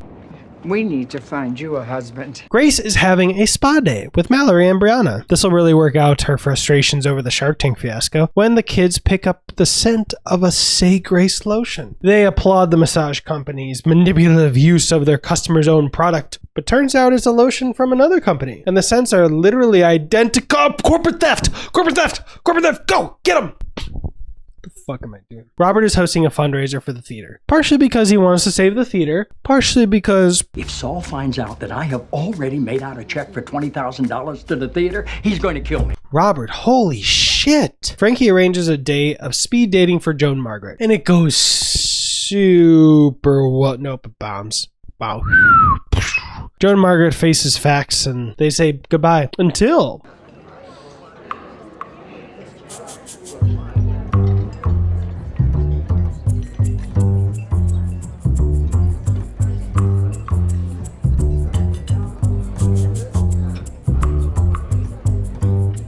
Frankie? Who's that? And small note, but I love how these two butt goodies objectify this guy's butt goodies. I'm too proud of myself. He's not doing this. Sure, he's a piece of ass, but he's bad news, JM. What, we looking for a bad boy for this grift? But this guy's the worst. And he's perfect. A real genius at the whole con artist biz. Grace and Brianna are preparing for legal warfare when Mallory stops by with some unfortunate news. She checked out the hotel where Grace was staying when she got the idea for her beach rose scent, and... Beach rose is actually sea mist, a linen spray used at the Dell that Trustus Organics has been making for decades. And Grace? Well, she realizes something horrifying. I don't understand. If it's a linen spray, how did you smell it outside? Oh my God, I was just smelling the tablecloth. But that's not even the worst of it. The CEO of the company that Grace accidentally stole the scent from, she calls, cause... What I might have done, it now seems prematurely, was leave a rather threatening voicemail for Tanith. What did you say? Something non-specific, I hope? Let's see, I'm gonna shove that lawsuit so far up your fucking ass, whoever pulls it out is gonna be crowned King Arthur. But when the CEO comes over to say grace and finds out that Grace was drunk both when she accidentally stole the scent and then when she left the voicemail, her tone changes. She's recognizing some familiar signs. I do understand, Grace. I understand more than you know. Oh, I don't gamble. This is an AA chip. 12 years. And it saved my life. She was drunk at my graduation. I can see that. They've only raised $600 for the theater, and $500 of that came from a man named Sidney, who is going broke paying for chemotherapy. And after Saul sees how stressed Robert is, he decides to get up and motivate people. So he starts by pledging $1,000 to the theater and $1,000 to Sidney. Bless everyone. They're magical people. They raise at least $6,835 for Sidney. Later, Robert sees an opportunity when Saul is so happy at the result and suggests they be the one to save the theater. And what does Saul say? Big, old, hilarious, nope. So that storyline's going to be wrapped up in another episode. Grace and the girls are performing all of Grace's real history of alcohol abuse to the CEO in an attempt to get out of the lawsuit with Say Grace's name on it. And it's pretty gross. And the ladies fail upwards. The CEO says she's dropping the lawsuits, but proposes maybe her company acquires Say Grace. What do you say?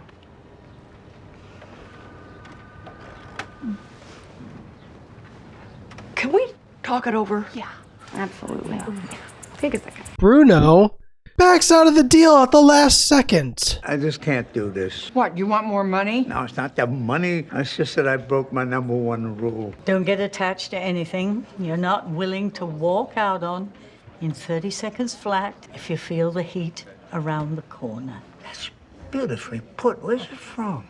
I just made it up. That is definitely from heat. So Frankie does what she should have done 20 minutes earlier. I mean, like a day earlier? 2 days? Joan Margaret, would you make me the happiest fraud in San Diego?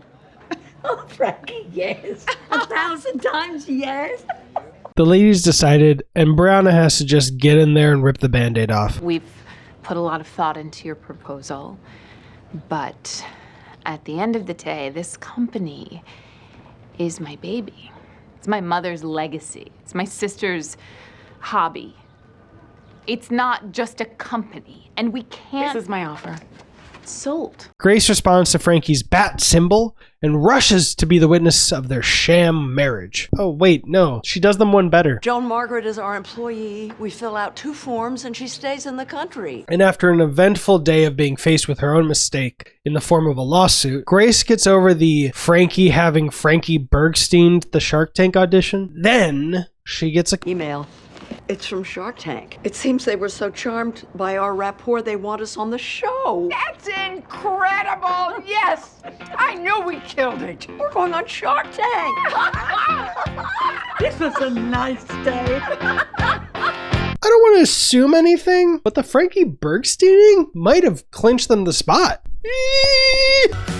Yes, I'm stuck in the middle. Robert wakes up at an ungodly hour and does what my mom did when she was retired, but her husband wasn't. Goes and works Lyft without telling his husband. And he's horrible at it. I'm sorry, I have over like 24 or 25,000 rides under my belt, having worked rideshare, and just everything's wrong.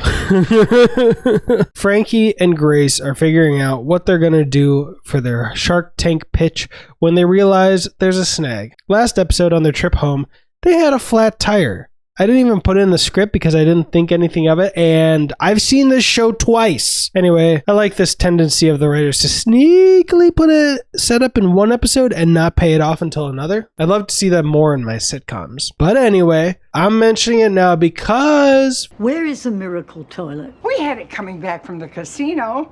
I remember seeing it before we got the flat tire. Get that toilet! They totally left it. Oh my god, the actress who plays my favorite character from Crazy Ex-Girlfriend meets my favorite character from Grace and Frankie! Would anyone like me to cover Crazy Ex-Girlfriend eventually? I have no musical talent, so I don't know how I do it. And there's so very many songs as part of the show, so I don't know what the copyright system would do to that video, but if enough people want it. But back to it. Nicole is here. Yes, I looked up her name, but refused to for Mr. Principal because one of them has my heart, and the other broke Barry's. Sorry. Nicole is here because it's the policy of Say Grace's new overlords to document and categorize all inner office relationships. Brianna hates it. I think it's a great idea in general. And Barry is here. The important part of the scene we should focus on is Barry says they're dating, accustomed as he is to her phobia of commitment, but she pushes back on that, which is, in a word, a surprise. We're basically a married couple. We are. Whoa, Brianna, slow down. Anyway, the actress who portrays the love of my life, so specifically Heather from Crazy Ex-Girlfriend, not Bella Lavelle, comes to an informed conclusion. How would you define your relationship? We're two unwed people who live together and aren't allowed to eat each other's leftovers. So I'll put roommates. Coyote is excited about his relationship, and I'm just going to be an angry person on Twitter for a moment. I hate this explanation of why Coyote and Nadia didn't work. And you're sure you're not rushing into things? When have I ever done that? When you moved to LA to be with Nadia and you forgot to tell Nadia that you were moving to LA to be with Nadia. Nothing we saw from their on-screen relationship would hint at Nadia wanting to move away and not continue her relationship with Coyote in some way. I don't know why they wrote Nadia off the show, and I love Jessica, but come on. Any of the relationship off-screen was already quite the pill to swallow, but adding this, it's like trying to wash that pill down by drinking bleach. Anyway, I'll get off my high horse. Frankie and Grace undertake Project Find Toilet, and they are successful. But twist, the lovely lady who found their toilet and relocated it to her yard is a real pill. And yes, a different pill than the one I just mentioned. No amount of bleach can get this one down. What's wrong with me? This is our property, and we're going to take it back. Get the dolly. Touch my planner, and I will end you. Thanks for your time.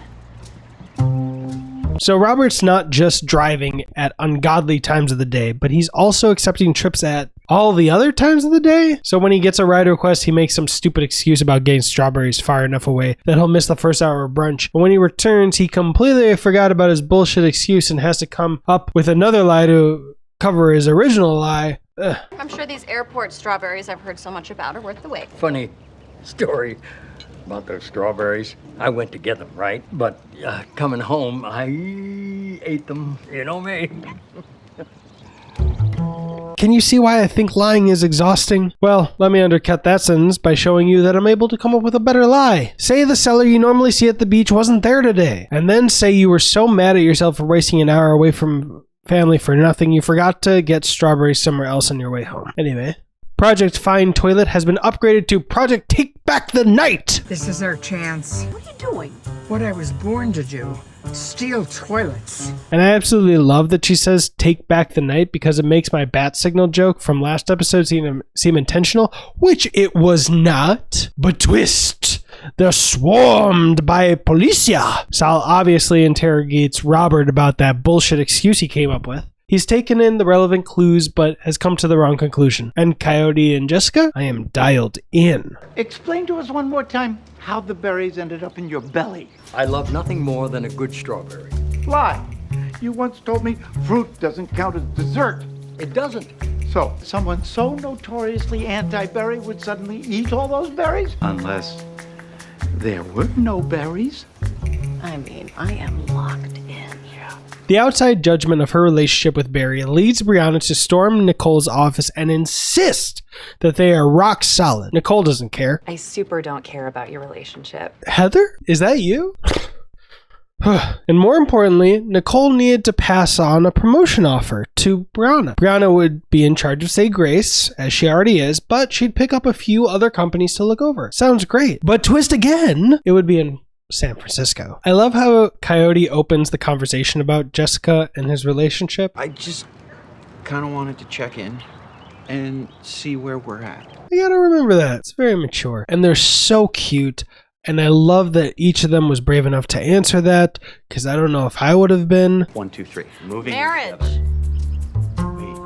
What? And then they get even cuter. Let's try that again. I didn't understand the rules. Yeah. Me neither. 1, 2, 3. Marriage. Moving in together. Best 2 out of 3? Okay. If that doesn't work, we can try 4 out of 6. So the pill who threatened our Bagooty Gals with a bat was using the toilet to smuggle stolen SIM cards to someone. Frankie explains everything and tells the truth. They made lube and then vibrators, and now they're going on Shark Tank to sell this toilet, which all sounds ridiculous in general, and that's very funny, and I love it. Thankfully, Grace has physical evidence with her, so they're off the hook. And if I'm not being very playful about the whole thing, it's because the scene ends like this. So you are really going on Shark Tank? Yes. Was I unclear before? Remember? When you go on Shark Tank, you might want to leave this one at home.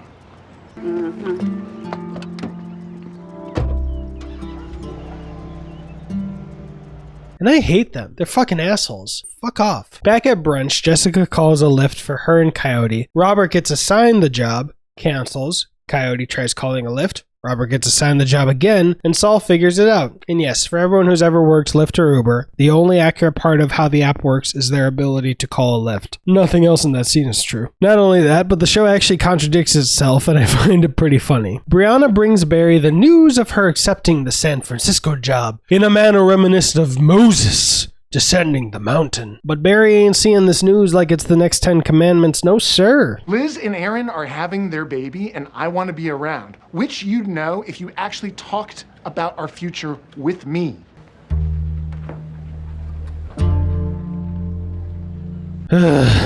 Sometimes I really hate Robert. Saul approaches him about his new driving profession, and man, Robert comes up with a better lie, but just fucking come clean with it already. If he had, Saul wouldn't have suggested a big first-class vacation to satiate Robert's alleged need for adventure. I'm gonna cry.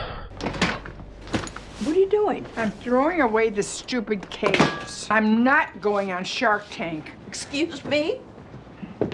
You heard what that cop said about me. Those assholes really got to Frankie, and I hate them for it. At the time of writing, thankfully I was also happy crying because it's Grace that won't stand for it. It'll be Frankie and Grace or no one at all. I'll just get in the way. You came up with this. You are the way. I'm not gonna go there alone. Butch doesn't go out there without Sundance. And the last time they went out together, they were blown to pieces. Oh God, listen. Ever since you and I became you and me, we've done a lot of crazy shit, but we've always done it together. And it's turned out pretty damn well. You know, and we always have the last laugh. Because one of us is a mad genius and the other one is really smart. And I'm filled emotionally and laughing my head off. I'm the mad genius, right? Right. So get the damn capes out of the trash, because we are going on Shark Tank. Oh shit, that was good stuff, woman. I have goosebumps. You are just first-rate, kid. I'm not kidding. You're first-rate too, Frankie. Are you gonna really wear the cape? Fuck no. I love these gals. Sad I'll never be able to tell any of them how much their performances and friendships have meant to me. If anyone is out there who worked on the show, not just the But Goody gals I love so much, thank you. You're freaking awesome. We open with Nick returning home to Frankie and Grace rehearsing for Shark Tank. And I love Frankie and Nick's repartee. Oh, look, there's Frankie. Still. Again. And always. And this part messed with my Echo Dots, so how could I not pass on the favor? Alexa, lock the door. Okay. Nick is confident they're gonna kill it on Shark Tank, but he has a favor to ask. And we just need one shark to say yes. That's right. Little thing though, that one shark can't be Cuban. Apparently, Cuban and Nick have a dark history. I don't like exactly how Nick asks ultimately, but Grace does him the favor to make up for all the time she put Frankie before Nick. So now she's only put Frankie before Nick 99.99999% of the time. So, in lieu of just coming clean to Saul, Robert tries getting Peter to return the $20,000 he gave to the theater. No dice. Instead of giving the money back, Peter gives Robert another stupid plan. Sell Saul and Robert's burial plots. It's the perfect solution to this mess Saul's put you in. By the time it comes out, either he'll be dead and have no idea, or you'll be dead and have no idea how angry he is.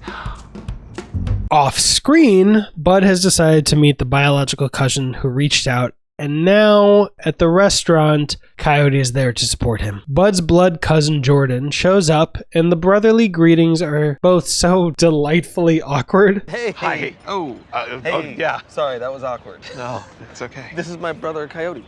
Oh, hi. But not as awkward as that. But the tone changes when Bud asks why Jordan went on the site in the first place. Well, actually, I have this condition called CKD. So I was looking around for a genetic match because I kind of need a kidney. A what? A kidney? Donor? Wow.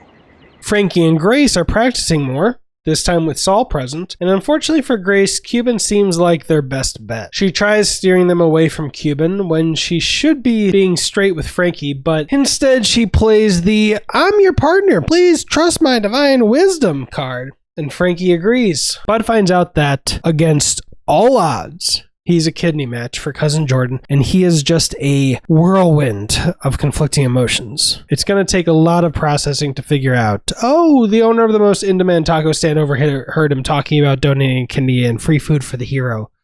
Okay. My sister was saved by an organ donor who died in a car accident. I've always wanted to thank him, but I can't. So how about I thank you, huh? Free tacos for you and your friends. Oh, you don't have to do that. It's the least I can do for a hero. Called you a hero. That is a first for me. I'm sure that won't add a new wrinkle to the emotions. Robert sets up with Peter to try and sell the burial plots, and he says what I've said every time Robert has resorted to lying about the 20 G's instead of telling the truth. I'm starting to think this might be in bad taste. Oh, God. Bud's bragging to a small group of people about how much of a hero he is for the kidney transplant that he isn't even sure he's going to agree to. And I see exactly what's happened. Bud has literally never gotten a compliment from somebody who wasn't family ever. There's no other explanation for why his head gets so big, oh so fast. Look, about the kidney transplant, I'm no better. Right now, unless it was my daughter or one of my best friends who I know and love deeply, I can't promise I'd even consider it. But at no part in the process, including post-surgery, would I be bragging. Actually, that's a lie. There's one scenario in which I'd be bragging, if I was being tongue-in-cheek about it. And I'd try to be as obnoxious about it as possible. I guess that's one compliment we can throw Bud's way. He's being that obnoxious without even trying. As I write this, I can't remember if he gives the kidney or not, but with how he's acting, he better. So I meet this guy who I never even knew existed, and he asks me for this huge favor. Now what do I say? I'm all, fuck yeah, man, whatever you need. And he's all, even if it's a kidney, and I'm all, especially if it's a kidney. Okay, now I feel a little bad. Jordan comes with news that a kidney has come up on the donor wait list that is an even better match. And Bud's bubble is burst by the news because 2035, I've always been the guy who needed a kidney. Don't you feel relieved? You get to keep your kidney. It's just, I've always been the guy that would need a kidney, not give one. I guess I really liked being this other guy for a couple of days. Saul checks their bank balance to triple check that they have the savings for a cruise, and Robert has seemingly succeeded in covering up his $20,000 lie. For 2 seconds. Ha! The Martinezes, who Robert sold the burial plots to, send a basket of muffins and a thank you note. Frankie and Grace go on Shark Tank, and it goes perfectly if the goal was getting Mark Cuban to invest. Unfortunately, all the ways Grace tried to get Cuban less interested and all the other sharks more interested didn't work. And when he offers to give them exactly what they asked for, Grace honors her promise to Nick, and Frankie is absolutely flabbergasted. The feeling is akin to watching these two beautiful but goody gals get in a real bad car accident in slow motion, and Grace finally comes clean. Frankie, I did something I had to do for my marriage. At the expense of us. Sorry. You just threw away everything we worked for. You betrayed me. But you know who I feel worse for. You. Because you betrayed yourself. And now, I'm out. Damn. Do they really know how to nail a downer ending? Whew. Alright, now we're in the final stretch. So close to me telling you what the surprise is for season 7. Not even planned. Something just serendipity motherfucker coming up. Sorry for the language, but I love it. I'm so excited. It's all around the Clerks 3 premiere. But first, the season 6 finale. Frankie is coping by turning the rise up into the biggest bong I've ever seen. You are literally setting fire to the thing that you and Grace made. Do you want to get fucked up or not? Let's fire this baby up. Nick asks how Shark Tank went, and Grace catches him up. The only offer we got was from Mark Cuban. You're kidding me. And? Well, I didn't make the deal, and Frankie may never speak to me again. I'm sorry. I need more than that. I need to know this was worth it. And let me tell you, I'm not excusing what Grace did and how she did it, but I feel her frustration 100%. He bought a basketball team. And what terrible thing did he do to you to get them? He outbid me. What? Ugh! I can do it myself. Don't tell me I sold out my best friend for a basketball team. Oh, it's not just that. He's got more money than me. Oh, God. You're right. I'll never say 100% again. I apologize. So, well... Guess what just got delivered? Your midlife crisis, 30 years late? Hey, man, this is what you wanted. I do my thing, you do your thing. You buy a theater, I buy a new ride. Revenge purchases? Yup. Barry took an impromptu trip to Temecula because he needed some space away from Brianna to think. While that happened, Brianna turned down the job for Barry. But we can't get too ahead of ourselves with assumptions because Barry breaks up with Brianna. I've been the Barry in the relationship before. Who wasn't with a Brianna? I've ignored the red flags. I've buried my feelings, fooled myself into thinking the relationship could work, fooled myself into thinking they might change, and then we'd be compatible, and possibly worse of all those, taken too long to realize or accept the fact that we're just not good for each other. I better go before one of us cries. Who am I kidding? It's gonna be me. You won't be alone. And not because it looks like Brown is gonna cry too. Frankie and Joan Margaret, still riding that sweet, sweet rise up high, are finishing a feast of slaughtered seafood when they realize they were both too high to remember their purses. Call Grace to save them per usual? Not this time, sister. I'm not speaking to her. Oh, and I left my phone at home. Great.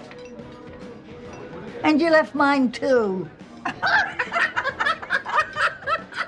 And the cherry on top, the only number either of them can remember is Grace's. Grace is still ripping into Nick, and his counter argument is basically, NBD, you told me Frankie invented it because she wanted to reach her fig Newtons in the bathroom, and... I love you, Grace. Grace finally corrects him and tells him the truth. Frankie invented the rise up because I got stuck on our toilet.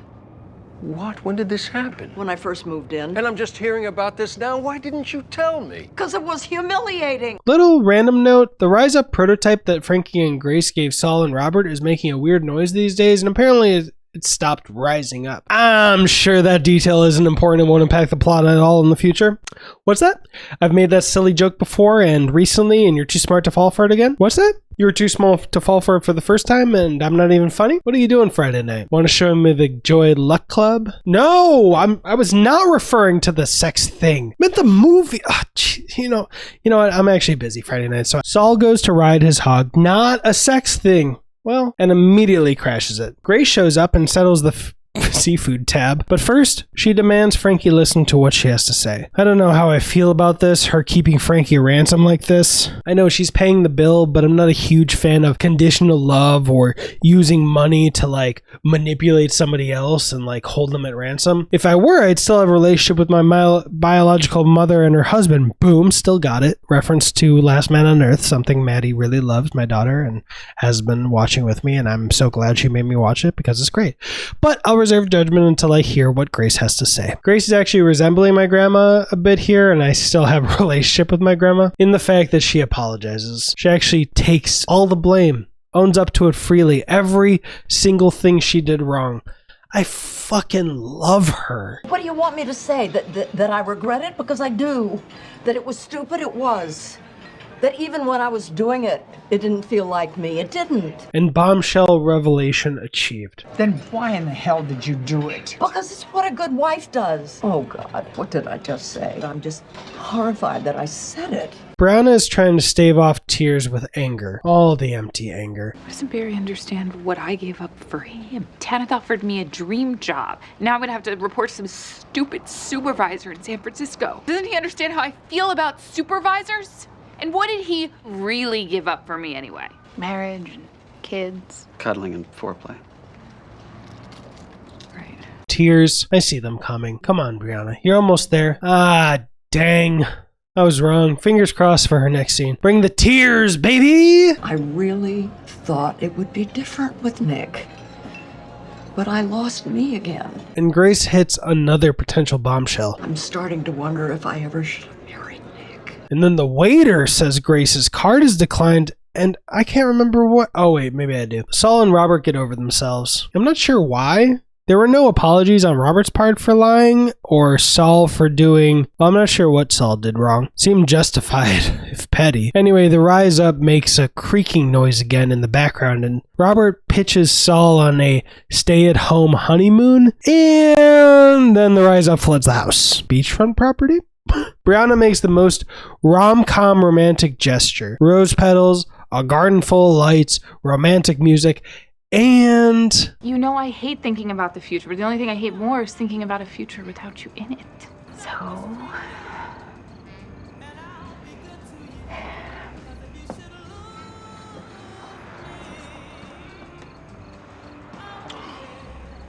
Oh my God. I don't understand. Are you proposing to me? Yes. And no. So I'm proposing that we get engaged and stay that way. Forever. I love you. I know this is less than what you want, but it's so much more than I thought I could ever give anyone. Is it enough for you? Yes. I would love to spend the rest of my life engaged to you.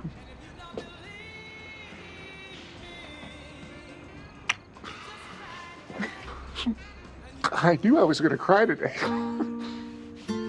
I really forgot about this and thought it was the final breakup. Spoilers. Frankie and Grace are still at the restaurant. All the credit cards got declined and Brianna had to be called in to bail them out. And yeah, I think I do remember what happened. So I got your text about not being able to pay. I understand the crab is market price, but you are married to a billionaire. For some reason, none of my cards are working. Grace figures she needs to either divorce Nick or figure out something unconventional. And when Grace returns to her and Nick's, he apologizes for having made a fuss about Frankie. We don't know why yet, but Grace and Nick have one of those conversations where both people are trying to have two different conversations, but what they're saying is so vague it kind of works. Like when Jacob first thought Frankie was dying. Maybe it would have been faster to have just shown you. The longer you don't tell someone something, the harder it is to ever say. And then when you tell them, it may not be exactly what they want to hear, but if they can deal with it, then the relationship can maybe turn into a different kind of relationship. Right. You can't fear change. The important thing is no matter how crazy things get, you get through them together. Who's that? It's change. Nick had been on the phone when Grace came home, and everyone finds out why Grace's credit cards hadn't worked either. Mrs. Skolka, I'm Agent Fenmore with the FBI. What the hell? Nick Skolka, you're under arrest. Hi, Karen. FBI. In the last we see of Nick, he says something strange. Sit on that couch you hate, and you might just figure out how to rise up. Well, what does that mean? Don't give up on me. I love you. If I were a billionaire, I would have given Rise Up $200,000 with 0% ownership in the company as an apology. Hell, it's basically a pocket change for Nick. But why am I mentioning money? Well, when Grace repeats what Nick said, Frankie solves the riddle. Step aside. I can't even get off it. Oh, yeah, I can step aside. Stop it. I sure hope I'm right.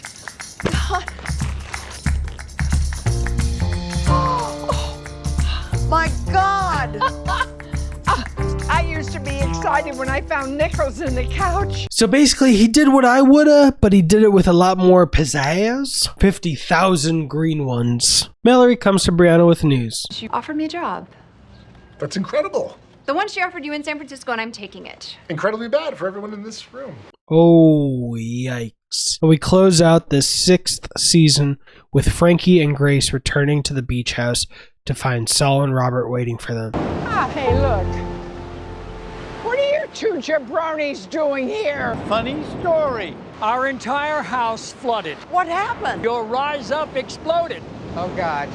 But the best part is, our insurance says they won't cover it. But they did recommend going after the people who gave it to us. Oh, God. And since I now own the most expensive concession stand in America, and he's a hog man, we can't even afford to stay in a hotel. We've got 50 grand in the freezer. Peel off a hundy. Get yourself a motel for the night. Guess which 4 beautiful but goodies are gonna be roomies next season? Oh, our house is going to be a construction site for months. Roomies. Oh, God.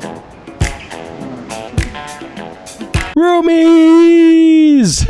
All right, so here's the surprise. Because I'm going to the Clerks 3 premiere, I'm going to be driving multiple days there, multiple days back, and I'm going to do the last season, all the planned ones that I was going to sit right here and do on the road. That's it. Boom. Still got it. I don't know what that means right now in this context, but I felt like making that reference again. And this is so exciting. The timing is so wild. If I were, I'd still have a relationship. Damn, it is hot as balls out here. Thankfully, I got some ice cold water because I'm on my way. I have crushed 3 NOSes. But unfortunately, I only slept like 6 hours last night for some reason, and it's 4:55 in the afternoon, and since caffeine has a 6-hour half-life, I didn't want to be up till 3 o'clock in the morning with more driving, so I got nice cold water. That is, if anyone needs it, a way to not have caffeine but to wake up the body, and it is coming in handy with it so hot. Don't worry, I'm not going to do this with the sun there. I was gonna, because look at this beautiful background. Now I'm kind of stretching this mic. It's all good. I am in Omaha. It's Sunday the 21st of August and on my way to Clerks 3. But let's do this episode. Man, this is going to look so weird. I'm only going to do this for an episode, but that background really is spectacular. I just spilled water on me if you couldn't tell. But let's do it. Season 7, the final season. Another season where we pick right back up where we left off with one small detail. The goddess Jane Fonda clearly had a little... I'm only mentioning that now because I think Frankie makes a joke about it later. If she doesn't, you'll never see this part of the video though. I actually see my face a little bit. Saul reacts poorly when Robert suggests a little romance. Maybe it's a chance for us to connect. Are you really bringing this up now? There is no chance for romance in our ex-wife's house. Didn't stop us before. Frankie hid the $50,000 in 4 places. Her method of remembering? Each stash is named after the beetle most associated with his hiding place. Paul, Mrs. Paul's fish sticks. Brilliant? I think so. How stoned were you when you came up with this system? I thought my hand was see-through. The FBI dropped by the beach house with follow-up questions since they came back to Grace and Nick's and found a torn-up couch. And it concerned us because sometimes things are hidden in couches. You mean like candies and such? Robert and Saul get the idea to try to grab the cash from the freezer and hide it so Frankie and Grace don't get in trouble, but that's the one stash Frankie and Grace had already emptied. Sweet of them to have thought about it though. The FBI wants to search the beach house, but Robert and Saul step in before one of the women can consent. I thought if law enforcement was allowed into a house, then they could search. Maybe I'm wrong. Anywho. So you won't mind if Rushmore and I take a look around? Actually, I mind. There's a little thing I call civil liberty. Everyone calls it that. And what that means is you don't treat the wife of the alleged criminal as if she too were a criminal. Karen, I'm a lawyer, and I've got you on unlawful search, witness harassment, and I'm just getting started, so you might as well leave now, because you're not turning over one cushion in this house today, or next week, or next ever. We'll get a search warrant. Okay, then we'll see you tomorrow. How's 10? Frankie goes to find her other hiding places, but... I'll get the rest of the dough. Oh, no. You have a simple system so you'll remember where they are. Grace, I don't want to kick you when you're down, but you probably shouldn't have put me in charge of that. She forgot. And his name is John C.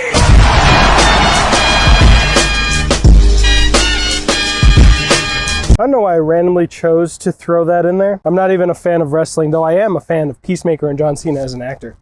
Mwah, what a talent. Grace finds the first forgotten hiding place.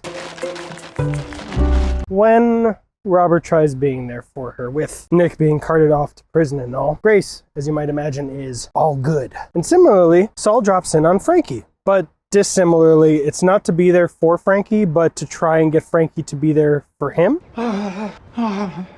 I know that Saul needs to talk, Si. Saul talks to her about the fact that he and Robert haven't been intimate since Saul's cancer surgery, and Robert's been dealing with that by eating his feelings. Saul, though, has been caught in an insecurity spiral. He feels like his body is betraying him and he's not the man he once was anymore. So he accepts Frankie's invitation to do some Reiki healing. Surprise! Bud and Coyote were tasked by the dads with moving all their crap from one house to the other. And sheesh, do those boys work fast. It's still the same day, but the Goody men showed up at the beach house, and these boys have already secured a U-Haul, gone over to Saul and Robert's house, parked a U-Haul worth of crap, drove it over to the beach house, and are unloading. That's just good work ethic. Or insane work ethic. Brianna and Mallory come to the lake house, and it seems the different set of siblings were each told about exactly half of the problems plaguing our favorite but goodies. What's going on with my dad? Was he that upset about Nick? Why would he be upset about Nick? Isn't Nick why you're here? Did Nick cause the flood? There was a flood. Why do you think our parents are all living together? Our parents are all living together? And Grace is just happy to welcome her children, who she loves so much.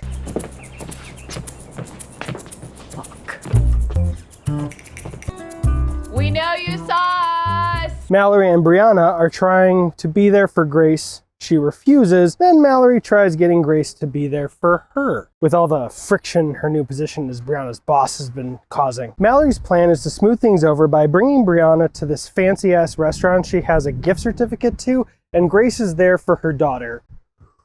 Right after Grace just steals the gift certificate, though. She's gonna throw it at Saul and Robert in an attempt to get them out of the beach house. Brianna also needs advice from her mother figure, but that's not Grace.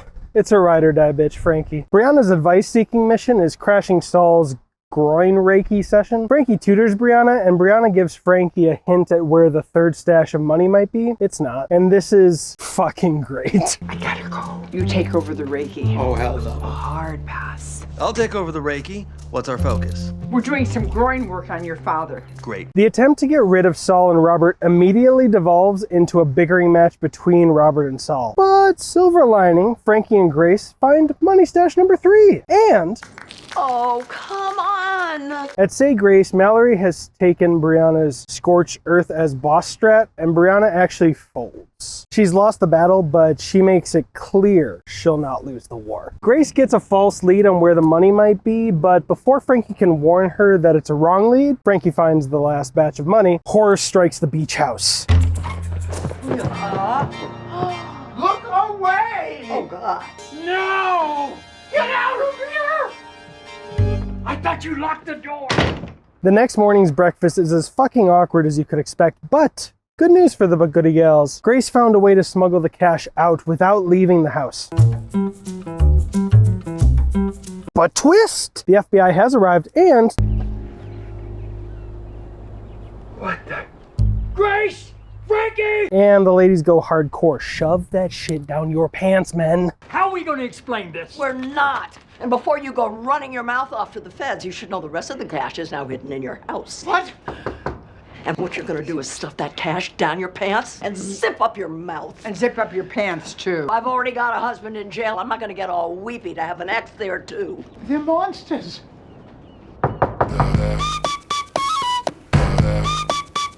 Okay. I'm not doing this backlit thing again. I didn't know what I said about not doing backgrounds, but there was a really beautiful sunset. So this is what's left of it now that I've gotten off the highway, filled up, and found a place where no one would be angry at me. Anyway, episode 2 of season 7. The FBI leave unsuccessful in their mission to find that dirty money that's stuffed down Robert's pants. Ooh, kinky. But then the But Goody men, or But Goody guys, make it clear they want no more of this funny business, and they demand the But Goody gals get that dirty money out of their house. I don't know why I felt sassy when I was saying it, but I needed to snap just for my own internal happiness. These ladies agree, but they might not be able to get to it today. Frankie points out that Grace needs to go to Nick's arraignment, but Grace suggests she might not go. And everyone, including Robert, who just last episode was apologizing that Grace keeps getting husbands that let her down, are flabbergasted that Grace would rather not go. And then everything comes out. Frankie lets slip that Grace was planning on divorcing Nick before the FBI came in anyway, and Saul points out how bad it looks when an alleged criminal's spouse doesn't show up. None of the other but goodies disregard her concerns. Grace is worried it won't be great for her emotionally to see Nick after all the FBI stuff, but they push her to ask herself if she'd be okay if her not showing up led to Nick not getting bail. And you win, I will go and I will play the support. And if you're finished butting into my life, I'm going to go change. And if you're finished butting into my life, I'm going to go change for court. The tensions between Mallory and Brianna are going nuclear. Did I put a GIF? Did I put a nuclear explosion GIF? I got a whole sunset. Yeah, I did. Obviously, it's post-credit. All right, I'll just keep going. The tensions between Mallory and Brianna are getting nuclear, which leads to Mallory taking over the entire main office and Brianna relocating herself to Barry's. Frankie and Joan Margaret are picking up the money Grace smuggled to Saul and Roberts when Joan Margaret suggests the But Goody Gals try out money laundering, for shits and giggles. There was a truck that was parked there. I can't imagine what the truck driver thinks I'm doing. The contractor, a childhood friend of Coyote's, drops in, and even though Robert had said, "Our insurance says they won't cover it," when Frankie repeats the claim, the contractor contradicts her. The insurance company did offer to pay. What? They did? Mm-hmm. Why didn't they take the money? But why would the Goody guys lie about that? And I wrote stroke beard in the plot, or in the script. Jesus. Come on, Brian, in the script. So I'm so glad I naturally did it before I read that part. We then drop in on Nick. I'm sorry for all the interruptions. We then drop in on Nick, and it's pretty sweet to me that he's more preoccupied with why Grace hasn't returned his calls than he is with getting bail. I'm a softie at heart. And Grace shows up wearing Frankie's clothes, since all her stuff is still locked in Nick's penthouse. And she doesn't come empty-handed. She brought a very cold shoulder for Nick, because she just doesn't want to have any conversation with him right now. He is vulnerable, though. He's vulnerable and respectfully begs her to talk to him now. And she shows, gosh, I'm so fucking corny. She shows him grace. And she's honest with him. She'd love to go back to how things were before they got married, and he'd love to keep things more how they are. I admire them both for being able to have such an intense conversation, but keep things calm and respectful. But they don't get very far into the discussion when Nick's arraignment interrupts things. Frankie confronts Saul about their lie about the insurance, and he tells her the whole truth. They wouldn't pay us unless we let them go after you and Grace. We were trying to protect you. Why didn't you just tell us that from the beginning? Because we didn't want to make you feel worse about the house getting ruined. And to be honest, we thought that the four of us were at a point where we have each other's backs. Well, okay, now I feel like absolute shit. Go ahead. I'm sorry I doubted you like that. Friends? Family. For life. And extra bonus, but Joan Margaret found a way to launder the $50K. The concession stand that has Rob's, jeez, they're so cheap with those letters, Rob's name on it. Now it'll only take about 50 years to launder $50K through the theater concession stand without raising suspicion. At the arraignment, we get probably the most laughably sitcom-esque moment of Nick refusing to enter a plea until he's begged Grace to not divorce him. And of course, everyone, including the judge, ends up being totally wrapped up in the character drama. Then Nick makes this speech. I want to spend the rest of my life with you, however you need our life to be. We can do anything we want. Neither of us has kids. I've got a jet. So, okay, I'm willing to try. Do you mean that? I am under oath. And does he mean neither of them have young children to take care of? Because I got news, buddy. You're both parents. Unfortunately for Nick, he mentions his jet and immediately loses his chance at bail. Been there. True story. He did it twice. Come on, Brian. Brianna saves her and Mallory from needing to start their... is this still? Okay, yes it is. Brianna saves her and Mallory from needing to start their own personal World War III by listening to Barry's advice and jumping on the grenade. And it works. They're good again. And we close the episode with Grace and Nick better off than they've been in like a day or two. But also, Grace has moved back in with Frankie. And the road trip continues. Bye, Sunset. Bye-bye. Let's get into Season 7, Episode 3 before I go to sleep. We're a month into the But Goodies roommates experiment. Grace is letting her natural gray hair come in, and the But Goody gals are silently warring with the But Goody guys over a casserole dish that the guys had pledged to clean a month ago. Why wouldn't Robert just clean it 30 times in the dishwasher if he wanted to be lazy? I mean, come on, bud. Step up your game. Brianna and Barry are hunting by your house. I wrote that to be a lot more squealy and a lot louder, but it's past midnight where I am, so. And I bet you $10 you can't guess which one is loving this and which one is hating this. You guys think Barry's loving this, but Brianna's hey, ha! Shit. Okay, you're right.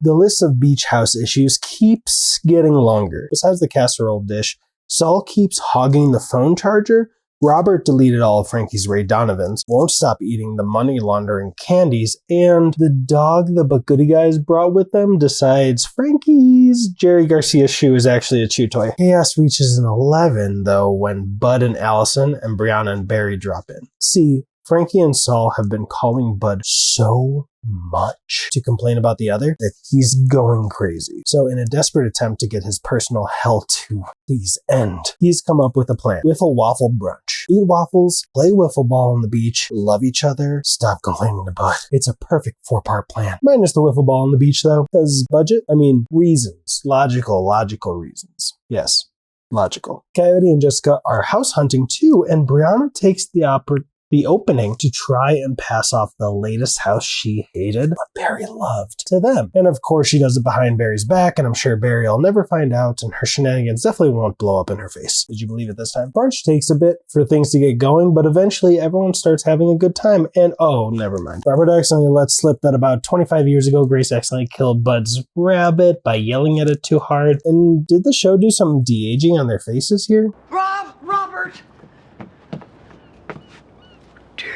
Lord, Grace. Anyway, it wasn't only Bud, Grace, and Robert lied to. They also lied to Frankie and Saul. And the lie wasn't just some, I don't know what happened to Bud's bunny. They staged a fake scene to make everybody think the bunny ran away. Then they left the beach house before anyone had arrived and timed their return to erase suspicion. And thanks to Jessica being Jewish and a natural sleuth, it comes out that it's not as racist as what I just said sounds. I promise, just say it. And thanks to Jessica being Jewish and a natural sleuth, it comes out that Frankie and Saul have been lying to Grace and Robert using a Jewish holiday they invented. See, I told you it wasn't as racist as it sounded. She was just an inside source.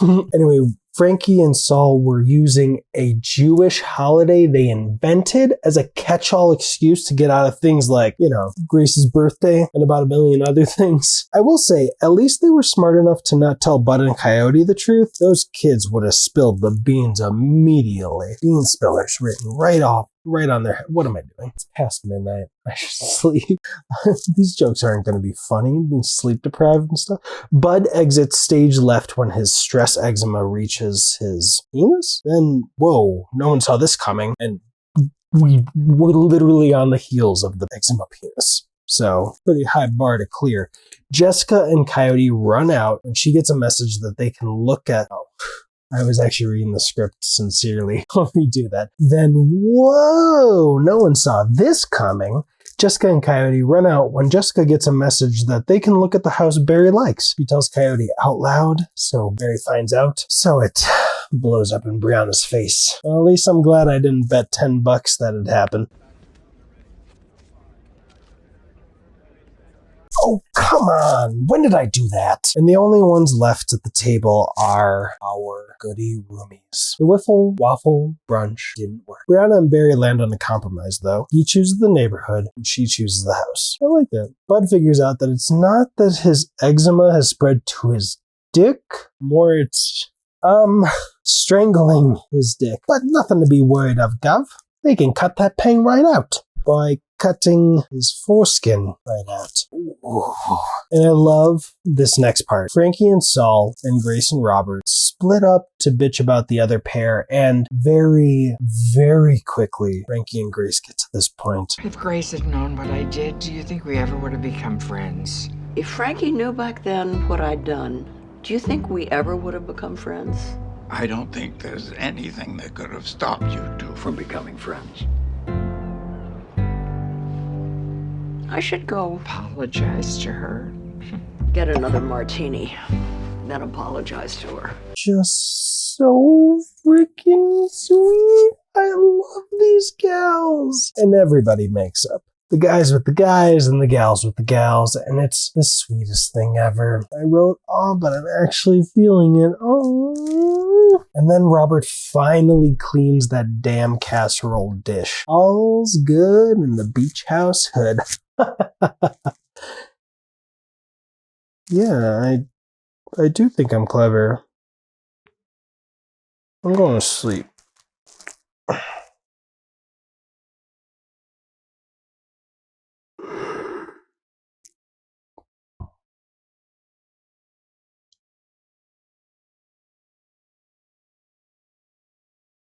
Just kidding.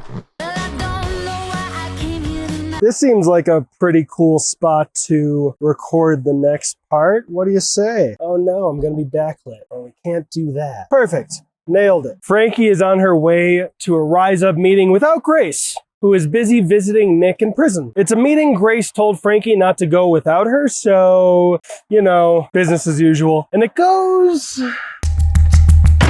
At the prison, Nick drops this bombshell. I didn't want to jinx this, but I've been talking to my lawyer, and there's a chance I could get out if I admit guilt and write a big check. And for Grace, that's a bad bombshell. She's actually been enjoying the relationship since Nick went to prison, which is as fucked up as it sounds. Grace has a new don't move my damn boat rule for the house, and the punishment for breaking that rule is death. So when Saul ropes Robert into moving the ship so that they can watch TV, and this happens...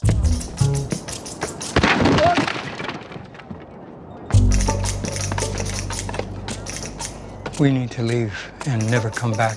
But our house isn't even finished yet. Do you want to be here when Grace finds out? It can be packed in 5 minutes. Looks like they're moving out. Frankie tells Grace how the meeting went. The Rise Up 2 prototype has been tested and no more exploding toilet. And their implosion of a Shark Tank episode has set Twitter ablaze. Everyone wants to rise up now. Coyote and Jessica love the house Brianna pawned off to them, but they're about $30K short on the down payment, so Coyote tries asking Bud for a loan. And while Bud can't actually fork that over to Bud, but I think I meant to write, while Bud can't actually fork that over to Coyote, he does show Coyote the solution. Sell a very valuable coin Coyote got from a cereal box as a kid, and I mean, it is the solution because apparently it's pretty freaking valuable. Then Bud, characteristically, picks a pretty petty fight with a woman he opened the door for who didn't say thank you. Yeah, I bet she's gonna be a circumcision doctor.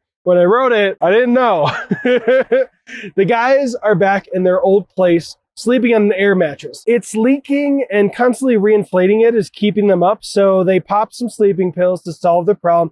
And they sleep through a casual midnight burgling. You know how those go. I think someone broke in. Don't be ridiculous. We've been right here the whole time.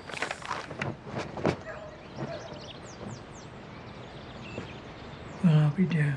How can we have possibly slept through a robbery? We were on sleep meds.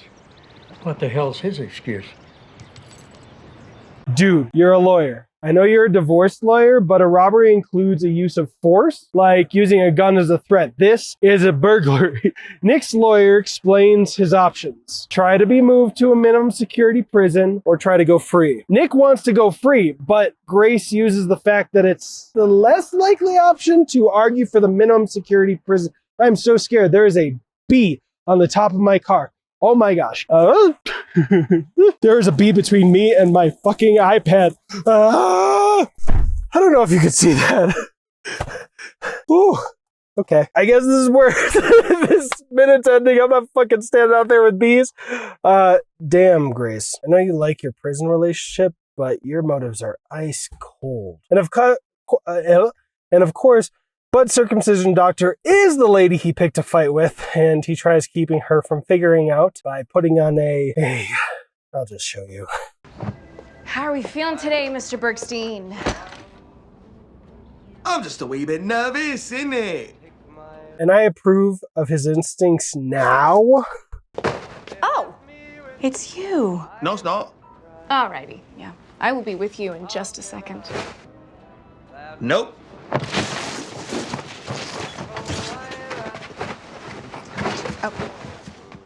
Actually, you know what? I saw a spot. I'm going to finish this somewhere. All right, this was my backup because I thought that Windsor Hotel looks pretty cool. But there's a house over there that looks really dope too. So I'll show you that right before I leave. Coyote tells Jessica about the coin that'll let them afford their dream home. And hearing how important this coin has been to Coyote all his life, I swear to God, if these bees are around me again. This time, she actually tries to get him to not sell it. But nothing can stop him now.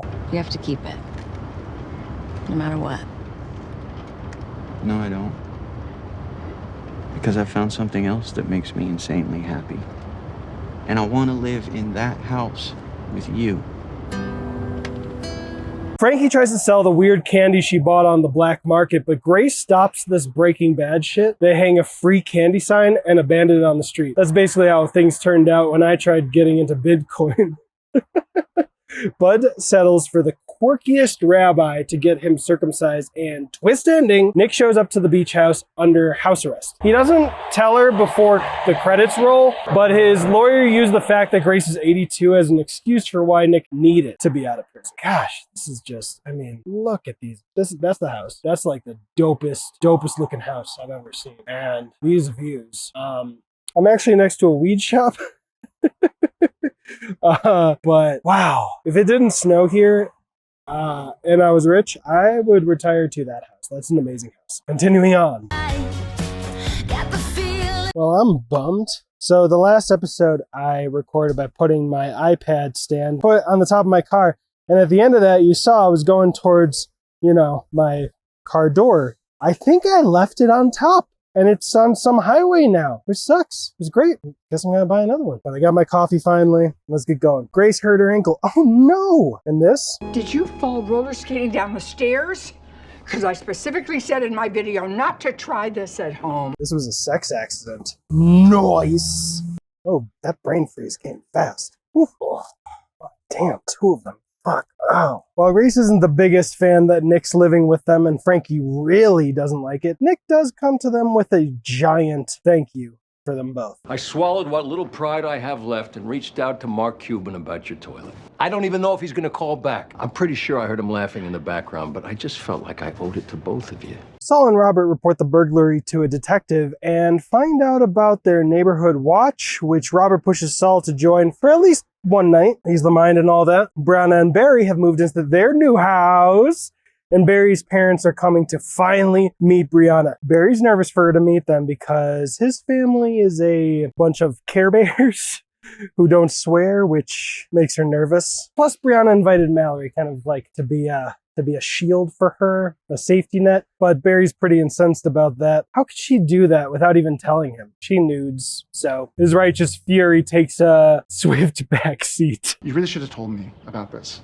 Oh, I already apologized. Check your text. Oh, wow. There's your clitoris. Take that as apology accepted. Oh, wait till my diary hears about this. Nick has to charge his ankle monitor, and for the lulz, the writers pretend there is literally only one wall outlet in the entire beach house. And its position, the most inconvenient spot. So don't mention Abba Zabbas or big hunks. Or that Blockbuster had a warrant out for my arrest. We know who won that waiting game. Frankie and Grace are expecting a toilet manufacturer any minute now, and it's not the toilet manufacturer. It's Nick's parole officer here for a surprise visit. What? Timing! And boom, Nick starts talking to Grace super loudly and slowly. Why is he talking like that? Oh.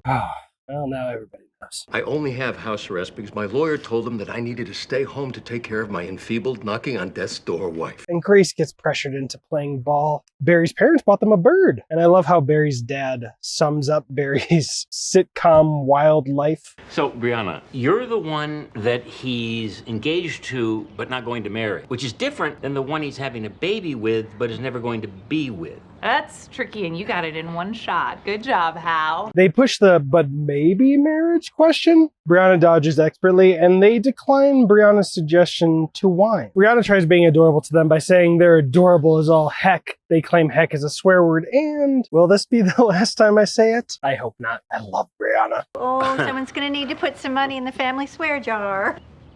Are you fucking kidding me? Oh, my stars. Mallory takes some family photos of them, and looking through the photos on Brianna's phone, accidentally stumbles across her naked pictures and warns her to get them off her phone and transfer them to her computer. Grace is playing enfeebled when two things happen in quick succession. The parole officer informs them she won't be gone for a few more hours, and the toilet manufacturer shows up, but Grace is busy playing enfeebled.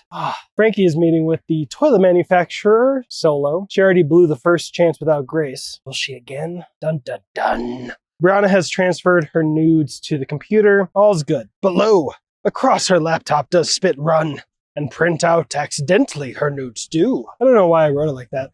Frankie finds an opening to smuggle Grace over to the meeting. The parole officer has to show Nick the perimeter so he doesn't set off his ankle monitor. Go! Go, ladies, go! Mallory is thankfully the only person to see what Brianna is accidentally printing out, and the hell of the printed nudes is never ending, so Brianna does the only thing she can. Never fear, the paper. Damn it, Barry, read the room!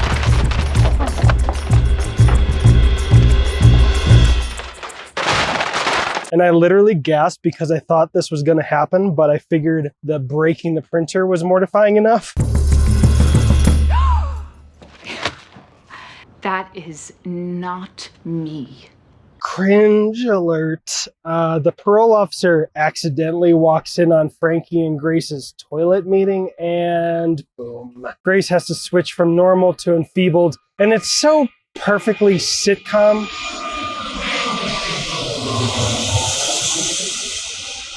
You had to have heard that, right? And it's so perfectly a sitcom scenario. I'm just cringing the whole time while laughing. And damn, Frankie makes this big speech playing the parole officer off like a toilet competitor.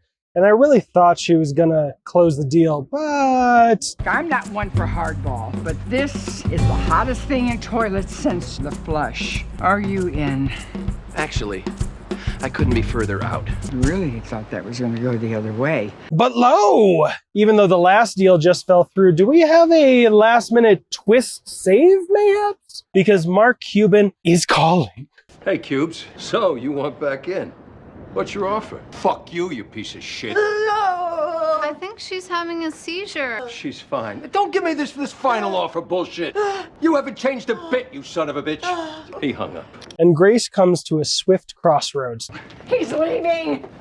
Are you really gonna just sit there and drool? And she chooses herself. Yes! But the toilet manufacturer still walks. Saul and Robert are out on neighborhood watch, and danger strikes. A raccoon pops out of a bush, and before Robert even knows what it is, he yells, Oh God, every man for himself! And Saul calls him on it. What the hell, Robert? It was just a raccoon. But you didn't know that when you shoved me in front of you. Situational drama alert! Brianna is leaning on Mallory and wine to soften her embarrassment, mostly the wine. And Barry's parents are questioning everything about Barry and Brianna's relationship, including, and I'll say it first, I love Brianna and Barry, but including. Is this the right relationship for you? Whoa! Really wanted you guys to like me, and I can see I've lost that battle. Agreed. I might be a little Crass? vulgar. I was gonna say unconventional, but I love your son like nobody's ever loved your son before. And I would kill for him. And you don't have to like me. You just have to, forget what my butthole looks like. And I just happen to love this crass, vulgar, unconventional woman with all my heart. Well, I respectfully disagree with your choice. Well, I choose Brianna anyway. Nick apologizes to Grace, but it's not good enough. They're repeating their bad patterns of her sacrificing her goals for his, and he realizes that Grace actually would prefer him back in prison. She tells him she doesn't want to be his wife anymore. He agrees he doesn't want to be her husband anymore and leaves. Well, then maybe you should go. Watch me. Warning, perimeter breach. Warning, perimeter breach. Warning, perimeter breach. Anyone up for some boggle? I'm really bummed about losing that. I'll get another one. Oh, dang it. Oh, God, that wasn't even a bit. Hornets on the car. Flashing back to those bees. Anyway. Jesus Christ. Oh, come on. Did I break the mic? Yes. There's so much reflection on these. Oops. I'm just crouching here. Nobody's around for this episode because I just got into Utah. Nick. Grace has a completely gray head of hair now. He's also trying to convince Nick to rat out his best friend to the FBI so he's not on house arrest with her for the next 3 years. So, you know, Nick's bag. It's been 3 weeks since Robert used Saul as a human shield, and Saul still hasn't forgiven him. Question though, they're hosting brunch for Peter and his boyfriend, and who plans a brunch date more than 3 weeks out? Or, if that's not what happened, who agrees to host a brunch when they're feuding with their husband? Just curious. Kenneth is being a fly on the wall at Say Grace, and she is, in a word, terrifying. Just act like I'm not even here. Go about your jobs like normal and pray they'll be there for you next week. Kidding. Or am I? Anyway, good job, Mallory, and good job to the other people who matter less in the room. During the meeting, Brianna ends up doing an impression of Mallory that makes everyone laugh, and Tanith tells Mallory that Brianna still commands the room more than Mallory. Mallory needs to fix that if she wants to stay into. I don't know how actors do this with lights right in their eyes. Turning this way to block the wind, by the way. God, I need sunglasses. And there's a car. Literally in the middle of nowhere. Where are people coming from? The FBI are wiring Nick up. Nick keeps guffawing how he can't bring up insider trading naturally. And all of Frankie's nagging questions give the FBI lady an idea. So, but goody gals can help. They'll get Mr. Insider Trading talking. Hopefully something that would happen in real life and definitely not sitcoms. Saul and Robert's brunch has commenced. Peter is here with a man Peter would describe as a boy toy. Or with yum. Shit. Okay. And we can sum up the relationship thusly. The salmon tastes a lot like fish. He has such an acute palate and incredible thighs. But clearly Quentin Tarantino directed this first shot, but Saul sees something suspicious. Oh my God. Is that a Rolex Daytona? That's the kind of watch Saul got burgled. Mallory turns to Barry to solve her Brianna problem because she doesn't want to do it herself. But he's uncharacteristically assertive. Oh, because it's not Brianna he's talking to. I gotcha. And refuses. The only way Mallory will get what she wants is if she stands up for herself. That's some solid advice right there. Operation FBI Informant is going off cringily. Why did I think it'd be starting off good? Frankie is, of course, cringe, but Grace is also cringe. Dude they're trying to finger almost derails the whole conversation when he compliments the rise up, though. You should see how excited Frankie got. You really should have seen it. Too bad there's no way for you to see it. I just wish there was some kind of recording that I could show you so you could see how Frankie reacted with your own 2 eyes. Or 1 eye if that's your fancy. But really, like I said, there is just no way I could show you it. You have to trust me that this is what happened because, like I said, just literally at the beginning of the sentence, there is no way I can show you. You two were awesome. That toilet is $1 million idea. You think? I mean, because we just buried her on the beach, but I can go dig her up right now. Jeez. All my own jokes aside, this really is a shit show. Nick is freaking out. Frankie sees an opportunity to get Dude to invest. Funny how they never even mentioned the idea of going to Nick before he got busted, and Grace is the only one with her eye on the prize. Seriously, why are cars coming this way? What is over there? Mysteries of Utah. And it gets even more uncomfortable. Despite all the weirdness that dude is picking up on, he actually is about to spill all the marbles, and Frankie sabotages the wire Nick is wearing. Not by turning it off or anything, but literally by shaking her arm. Loaded with about 100 bead bracelets right in front of Nick's chest. Bro, if you're ready to ask billionaires for money, or any billionaire would do, hit up Nick after he's free from jail. You'd have the same odds and you wouldn't get yourself in trouble with the FBI. Saul knows what he knows, and Robert's doubts aren't gonna stop him. He has to put on their guest's watch. That looks familiar, doesn't it? And it's a perfect fit. So I don't know if I'm reading this right or if I'm reaching differently because it's Mallory and not Brianna doing it, but Mallory's first strategy seems to just be mean to Brianna. I also don't know whether this look from Brianna at the end of the scene is her feeling hurt or her feeling that something's off compared to every other day. You know what wasn't fresh? Your new products report. If my work is so bad, why don't you just have someone else do it? I need to give you something to do. Woof.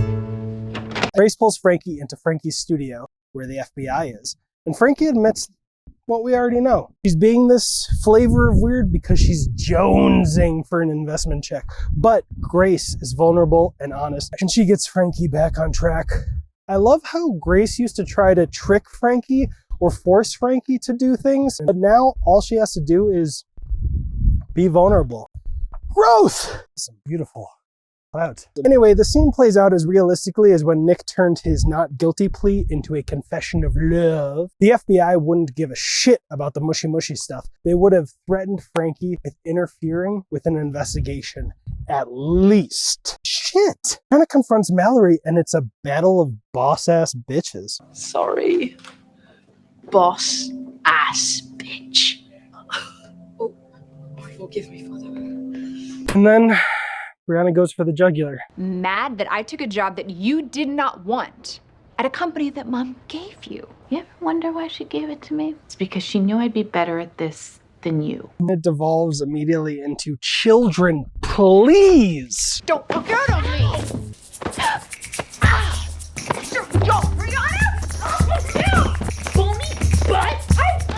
Back at the beach house, shit again! Twist! They're about to finger this dude, but Grace hears a dumb story from them, and it ends like this. I get why I did a dumb thing, but why'd you go along with it? Because I wanted to hang out with you. It didn't matter what we did. All that mattered was that we did it together. You're a good friend. It hits too close to home. She does a complete 180 because...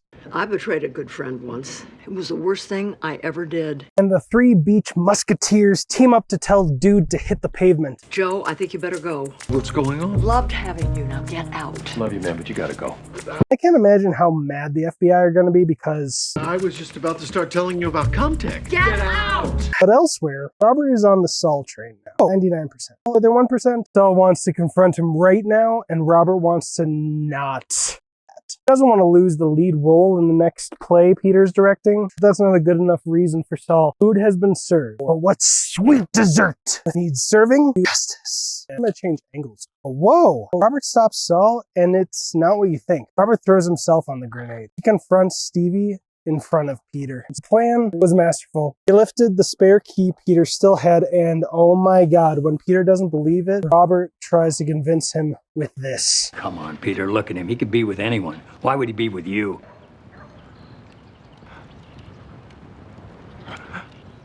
Oh my God.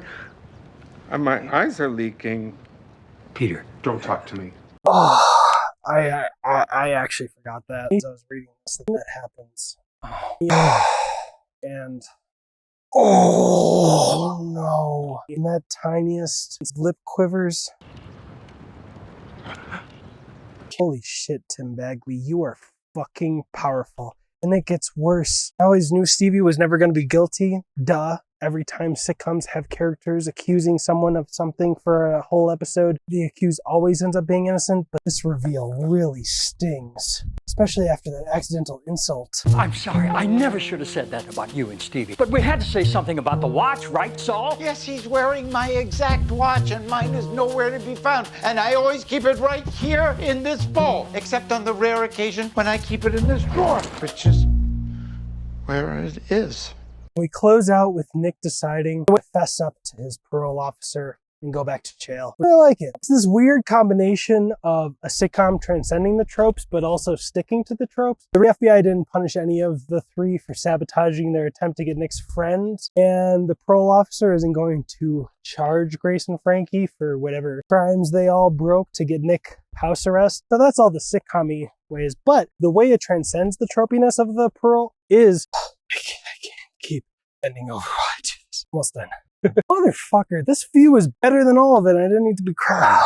Anyway. The way it transcends the tropiness is the parole officer says she can't just return Nick to jail at the drop of a hat. It'll take at least a week. And that feels a little more realistic. Anyway, the reason he's fessing up is great. I owe you for letting Joe go. Besides, you were right. It's time for us to move on. Now, with the two backpacks I was using to prop this up, I'm going to forget all about them and then keep driving. I'm so scared in case I fall. Season 7, Episode 7. This is cool, right? Any of you like Community, I would highly recommend coming here. It is awesome. It's 100 degrees outside, so I apologize. Frankie and Grace go to visit their dear friend Arlene, but Joan Margaret gives them bad news. Arlene has been missing for hours. They should call the police, but if they do that, the nursing home will send Arlene to the 3rd floor. A horrible place with barely any freedoms, and she'll stay there until she dies.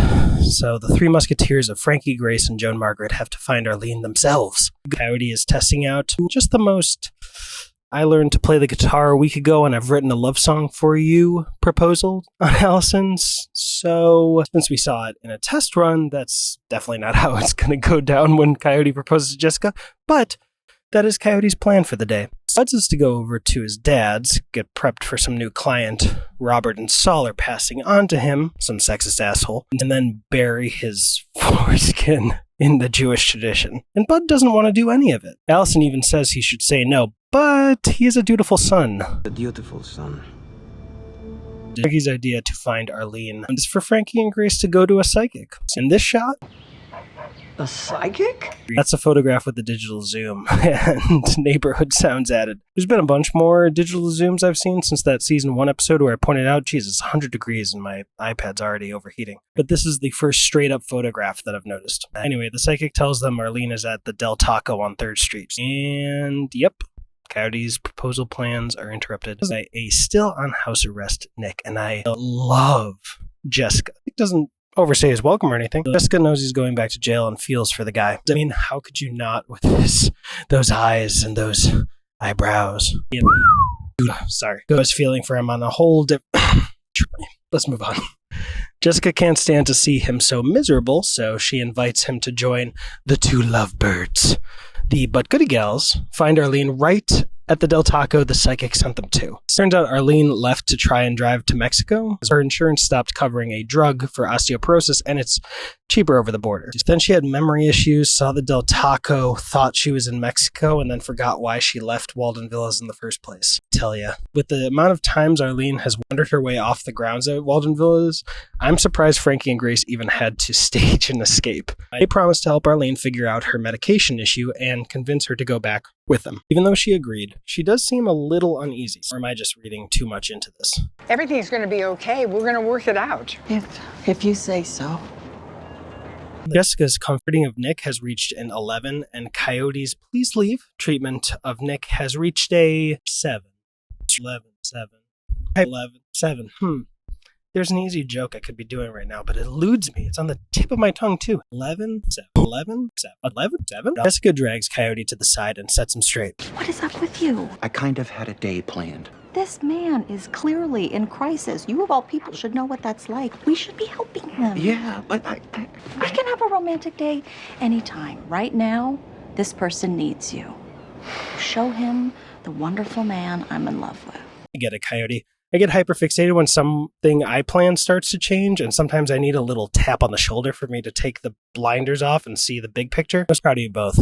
And oh god, okay, I was completely wrong. I'll tell you why in just a second. Anyway, the Coyote's still antsy when he goes beast mode on the helping. He comforts Nick. Nick admits that he's afraid he's lost his soulmate and he'll die alone. Coyote reminds him that we all die alone and there's no such thing as soulmates. This actually comforts Nick, but it pisses off Jessica. No such thing as soulmates? If Coyote weren't so anxious about the thing I'm about to tell you in a second, he might have been able to communicate his POV in a romantic way, but basically he believes being with someone for the rest of your life is romantic because you choose to be with them and they choose to be with you. But he doesn't communicate that in a romantic light. And when Jessica says she believes in soulmates and that people are brought together by something akin to magic, and he says that's crazy. Mushroom cloud. That's not the worst of it because she opens the door on her way out and the engagement balloon guy is there, and that's what I forgot about, and I literally scream, no! On the way back to Walden Villas, Arlene says she actually wants to go to the 3rd floor. She's tired of her whole life being either people overprotecting her or people overcharging her. Every day is just a headache. She just doesn't care anymore. So Grace promises they'll make a plan, bring her to Mexico to get the medication she needs. So Bud, meanwhile, is meeting a sexist new client of his, and it's fucking miserable. I'm just glad Bud can find the perfect words to handle the situation. Why don't we talk about what you'd like to get out of your divorce? I'd like the money for Claire's tits back. Sorry, fellas. You know, pal, I already have a complex relationship with the way I make money, and I certainly don't need your horrible bullshit thrown into the mix. I think you're a terrible person, and I think you should get the fuck out of here. And give me Claire's number, because her I'd like to represent. I blacked out. What happened? I wish I could be that eloquent in the moment. The But Goody Gals are planning the Mexico medicine run, and it accidentally turns into a group order. One of the other residents overhears and asks if he can get in on the Goody run. And I'm crying. I think you're both right. I think something mystical and magical allowed you to find each other. And I think you're going to make it, because I know you have the strength to choose to love each other every day, even when it's hard. How do you know? I know. Love is a mix. Magic and daily commitment. I had the magic with Grace, but she chose not to love me anymore. You two are lucky. You have both. Hey, how about that song? Yeah. God, I love this series so much. Saul is an amazing father. He does 2 S-tier things in quick succession. He tells Bud how impressed he was that Bud had the strength to tell that asshole off. And then he asks the hardest but most important question. Do you want to be a divorce lawyer? Not just that, does he want the firm? He doesn't need to take it if he doesn't want it after all. Bud answers, honestly, he doesn't know. He knows he wants to make Saul happy, and I love what Saul tells him. It's every father's dream that his son feels freer than he did. You make me happy no matter what. Thanks. I think I needed to hear that. And that's not true of my parents, but I wish it were. Well, it's true for me with regards to my daughters, I hope. That's why I try to hold myself to. Anywho, Bud takes the opportunity to finally say no outside of the heat of the moment. He doesn't want to do the foreskin ceremony. Good for you, Bud. I love this episode so much. Mind you, I've seen it already, but I have gasped so many times, and this time, it's engagement time, baby! The only wrinkle is... Jessica, will you marry me? Oh, drat. Did I forget to mention that their different boxes look similar? Seamless segue, but Frankie and Grace are about to head off to Mexico. And it seems that Frankie has picked up about, 40 prescriptions for the osteoporosis drug. Holy crap. But she's actually doing it for a really sweet reason. She doesn't even ask Grace to risk jail with her. After all, if Grace doesn't think either of them should do it, Frankie isn't going to pressure her into risking jail, which I love. Grace decides she's not leaving Frankie hanging. I don't know why it's so dead here. I mean, my daughter starts school the Monday after this, but I really expected it could be, harder to do this, but this was so cool. Like, that's from the first episode, obviously. I love this place. If I lived here, when I do live here, I'm just going to take screenwriting classes just for shits and giggles, just so I can be here every week. Next episode. Also, where I was recording that whole thing, it's cool as fuck that Lawrence Fishburne went here. I didn't know that. Oh, yeah. Here's the better, wider shot since the teleprompter app doesn't let me do it. That area, literally in the area where the paintball episode kind of starts after Jeff wakes up, and the entrance where we first saw Jeff and Abed. I love this place. it'd be weird for me to be in Cali and not do a Del Taco episode, right? All right, season 7, episode 8. Frankie and Grace make it into Mexico. Grace insists she keep track of Frankie's phone and passport lest one of them go missing, and that's a cool transition. Robert is trying to win back Peter after he, well, devastated him emotionally. Look at him. He could be with anyone. Why would he be with you?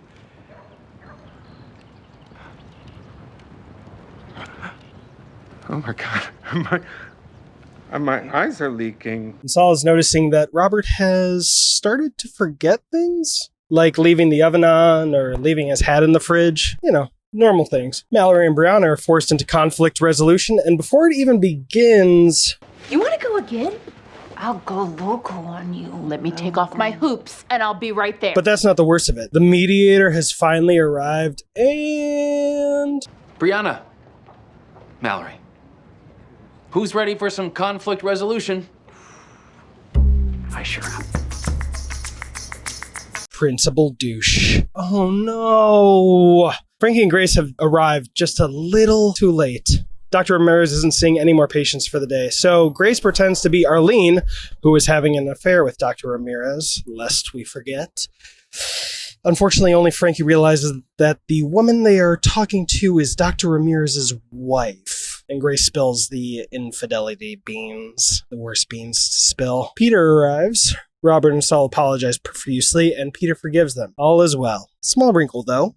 Stevie will be the casting director for the play, and he's cast himself as the lead. The whole principal douche as conflict resolution mediator thing is fucking weird, and he might still have a thing for Mallory? Yeah, he is. Yeah, he does, and it's weird. Their first exercise is supposed to be arm wrestling and then working together so that both Mallory and Brianna have equal wins and losses, but when Mallory disregards that and deliberately wins every round, principal douche does nothing but congratulate her. Did I mention it's 100 degrees outside? I apologize if I'm sweaty. Dr. Ramirez is so incensed, Frankie and Grace almost get turned away. But Frankie makes a wonderful plea. Look, I know she's made a mess for you here, but there are people back home who will suffer without this drug. Please don't punish them for Grace's ignorance. But twist, Mrs. Ramirez has called Border Patrol and warned them of 2 but goody gals smuggling drugs illegally across the border. Have a nice day.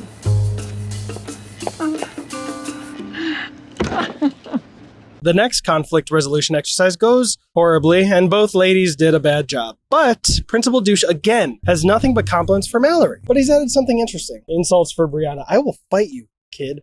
I don't know. Why did I cut that guy? I mean, all right, I guess I'm a 90-year-old man threatening Principal Douche and calling him kid.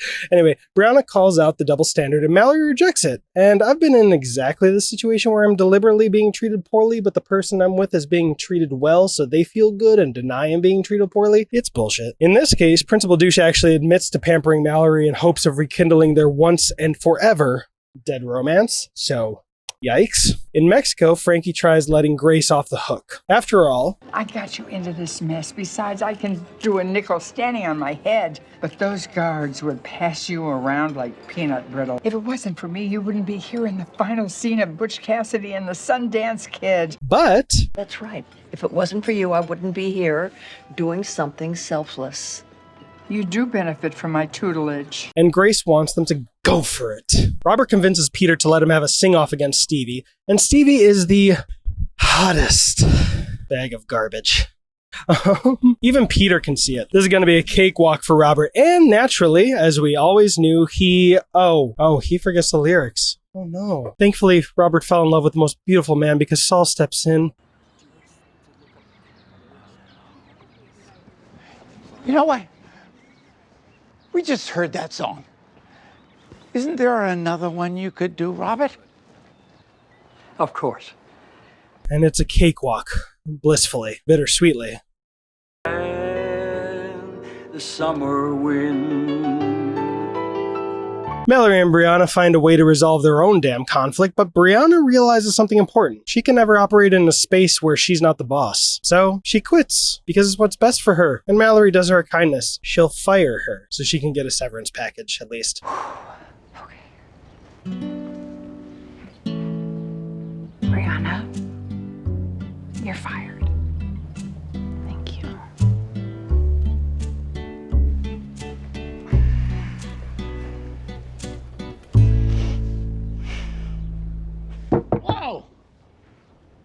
I do it? I fixed it. The But Goody Gals are waiting across the border, and they spot the fact that every pair of other But Goody Gals are getting searched. So Frankie gets a wild idea. She sees a car with two older dudes, and she gets the idea to switch cars with one of the guys. They're age appropriate, and then neither car is two But Goody Gals. Wonder why the guys even agreed. The man Grace gets saddled with is the male version of Frankie, and the man Frankie gets stuck with is the male version of Grace. Sitcoms! Grace makes it across the border, and look! The gas is $4.19 a gallon. I remember when it was that low.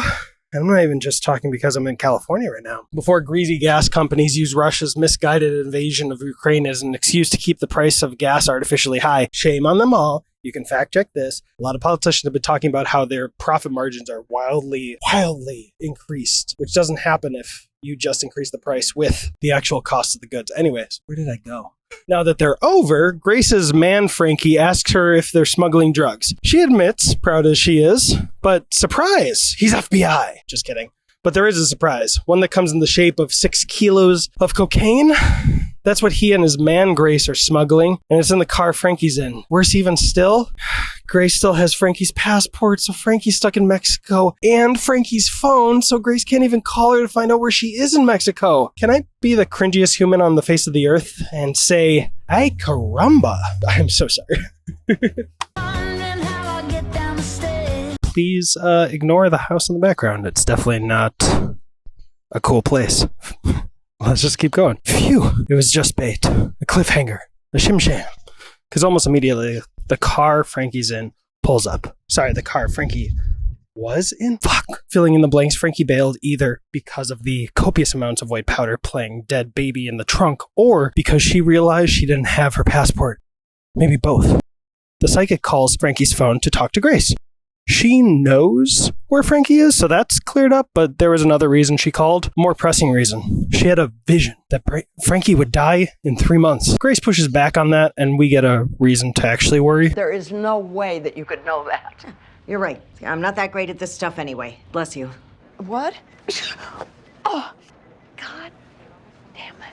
Saul pushes Robert to start doing memory exercises, and based on the ice cream Robert makes a beeline to, we can see that he knows something's wrong. But boy, is he in denial. He ultimately refuses, and Saul lays a trap for him. Robert can plan their kiss-anniversary if he can remember the date, that is. Grace finds Frankie, assures her that she left the drugs in the car on the U.S. side of the border, and, mission successful, Frankie convinces Grace to stay for just one drink. An elephant's worth of margaritas later, neither is in any condition to drive. Things go from happy drunk to something else when Frankie spots a text from her psychic. Did Grace tell you the thing yet? And yes, there is a reason I'm walking, because there's something cool that I've figured out, which I'm sure everybody else knows if they know that other house. Wow, it is over 100 degrees. I apologize. Frankie asks Grace about it, and Grace only tells her after a lot of arm twisting. Okay, so I guess I didn't need to start walking so soon, but I didn't realize that the place for Toretto's, it's so close to the house that they filmed in. Cool. All right, sunglasses on because it's super hot and the sun's still getting in my eyes. So, before we leave this general area, I guess, the news shakes Frankie to the core. I hate seeing Frankie scared. Oh, she's a loon. She's already proven herself twice today. Nobody's right all the time. What has she ever not been right about? Ever. One thing.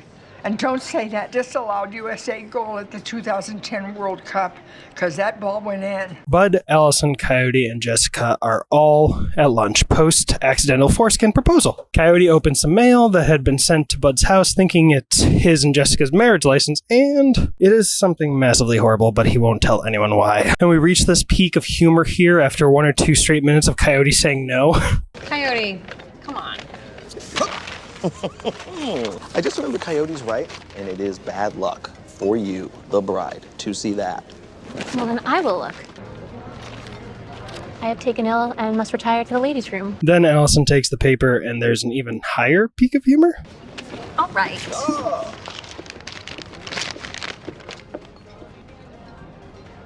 Oh my God, you're already married? I'm gonna go check on Allison. Oh no. son. Jeez, this is one of the funniest fucking scenes in the show. Robert tries calling Mallory to see if she remembers when his kissiversary is, and holy moly, I almost didn't notice this running bit of Brianna stealing shit off Mallory's desk, even on a rewatch. Stop stealing my shit.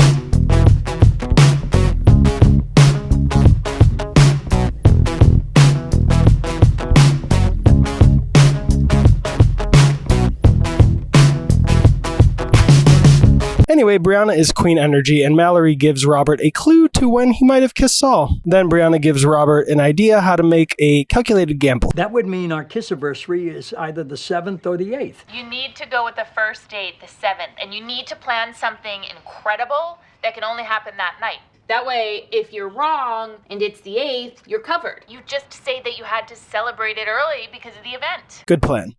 I wonder how it'll all go wrong. They get to the bottom of it. Coyote got married to a woman whilst on a bender in Vegas, and the mission is clear. We got to get this guy divorced. Frankie is in a strange headspace. Strange for her, that is. The news that she'll soon be dead has hit her like a ton of bricks, and now it's glassy-eyed depression and fatalism from now on. Alright, I'm just gonna boil until I'm done speedrun this. I'm in the car. It seems appropriate because we started at the Fast and Furious house, if you didn't know what that house was, but the truth is people are walking by and I'm just getting self-conscious. Let's go. Grace won't have it. She's bringing Frankie to the hospital to prove to her that she's fine. It doesn't help or change Frankie's fatalistic attitude, though, because if it's not medical and it can't be an accident, the only explanation left is... I'm gonna be murdered. Please, don't make a murder board. But Frankie does make a murder board. The suspects, all our regular characters on the show, and that idea fails too. Well, then I'm out of ideas. You said it yourself, Grace. Everyone loves me. Robert makes a kissiversary dinner. Saul congratulates Robert on getting the date right. Mallory calls and tells Robert that today isn't the right date at all. It's actually tomorrow, and when Robert confronts Saul, they both realize the other forgot, and Saul lays off the memory exercises. Sometimes you just forget. Coyote and Bud find Coyote's legal wife, and hey, she's from the funny song group and movies. And she refuses to divorce Coyote. Frankie lures Jack over with the promise of items he left behind, so she can suss out any murderous vibes, and he kills her! No.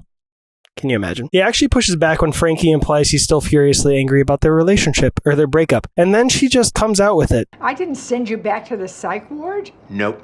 Did you need to up the Prozac? No, why would I? Gee, I don't know. Maybe to stop yourself from killing me in 3 months. He forgives her for the way she treated him. She returns her Jerry Garcia sneaker to him, and she's rocked to her core when she finds out that even though Jack forgave her, he still doesn't like her. That's pretty refreshing of a sitcom to do. Robert and Saul end the night happy and a little forgetful. But oh, geez. Robert bought tickets to that concert and completely forgot about it. He didn't even remember when Mallory asked how the concert went. Like, it didn't jar his mouth. Anyway, Frankie cries to Grace about Jack not liking her, and Grace consoles her. It really helps, and Frankie says this. It's kind of a relief not to have to be liked by everyone. Just another thing we can't control. Right, exactly. Like when you die. I mean, the average life expectancy for a woman is 78. We're past that. So what can anyone do? I mean, we all have a death date. I just know mine. And unfortunately, it leads to this. Grace, what is it, honey? What is it? What is it? Breathe. Breathe, Grace. Breathe. Oh, no. I don't remember what it is, so I just pumped up the energy. Woo! Air conditioning, please! This is the only way to record today. Why does it have to be on the unicorn horn?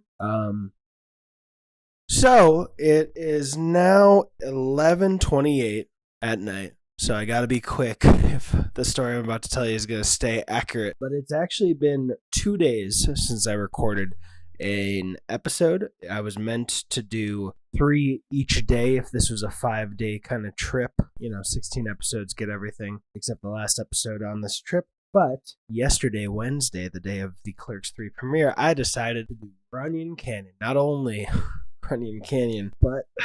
And I almost joked to someone like, thank you for coming down and splitting it up so that you could tell me which direction to go in. If I had made that dumb, unfunny joke, they would have been like, oh no, don't go that way. That's a bitch.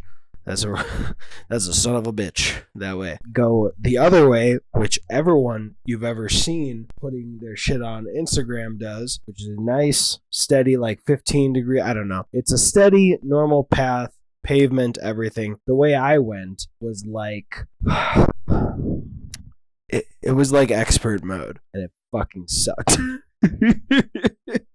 I went half a mile in 15 minutes, but then it got even harder. And it was like, it wasn't rock climbing or anything, but look at me. Like, that was my first time doing running canyon. I got to a point where I had to, like, find literally any shade under any type of small plant and just hang there for, like, 10 minutes, shirt off, around my forehead at a certain point. I got a whole sun this side, put sun on the parts that weren't covered by a shirt. And yeah, so my original plan was to do this episode at the top of Running Canyon. No shot. Even if it wasn't going to happen because there were people around, even in that much more difficult one. I would have gotten too nervous to do it, but I literally couldn't. I couldn't do anything except like film this clip.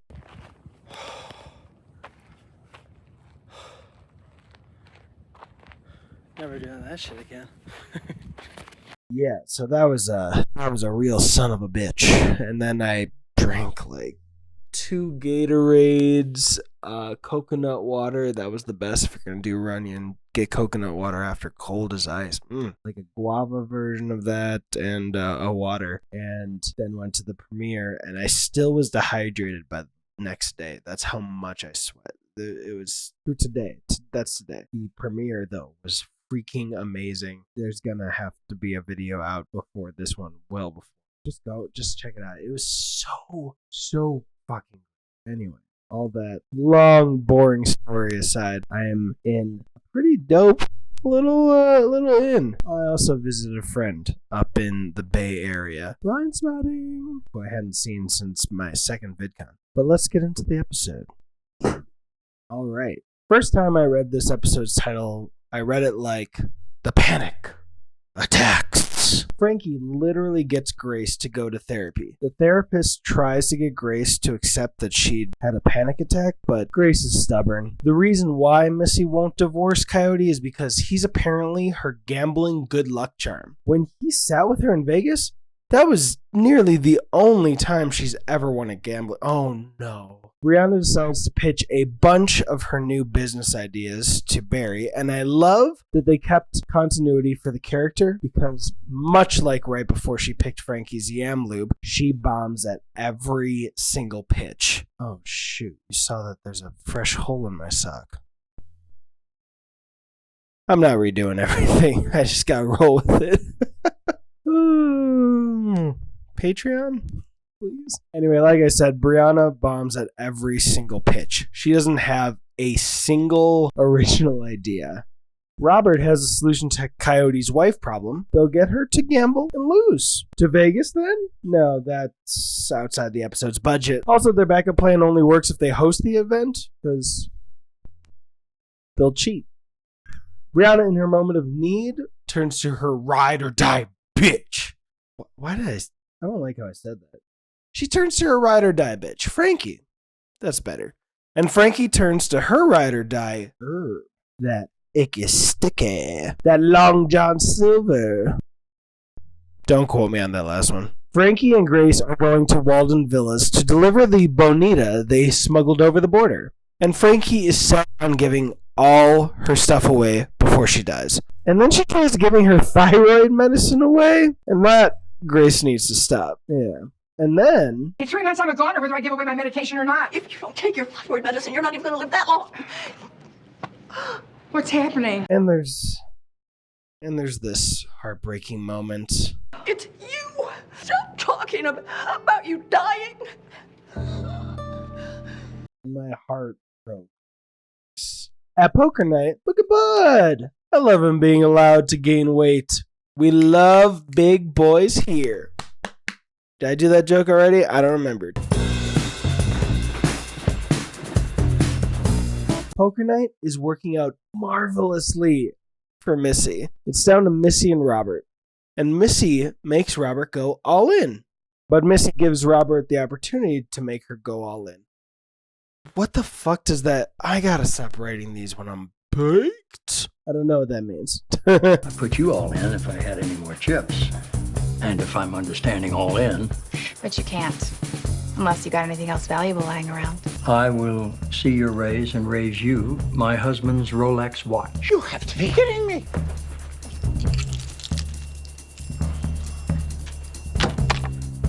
And Robert is seconds from showing her up. They are both all in when Coyote is about to deal the final card and... No, this has to stop. I'm never gonna prove to you that I'm not your lucky charm. You may think that I'm your lucky charm, but Jessica is mine, and you're standing in the way of the only luck that I have ever had. I hate when people appeal to my better side. Missy crumbles, but gets him to promise to hang out with her on The Super Bowl, the Daytona 500, and my pap smear. And he agrees! He's getting divorced. Yeah! I mean, it is almost midnight. I'm trying not to be too angry. Too loud. And he agrees. He's getting divorced. Yay! Brianna is so high, she gives Barry makeup, and he loves it. I'm so beautiful. And Brianna gets an original idea. You just gave me my first original idea. And I need to make some calls before I forget what I'm calling about. Later, Brianna tries to pitch an old classmate of hers. Unfortunately, she had already bullied him back in the day, so not only does he say no, but... This was just a warm-up pitch. I can go anywhere. I surfed with every VC in the area, and I made sure that none of them would hear a pitch from you. I should have killed you when I had the chance at that swim meet. Oh my god. I love Brianna. I know I keep saying the reason this time is because as he's about to leave, Brianna ropes him back. Are you really going to let your hatred for me stop you from possibly making a lot of money? I do like money. Doesn't he love money? So he accepts her invitation, planning to say no anyway. Take a selfie without makeup. A makeup artist will design the perfect look for you, teach you how to do it virtually, and send you the proper makeup from our original line. Shit. It's a great fucking idea. God damn it. He loves it. Unfortunately, he wants to do it only because he's under the impression that Brianna is still the CEO at Say Grace, which she is not. Oh my. If my voice sounds different, by the way, it's because yesterday's screening was awesome, and also I was really belting Unchained Melody like 3 or 4 times, like full go of it, and I knew like my voice was already like, should we get lost? Should you lose your voice? It's like, I need your love, but like full volume and like for the whole those long anyway. Frankie helps Grace realize the origin of all her panic attacks. Her father, who died when she was 10. I was never a person who ever really felt safe in my whole life. There were only 2 people who made me feel safe, you and my dad. And the idea of losing you the way I lost him it's just unfathomable. If I could, I wouldn't go anywhere without you. You know that. I do. I do. And it's beautiful and emotional and amazing and invigorating, and I cannot stress enough, I fully regret having my big ass toe out during this episode. Oh, I have a hole in this one. What the fuck was that? Was that dust? Can you see that? Is that from the floor? Oh, Runyon Canyon. I must have a shit ton of dust still in my shoes. Yeah, I FaceTimed my daughter while I was up there, and she thought I was on the beach. At first, I was like, Maddie, I'm dying. My heartbeat couldn't stay away from 200 unless I was literally, as I said, lying on the ground in a little bit of shade for like 10 straight minutes. She thought I was on the beach. A lot of dust. A lot of dust got on the phone. Yeah. Yep. Anyway, back to Fast and Furious with these minutes. Unicorn. Horrible. Alright. Good night. I'll just stop.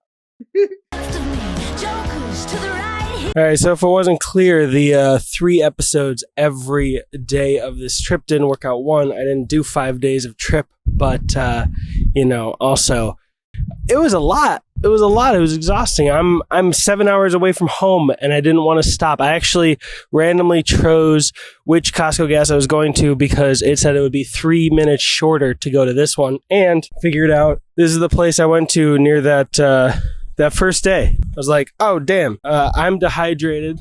The Costco opens in 30 minutes, and this is the place. Let's win, boy. All right, season 7, episode 11. With only 2.5 months left to live, Frankie is determined to celebrate every day.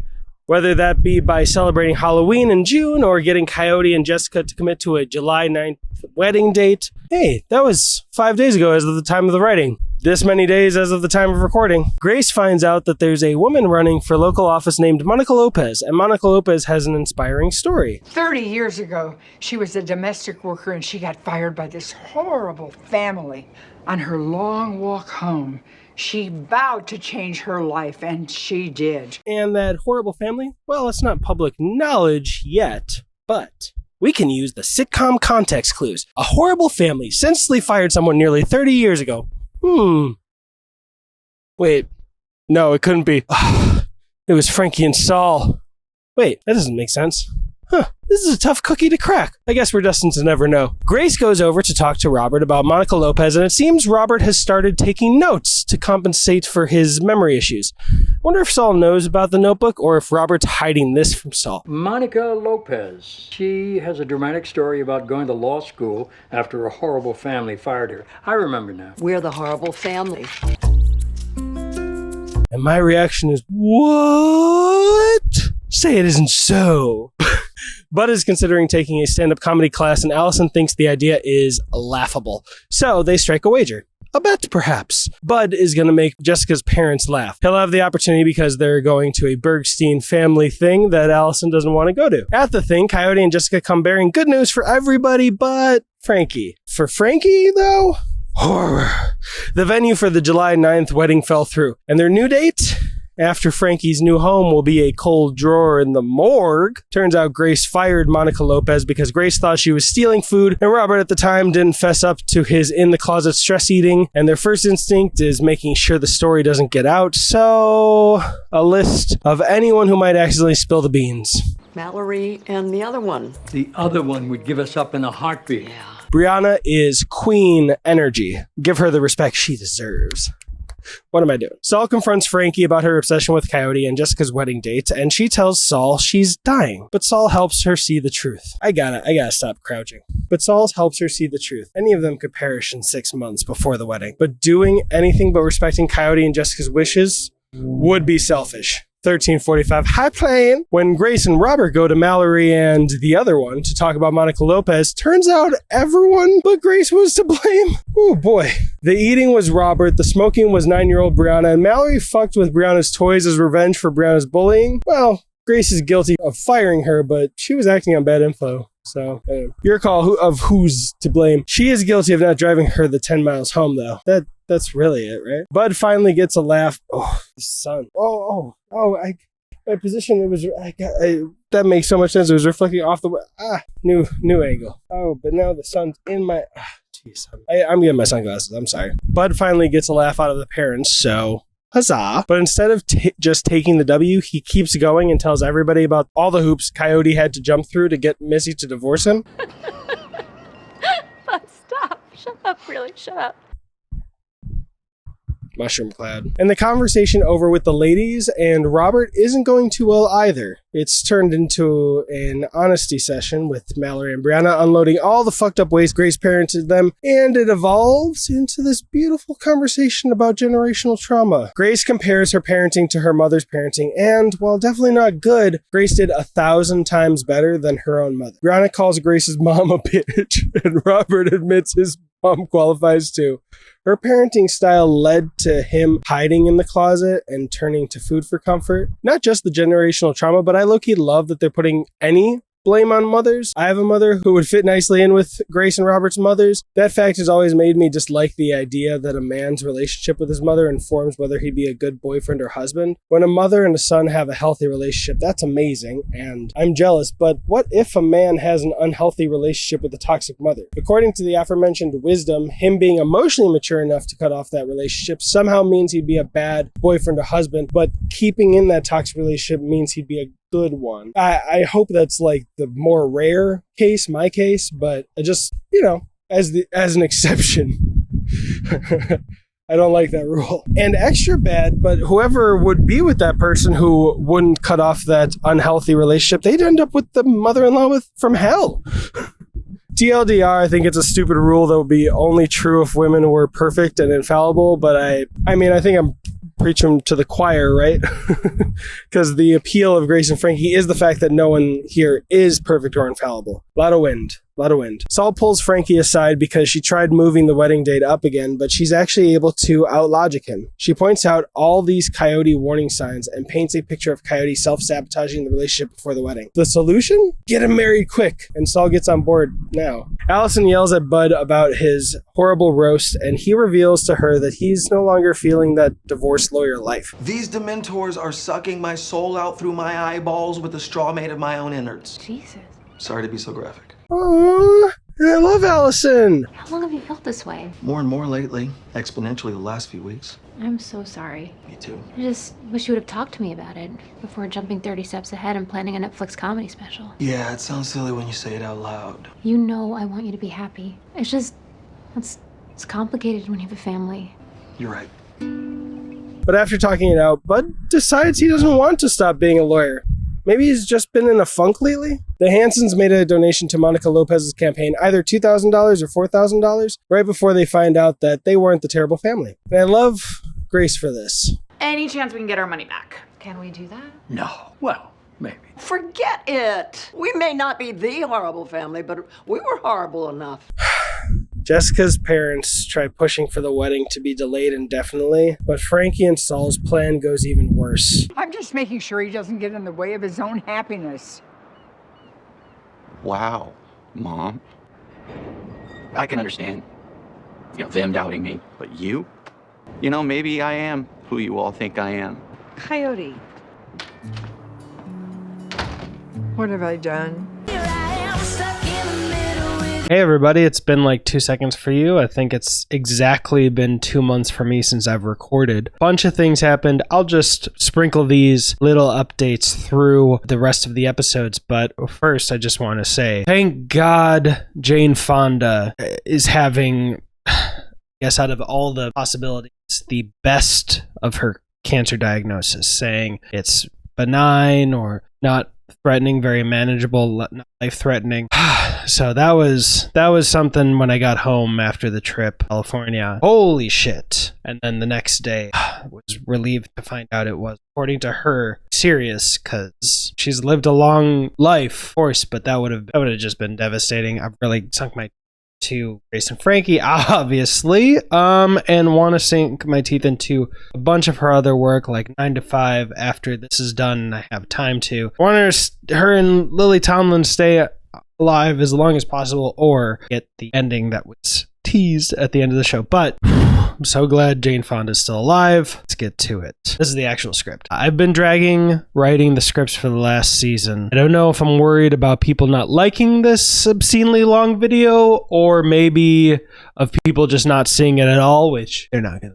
This is insane. But either way, if you've gotten to this point, can you just say noodle in the comments? I don't normally go for that kind of thing, but somebody watching all of this would actually genuinely rock my world, and seeing someone confirm it would mean a lot. Anyway, on to the episode. Thinking about Frankie dying is still getting to Grace, and Joan Margaret suggests she get a hobby to keep her mind off of it. Enter Frankie. She's got a harebrained scheme fresh with costumes, including a 2-person horse one. And for once, Grace just agrees from the get. Brianna is borrowing her old office at Say Grace to bamboozle the investor guy into funding her makeup app idea. She just needs to bamboozle him long enough for him to fall in love with her idea and be less married to his Say Grace requirement. Apparently what happened at the end of last episode affected a lot more than just how Coyote felt about Frankie. He's been distant with Jessica, and now today he's run off to a casino. So this whole quirky adventure Frankie's roped Grace into, it's a possible rescue mission in case Coyote is actually relapsing. Thus, the costumes. If Coyote saw that Frankie was checking in on him, it'd only make the whole situation worse. Now that Bud's decided to be a divorce lawyer, he's got a whole new perspective on his personal life. Plus, tonight is the law Oscars, and Bud is excited he'll be winning funniest lawyer, but it's a tie. Coyote is gambling, and Frankie fails to get Coyote thrown out. She's worried because Coyote orders a drink, and he used to love a rum and coke. And in the casino, addictions are everywhere. So Grace does Frankie a favor and tries finding out if there's alcohol in the drink he ordered. Unfortunately, neither but Goody Gal is, shall we say, subtle, so Coyote immediately spots them. One person didn't vote, and Bud figures out who he needs to cajole to get funniest lawyer. I hate talking to Shelly. She always bums me out. Shelly doesn't care, but she agrees to vote for Bud for funniest lawyer because she doesn't care, and then her water breaks. Oh yeah, Shelly was pregnant. I think my water just broke. Oh, shit. Hey, Joe Margaret, can you bring a ballot over here, stat? Shelly's having a baby. Holy crap. Coyote is gambling with around $10,000, and while he argues with Frankie, Grace sits in. She's never played before and accidentally wins a hand, and what the fuck, Coyote? He'd bet $2,000 on the hang.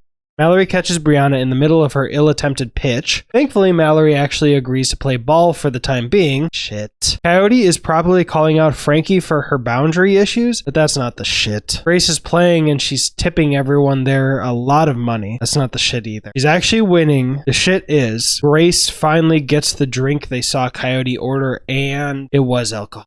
Can't be sure if he's already fallen off the wagon, but if he didn't already, he was about to. Grace doesn't want to be the bearer of bad news. Oh no. Mallory's part in the Brianna pitch fiasco is functioning. A twist. Tanith calls wanting to talk to the CEO, and it's actually perfect. It's not just poor timing, like all sitcoms do, but earlier, when Brianna was bluffing her way through this shit, she said to cancel some random eye butter. Turns out, not so random. Instead, it was actually a pet project Mallory and Tanith were developing together, so Brianna's bluffing came to bite her in the ass, and the whole charade is revealed. And naturally, I am officially saying no to you. I would never work with somebody that I can't trust. Shelly's baby is big and healthy, and yay! Even with the surprisingly timed birth, Bud did secure Shelly's vote for funniest lawyer. Winner, winner, chicken dinner. You know how Shelly was the only one who didn't vote? That was true, but turns out nobody but Bud, the lawyer he was tied with, Shelly, actually voted in the category funniest lawyer. Well, I just thought people really got something out of my humor. Like maybe I brightened up their day a little bit. I just thought I was doing something that meant something to somebody. If I can't be the funniest guy in the office, all I have is a career I hate. And a loving wife, a beautiful child, a mistress. Comedy was my mistress, and she left me today. Oh, you're serious? maybe Bud isn't set on staying a lawyer after all. We'll have to wait and see. In the meantime, he signed up for an open mic. For you, Bud. See how it is, get a read. Love it. Grace is almost about to tell Frankie what she discovered, but she holds off. If I just believed in him in the first place, none of this would have happened. Frankie, it's a relief he's not drinking. At least I can die knowing he's going to be okay. Later, away from Frankie, Grace holds Coyote's winnings hostage so she can force a one-on-one conversation with him. Your mother was wrong to be checking up on you, but we both know that her instincts were right. I tried your Diet Coke. Are you going to tell her? Well, you're an adult. It's on you to decide that. Just so you know, that was the first drink that I ordered. I swear, I'm still sober. I scared the shit out of myself. Headed to a meeting right after this. They both help each other. Coyote was already headed to a meeting, but Grace pushes him to make things better between him. and he pushes her to stop popping pills to numb the fear of losing. Firm high fives all around. And I guess I was wrong about something. Your winnings, $7,000. You're welcome. I was up 12,000 before you took over. I'm a big tipper. Woo! I'm excited. We get to the end. Update number 2, I got advanced screening tickets to Lily Tomlin and Jane Fonda's new film, 80 for Brady, which is still coming out at the time of recording and should still be coming out at the time of publishing because I got a firm Halloween deadline to finish this. And I'll tell you why. Anyway, I got that. I got an advanced screening. And then I was like, bet. I'm going. I first got to just make up a lunch or repay a favor to a friend who I met at my second VidCon ever. I was completely blanking in the conversation. Realized this check was there, and they kindly was like, you know what, let me pay. I was like, oh shit. I felt so guilty. They were so kind, but I felt guilty because I was like, I hope that didn't hit like I was waiting for them to take the check because I purely 100% did not see it on the table. Anyway, I was like, nah, I'm in California. You are available. I am going to pay that back. You're in the Bay? Cool. And then I realized that for some reason, I thought the Bay was somewhere between LA and Anaheim. Nope. So I spent 5.5 hours going up there and they were like, don't worry about it. No, you don't need to do it's so much farther than you thought. I was like, I said I would, and I'm a man of my. So I voluntarily lost out on that advanced screening that I might have been able to go to. It really depends on, like, I've been in a line for hours for a movie screening and 2 people got in, and if I could even have gone. So I voluntarily, I know you might be mad at me for voluntarily giving up that. I had to make a choice, and I have AMC A-list. So when it's 80 for Brady, I'm going to be able to see it for quote unquote free since I'd have AMC A-list anyway, and I can contribute to the box office of that. Anyway, so I'm fully putting that out there. You might be angry at me. Feel free to be like, you idiot. But through the episode, Grace's ex-husband Nick wrote a book, and Grace is afraid of what he might have said about her. Frankie checks it out and pretty positive, except for one line. At the end of the Grace chapter, Nick says, ultimately, my relationship with Grace was the one mistake I wish I hadn't made. Ouch! Yeah. Of course, Frankie doesn't think Nick talking about his sex life with Grace is embarrassing. You said the chapter had a lot to recommend it? Oh, Grace, the sex in it is amazing. He wrote about our sex life. You come off like someone who's very, very good at sex. Turns out it was all bullshit. And Frankie, knocking on death's door, needs to scratch her own itch now. The part when you and Nick have sex for the last time, I need 2 scoops of that before I check out. The sex that night was terrible. I'm serious, Grace. I need to experience intimate human touch one last time. Are you free tonight? Bud brings Coyote to his open mic and he kills it. He's also lying to Allison about it. Either because he's not ready to pull the trigger on quitting being a lawyer or because most of his jokes are at her expense. Don't worry, it's the one time I've seen a male comic making fun of his wife and it not be sexist. Wait, that's a lie. I've seen Kevin Smith talk. Would he categorize himself as a stand-up comic? Anyway, Bud's whole lie is that he's going to the gym, and apparently Coyote is his trainer. Coyote points out a pretty big plot hole in that story. Everybody knows I am an excellent motivator and in impeccable shape, and you are not. Where are the results? Like, what are you even doing right now? I'm lying to my wife, and you're gonna help me. Robert has trouble memorizing his lines, and Saul comes with a modern solution. An earpiece. He'll feed Robert his lines. Genius! Nick drops by the beach house. I genuinely thought we'd seen the last of that beautiful man. And he brings his ghostwriter. Grace tries changing Nick's mind about their failed marriage. How is Nick out of jail again? And Frankie lays eyes on the Adonis who wrote those titillating sex scenes. She's been trying to get the bones. Wow, it's been so long since script. She's been trying to get the bones. Did you put bones in my mommy? Sorry, what? Daddy said he had to make sure no one boned mommy tonight. Did you do the bones? And nobody's been giving them. Coyote shows up to train Allison as per Bud's field of lies requires. But Allison bluffs him into admitting the truth. She knows he hasn't been working out because, amongst other hurtful things, she tracks his phone behind his back. Fuck you, you fucking idiot, you fucking stupid ass. That's exactly what I said when Coyote tries gaslighting her tracking app, and, well, here's the horrible fucking excuse. He's probably at the place next door. Yep. See? Holiday Inn Express. Why would he get a hotel room unless he was... Is Bud cheating on me?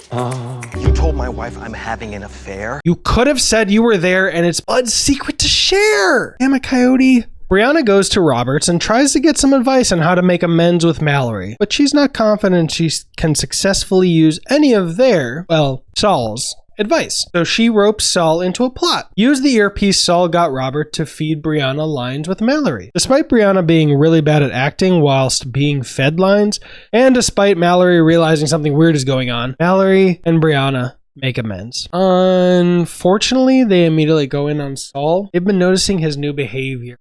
Misinterpreted it as him being a dick, not what it really is. Him covering for Robert's memory issues. And Has he been a little short with Dad lately? Yes, he's actually been kind of a prick. I can hear you.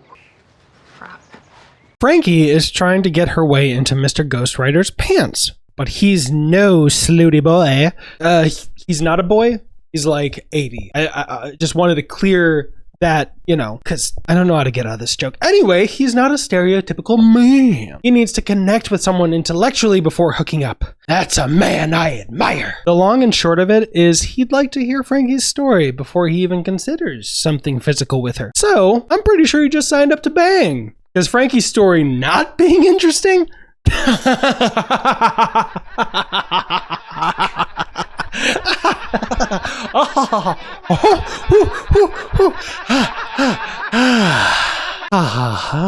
Nick agrees to cut the line, and Grace isn't unhappy to hear it, but it's not the real issue. I'll cut the sentence. Great, thank you. You happy now? No, Why not? because I want you to want to cut the sentence. I said I'd cut it. What does it matter? Because you've been divorced 3 times, you've embezzled millions of dollars, you've gone to prison, you've lost your company and your reputation. How can I be the one mistake you wish you hadn't made? Ooh, I am so glad we get to see this time because his answer was devastating. Because none of those other mistakes hurt like this one. Do you know how humiliating it was to wake up every morning knowing that you love Frankie more than you love me? To know that I wanted to share my life with you, but you wanted to share it with somebody else. Sorry if I consider that a mistake wish I hadn't made. And it hits Grace like a ton of bricks. She genuinely apologized.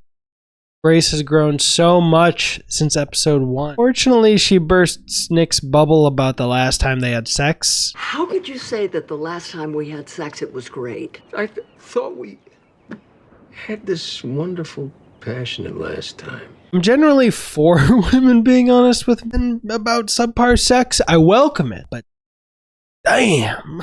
I guess she thought he was lying originally. Oh, talk about kicking someone while they're down. But even with that...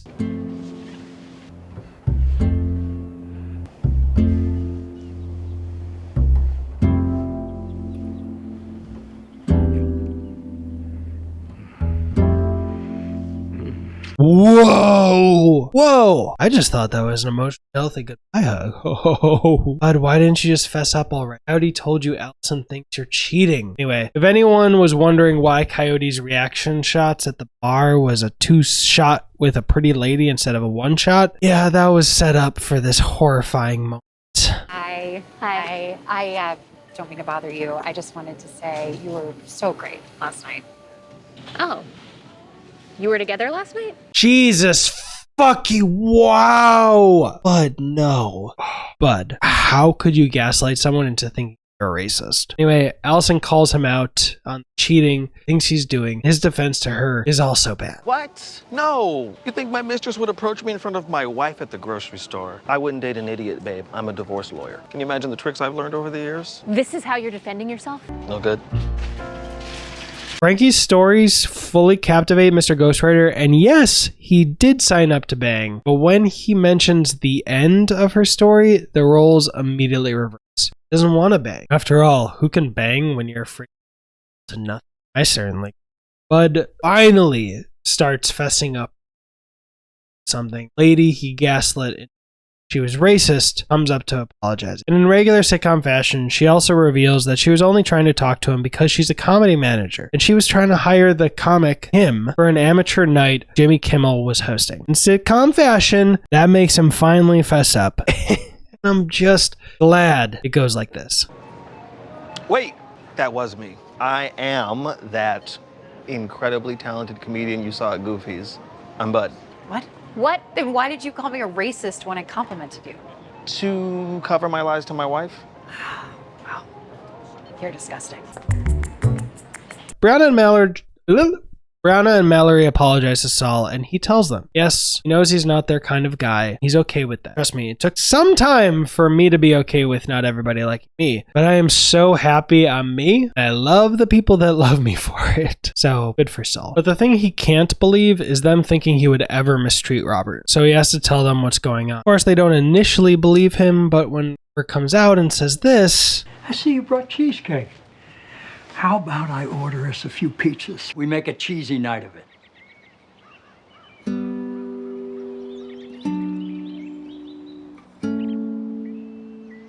That'd be great, Dad.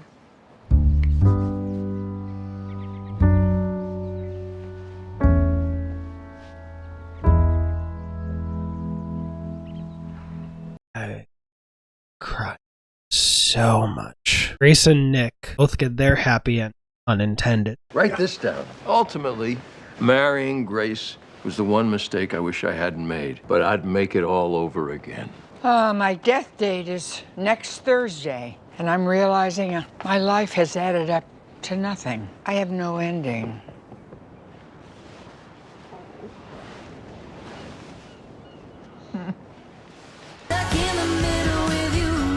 Okay, one of the reasons why it's been so long between recording on Clerks 3 Premiere Road Trip, and this is because so much Clerks 3 stuff to talk about. I only did like half the video I wanted to on my channel, and got invited with other YouTubers, and that was just really cool.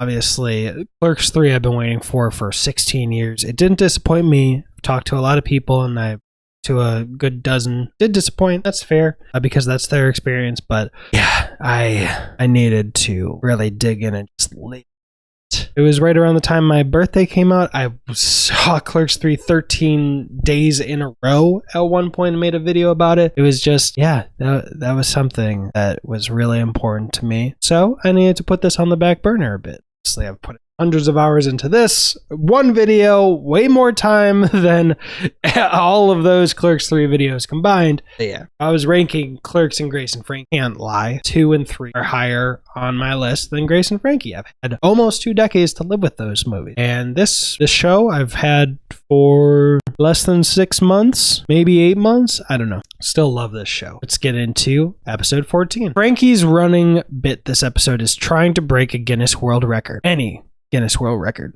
And she doesn't succeed at any of them. Grace, without drugs to dull her, fixes on recreating her mother's old chicken paprikash dish recipe in an attempt to recapture a feeling of warmth and comfort. She fails guessing the recipe, and she needs to turn to her brother for the answer. Unfortunately, they've drifted apart over the decades and haven't talked in decades. Barry is gushing over his genetic daughter, but Brianna is in a horrible headspace. She feels like their lives have been on hold since his genetic daughter was born. Keeps saying genetic daughter because he agreed to be Uncle Barry, not Dad, and Brianna's feeling like she's been drowning in baby talk every day. Peter drops by while Robert is out, and he shares the early review they've gotten. And unfortunately, The usually reliable Robert Hansen is unfortunately a shadow of his former self. Although he said all the right lines, it was as if he was struggling to remember them. Mr. Hansen doesn't so much strut across the stage with sky-like swagger as much as he gasps his way to the nearest chair for a rest. This is going to destroy Robert. and honest as it might be, Peter also says that his routine of sleeping with the critic to get a good review, well, this time he apparently gave a bad performance himself. A sexual performance. So Saul sees an opening. We need a plan to fix this. Kill Shushman? Too risky.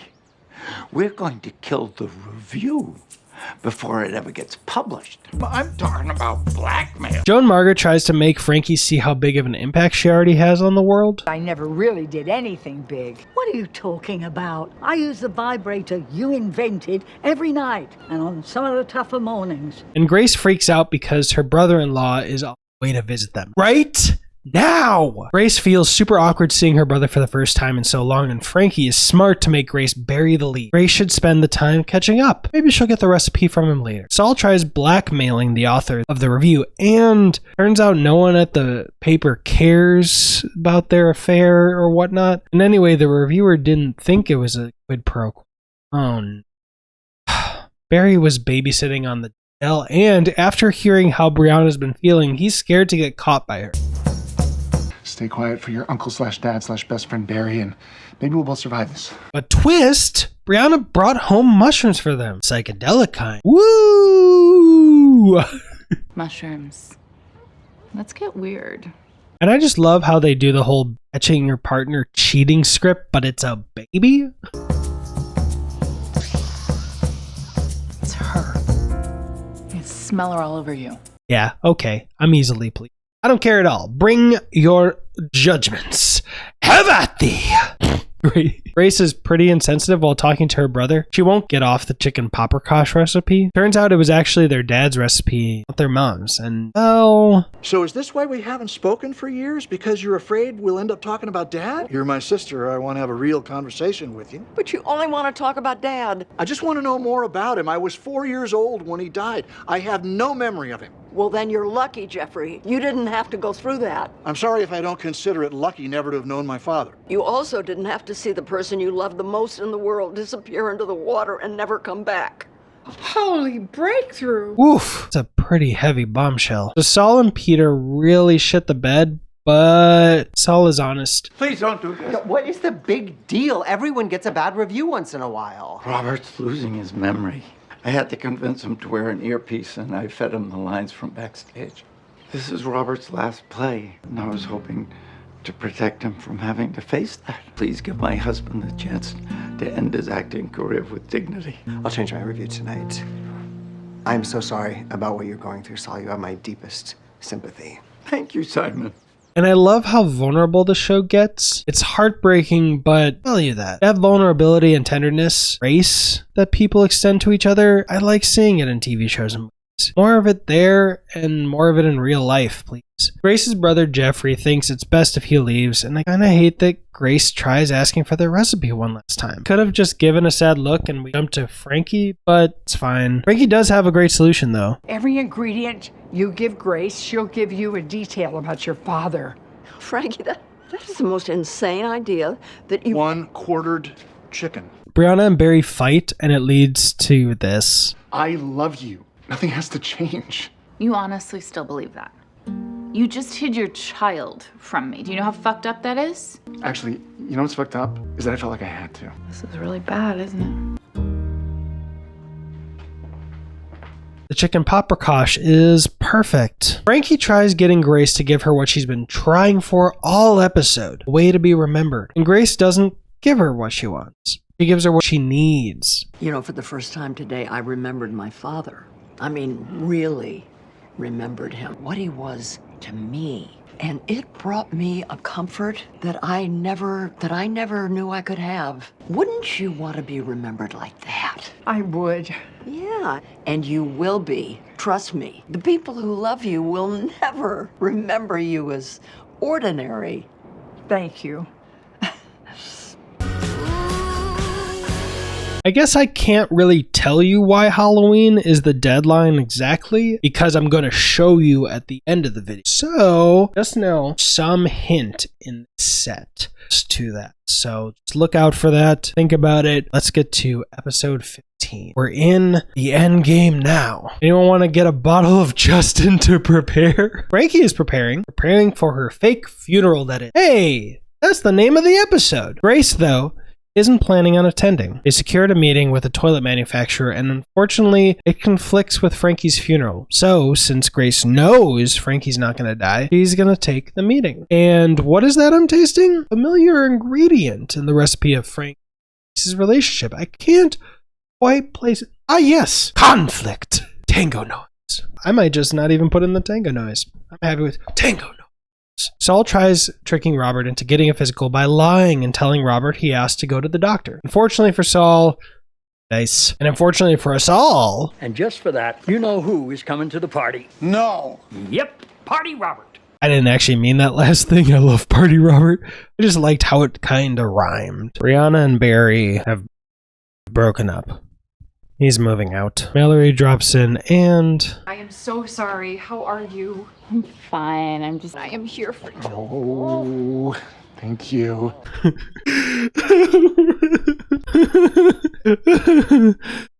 Frankie bequeaths her children their inheritance. The beach house is off the table because she's leaving it to Grace, but she's giving Bud permission and Coyote all her physical possessions. And you can imagine how excited that made Bud. Did I write excited? I meant to say, what the fuck?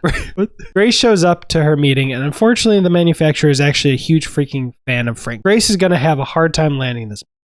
At Frankie's funeral, it's so weird and quiet that Frankie's excited to see Party Robert. Brianna is less excited. She's getting absolutely swarmed with concern about... I can't imagine how hard this must be for Barry. Excuse me? Do you know if Barry has a good therapist? Oh, you know, it'd be a nice gesture if you offered to pay for it. Excuse me? You guys talking Barry? I'm just worried sick about the little guy. And I actually love that Brianna expresses her need to be concerned for her emotionally. Hey, I'm a little guy too. Frankie's arthritis is really cramping her food eating style, and I'll be honest, I'm only mentioning that because this is freaking great. Stop torturing yourself. No fork ever. There's only one good thing about dying young. I will never become a sad old mangled loser who uses a fork for noodles. Anyway, Frankie is requiring everyone, even Brianna's ex-assistant, to do a eulogy. Minimum 12 minutes each. No exceptions. And there's a small hint that maybe she's making everyone do that to fill the Grace-shaped hole in her. One 1-minute eulogy from Grace would mean more than all the eulogies in the world. Or maybe I'm just reading into things. Grace wraps up her presentation to the toilet manufacturer and tries to bring that signature Frankie style to the... Oh. Well, despite the underwhelming lack of Frankie in the pitch, the manufacturer is sold. They will have sake and sing karaoke to establish their working relationship. Grace? Oh, okay. It is, unfortunately for Grace, a deal breaker. Barry shows up to Frankie's funeral and Brianna begs him to pretend he's doing great so that maybe he'd get some sympathy crumbs. Frankie's funeral gets going and shit, I could have just ripped this montage and made the whole video. So she's trying to extend the crosswalk time to let older people actually make it across, but she's on the verge of failure until Grace shows up and saves the day. So Frankie comes up with the most brilliant idea for a vibrator. Shit, that was Grace. Oh, fuck you. Frankie. I think we've all realized something today about this amazing woman. That it's impossible to think about her without thinking about Mom, too. A fucking try! Fuck! Anyway, it goes poorly because all the eulogies keep mentioning Grace, too. And to be perfectly honest, Frankie melts from the inside out, thinking she'd become just a sidekick in her own story. And she bounces on her own. Brianna thanks Barry for lying. It didn't garner her any sympathy, but also it turns out he wasn't lying. He's actually been doing a lot better outside of their relationship. And that's shocking to Brianna, not because he's Barry and she thinks little of him or anything like that, but because it has been really hard for her. Awkward segue. Coyote's thought of a Frankie-only story. She asked me to come over to help her move something. And then I saw this portrait that she had painted of this unbelievably beautiful woman. I was totally blown away. Then that woman showed up, and I've been in love with her ever since. And now we're getting married.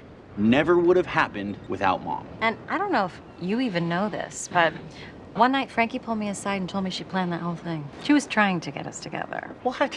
Party Robert is doing marvelously. His memory is sparkling. And then he tells the story about how he and Saul met, and... It was a beautiful East Coast spring day. Yes, it was. We were in New Haven, Connecticut. We were at a bar on the pier, and I remember Saul had just dressed down this rude waiter. He was drinking a martini with extra olives. Robert, they don't need to... I will never forget it. The azure sky brought out those beautiful blue eyes, and I can still see that green shirt with the pop collar. That must be where Grace got it from. Robert, I think you are mixing things up. Weren't you and Saul at a hotel in New York? I seem to remember a kiss on an elevator.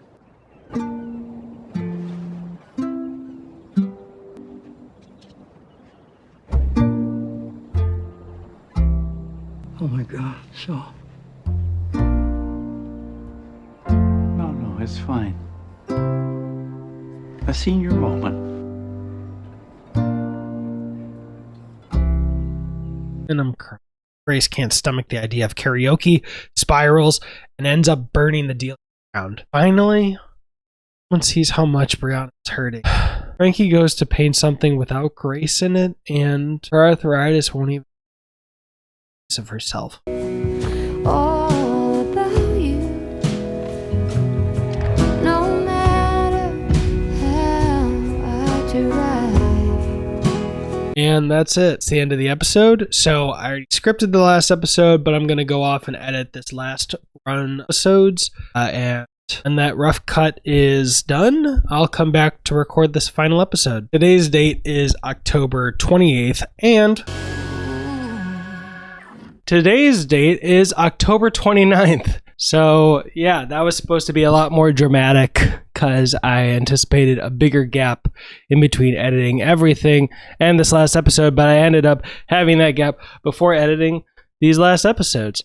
So yeah, and I will update you on all of this, and I'll do it again at the end of this episode. But yeah, basically I'm doing laundry right now for my final costume for the outro for the goodbye. So just to remind you, till the end of 2022, I guess, if we get 100 patrons, I'll tattoo that phrase on me. The thing that lets evil do its thing because good men do nothing. Yeah, I was brain farting, but sorry for the cringe I added to compensate for that. And also, it's a perfect time to have something stuck in my eye. But anyway. Oh, shit, I wrote something in the script. I forgot. Oh, I'm gonna leave that in. I hope you didn't like the added room light with the different color temperature, because that ain't happening. And I'm seeing on the script that I wrote something that I completely forgot to prepare for. And I've got a glass of Justin to celebrate the occasion. I do not. But did you get one for you? That's okay. We can share. The one you got, I guess. The beginning. Hey, that's the opposite of episode 1's name. Bud goes to console Frankie and get her back to the party, funeral, and nothing works. Not even Coyote's story, which she immediately guesses and doesn't think is worth her breaking her solitude. And then Bud improvises something that will get her to come back out. Good news, she's coming down. Okay. Even better news, you're getting married today. Didn't we have this conversation already? Saul and Robert worry, looking out at sea. Robert tries apologizing, but Saul doesn't care about that. What he cares about is the very real possibility that I'm afraid you'll lose the memory of me, too. Robert acknowledges his memory issues, and he is ready to see the doctor. I'm sorry I've been such a stubborn bastard about it.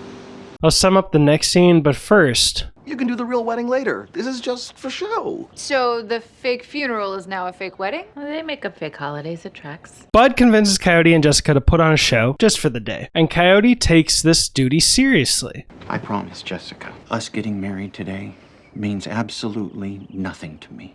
This is your closing argument? I just need more than one wedding to contain all my love. Good save. Oh. The wedding planning is underway when Grace returns to the beach party. Funeral. Barry warns Brianna that Tanith is about to fire Mallory. First, I love that Brianna thinks it's her fault for her eye butter shenanigans and tries to save Mallory's job, but no. It's not. It's not about the eye butter. She just thinks Mallory is weak. She said she's a weak leader. Frankie and Grace finally see each other, and they try acting like some vapid teenage fuckwads from Gossip Girl. And I liked Gossip Girl. So, as Saul summarizes it, Robert has jumped straight from denial into action. We got an appointment to see him, and he's already given me the name of a neurologist. And we should start talking about preparing our house for what's to come. We'll put up notes everywhere to remind me of things I might forget, like turning off the stove. Then we'll watch Memento again, see how Guy Pearce did it. And then we should make a plan for my future care, so the burden doesn't all fall on you. Seems Robert's trying to skip over grief and anger and all that. Brianna tries convincing Mallory to just quit Say Grace so she can get Mallory to just dodge all the heartbreak altogether.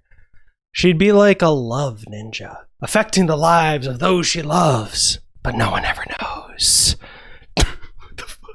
Love ninja. I did not get high for the last episode. and like 60 along the way. So Mallory misunderstood Brianna's intentions. I think you're miserable right now. And you're jealous of my success in the job you once had. And now you just want me to be as miserable as you. Lowercase yikes. Never be as miserable as me. Frankie listens to the voice message Grace left and makes Grace feel bad for it. Frankie gets the fake wedding going and Grace drunkenly heckles her speech. And they just start arguing with each other. And it keeps going and getting worse and getting more emotional until... Why don't you want to stick around for the real end? It's not death I'm afraid of. I'm afraid to get sick and not be able to walk or use my hands or any of the things that make me me. And when Frankie needs her... Oh, big fucking deal. So you can't use chopsticks anymore. I can't paint either. Grace is there. And wouldn't you know, it was their love, their beautiful love, which was what took them down in the end.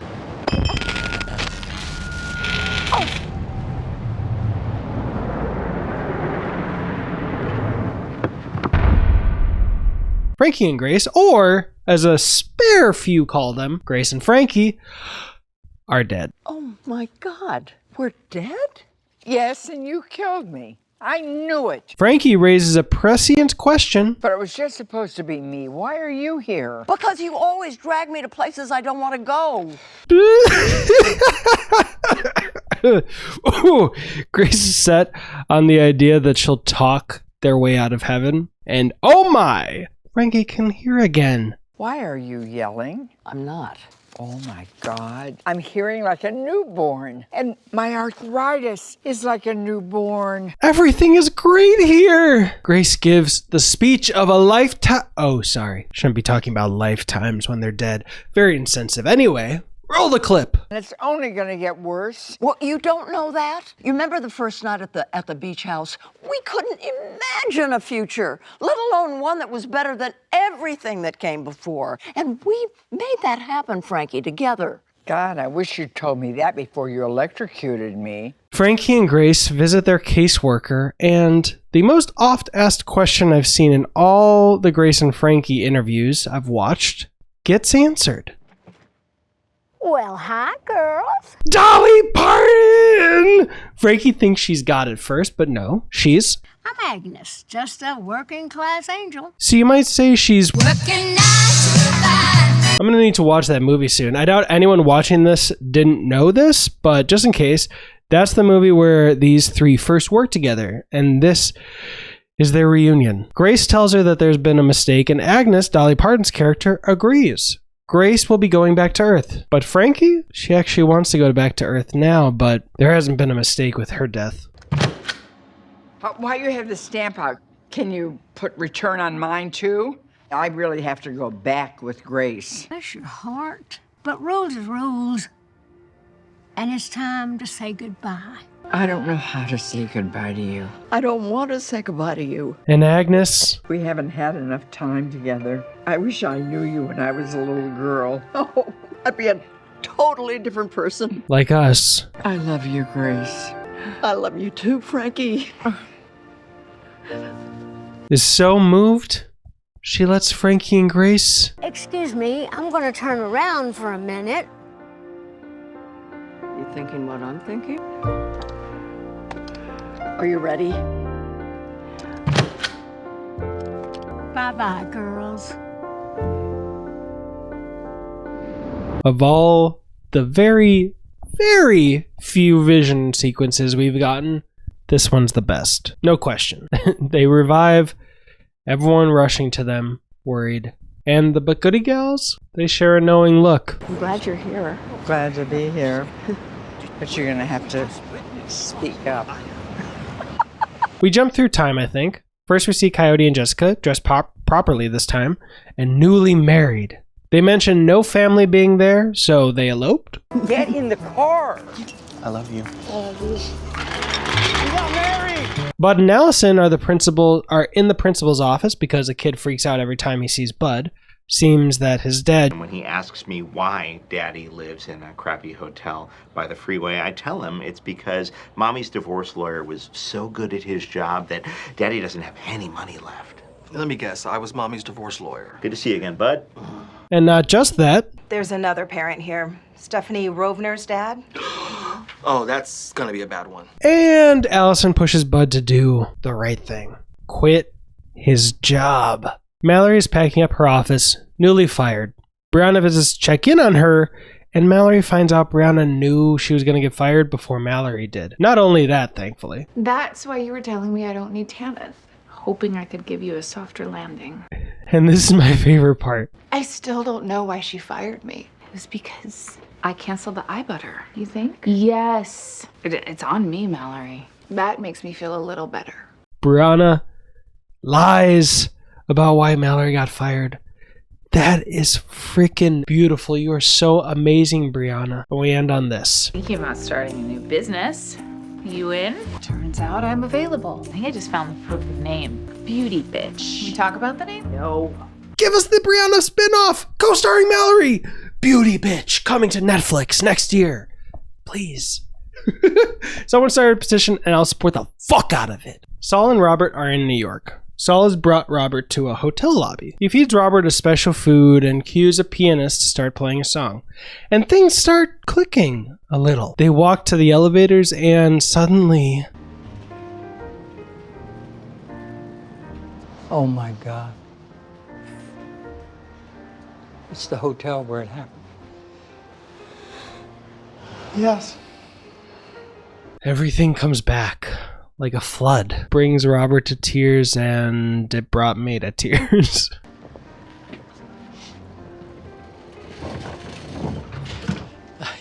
Take the next one, pal. We've got a whole thing going on here.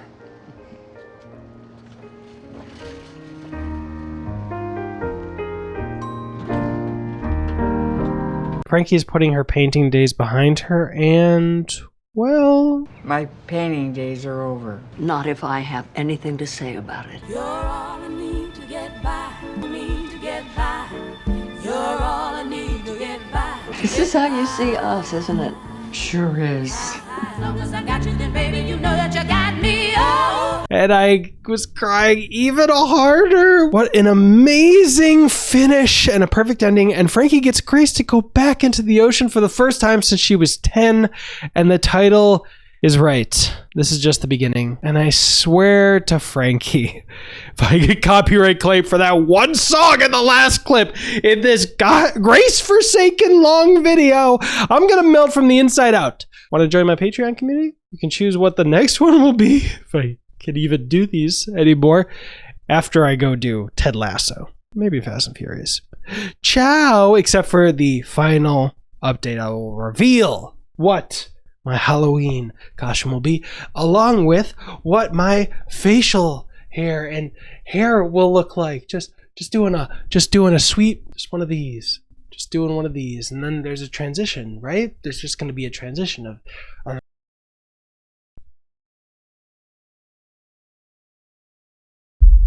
This is it.